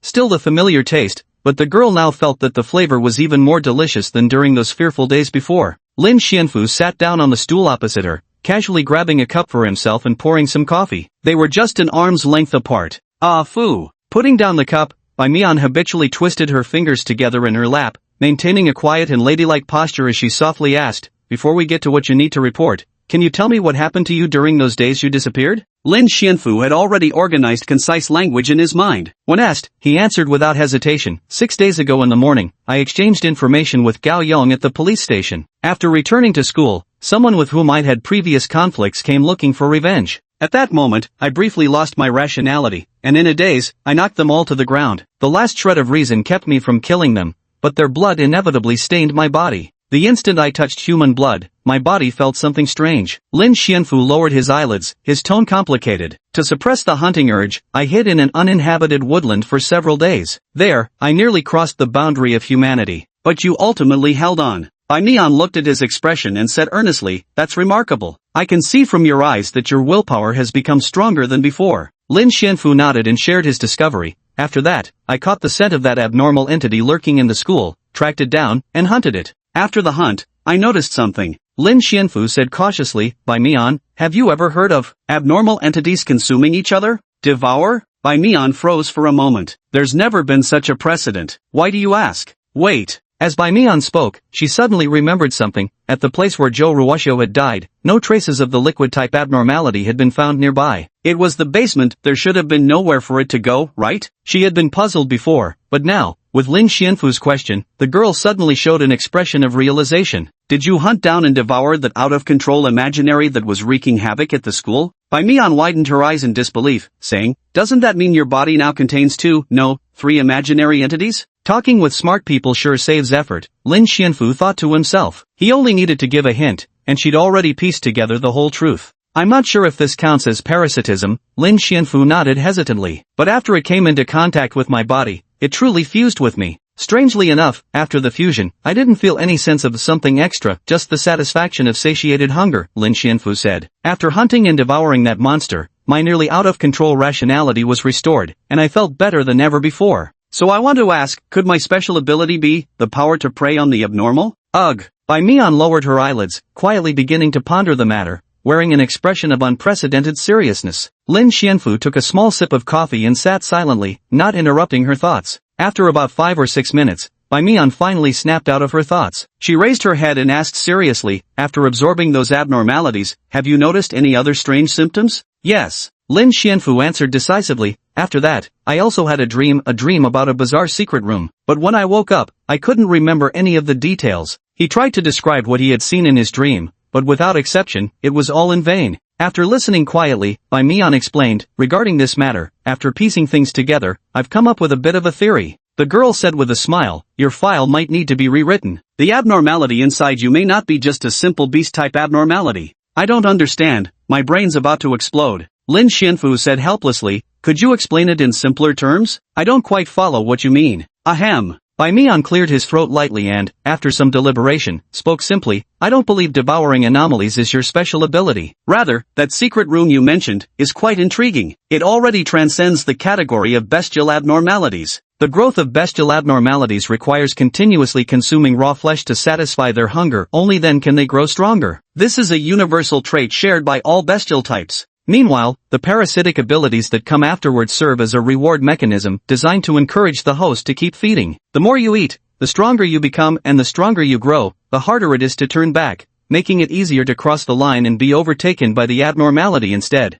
But your situation is different. Bai Mian continued, you resist devouring raw flesh and preying on humans, constantly enduring hunger, while the abnormality is always thinking about feeding. This has created a unique tug-of-war state within your body. And this tug-of-war may have secretly twisted its dietary preferences. You must understand, the host and the abnormality influence each other. This directly led to it becoming so ravenous that it even turned on its own kind. From this point onward, it can already be said to be fundamentally different from bestial-type abnormalities. These twisted rule characteristics would be more appropriately classified as abstract type. In other words, its true form may not be bestial at all, but rather an abstract-type abnormality mimicking a bestial form. It just happened to grant you the ability to become a werewolf and enhance 3 senses, that's all. The true special ability might be related to that secret chamber, and you haven't yet met the activation conditions. These characteristics also belong to the abstract-type abnormality known as the statutes of regulation. Bai Mian paused at this point before continuing, and regarding this viewpoint, I have additional evidence to supplement. As far as I know, there has never been a duplicate aberration discovered anywhere in the world, and before you, a wolf-type aberration had already been identified. After some thought, Bai Mian continued, this is classified information, currently known only to a handful of people. It wasn't found domestically, but in Europe. Its beast form is a massive white wolf of formidable stature, possessing extraordinary power. Its special ability is assimilating humans, turning them into werewolves who can't resist becoming frenzied during full moons. Those werewolves transformed by the giant white wolf are called wolfbloods, who have long been entrenched overseas and have never set foot in our country. Therefore, the possibility of werewolves appearing locally can be basically ruled out. Since this information doesn't point to senior domestic employees, it shouldn't count as leaking classified information, Bai Mian thought to herself. So after all this, I'm not a werewolf? Lin Xianfu was stunned for a long time. Then what could it be? He voiced his question honestly. Seeing his dumbfounded expression, Bai Mian found it somewhat amusing. The girl pursed her lips and smiled. Does it really matter? Whether you're a werewolf or not, you're still you. You are Lin Xianfu, 24 years old, Bai Mian said with a smile. A professional hunter who detests anomalies and hunts them down in the darkness. Isn't it enough as long as you know who you are? Hearing this, Lin Xianfu froze for a moment before nodding in agreement. Whether the monster inside him was bestial or abstract, to him, it was still an aberration, something he needed to fight against relentlessly. What did its true nature matter? Was it even important? But since its dietary preferences had been warped, Lin Xianfu thought, wouldn't it be simple enough to target an anomaly the next time he was starving? There'd be no need to feed on humans anymore. Lin Xianfu raised this question truthfully. However, Bai Mian shook her head and offered her own perspective. The girl said worriedly, Fu, just having one of those abnormal entities parasitizing inside you is already enough to completely overturn a person's life and temperament. And you want to take in several more. This is simply unheard of. 1, 2, 3, you might not show any abnormalities now, but if you keep devouring them, Bai Mian said anxiously, I'm afraid the backlash you'll suffer in the future will be even greater. Hearing this, Lin Xianfu froze, suddenly realizing the issue he had overlooked all this time. At the initial stage of parasitism, when I saw bright red blood at the veterinary clinic and was on the verge of losing control for the first time, I could barely maintain my rationality in that state, and didn't suffer too much. But after killing Joe Ruwashio and unintentionally absorbing its abnormality, although my condition stabilized for a while, the second near loss of control soon followed. The agony of struggling in that deserted woodland, the unfulfilled craving, every cell in my body tingling with numbness and itchiness, it nearly shattered Lin Xianfu's sanity completely. And now, with 3 abnormalities already inside my body, if I approach the brink of losing control again next time, will that aftermath come even more violently, even more brutally? Bai Mian's unintentionally caring words instantly awakened Lin Xianfu and extinguished his secret delight at having accidentally found a shortcut to suppress the monster within his mistaken belief that he'd discovered a solution to bestiality. As expected, it wasn't so easily controlled or tamed by oneself. Lin Xianfu helplessly lowered his head and fell into silence. The earlier joy he'd felt upon regaining his senses had now completely dissipated. This journey into the abyss, with no path of return, a wild odyssey that perhaps not even death could terminate, might have only just begun. Noticing Lin Xianfu's sudden despondency, Bai Mian realized she might have said the wrong thing. Ah Fu, don't worry. Bai Mian reached out with her soft little hand, gently grasping his large cold hand resting on the table, transferring her warmth and tenderness to him. No matter what, I'll support you and help you. You'll never become a monster. You need to have more confidence in yourself. Bai Mian comforted him in her gentle voice. Lin Xianfu nodded silently. He clearly understood that none of this was Bai Mian's fault. She was merely objectively analyzing the situation for him, considering the problem, and providing answers. This couldn't justify directing all the resulting negative emotions at her. Afterwards, the two chatted about other topics, trying to dispel the oppressive mood that had built up from discussing the abnormalities. The effect wasn't particularly good, but Bai Mian, as his friend, had done her best. It was at this moment that a sudden knock came at the door. Hello, Professor Bai, this is Su Wangjin. I apologize for the intrusion, came a young man's voice from outside. I've come for my regular visit to collect the files. Lin Xianfu heard the voice but suddenly sensed an indescribable strangeness. His hearing, smell, and vision had been enhanced once again. Unintentionally, his heightened senses detected something unusual. Upon hearing the knocking and speaking sounds, Bai Mian finally snapped back to reality. Looking down, she realized her hand was still clasped with Lin Xianfu's, causing a faint blush to spread across the girl's cheeks. She quietly withdrew her hand, gave a light cough, and then said to the person outside, "Come in, the door isn't locked." The door then opened, revealing a man about 180 centimeters tall with a robust build, handsome features, rosy complexion, and youthful appearance, likely around the same age as Lin Xianfu. He wore a black overcoat similar in style to Sun Jingyu's, also belonging to the Vermilion Bird Division, with Wen Mingyue as his direct superior. He came today because, according to regulations, he needed to collect the regularly reported host data on abnormalities and related research progress. Bai Mian had long grown accustomed to this. Since she couldn't leave this place, people would periodically come to retrieve files from her for evaluation and review.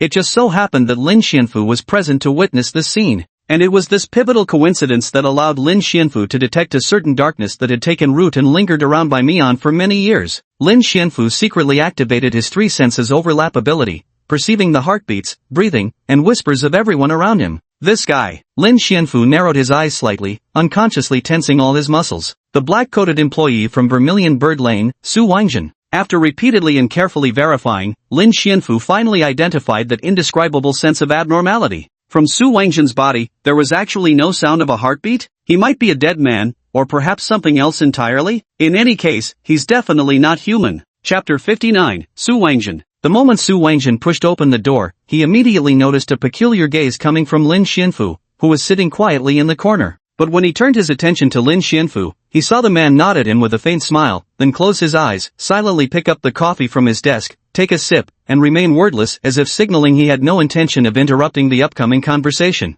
Who is this? Su Wangjin had this thought flash through his mind. He felt like he'd caught a whiff of subtle hostility just a moment ago, but by the time he tried to locate it, the presence had already vanished without a trace. The files are all sorted. Bai Mian suddenly spoke up, stealing a glance at Lin Xianfu who was quietly sipping coffee before continuing seriously, "They're in the right cabinet, 3rd drawer, everything's placed there. My legs aren't what they used to be, so you'll have to go look yourself." Su Wangjin snapped back to attention, nodded calmly, then stepped forward. Following Bai Mian's instructions, she deftly rummaged through the drawer and retrieved the newly added files. Number 067 Evil Self and Dreams, an abstract-type abnormality. Number 068 Web-Binding Wolf Spider, a beast-type abnormality. With his current vision, Lin Xianfu only needed a quick glance to spot the serial number and name written at the very edge of the file cover. No file about himself? Lin Xianfu felt slightly surprised, but kept it to himself. He wasn't foolish enough to voice this question now. 2 new additions this time. Take them back for Wen Mingyue to review. Bai Mian said calmly, among them, the number 067 Evil in My Dream has gone missing during the suppression operation, with its current whereabouts unknown.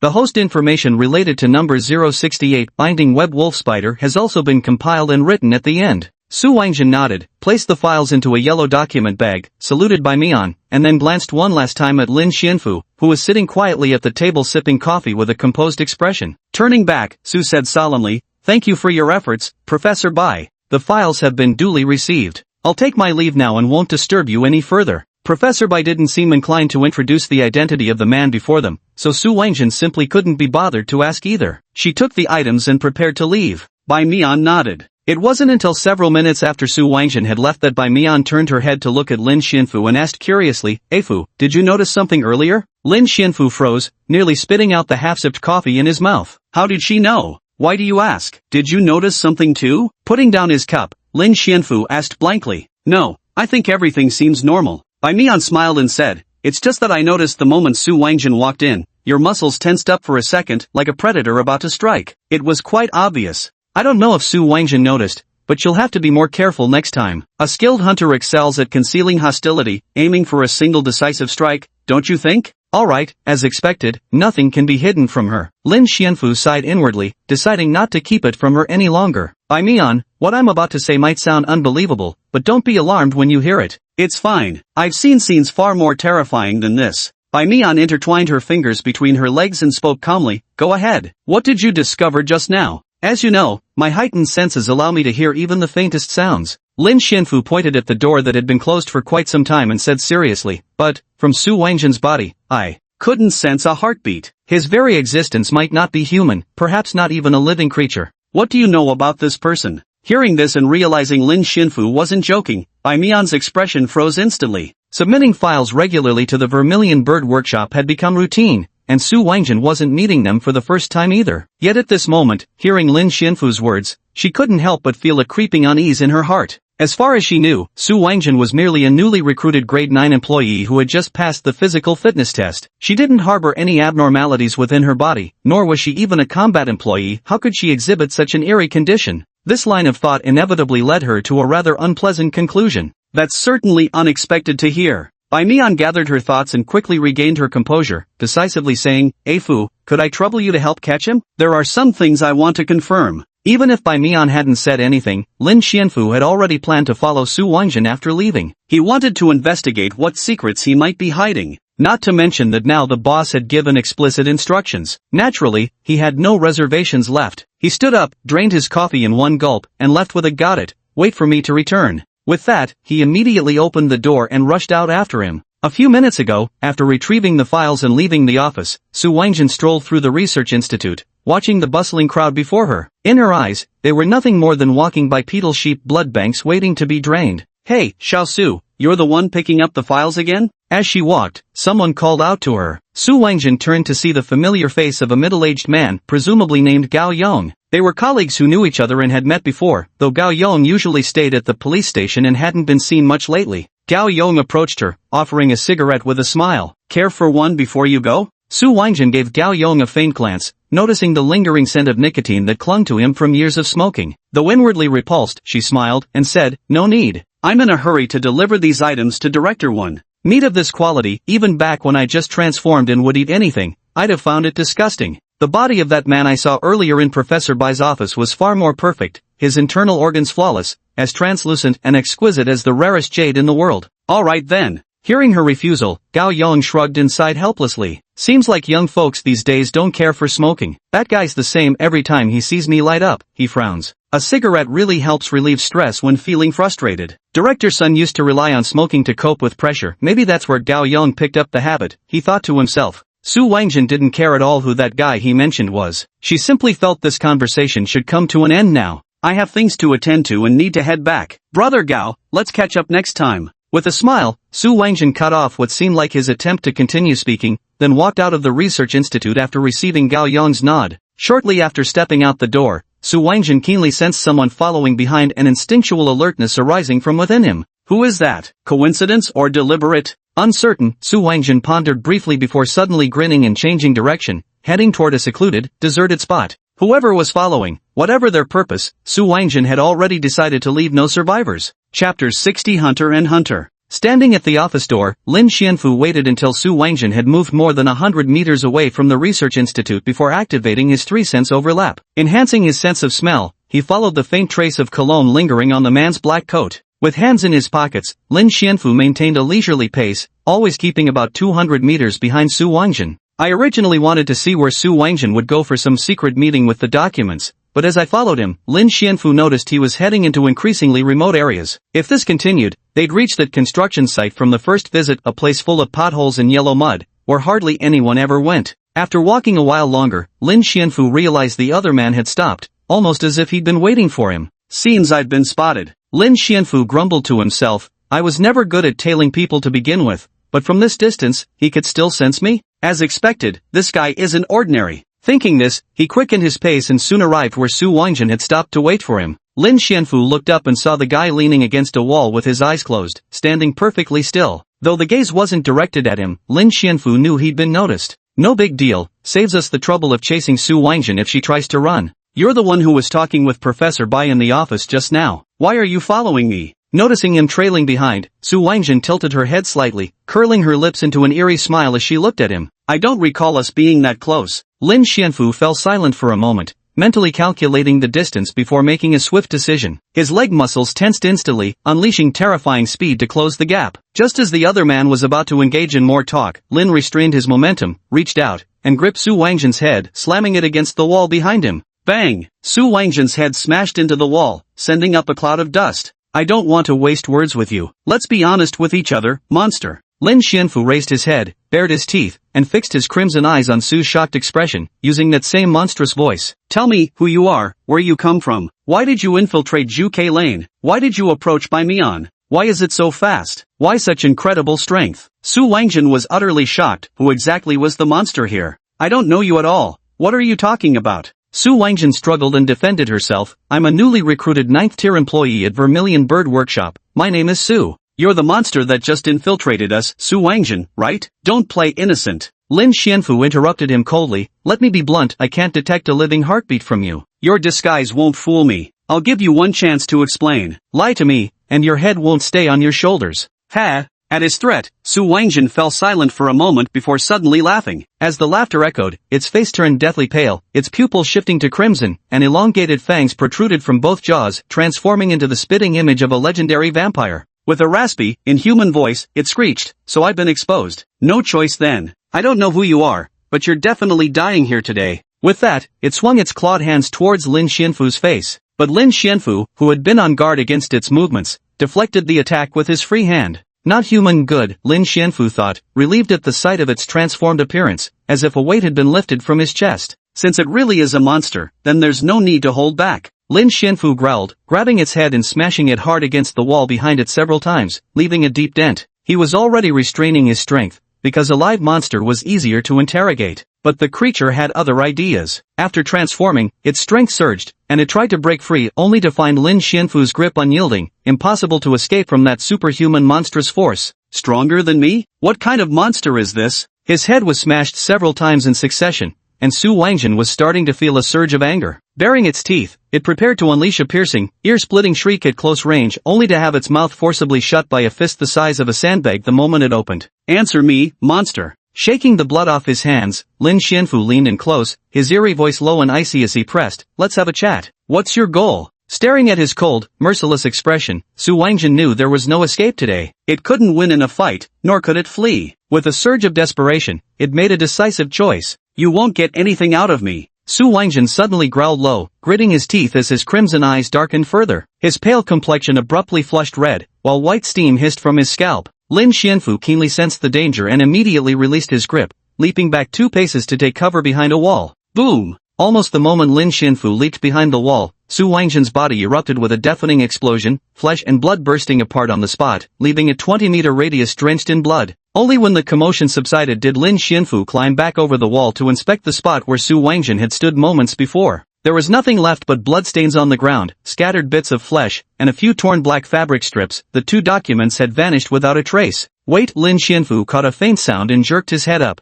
squinting into the distance. Against the sky, a black bat the size of a human head was darting southward at incredible speed, the file pouch clenched in its jaws. From the ground, it had already shrunk to a needlepoint silhouette so small that most people wouldn't have spotted it at all. After a quick calculation, Lin Xianfu realized the distance was now too great to knock it down with any object, leaving him no choice but to watch helplessly as it disappeared into the sky. To prevent the leak of secrets, they actually self-destructed their own flesh in a blood explosion. How ruthless! Lin Xianfu silently cursed in his heart. What a shame, couldn't bring it back alive. Meanwhile, in Xuanzhou, at the top floor office of the Vermilion Bird Quarter, when Mingyue, who was sitting at a sandalwood desk writing something, suddenly paused. Just moments ago, a single thread within the psychic web connecting all its descendants abruptly snapped. This signified the death of one belonging to its bloodline. When Mingyue's expression turned grave as she realized this information, all descendants had been explicitly instructed to maintain an extremely low profile while living covertly in this city. There was absolutely no way the descendants would dare disobey its orders. If any conflict had arisen, the only possible explanation would be their identities being exposed and them being slain on the spot.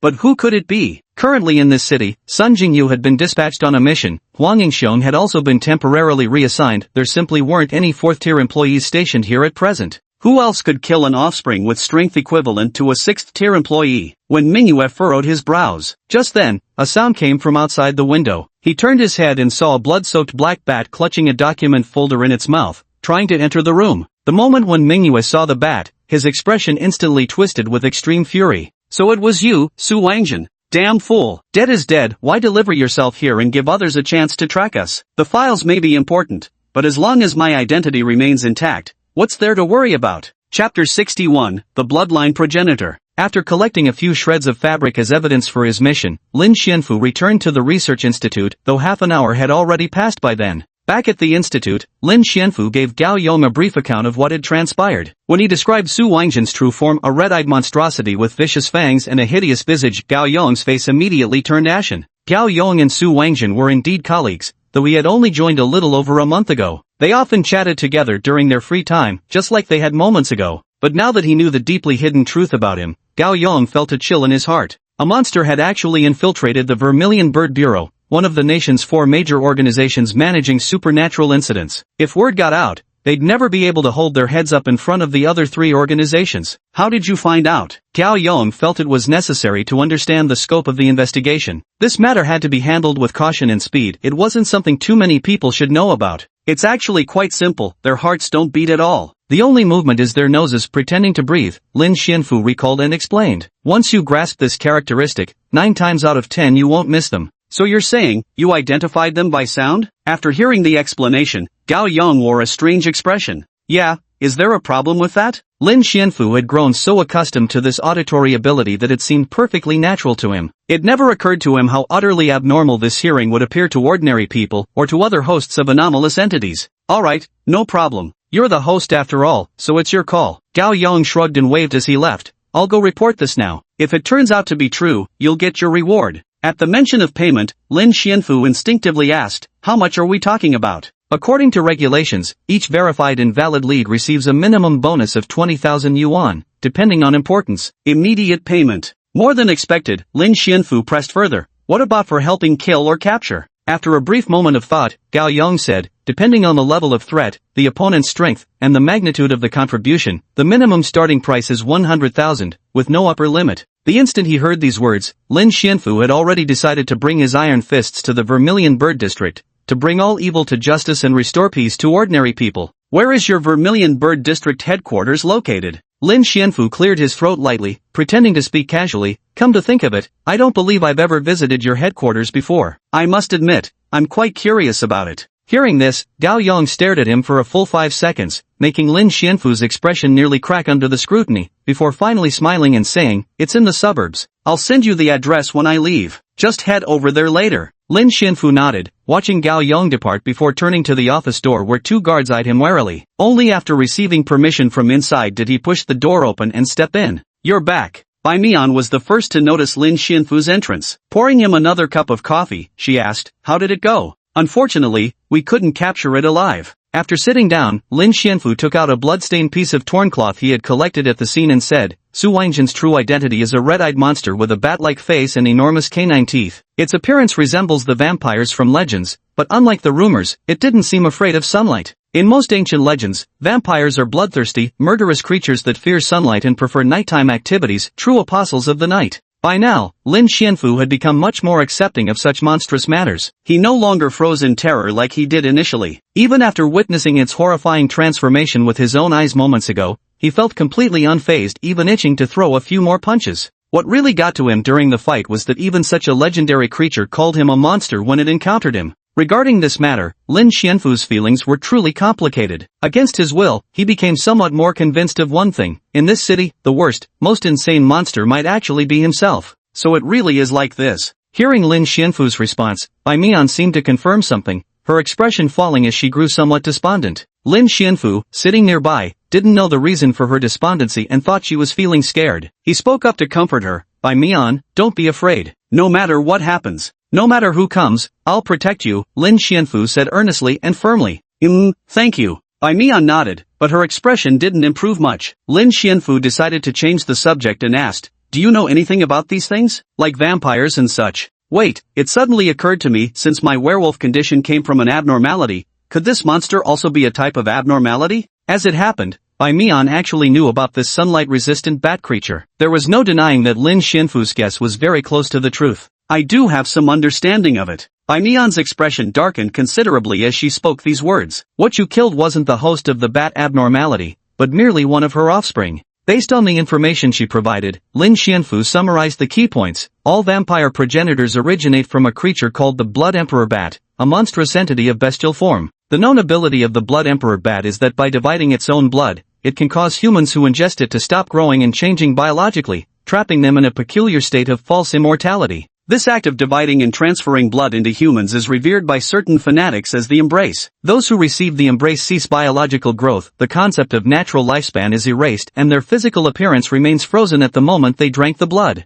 The more blood absorbed during the embrace, the more powerful the resulting vampire becomes. But this too comes at a price. They are described as illusions of immortality because their bodies have ceased to change and grow, meaning once their flesh is damaged, it can no longer heal. They are both immortal monsters and prisoners of time. Su Wangjin, killed by Lin Xianfu, was likely just one of many who received the embrace. Judging by her transformed state, she was probably merely a descendant of the Blood Emperor Bat, a vampire whose bloodline had been diluted through countless generations. So you're saying I only killed a minion? Lin Xianfu couldn't help but interject. Hearing this term, Bai Mian smiled faintly but didn't deny it. The more embraced blood a vampire has, the closer their true form resembles a bat's physique, she explained. Those capable of transforming into giant bats are not to be underestimated. They're generally called high vampires, possessing strength comparable to top-tier employees. Compared to these true monsters, Su Wangjin really wasn't much of a threat. Chapter 62, Dimensional Rupture. I get the reasoning, but how do you know so much about this? The question surfaced in Lin Xianfu's mind almost involuntarily. When they discussed other abnormalities before,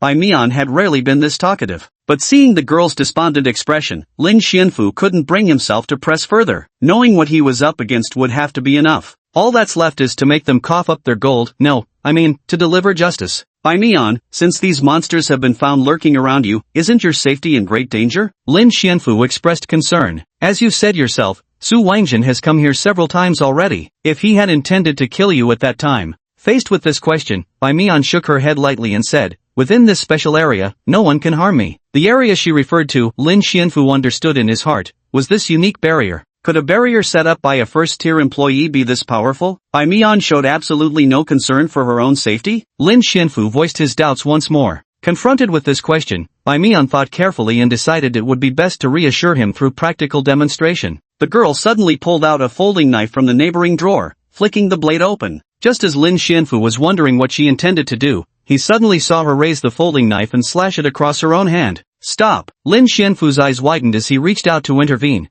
but Bai Mian's movements were swift and decisive, too sudden for him to fully prevent. Though he managed to grab her hand, he couldn't stop the blade from slicing across her smooth skin. Lin Xianfu stared blankly at her wrist, then froze in shock as he realized the sharp blade had passed over Bai Mian's hand, yet her skin remained completely unharmed. Instead, the blade tip of the folding knife had mysteriously lost a segment. It felt as if it had been erased from space, leaving behind an unervingly smooth edge. Ah, foo! Bai Mian said gently, now that you're officially an employee of my research institute, I can disclose some confidential information to you. This barrier you're seeing is actually a special type of bounded field. Its coverage extends 3 kilometers in all directions from the research institute as its center. Within this domain, besides suppressing EGO entities it doesn't recognize, it possesses another fundamental rule: as long as I remain in this space, any attack directed at me, whether intentional, accidental, or even incidental contact from any sentient being, including myself, will instantly vanish and dissolve into nothingness upon touching me. Mion placed the folding knife on the table and continued, this reality warping barrier is called dimensional fracture, established by a certain grade 1 employee. He understood, yet somehow didn't quite grasp it. Lin Xianfu fell silent. Seeing his expression, Mion knew he hadn't comprehended and smiled before rephrasing. You can think of this barrier like the magic circle Sun Wukong drew to protect Tang Sanzang. It demarcates an area that deflects all attacks within. Except the circle drawn by a grade 1 employee spans 3 kilometers, and I'm the only one it protects. Alright, he sort of understood now. The main point was simply knowing Mion would be safe within this area. Lin Xianfu nodded, and after chatting for a while longer, he glanced at the time. It was already past 9 o'clock. It was time to leave.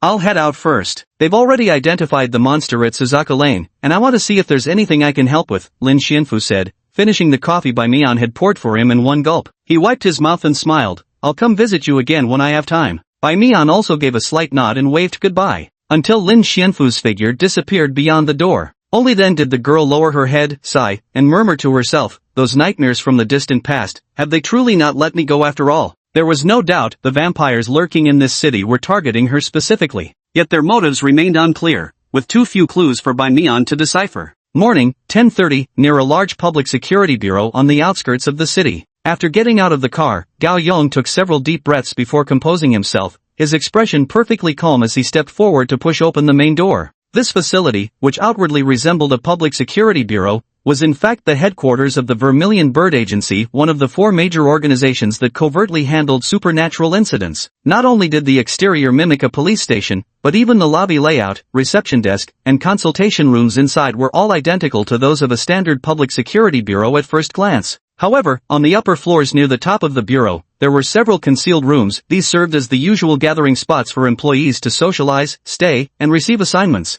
As Gao Yong stepped through the entrance, several pairs of eyes turned toward him, followed by numerous greetings from his colleagues. When not on missions, these employees all wore police uniforms. At that moment, Gao Yong gazed at those familiar, smiling faces, many of whom he had even gone out with after work for foot baths, legitimate establishments, and massages, also legitimate establishments. Yet inwardly, he was gripped by tension and conflict. Among these people, there might very well be accomplices of Su Wangjin. The process of being promoted from police officer to employee is actually extremely rigorous. It not only requires a clean criminal record for 2 generations above, but also demands exceptional physical skills, unwavering mental fortitude, and absolute determination to never retreat from danger. All these requirements are indispensable. Beyond these, every new employee must undergo a strict physical examination. If someone like Su Wangjin, a heartbeatless corpse-like individual, could infiltrate the organization, it proves that Vermilion Bird Agency might have already become full of holes. This place may have already turned into a den of criminals. As for Gao Yong, an 8th-rank employee whose skills are considered top-tier among ordinary people but who becomes mere prey when facing monsters, daring to walk in here still demonstrates considerable courage. But there's no other way. Some things must be done by someone. We can't rely entirely on the hosts of abnormalities for everything, or wouldn't that make this old cop completely useless? Gao Yong smiled as he greeted his colleagues one by one, chatting casually for quite a while before suddenly saying, "Alright, I've got some business to discuss with Chief 1. We'll catch up more after I come out." He decided to confidentially report these matters to the highest authority of Zeke Precinct Wen Mingyue. By Wen Mingyue's plea for help, perhaps the other 3 major organizations could be persuaded to lend a hand, secretly purging these monsters lurking within the district. Director 1, you must save everyone, Gao Yong thought to himself as he stepped into the elevator heading to the top floor. Chapter 63, The Great Leader Wen Mingyue. The elevator quickly reached the top floor. When the door opened, Gao Yong walked into the hallway and glanced around, noticing that the rooms on the top floor were unusually quiet today, with no employees lingering in the area. During busy periods, such situations were common occurrences that Gao Yong had grown accustomed to, so he didn't dwell on it. Walking to the door of the innermost office, Gao Yong began knocking in a specific pattern, 2 light taps, a pause, then 2 quick knocks. This was an internal code meant to convey that the situation was extremely urgent and needed to be known by as few people as possible. After the knocks, silence lingered in the office for over 10 seconds. Just as Gao Yong began to feel puzzled, a deep, stern voice came from inside. "Come in." The door's unlocked. Gao Yong twisted the doorknob and pushed the door open. As soon as he entered the room, his nose caught a faint, elusive scent of something burnt. Is Director Wen burning something? The question surfaced in Gao Yong's mind. Inside, when Mingyue was seated behind the desk, head bowed as he wrote. Recognizing Gao Yong, he smiled warmly and greeted him, saying, "Gao Yong, it's been almost a month. You've been busy at the police station lately, haven't you? What brings you here today?" Faced with that familiar, gentle smile, Gao Yong couldn't help but marvel inwardly. When Mingyue truly was the perfect leader. He deeply cared for his employees, remembering the faces of dozens of workers in Suzaku workshop, calling each by name, knowing their hobbies, and even being intimately familiar with their family circumstances. Sometimes, upon learning about their family hardships, when Mingyue would personally extend warmth to these employees' relatives. Setting aside formalities, he would visit their homes himself,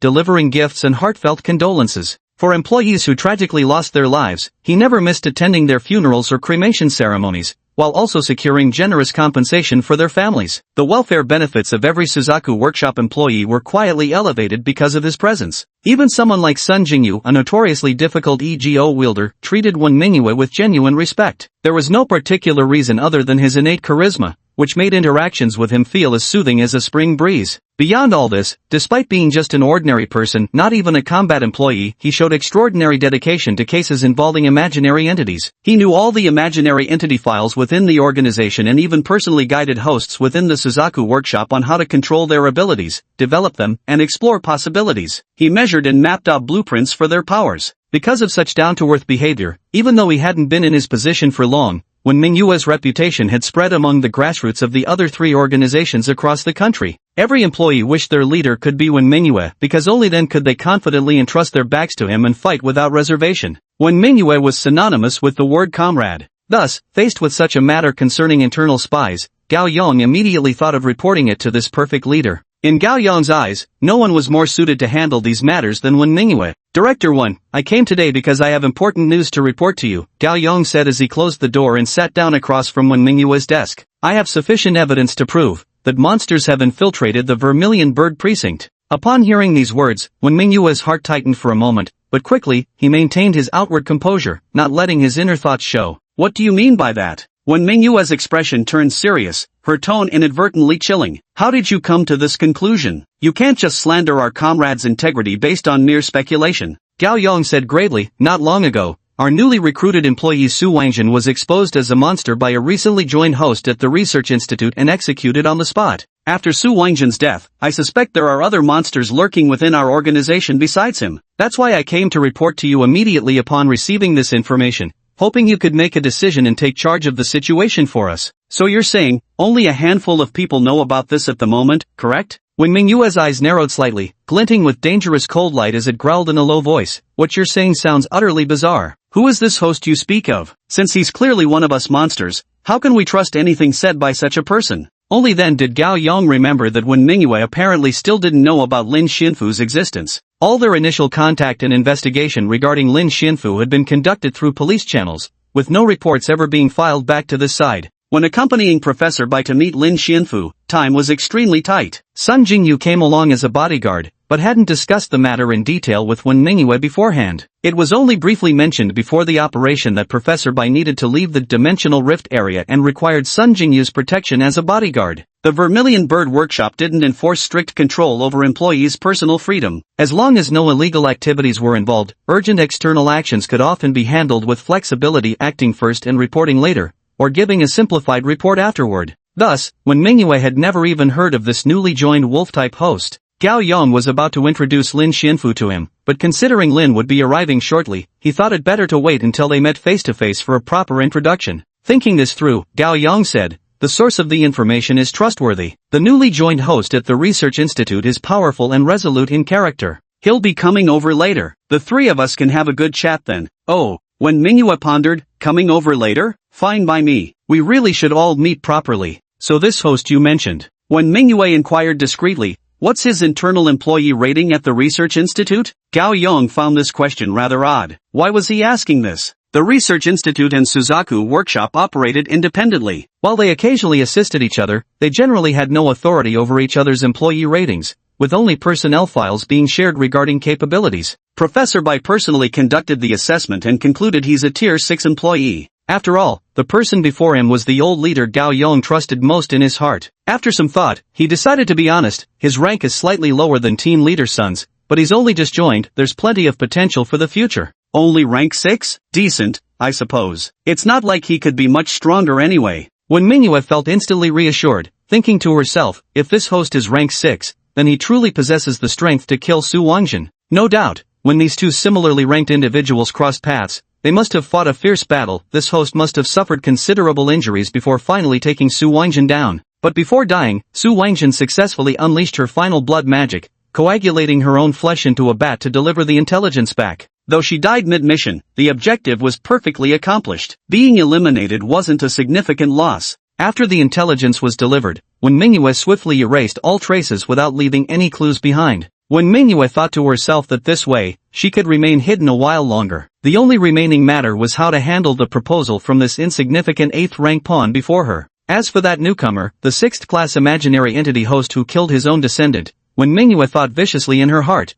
you'd better really show up today. Once you expose your identity to me, there will be plenty of opportunities to secretly finish you off in the future. Chapter 64, The Hunt. At 11 o'clock, Lin Xianfu got out of the taxi and began navigating to the address Gao Yong had sent him. After quickening his pace for a short while, he spotted a police station in the distance. Approaching within 300 meters, Lin Xianfu's keen sense of smell detected a faint trace of blood, thin yet abundant. Feeling a surge of excitement, Lin Xianfu's golden pupils tinged slightly red. He knew he had come to the right place. Today, these iron fists will surely restore peace to this city. But soon, the thought of Gao Yong having already returned to Zhuke Alley ahead of him filled Lin Xianfu with concern for his safety. His footsteps quickened, and within minutes, he stood at the entrance. The moment he pushed open the door, Lin Xianfu's keen senses immediately detected at least 10 pairs of eyes watching him. There were men and women among them, all wearing police uniforms. Some were administrative staff, others were officers. But, among these people, he could only detect 2 distinct heartbeats. This meant that apart from these 2 humans, everyone else in the hall was a vampire. Just like Su Wangjin, these creatures all emitted an extremely faint scent resembling cologne from within their bodies. Lin Xianfu guessed that this shared scent originated from the blood obtained through the Blood Emperor Bat's embrace ritual.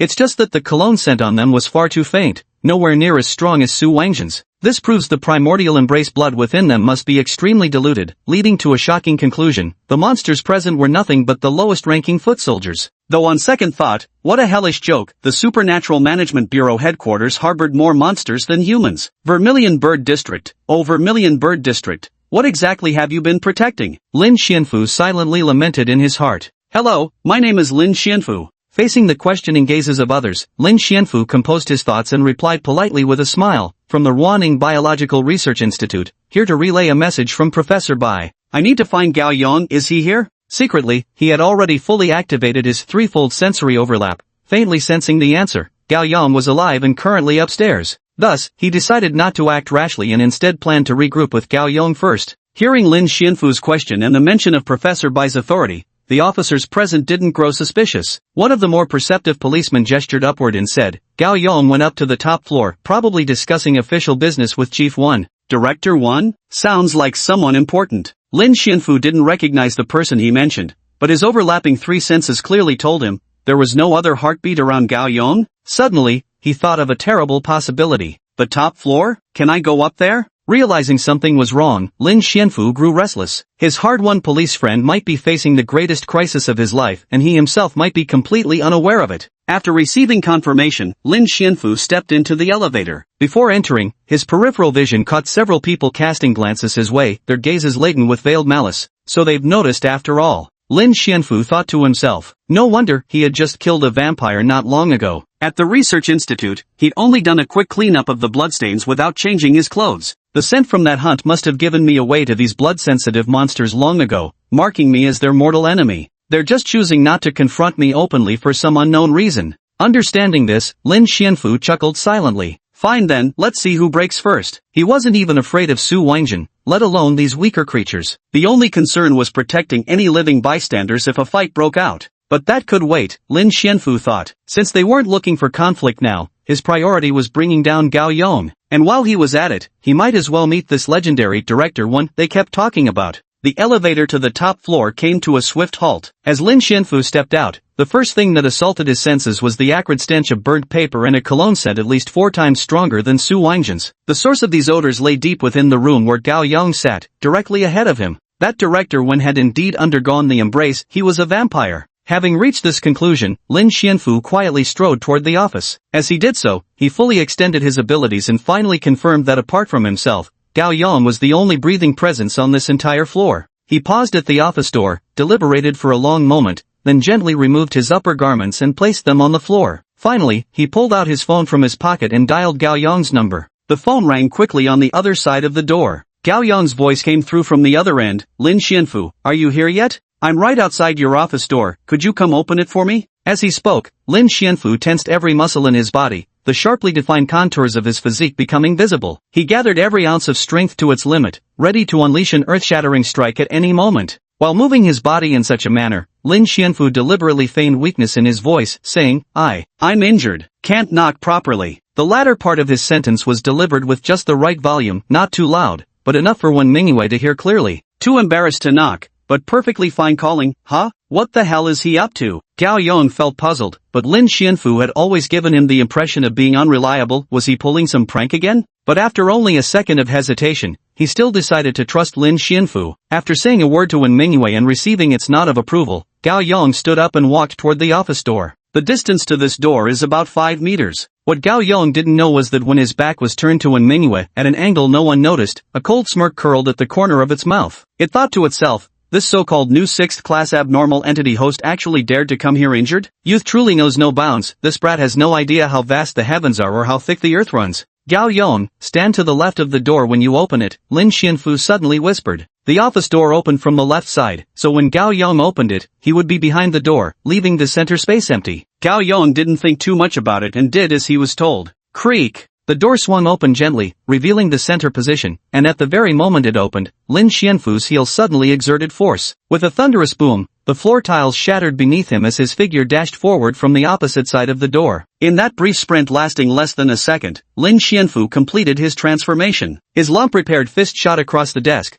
hurtling toward the head of Wen Mingyue, who stood frozen in shock, clearly caught off guard. A skilled hunter must excel at concealing hostility, ensuring a single lethal strike. Lin Xianfu had always been adept at learning from experience. Chapter 65, High Pitch. From the door opening to a dark figure suddenly darting in from outside, followed by a fist hurtling toward its face with terrifying speed. It all happened in just over a second. Neither person in the office had time to react. With zero mental preparation in facing that absurdly fast speed, Wen Mingyue didn't even have time to form the thought of dodging before feeling an overwhelming force impact the bridge of its nose. The skull shattered with a crisp crack sound. Its body flew uncontrollably from the chair, spinning several meters backward, its foot hooking the stool before crashing together against the wall behind it. Thud! Dust swirled as the back of Wen Mingyue's head smashed violently into the wall, cracking the surface. Only then did its fingers twitch instinctively, attempting to summon the blood magic it hadn't managed to chant aloud moments earlier. Grower! Maintaining his transformed state, Lin Xianfu took a steadying breath and stood firmly behind the desk, shaking out his hand. Behind him, Gao Yang was startled and shocked by the sudden turn of events, while before him lay Wen Mingyue, who had been knocked to the ground and appeared to be already dead.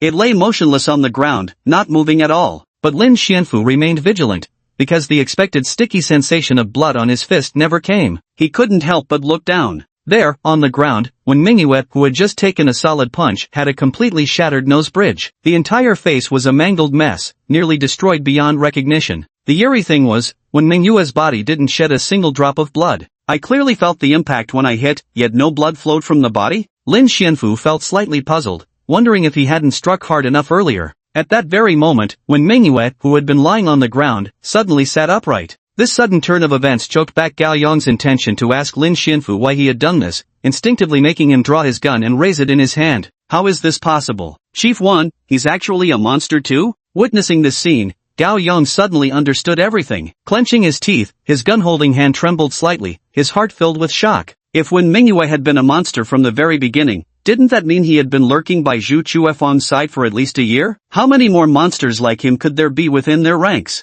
Has Suzaku's infiltration really reached this extent? Gao Yang raised his gun cautiously as he approached, growing increasingly alarmed the more he thought about it. What exactly were these monsters plotting by infiltrating the public security department? I never expected to encounter a wolf here. When Mingyue's corpse lay on the ground, its lips unmoving, yet both present individuals could distinctly hear its eerie voice. Lin Xianfu paid no attention to this phenomenon, silently focusing all his efforts on activating his perception ability to locate the source of the voice only to confirm that the sound was indeed emanating from the corpse itself. How is this possible? Its skull had been completely shattered by the previous heavy punch, yet it could still speak now? However, Lin Xianfu quickly abandoned his thoughts. Since he couldn't figure it out, he simply stopped trying. If one punch wasn't enough, then he'd throw a few more. Without wasting words, he tensed all his muscles, took a deep breath, and with a swift step, aimed another punch straight at its head. But this time, his punch was blocked by a palm, yet Lin Xianfu's monstrous strength clearly exceeded its expectations. The palm merely paused for a moment before being violently snapped back by that savage, overwhelming force. The fist still landed squarely on its already mangled face. At the moment of impact, Lin Xianfu felt its face suddenly begin to grotesquely sprout coarse black fur amidst a shrill, ear-piercing screech. Fangs protruded, eyes turned crimson, its body swelled grotesquely, limbs twisted,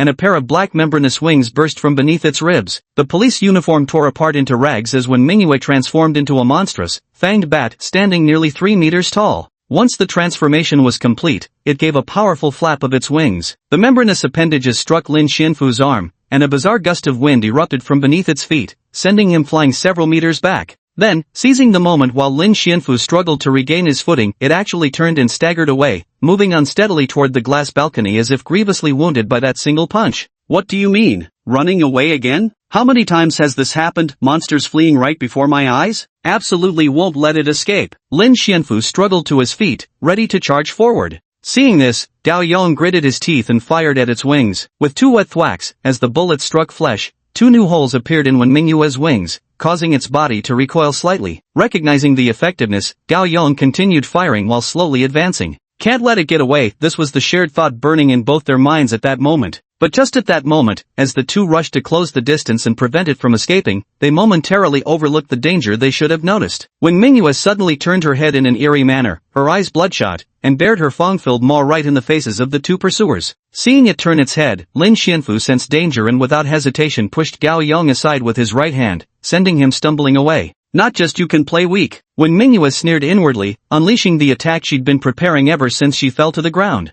Blood sound madness. Screech. A tangible, continuous, and ear-piercing crimson sound wave erupted from its gaping maw. The surrounding glass shattered under the high-frequency scream, and the floor tiles cracked beneath their feet. Lin Xianfu, who bore the brunt of the sonic assault at close range, suffered amplified agony due to his superhuman hearing. Every cell in his body trembled violently. His eardrums ruptured instantly, plunging him into deafness. Thick blood oozed from his nose as his mind went blank. Yet even without functioning auditory organs, the torment continued wreaking havoc on his body. His golden pupils flickered erratically, showing signs of shifting toward a bloody red hue. The only one who narrowly escaped unscathed was Gao Yong, whom Lin Xianfu had shoved aside earlier. Though still grazed by the sonic wave, he merely felt warmth trickling from his nose while his eardrums throbbed violently. He struggled, barely managing to raise his hand holding the pistol, just barely aiming at the giant bat-like monster by the window, trying to stop its noise. Unfortunately, several bullets were fired in rapid succession, but none hit anything solid. He could no longer hold the pistol and began to scream in agony. When Minghua's strength far exceeded both of their expectations. According to Gao Yong's experience, it was likely no less than Tier 4.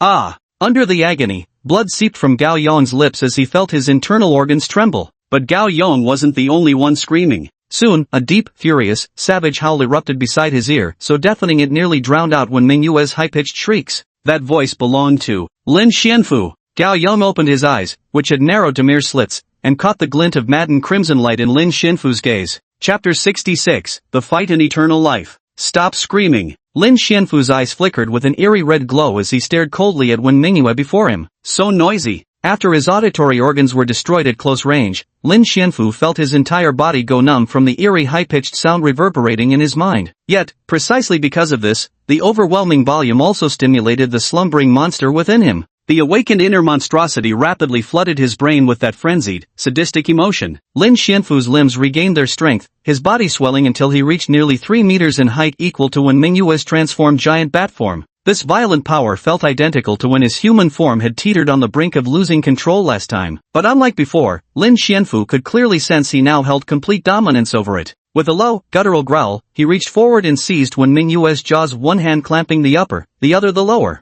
When Minghua stared at his movements in astonishment, her heart filled with shock. How is this possible? He actually resisted the blood sound tremor? After transforming, werewolves gain extraordinary hearing. No subtle sound within 100 meters can escape those lupaneers. But this sensitivity to faint noises also means they have no resistance against blood magic targeting both hearing and the mind. Over the long years, when Manhwa had relied on this very technique to repeatedly triumph in battles against werewolves, even slaying those who had reached the 4th tier level, a werewolf capable of resisting high-frequency sound was utterly unheard of. This guy can't possibly be just tier 6, there's something strange about him. When Manhua's massive bat wings swept forward, attempting to repeat the same tactic and knock him away, but Lin Xianfu had a death grip on its jaws and refused to budge. Ha! Heavy, ragged breaths came from the wolf's head as Lin Xianfu exerted his strength, brutally forcing its jaws apart. The spot where when Manhwa had been punched earlier still throbbed with pain. In agony, he reached out to claw at Lin Xianfu's neck, only to find his talons couldn't even pierce the thick muscles and coarse fur covering it. It was seized by tremendous force at its mouth, lifted up, then crashed through the glass and shot out from the balcony, only to be hurled downward from the top floor while still gripped by its jaws. That was a 5-story drop. Mid-air, when Manhwa spread its wings, attempting to flap and shake off this frenzied werewolf, but its mouth remained clamped in an iron grip. It struggled with all its might, only to realize in shock that it couldn't break free from this overwhelming force. The hinge of its jaws was forced open to an exaggerated angle, nearly perpendicular. At this moment, when Manhwa could no longer produce that piercing cry, the excruciating pain drove its struggles into greater frenzy, its sharp claws leaving faint scratches and tufts of black fur on the werewolf's body, yet it could never break free from those powerful hands. Mid-air, accompanied by a piercing howl, Lin Xianfu exerted his full strength, ripping the creature's maw completely apart from top to bottom in one brutal motion. Blood instantly gushed from the wound as when Manhwa's mind succumbed to overwhelming pain, plunging into total unconsciousness. Boom! Seconds later, 2 3-meter-tall monstrosities crashed down from the 5th floor with an earth-shaking impact, sending a massive dust cloud billowing into the air. After the dust settled, the police officers who had heard the commotion emerged from the doorway to see a 3-meter-tall wolf-headed, human-bodied monster, seated on the corpse of a giant bat as if it were a cushion. Clutched in the monster's hand were several blood-stained bat fangs, each as long as a middle finger, torn off from excessive force. Gore!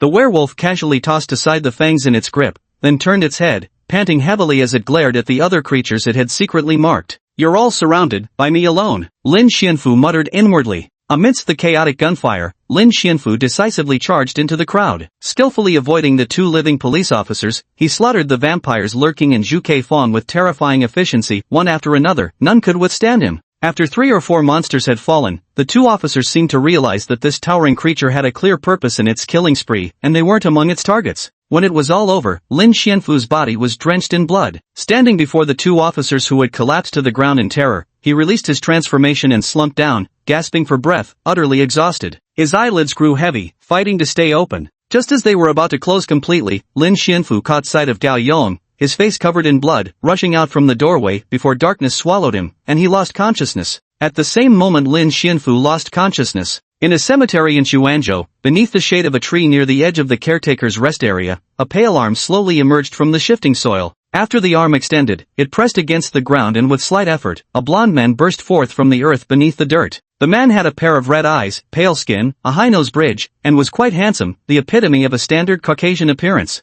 "Damn it, this monster," the man cursed under his breath. "How can there be wolves in this country? Everything was almost successful. This isn't right, it's not even a full moon night, how can the wolf's descendant manifest?" He was indeed Wen Mingyue. To be precise, he was a high-ranking vampire named Brad Ledley. Wen Mingyue was merely the borrowed shell of a local person he had possessed. When the host body was destroyed by that mysterious wolf, his primary consciousness automatically returned to his original form. Hearing the commotion, a young foreign-looking man emerged from the nearby caretaker's hut. He wore a cowboy hat and had an empty gun holster hanging at his waist. "Brad, how unusual. You're back at this hour?" The man spoke in heavily accented English, raising an eyebrow at Brad lying in the mud with a teasing grin. "Judging by your expression, run into some trouble?" "Bile, shut your filthy mouth." Brad rose from the muddy ground, his expression dark. "The plan has encountered unforeseen complications and requires adjustments. Didn't you triumvirate society want to join the Blood Emperor's ranks and obtain eternal life?" Brad sneered. "Now I've thought of a way to give you a proper chance to prove your worth." "No problem, Brad," said the man named Bile, "but you should understand, what we want isn't just some half-baked transformation like what you gave your progeny. Our goal is to achieve true immortality, just like you." "True immortality?" Brad nodded on the surface, but inwardly sneered, "What fools! True immortality wasn't something so easily obtained. Even it could only achieve prolonged life by continuously transferring between spare vessels. Even after absorbing countless amounts of the embrace's blood, becoming a vampire still comes with drawbacks. A body that ceases to grow is equivalent to severing all potential for further development. Their bodies are like flat mirrors, once cracks appear, they can never be repaired. Yet hope for eternal life is not entirely lost. It once discovered an ability capable of reconstructing flesh. If one could restore vitality to solidified flesh and set it in motion once more, true immortality might not be impossible. However, the risks of using this unique ability were extremely high. Unpolished jade was no different from brick, so during its time as Manhwa, it had secretly supported repeated experiments with that ability. As for the master of the flesh reconstruction ability, it vaguely remembered that the host of that abnormal entity was named Joe Ruashio, recruited by the research institute and not under its jurisdiction. But just recently, that guy had inexplicably died in his underground research lab, under mysterious circumstances, with the murderer still unidentified. Every time Brad thought about this, it gnashed its teeth in fury. If it ever found out who was responsible for personally shattering the vampire's dream of eternal life, it would tear the culprit to pieces without hesitation. Chapter 67, The Leaping Locust, 2-in-1. On August 3rd, the day of the Suzaku Lane extermination operation, at noon, Gao Yong, along with the two surviving police officers, loaded Lin Xianfu, who had exhausted his strength and collapsed unconscious, onto the hastily arriving ambulance. The injured Gao Yong boarded it as well. The doctor carefully examined Lin Xianfu lying on the emergency bed, his expression extremely grave. Gao Yong, who was having his wounds dressed by a nurse nearby, couldn't help but ask, "Doctor, how is his condition?" The doctor nodded slowly and affirmed, "If my examination isn't mistaken, he's in perfect health. We only found some claw marks on his back, but those healed after he arrived here. Had you brought him in any later, he might have woken up fully recovered on his own." The elderly physician in the white coat joked, "This is officially the healthiest emergency patient I've ever seen." "That's good then." Hearing the doctor's reply, Gao Yong let out a sigh of relief, his tightly wound heart finally settling down. During his idle moments, reflecting on what had just happened, he realized he might never forget the scene for the rest of his life. Lin Xianfu pushing that enormous bat-like monster off the 5th floor without hesitation, then charging into the crowd to eliminate the remaining vampires, standing blood-soaked and expressionless at the entrance of the police station. Ever since he'd known Lin Xianfu, the man had always been like this. This guy's actions were always unpredictable, somewhat crazy, somewhat reckless, but undeniably, they made people feel safe. In these high-level battles, Gao Yong felt genuinely grateful, though he couldn't contribute much, that such an abnormal entity host was willing to stand on humanity's side. Gazing at Lin Xianfu, who was still unconscious, Gao Yong hesitated for a moment before pulling out his phone. He called the police station to explain the situation and requested assistance in contacting other organizations through the police system. As an 8th-grade employee, Gao Yong didn't have the authority to bypass his superiors and directly request reinforcements. He could only report to his immediate supervisor and let the request be relayed upward through the proper channels. Perhaps I should have gone through the police system long ago. Gao Yong felt regret, but also deeply sensed the capriciousness of fate. When Minghua's performance had been too flawless, so perfect that no one had ever doubted his identity. Looking back calmly now, when I went to see Manhua alone, he had shown inexplicable expressions more than once. Perhaps those were signs that he had no intention of letting me live. If Lin Xianfu hadn't arrived in the end, I probably would have died too. Thinking about it this way, Gao Yong suddenly felt that Lin Xianfu's contribution was truly immense, and he ought to do something for him in return. On the very same day, while Lin Xianfu remained unconscious and Gao Yong was still recovering in the hospital, a plane from Beijing landed smoothly at the airport, bringing an unexpected visitor. A casually dressed young man with medium-length black hair and sunglasses stepped out of the airport. Ignoring the odd looks from passers-by, he stretched lazily toward the distant sun. "Long time no see, Sky of Jianzhu." The man flashed a dashing smile and waved into the distance, then shoved his hands into his pockets, puzzled to find no one waiting for him outside the airport. He lowered his sunglasses slightly and double-checked before confirming that no one had come to pick him up. "What's going on? I already told my uncle last night before boarding that I needed a ride, and he agreed only to stand me up in the end?" Huang Yingxiong turned on his phone with some frustration after powering it off before the flight, intending to ask what was going on. But as soon as the device booted up, he received a message from a confidential number addressed to all Vermilion Bird Workshop employees. "All personnel who have completed missions and are currently free, return to headquarters immediately. Important announcement." The message was sent at 12:30 today. Huang Yingxiong wondered to himself, had something happened? Apart from this group notice, there was another message clearly sent specifically to him. The sender was He Zhang, director of the local public security bureau, the largest in the region, and also his uncle. The text read, Ingxiong, sorry, something came up and I can't make it. After landing, go directly to Professor Bai's Research Institute to collect your custom imaginary armament. It was just completed recently. And, come to the police station to find me immediately after you've got it. Customized weaponry? Finally done. Huang Ingxiong skipped over the preceding words, his excitement growing as he read the sentence at the end. He had been waiting for this moment for so long, hoping this fantastical armament could finally help him achieve what he'd always wanted to accomplish. Within the organization, every fifth-tier employee had one opportunity to receive their own custom-made armament. These tailored fantastical armaments varied widely in appearance, but each complemented the employee's unique circumstances, either enhancing their strengths or compensating for weaknesses, significantly boosting either combat effectiveness or survival capabilities. However, due to the cumbersome customization process and the inability to mass-produce given each individual's unique conditions, only select elites could be issued these items. The 6th and 5th tiers mark the first major dividing line, while between the 5th and 4th tiers, there exist other methods to enhance employees' abilities, though we'll set those aside for now. Like Huang Ingxiong, Sun Jingyu, another 5th-tier employee, possesses a pair of customized imaginary armament gloves named Cage of Binding Flames. Superficially, they appear nearly identical to the flame fist gloves used by 8th-tier employees,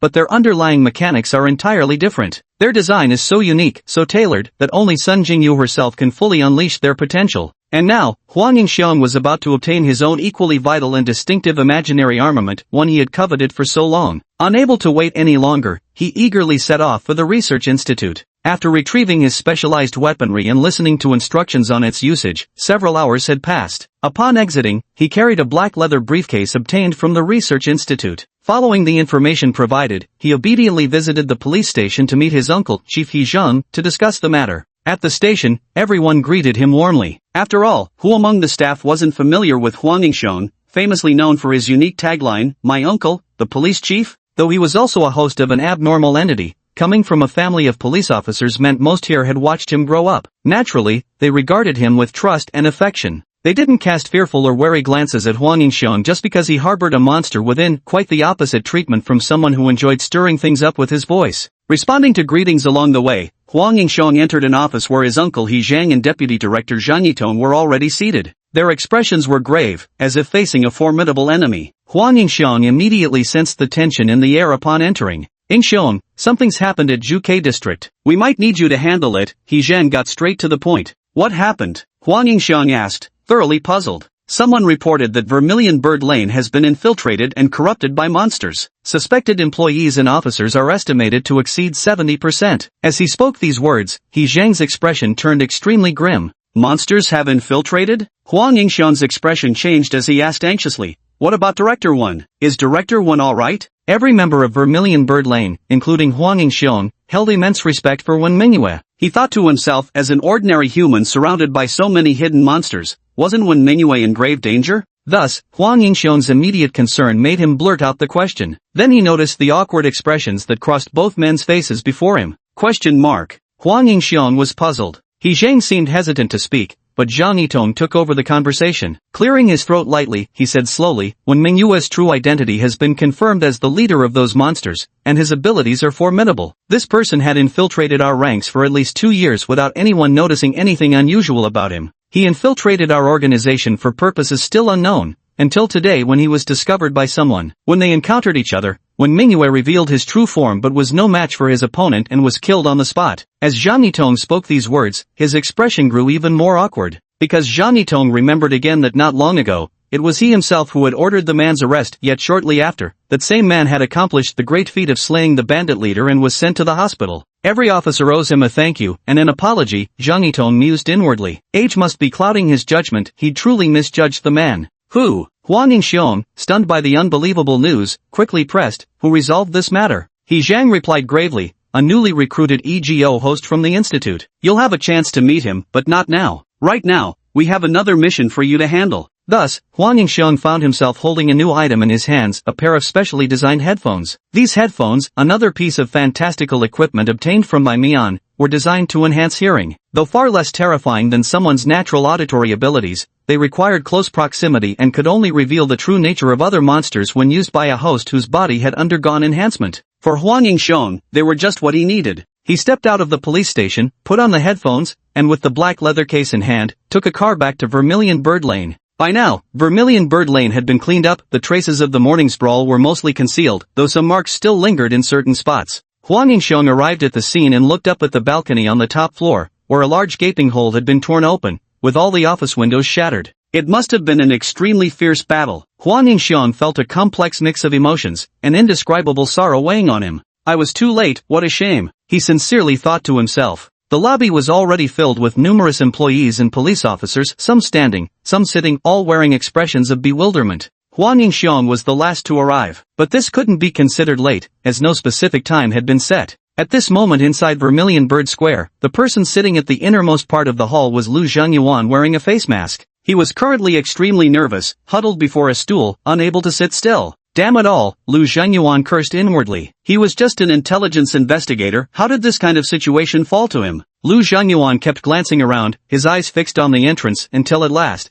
he saw the person he'd been waiting for. Huang Yingxiong had returned. Huang Yingxiong naturally recognized Lu Zhengyuan as well. Seeing that gaze filled with the warmth of seeing a loved one, he smiled and gave him a reassuring wink before discreetly finding an empty seat in the crowd. No one paid attention to Huang Yingxiong's arrival, perhaps because his sunglasses prevented recognition, or maybe because he had been away on field assignments for so long that his sudden return made it impossible for anyone to imagine he would appear. In short, Huang Yingxiong thus gained an opportunity to observe everyone carefully. 1, 2, 3, 10, 20. Huang Yingxiong's gaze swept over everyone as he held his breath, watching the movements of the headphones. Silently counting the number of people showing abnormalities in his mind, he finally stopped at 20. He gently reached out to place the suitcase flat between his legs and removed his sunglasses. It was at this moment that Lu Zhengyuan mustered his courage. With a determined gaze, he took out a microphone, lightly tapped it twice, and tested its sound. Of the 30 people present, all except Huang Yingxiong turned their gaze toward Lu Zhengyuan. Their expressions varied, some looked puzzled, some smirked covertly, while others remained indifferent.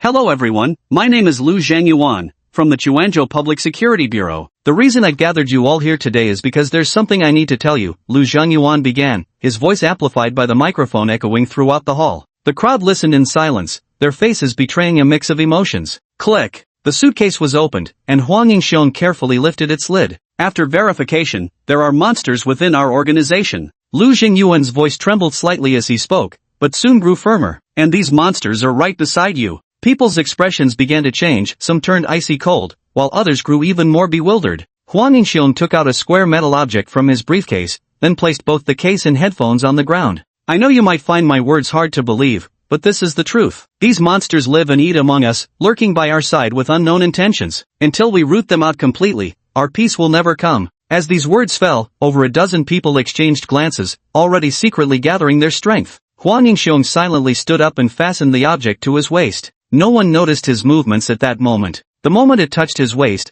the metallic object extended a belt from both sides, securely fastening around Huang Yingxiong's torso. After savoring that perfectly balanced sensation, Huang Yingxiong felt thoroughly satisfied. Indeed, it's another masterpiece of whimsical armament from Professor By. Everything is simply flawless. And your leader has been killed. The body is in a room not far away. Any monsters present can drop their disguises. You're all doomed to die here today. By the end, Lu Zhengyuan was roaring with sheer force. The lurking monsters here were already stirring, baring their fangs as they prepared to charge toward Lu Zhengyuan. Meanwhile, Huang Yingxiong also sprang into action. He murmured softly, "Transform, Henshin." At this command, a surge of red liquid rapidly welled up from the nape of Huang Yingxiong's neck, enveloping his entire body. Within just 1 second, the liquid solidified across his surface, forming a layer of special armor over his outer frame. This full-body armor completely enveloped him from head to toe, featuring a red locust-like head with 2 sharp horns above the enormous golden compound eyes. The chest displayed special patterns composed of meticulously arranged alternating yellow and red stripes spreading across both sides. A silver belt clasped around his waist, below which were muscular black legs with clearly defined contours. Running down each side of the legs were 2 yellow lines that curved downward from the belt. This was his EGO Beast transformation form. Huang Yingxiong lightly pressed the button above his belt. With a low time accelerate, from the device, the yellow lines on both sides of his legs erupted in dazzling light. Right after, he felt as if everything around him had slowed down, but then he realized it wasn't that others had slowed down, but that his own speed had increased. Huang Yingxiong moved in a flash, his figure vanishing from the spot. In what seemed like an instant to others, he had already kicked each marked monster in the head before stopping in front of Lu Zhengyuan. With a press of another button on his belt, the belt immediately emitted a sound. Time passes. the yellow strip lights on both sides of the legs instantly dimmed, and thus, time resumed its flow. Consequently, 20 thudding sounds echoed across the scene as the monsters' corpses collapsed to the ground, their heads caved in, spilling pools of blood. Everyone who had narrowly escaped death froze in shock, and the scene instantly descended into chaos. Meanwhile, Lu Zhangyuan stared dumbfounded at Yellow Hero, who had stopped right in front of him in an instant, his heart pounding with terror. Is it over already? Xiao Lu hadn't even regained his senses. The effect was good, but the physical toll was enormous. While reverting from his transformation, Huang Yingxiong silently reviewed his performance and reached a conclusion: unless absolutely necessary, he shouldn't use this belt anymore, lest he fall into a weakened state and face danger. This was none other than the 5th tier custom armament, the Gear Shift Belt. The owner is none other than host Huang Yingxiong of the number 040 Beast-type Abnormality Leaping Locust. Chapter 68, Reconciliation with the Past, Release with Family, combine 2 chapters to round up numbers. The second suppression operation at Suzaku Workshop headquarters concluded smoothly and swiftly with Huang Yingxiong's assistance. Employees who couldn't return from field assignments had secretly contacted high-ranking members of organizations in other cities. After special identification procedures, senior local operatives took decisive action to thoroughly clean up the situation. By the time everything was over, it was already past 10 p.m. Huang Yingxiong returned to his home, playing with his newly acquired equipment like a child delighted with a new toy. The entity residing within Huang Yingxiong was called the Leaping Locust. Aside from providing partial physical enhancement to its host, its special abilities were primarily concentrated in the legs. In its bestial form, the leg muscles would become exceptionally developed, and a unique force field would manifest around the legs. This force field, exclusive to the legs, had the effect of reducing gravitational pull, thereby increasing agility and speed. Moreover, when delivering kicks, he could consciously manipulate the force field surrounding his legs, multiplying the impact of each strike. This allowed even a casual kick to unleash the force of several tons. The variable speed belt of fantasy armament leverages this characteristic to dramatically amplify the force field's power, achieving a theoretical superspeed effect that makes kicking attacks astonishingly formidable. Yet wielding such terrifying power merely to kick around weaklings feels somewhat uninspiring. Leaning back on his living room sofa, Huang Yingxiong naturally recalled the host who had defeated Wen Mingyue, the one Zhang Yitong and He Zhang had mentioned to him. I'd really like to meet him. After listening to others describe his story, Huang Yingxiong became very interested, wondering what kind of person he was. Meanwhile, in the boundless darkness, Lin Xianfu slowly opened his eyes. This time, the place he awoke from sleep was no longer that dark room. Before him appeared a slightly shabby room. The cramped space held a single bed, next to which stood a small desk. On the desk lay a homework notebook, accompanied by a green frog-shaped desk lamp. A clock hanging on the wall showed the time, exactly 5 p.m. The homework notebook on the desk, with its cover labeled Lin Xianfu, Class C, 1st grade, Xiangrui Elementary School, made him realize where he currently was. This might be what they call a lucid dream. This place before his eyes was the old room where he had lived until college. It held too many memories, too much sorrow. Lin Xianfu faintly remembered that it was in 1st grade when a classmate first asked him about his father's whereabouts during school. It was a simple question, but he couldn't answer. He took the question to his mother, only to receive a forced smile and an evasive reply. At the time, he didn't understand the meaning behind her expression. His relentless questioning undoubtedly stabbed needles into her heart, repeatedly painful, yet impossible to show to Lin Xianfu. This is where it all began. The origin point where Lin Xianfu closed himself off from the world, gradually developing a silent disposition, choosing endurance over resistance in all matters. Beneath the desk, the sound of a child's sobbing suddenly emerged. Lin Xianfu looked down to see a boy about 7 years old, with black eyes, short black hair, and ordinary features, unmistakably his younger self. The child hid under the desk, tears streaming silently as he suppressed his whimpers. Lin Xianfu knew exactly why he appeared this way. His mother was cooking dinner outside. He dared not cry aloud, terrified it might draw her questioning. Lin Xianfu then sat down on the ground, quietly watching the sobbing child. Several minutes later, the boy finally noticed someone sitting before him. With a tearful voice, he whispered, "Why don't I have a father?"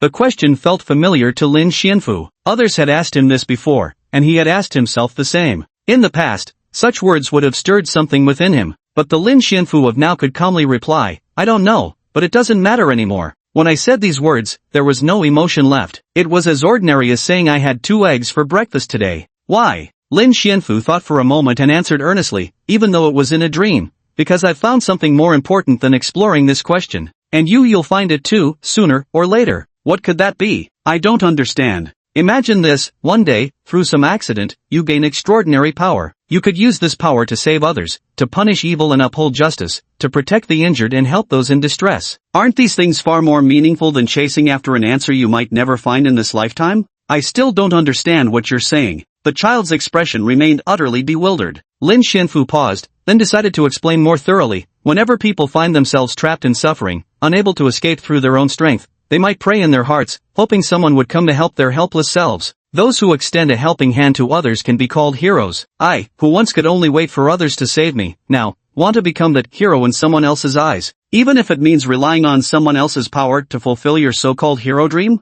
As he spoke, the child before me suddenly transformed. He became identical to the adult Lin Xianfu, with a pair of crimson pupils gleaming eerily. Meanwhile, the original adult Lin Xianfu had turned into a child. The images of the two instantly swapped places. Admit it, this so-called hero complex of yours is just a false shell you've crafted to escape the pain of your past, your inferiority. It's nothing but a facade you show the world. No one knows better than I do that at your core, you're still that same weak, cowardly, powerless you. The red-eyed Lin Xianfu sneered, if it weren't for my existence, you'd still be that worthless loser drifting aimlessly through life. Your past is a mess, your future is ruins, there's nothing there. You came into this world, then left, nothing will remain. You are destined to be but a tiny speck of grass. You are nothing, not some great hero, not some transcendent being, and certainly not the greatness you pretend to be. The child Lin Xianfu fell silent, lost in thought for a long while. He arrived at his own answer and spoke in a childish voice, you might be right. If I hadn't left this city to escape my mother's new life and taken that job at the clinic.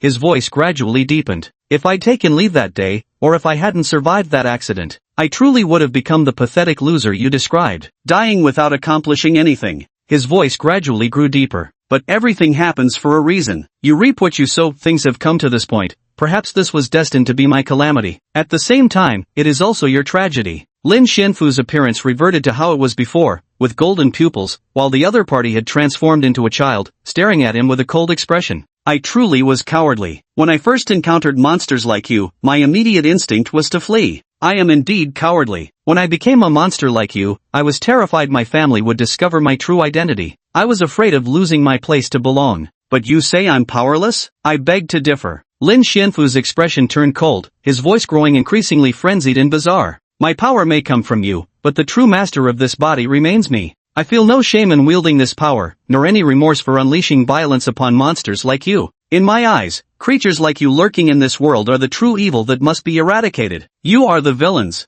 I will hunt you down wherever you hide. The moment you dare extend your claws toward innocent people, I will come for you. I will slaughter every last one of you until you vanish from this world or until the day I die, when this endless hunt will finally cease. After your reminder just now, I have to admit I did lie. What I truly want to become now might not entirely be a hero, but rather, a monstrous killer who takes you all as my prey. Saving others, protecting people during this slaughter, to me, those are just incidental actions. This is the true path I've found for myself now. After speaking these words, the child before me had already vanished without a trace. Lin Xianfu sat silently in place for quite some time, until his mother's voice came from outside. Ah Fu, dinner's ready, come quickly. Ah, coming. The words almost sprang from Lin Xianfu's lips without a second thought. It was a phrase he'd heard countless times over the past 10 or 20 years of his life. Lin Xianfu then stood up and walked toward the light opposite the door, stepping out of the small room named the past that had trapped his life for so long. After passing through the door of the room, Lin Xianfu gently opened his eyes. This time, it wasn't a dream. Everything that had just happened in the dream remained vividly clear in his memory. Before him stretched an unfamiliar white ceiling, and the distinct scent unique to hospitals filled his nostrils. He found himself lying on a hospital bed,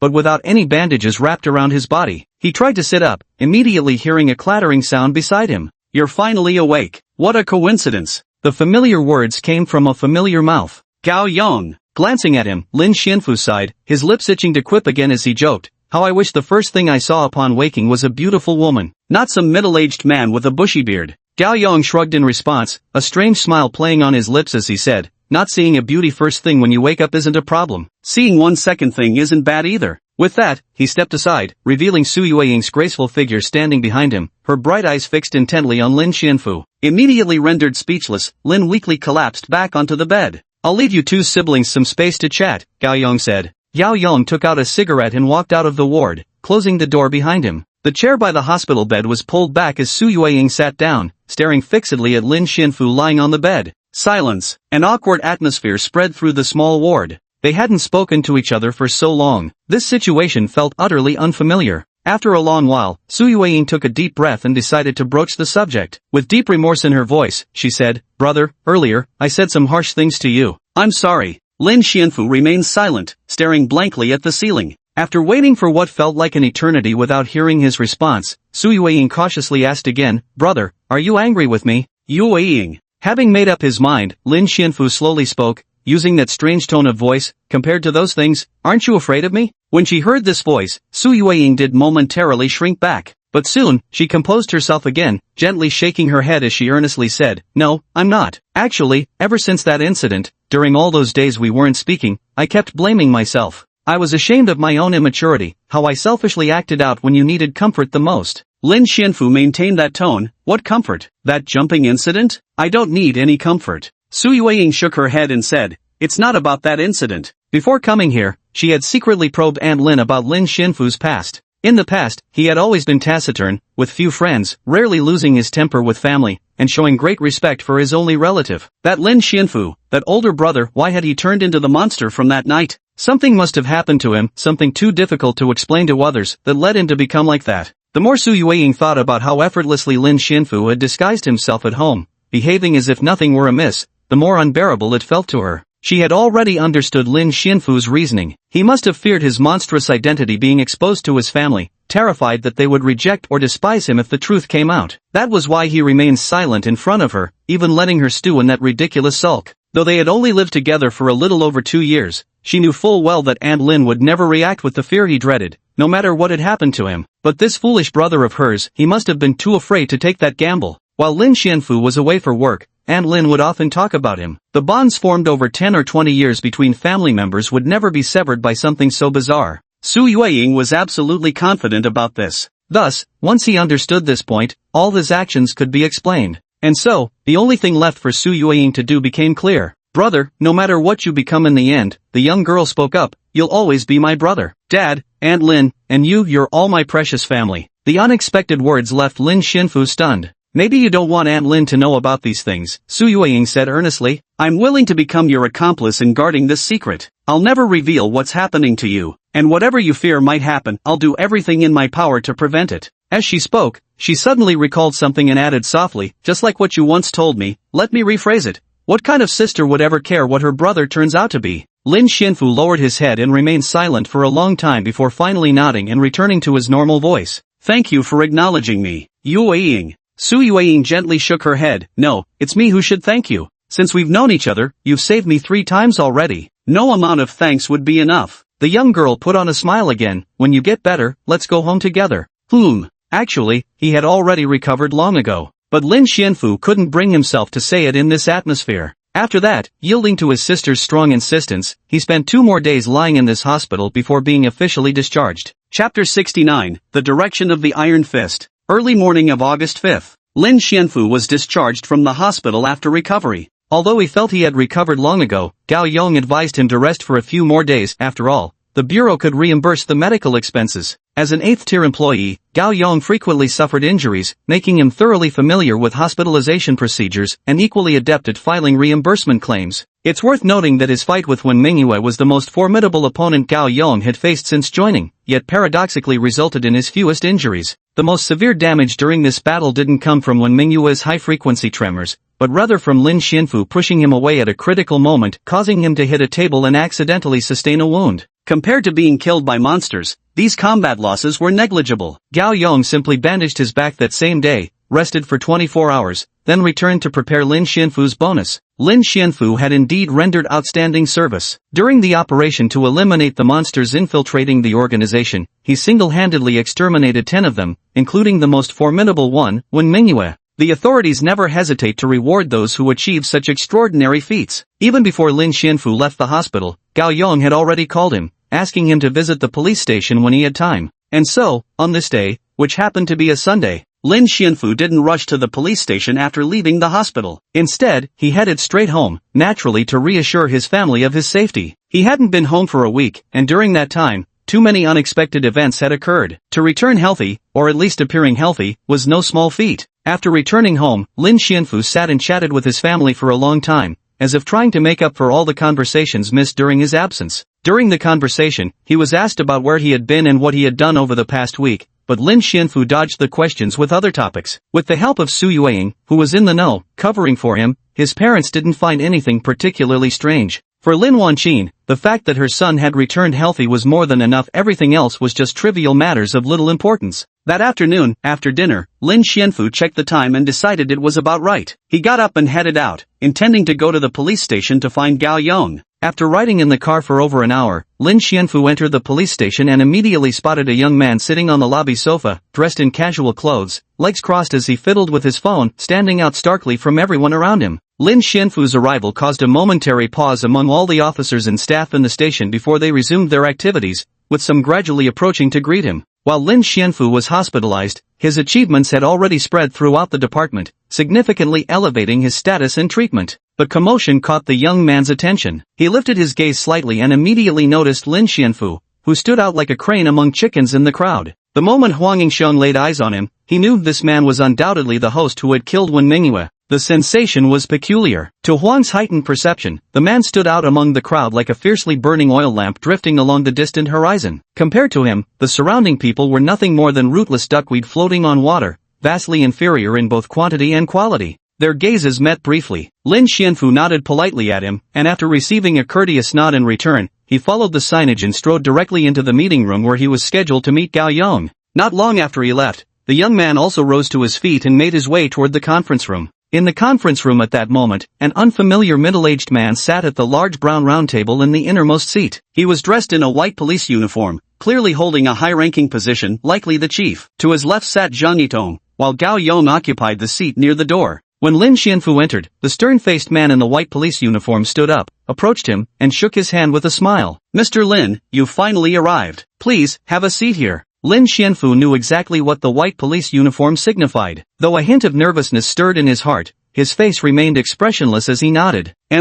Shortly after, the middle-aged man introduced himself, gave his name, and then gestured for Lin Xianfu to take a seat beside him. As he took his seat, Zhang Yitong beside him also greeted him, saying respectfully, "Mr. Lin, we meet again." Lin Xianfu still felt somewhat uncomfortable, his mind constrained by unease. Perhaps he still carried that small-town mentality. Compared to navigating these social situations, he'd much rather fight a few more monsters like Wen Mingyue. That would feel far more satisfying and freeing. Shortly after he sat down, another person entered through the door, the young man he'd seen earlier in the lobby. He Zhang treated him much more casually, having the young man sit down beside Lin Xianfu. The young man smiled and was the first to greet him. "Hello, my name is Huang Yingxiong, a host of an imaginary from the Vermilion Bird District. Pleased to meet you." Huang Yingxiong? After a brief moment of recollection, Lin Xianfu remembered where he had heard that name before. Before capturing the evil in my dream, Sun Jingyu had mentioned to him that apart from herself, there was another host from Zhuke Fong named Huang Yingxiong who was out on field duty. Seeing him here now must mean he's back, Lin Xianfu thought. He smiled politely and said, "Hello, my name is Lin Xianfu. I wouldn't dare say I have much to teach. I've only been parasitized for a short while, and my power is still quite weak. There might be things where I'll need your help, senior." Weak? According to Gao Yong's description, Wen Mingyue's strength was at least at the 4th tier. How could someone who killed it alone be considered weak? Huang Yingxiong simply took it as modesty and smiled without saying another word. Seeing that everyone had arrived, He Zhang cleared his throat lightly, promptly halting their idle chatter, then spoke solemnly, "Gentlemen, the reason I've gathered everyone today is primarily to discuss the events of the past few days with you in detail." Next, He Zhang briefly updated Lin Xianfu on the progress of events after he had fallen unconscious. When he heard about Huang Yingxiong's performance at the scene, he couldn't help but glance at him a few more times. Huang Yingxiong, accustomed to such reactions, simply smiled back at him. After recounting the entire sequence of events, the 3 police officers stood up and saluted them in unison. "Finally, we must reiterate our gratitude for your assistance in protecting the people from disaster." What followed were just polite exchanges, which I'll skip here. By the time the gathering ended, half an hour had passed. Gao Yong stopped Lin Xianfu who was about to leave and informed him about the performance-based bonus from earlier. When Mingyue's ability rating was confirmed to be at least tier 4, with the exact bonus amount pending confirmation from higher-ups. As for the already identified targets, those 8 monsters in the hall each was worth about 150k, plus the 200k bonus for eliminating evil self and dreams. The total came to 1.4 million, which would be transferred to his account in a few days. 140W? Hearing this enormous figure, Lin Xianfu was genuinely nervous now. He hadn't even been this tense when facing Wen Mingyue. He immediately declared with righteous indignation, "Talking about money sounds rather vulgar. Just transfer it directly, no need to inform me. By the way, if something like this happens again, remember to call me. My iron fists are always ready to serve the people." Chapter 70, Sparring in Armament. While chatting casually with Gao Yong, Huang Yingxiang walked up to the two of them with his hands in his pockets, gazing fervently at Lin Xianfu. Noticing his arrival, the two stopped their conversation. Lin Xianfu gave him a puzzled look and asked, "Did you need something? When Mingyue, you took care of him, didn't you?" Huang Yingxiang stood at the same height as Lin Xianfu, both 175 centimeters, and their eyes met levelly as he said, "I have to admit, when I found out his true identity, I was genuinely shocked. But when I heard he was killed by you, I genuinely felt regretful again. If you have something to say, just say it directly." Lin Xianfu felt somewhat speechless, thinking to himself that he hadn't noticed it earlier when they weren't in contact, but now that he looked, the aura emanating from this person seemed somewhat familiar, reminding him of a certain web-slinging male college student, along with unpleasant memories threatening to resurface in his mind. Huang Yingxiang continued with burning passion in his eyes, "On the day I gained this power, I made a vow to myself. As long as I live in this world, no evil shall escape my judgment. Because I am a hero after all. Perfect. Absolutely perfect." Lin Xianfu thought to himself sarcastically, "Su Beikue would probably get along well with you, you're about the same age anyway." But as for himself? No way. He simply couldn't hold a conversation with someone suffering from middle school syndrome. It was just too awkward for him. Lin Xianfu waved his hand decisively, cutting him off. "I just remembered I haven't eaten yet, let's chat another time. See you." "Alright, enough joking around. Lin Xianfu, wait a moment." Huang Yingxiang called out to him and said earnestly, "I'd like to spar with you. What do you think? Let me experience for myself the power that defeated Wen Mingyue." "Sparring?" Hearing an unexpected remark, Lin Xianfu halted in his tracks. "Why do you want to spar with me?" "Because I refuse to accept it." Huang Yingxiang suppressed his previous expression and said solemnly, "Director Wen once showed me great kindness by promoting me. That such a man is a monster is hard to accept, but what's even harder for me to swallow, is that I wasn't the one who ended him. As a substitute, perhaps through battle with you, I can dispel the regrets in my heart." The reason was barely sufficient. Lin Xianfu looked at his serious expression, the kind of person who wouldn't give up easily. There was frustration pent up inside him, and perhaps letting it out would be better than keeping it bottled up. "Alright, I'll take you up on that sparring match. Let's see what you've got." Kindly Senior Lin Xianfu has always been willing to help others. So the two changed locations, moving to an empty parking lot where referee Gao Yong, looking eager for a spectacle, found a comfortable spot to sit. "Feel free to unleash your full strength." Huang Yingxiang stood on the right side, holding a peculiar square object in his hand, and declared confidently, "I want this fight to leave no regrets." Lin Xianfu stood to his left, about 5 meters away, hands in his pockets, nodding in response to the words.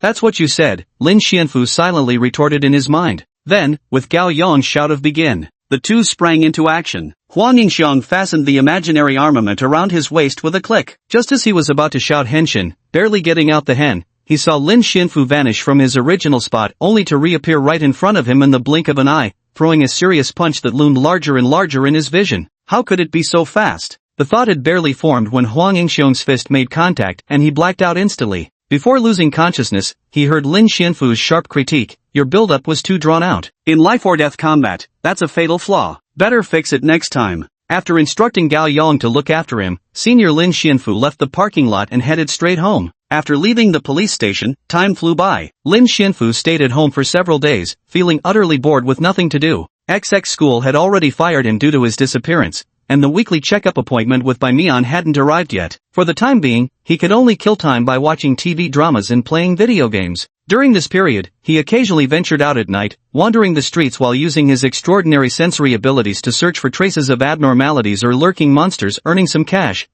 upholding justice. But much to his disappointment, after several nights of searching, he found absolutely nothing. Come to think of it, such things must have been scarce in the first place. If they were truly abundant, how could I have never noticed even the slightest trace before? Having reasoned this out, he felt relieved and chose to let nature take its course. Thus another week passed. Early on Monday morning, Lin Xianfu got up for his morning jog and headed straight to Bai Mian's research institute afterward. Having visited several times now, the institute staff had grown somewhat accustomed to his presence and were less wary of him. People instinctively took in to see Bai Mian the moment they saw him. Inside the office, sitting in his usual spot, Lin Xianfu naturally poured Bai Mian a cup of coffee. The girl softly said "Thank you. You're welcome." As Lin Xianfu poured the coffee, he thought to himself how easy this job was, getting paid 100,000 a month just to conduct weekly checkups and pour coffee for the boss. It was almost too easy, to the point where he felt a little guilty, as if he were freeloading off his salary. Bai Mian, unaware of his thoughts, took a small sip and quietly observed Lin Xianfu before bringing up what had happened since they last parted at the research institute.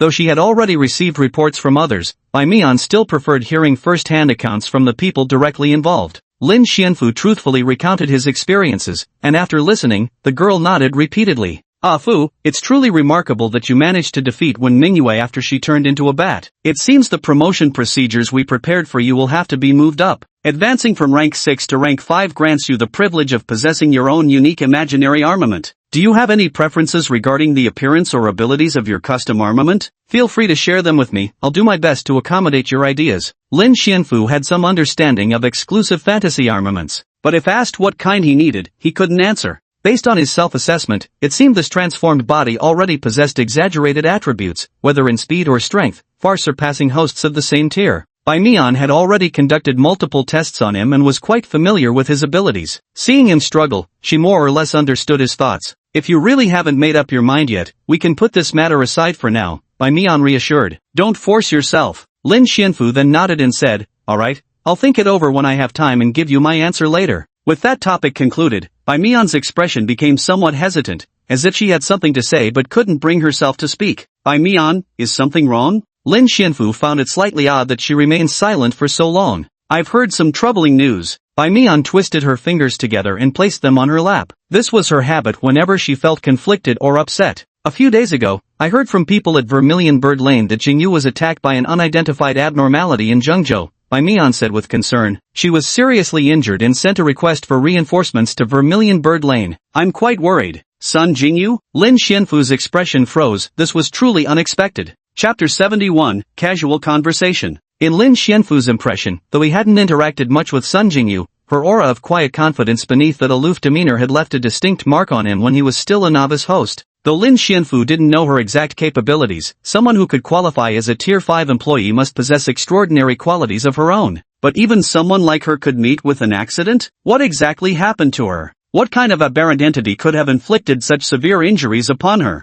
Lin Xianfu couldn't help feeling curious and pressed Bai Mian for more detailed answers. Jingyu's condition has stabilized, but the identity of the attacker remains undetermined. Bai Mian shook her head and said, from what we can gather, this abnormality has a host. Based on Jingyu's description, it seems to possess some kind of rapid movement ability. She was ambushed in the blink of an eye. The assailant was right beside her. Another ambush? Lin Xianfu couldn't help but recall how, during their first meeting, Sun Jingyu had already suffered due to her poor perception, nearly falling victim to that assassin who had approached Bai Mian. Now that he thought about it, that assassin had clearly understood her abilities. Knowing her weakness, they had chosen a specialized abnormality weapon to approach Bai Mian and seize the opportunity to strike. What the assassin hadn't anticipated was that I happened to be present at the scene. With my extraordinary sensory abilities, I effortlessly thwarted that bizarre, purpose-unknown assassination attempt. Recalling the incident with the assassin, Lin Xianfu couldn't help but ask, Bai Mian, what happened to that assassin who tried to kill you at Luyun Park earlier? Did you find out who was behind it? About that assassin, unfortunately, we couldn't get any information out of him. Bai Mian shook her head. He was mute. Just as we were preparing to interrogate him using special methods, he suddenly died in his cell that very night. Someone had brutally snapped his neck. It was a gruesome death. Didn't the surveillance cameras capture any clues at all? The cameras were damaged at the time, and after being repaired, that segment of footage had been deleted. In the end, we had no choice, the trail went cold. Truthfully, even with so few leads, when I learned Wen Mingyue's true identity, I already had my suspicions. Bai Mian lowered her eyelids, her tone laced with complexity. That assassination attempt, it must have been orchestrated by him. Very few people knew about our meeting, and he happened to be one of them. Plus, with his status, covering up the deletion of surveillance footage wouldn't have been difficult. Lin Xianfu fell silent. Looking at it this way, it seemed many vampires were lingering around Bai Mian, and all their hostile intentions were directed solely at her. What could their purpose be? What would assassinating Bai Mian gain them? Seeing the girl's despondent and sorrowful expression, Lin Xianfu couldn't bring himself to press further. Only one thing was certain. No matter how many more assassination attempts come, Lin Xianfu said earnestly, I will protect you. Absolutely, he repeated silently in his heart. Perhaps the determination in Lin Xianfu's words had moved Bai Mian, as the girl smiled softly and whispered her thanks.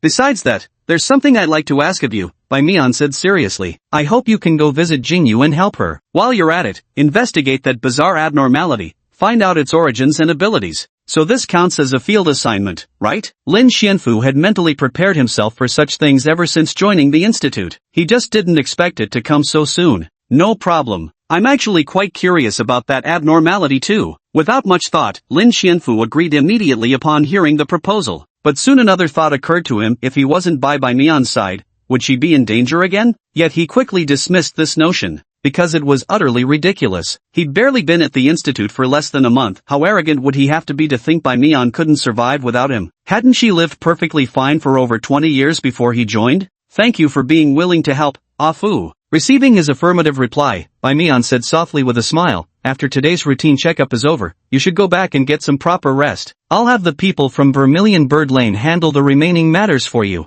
Once everything is arranged, you'll be notified. Wait, am I the only one participating in this operation? Isn't that host from Vermilion Bird Lane, Huang Yingxiong, going? Lin Xianfu suddenly remembered something and casually added another question. Mion nodded and explained, Huang Yingxiong is currently in no condition to go on missions. According to internal sources, a few days ago he encountered something that left him severely shaken. His current state is quite poor, he's still adjusting and can't provide effective combat support for the situation over there. In an instant, Lin Xianfu recalled a past sparring session and suddenly felt a twinge of guilt. It's really strange. That guy has always been confident about everything. I've never seen him so dejected before, Mion remarked with some confusion. No matter who asks, he refuses to say what exactly happened. Cough. Lin Xianfu gave a light cough, deciding not to delve deeper into the matter. Changing the subject, he said, in any case, I'm fully aware of the situation. Leave Sun Jingyu's affairs to me. I'm counting on you. The attacker's identity is unknown, so proceed with caution. Be careful, Mion warned. Next, they began the day's routine checkup. Compared to previous examinations, there's undoubtedly an increase in physical strength and power this time, while sensory abilities have also improved significantly since the beginning. Originally, his extraordinary perception could cover a range of 75 meters, but after that near out-of-control incident, it has now expanded to around 300 meters. As for the increase in strength and speed, Lin Xianfu guessed that the monster inside him must have eaten its fill and digested. The content of its meal, naturally, was its fellow anomalies. This wasn't hard to deduce. Mion, however, seemed to have deeper thoughts on the matter. After thinking for a moment, the girl asked again, Afu, after that battle ended, did anything unusual still happen to you? Like dreaming about that secret room or something? Lin Xianfu recalled that during the week he spent idly at home, he had indeed dreamed of it once, but the memory was extremely hazy. It was as if his brain was resisting its arrival, subconsciously brushing it aside. It wasn't until today, when asked again, that Lin Xianfu truly remembered. He told the story truthfully, and after a brief moment of thought, Mion analyzed, it seems there have been some unknown changes within your body again. I suspect this must have happened by accidentally meeting certain conditions, though the exact reason remains unclear. Could it really require devouring abnormalities? Enough. There's no use thinking too much about it. Afu, just focus on doing what you want to do. Mion said with a smile, if you ever discover your special ability, remember to come find me immediately, okay? Yes, definitely. Lin Xianfu nodded, then after chatting with her for a while longer, left the research institute.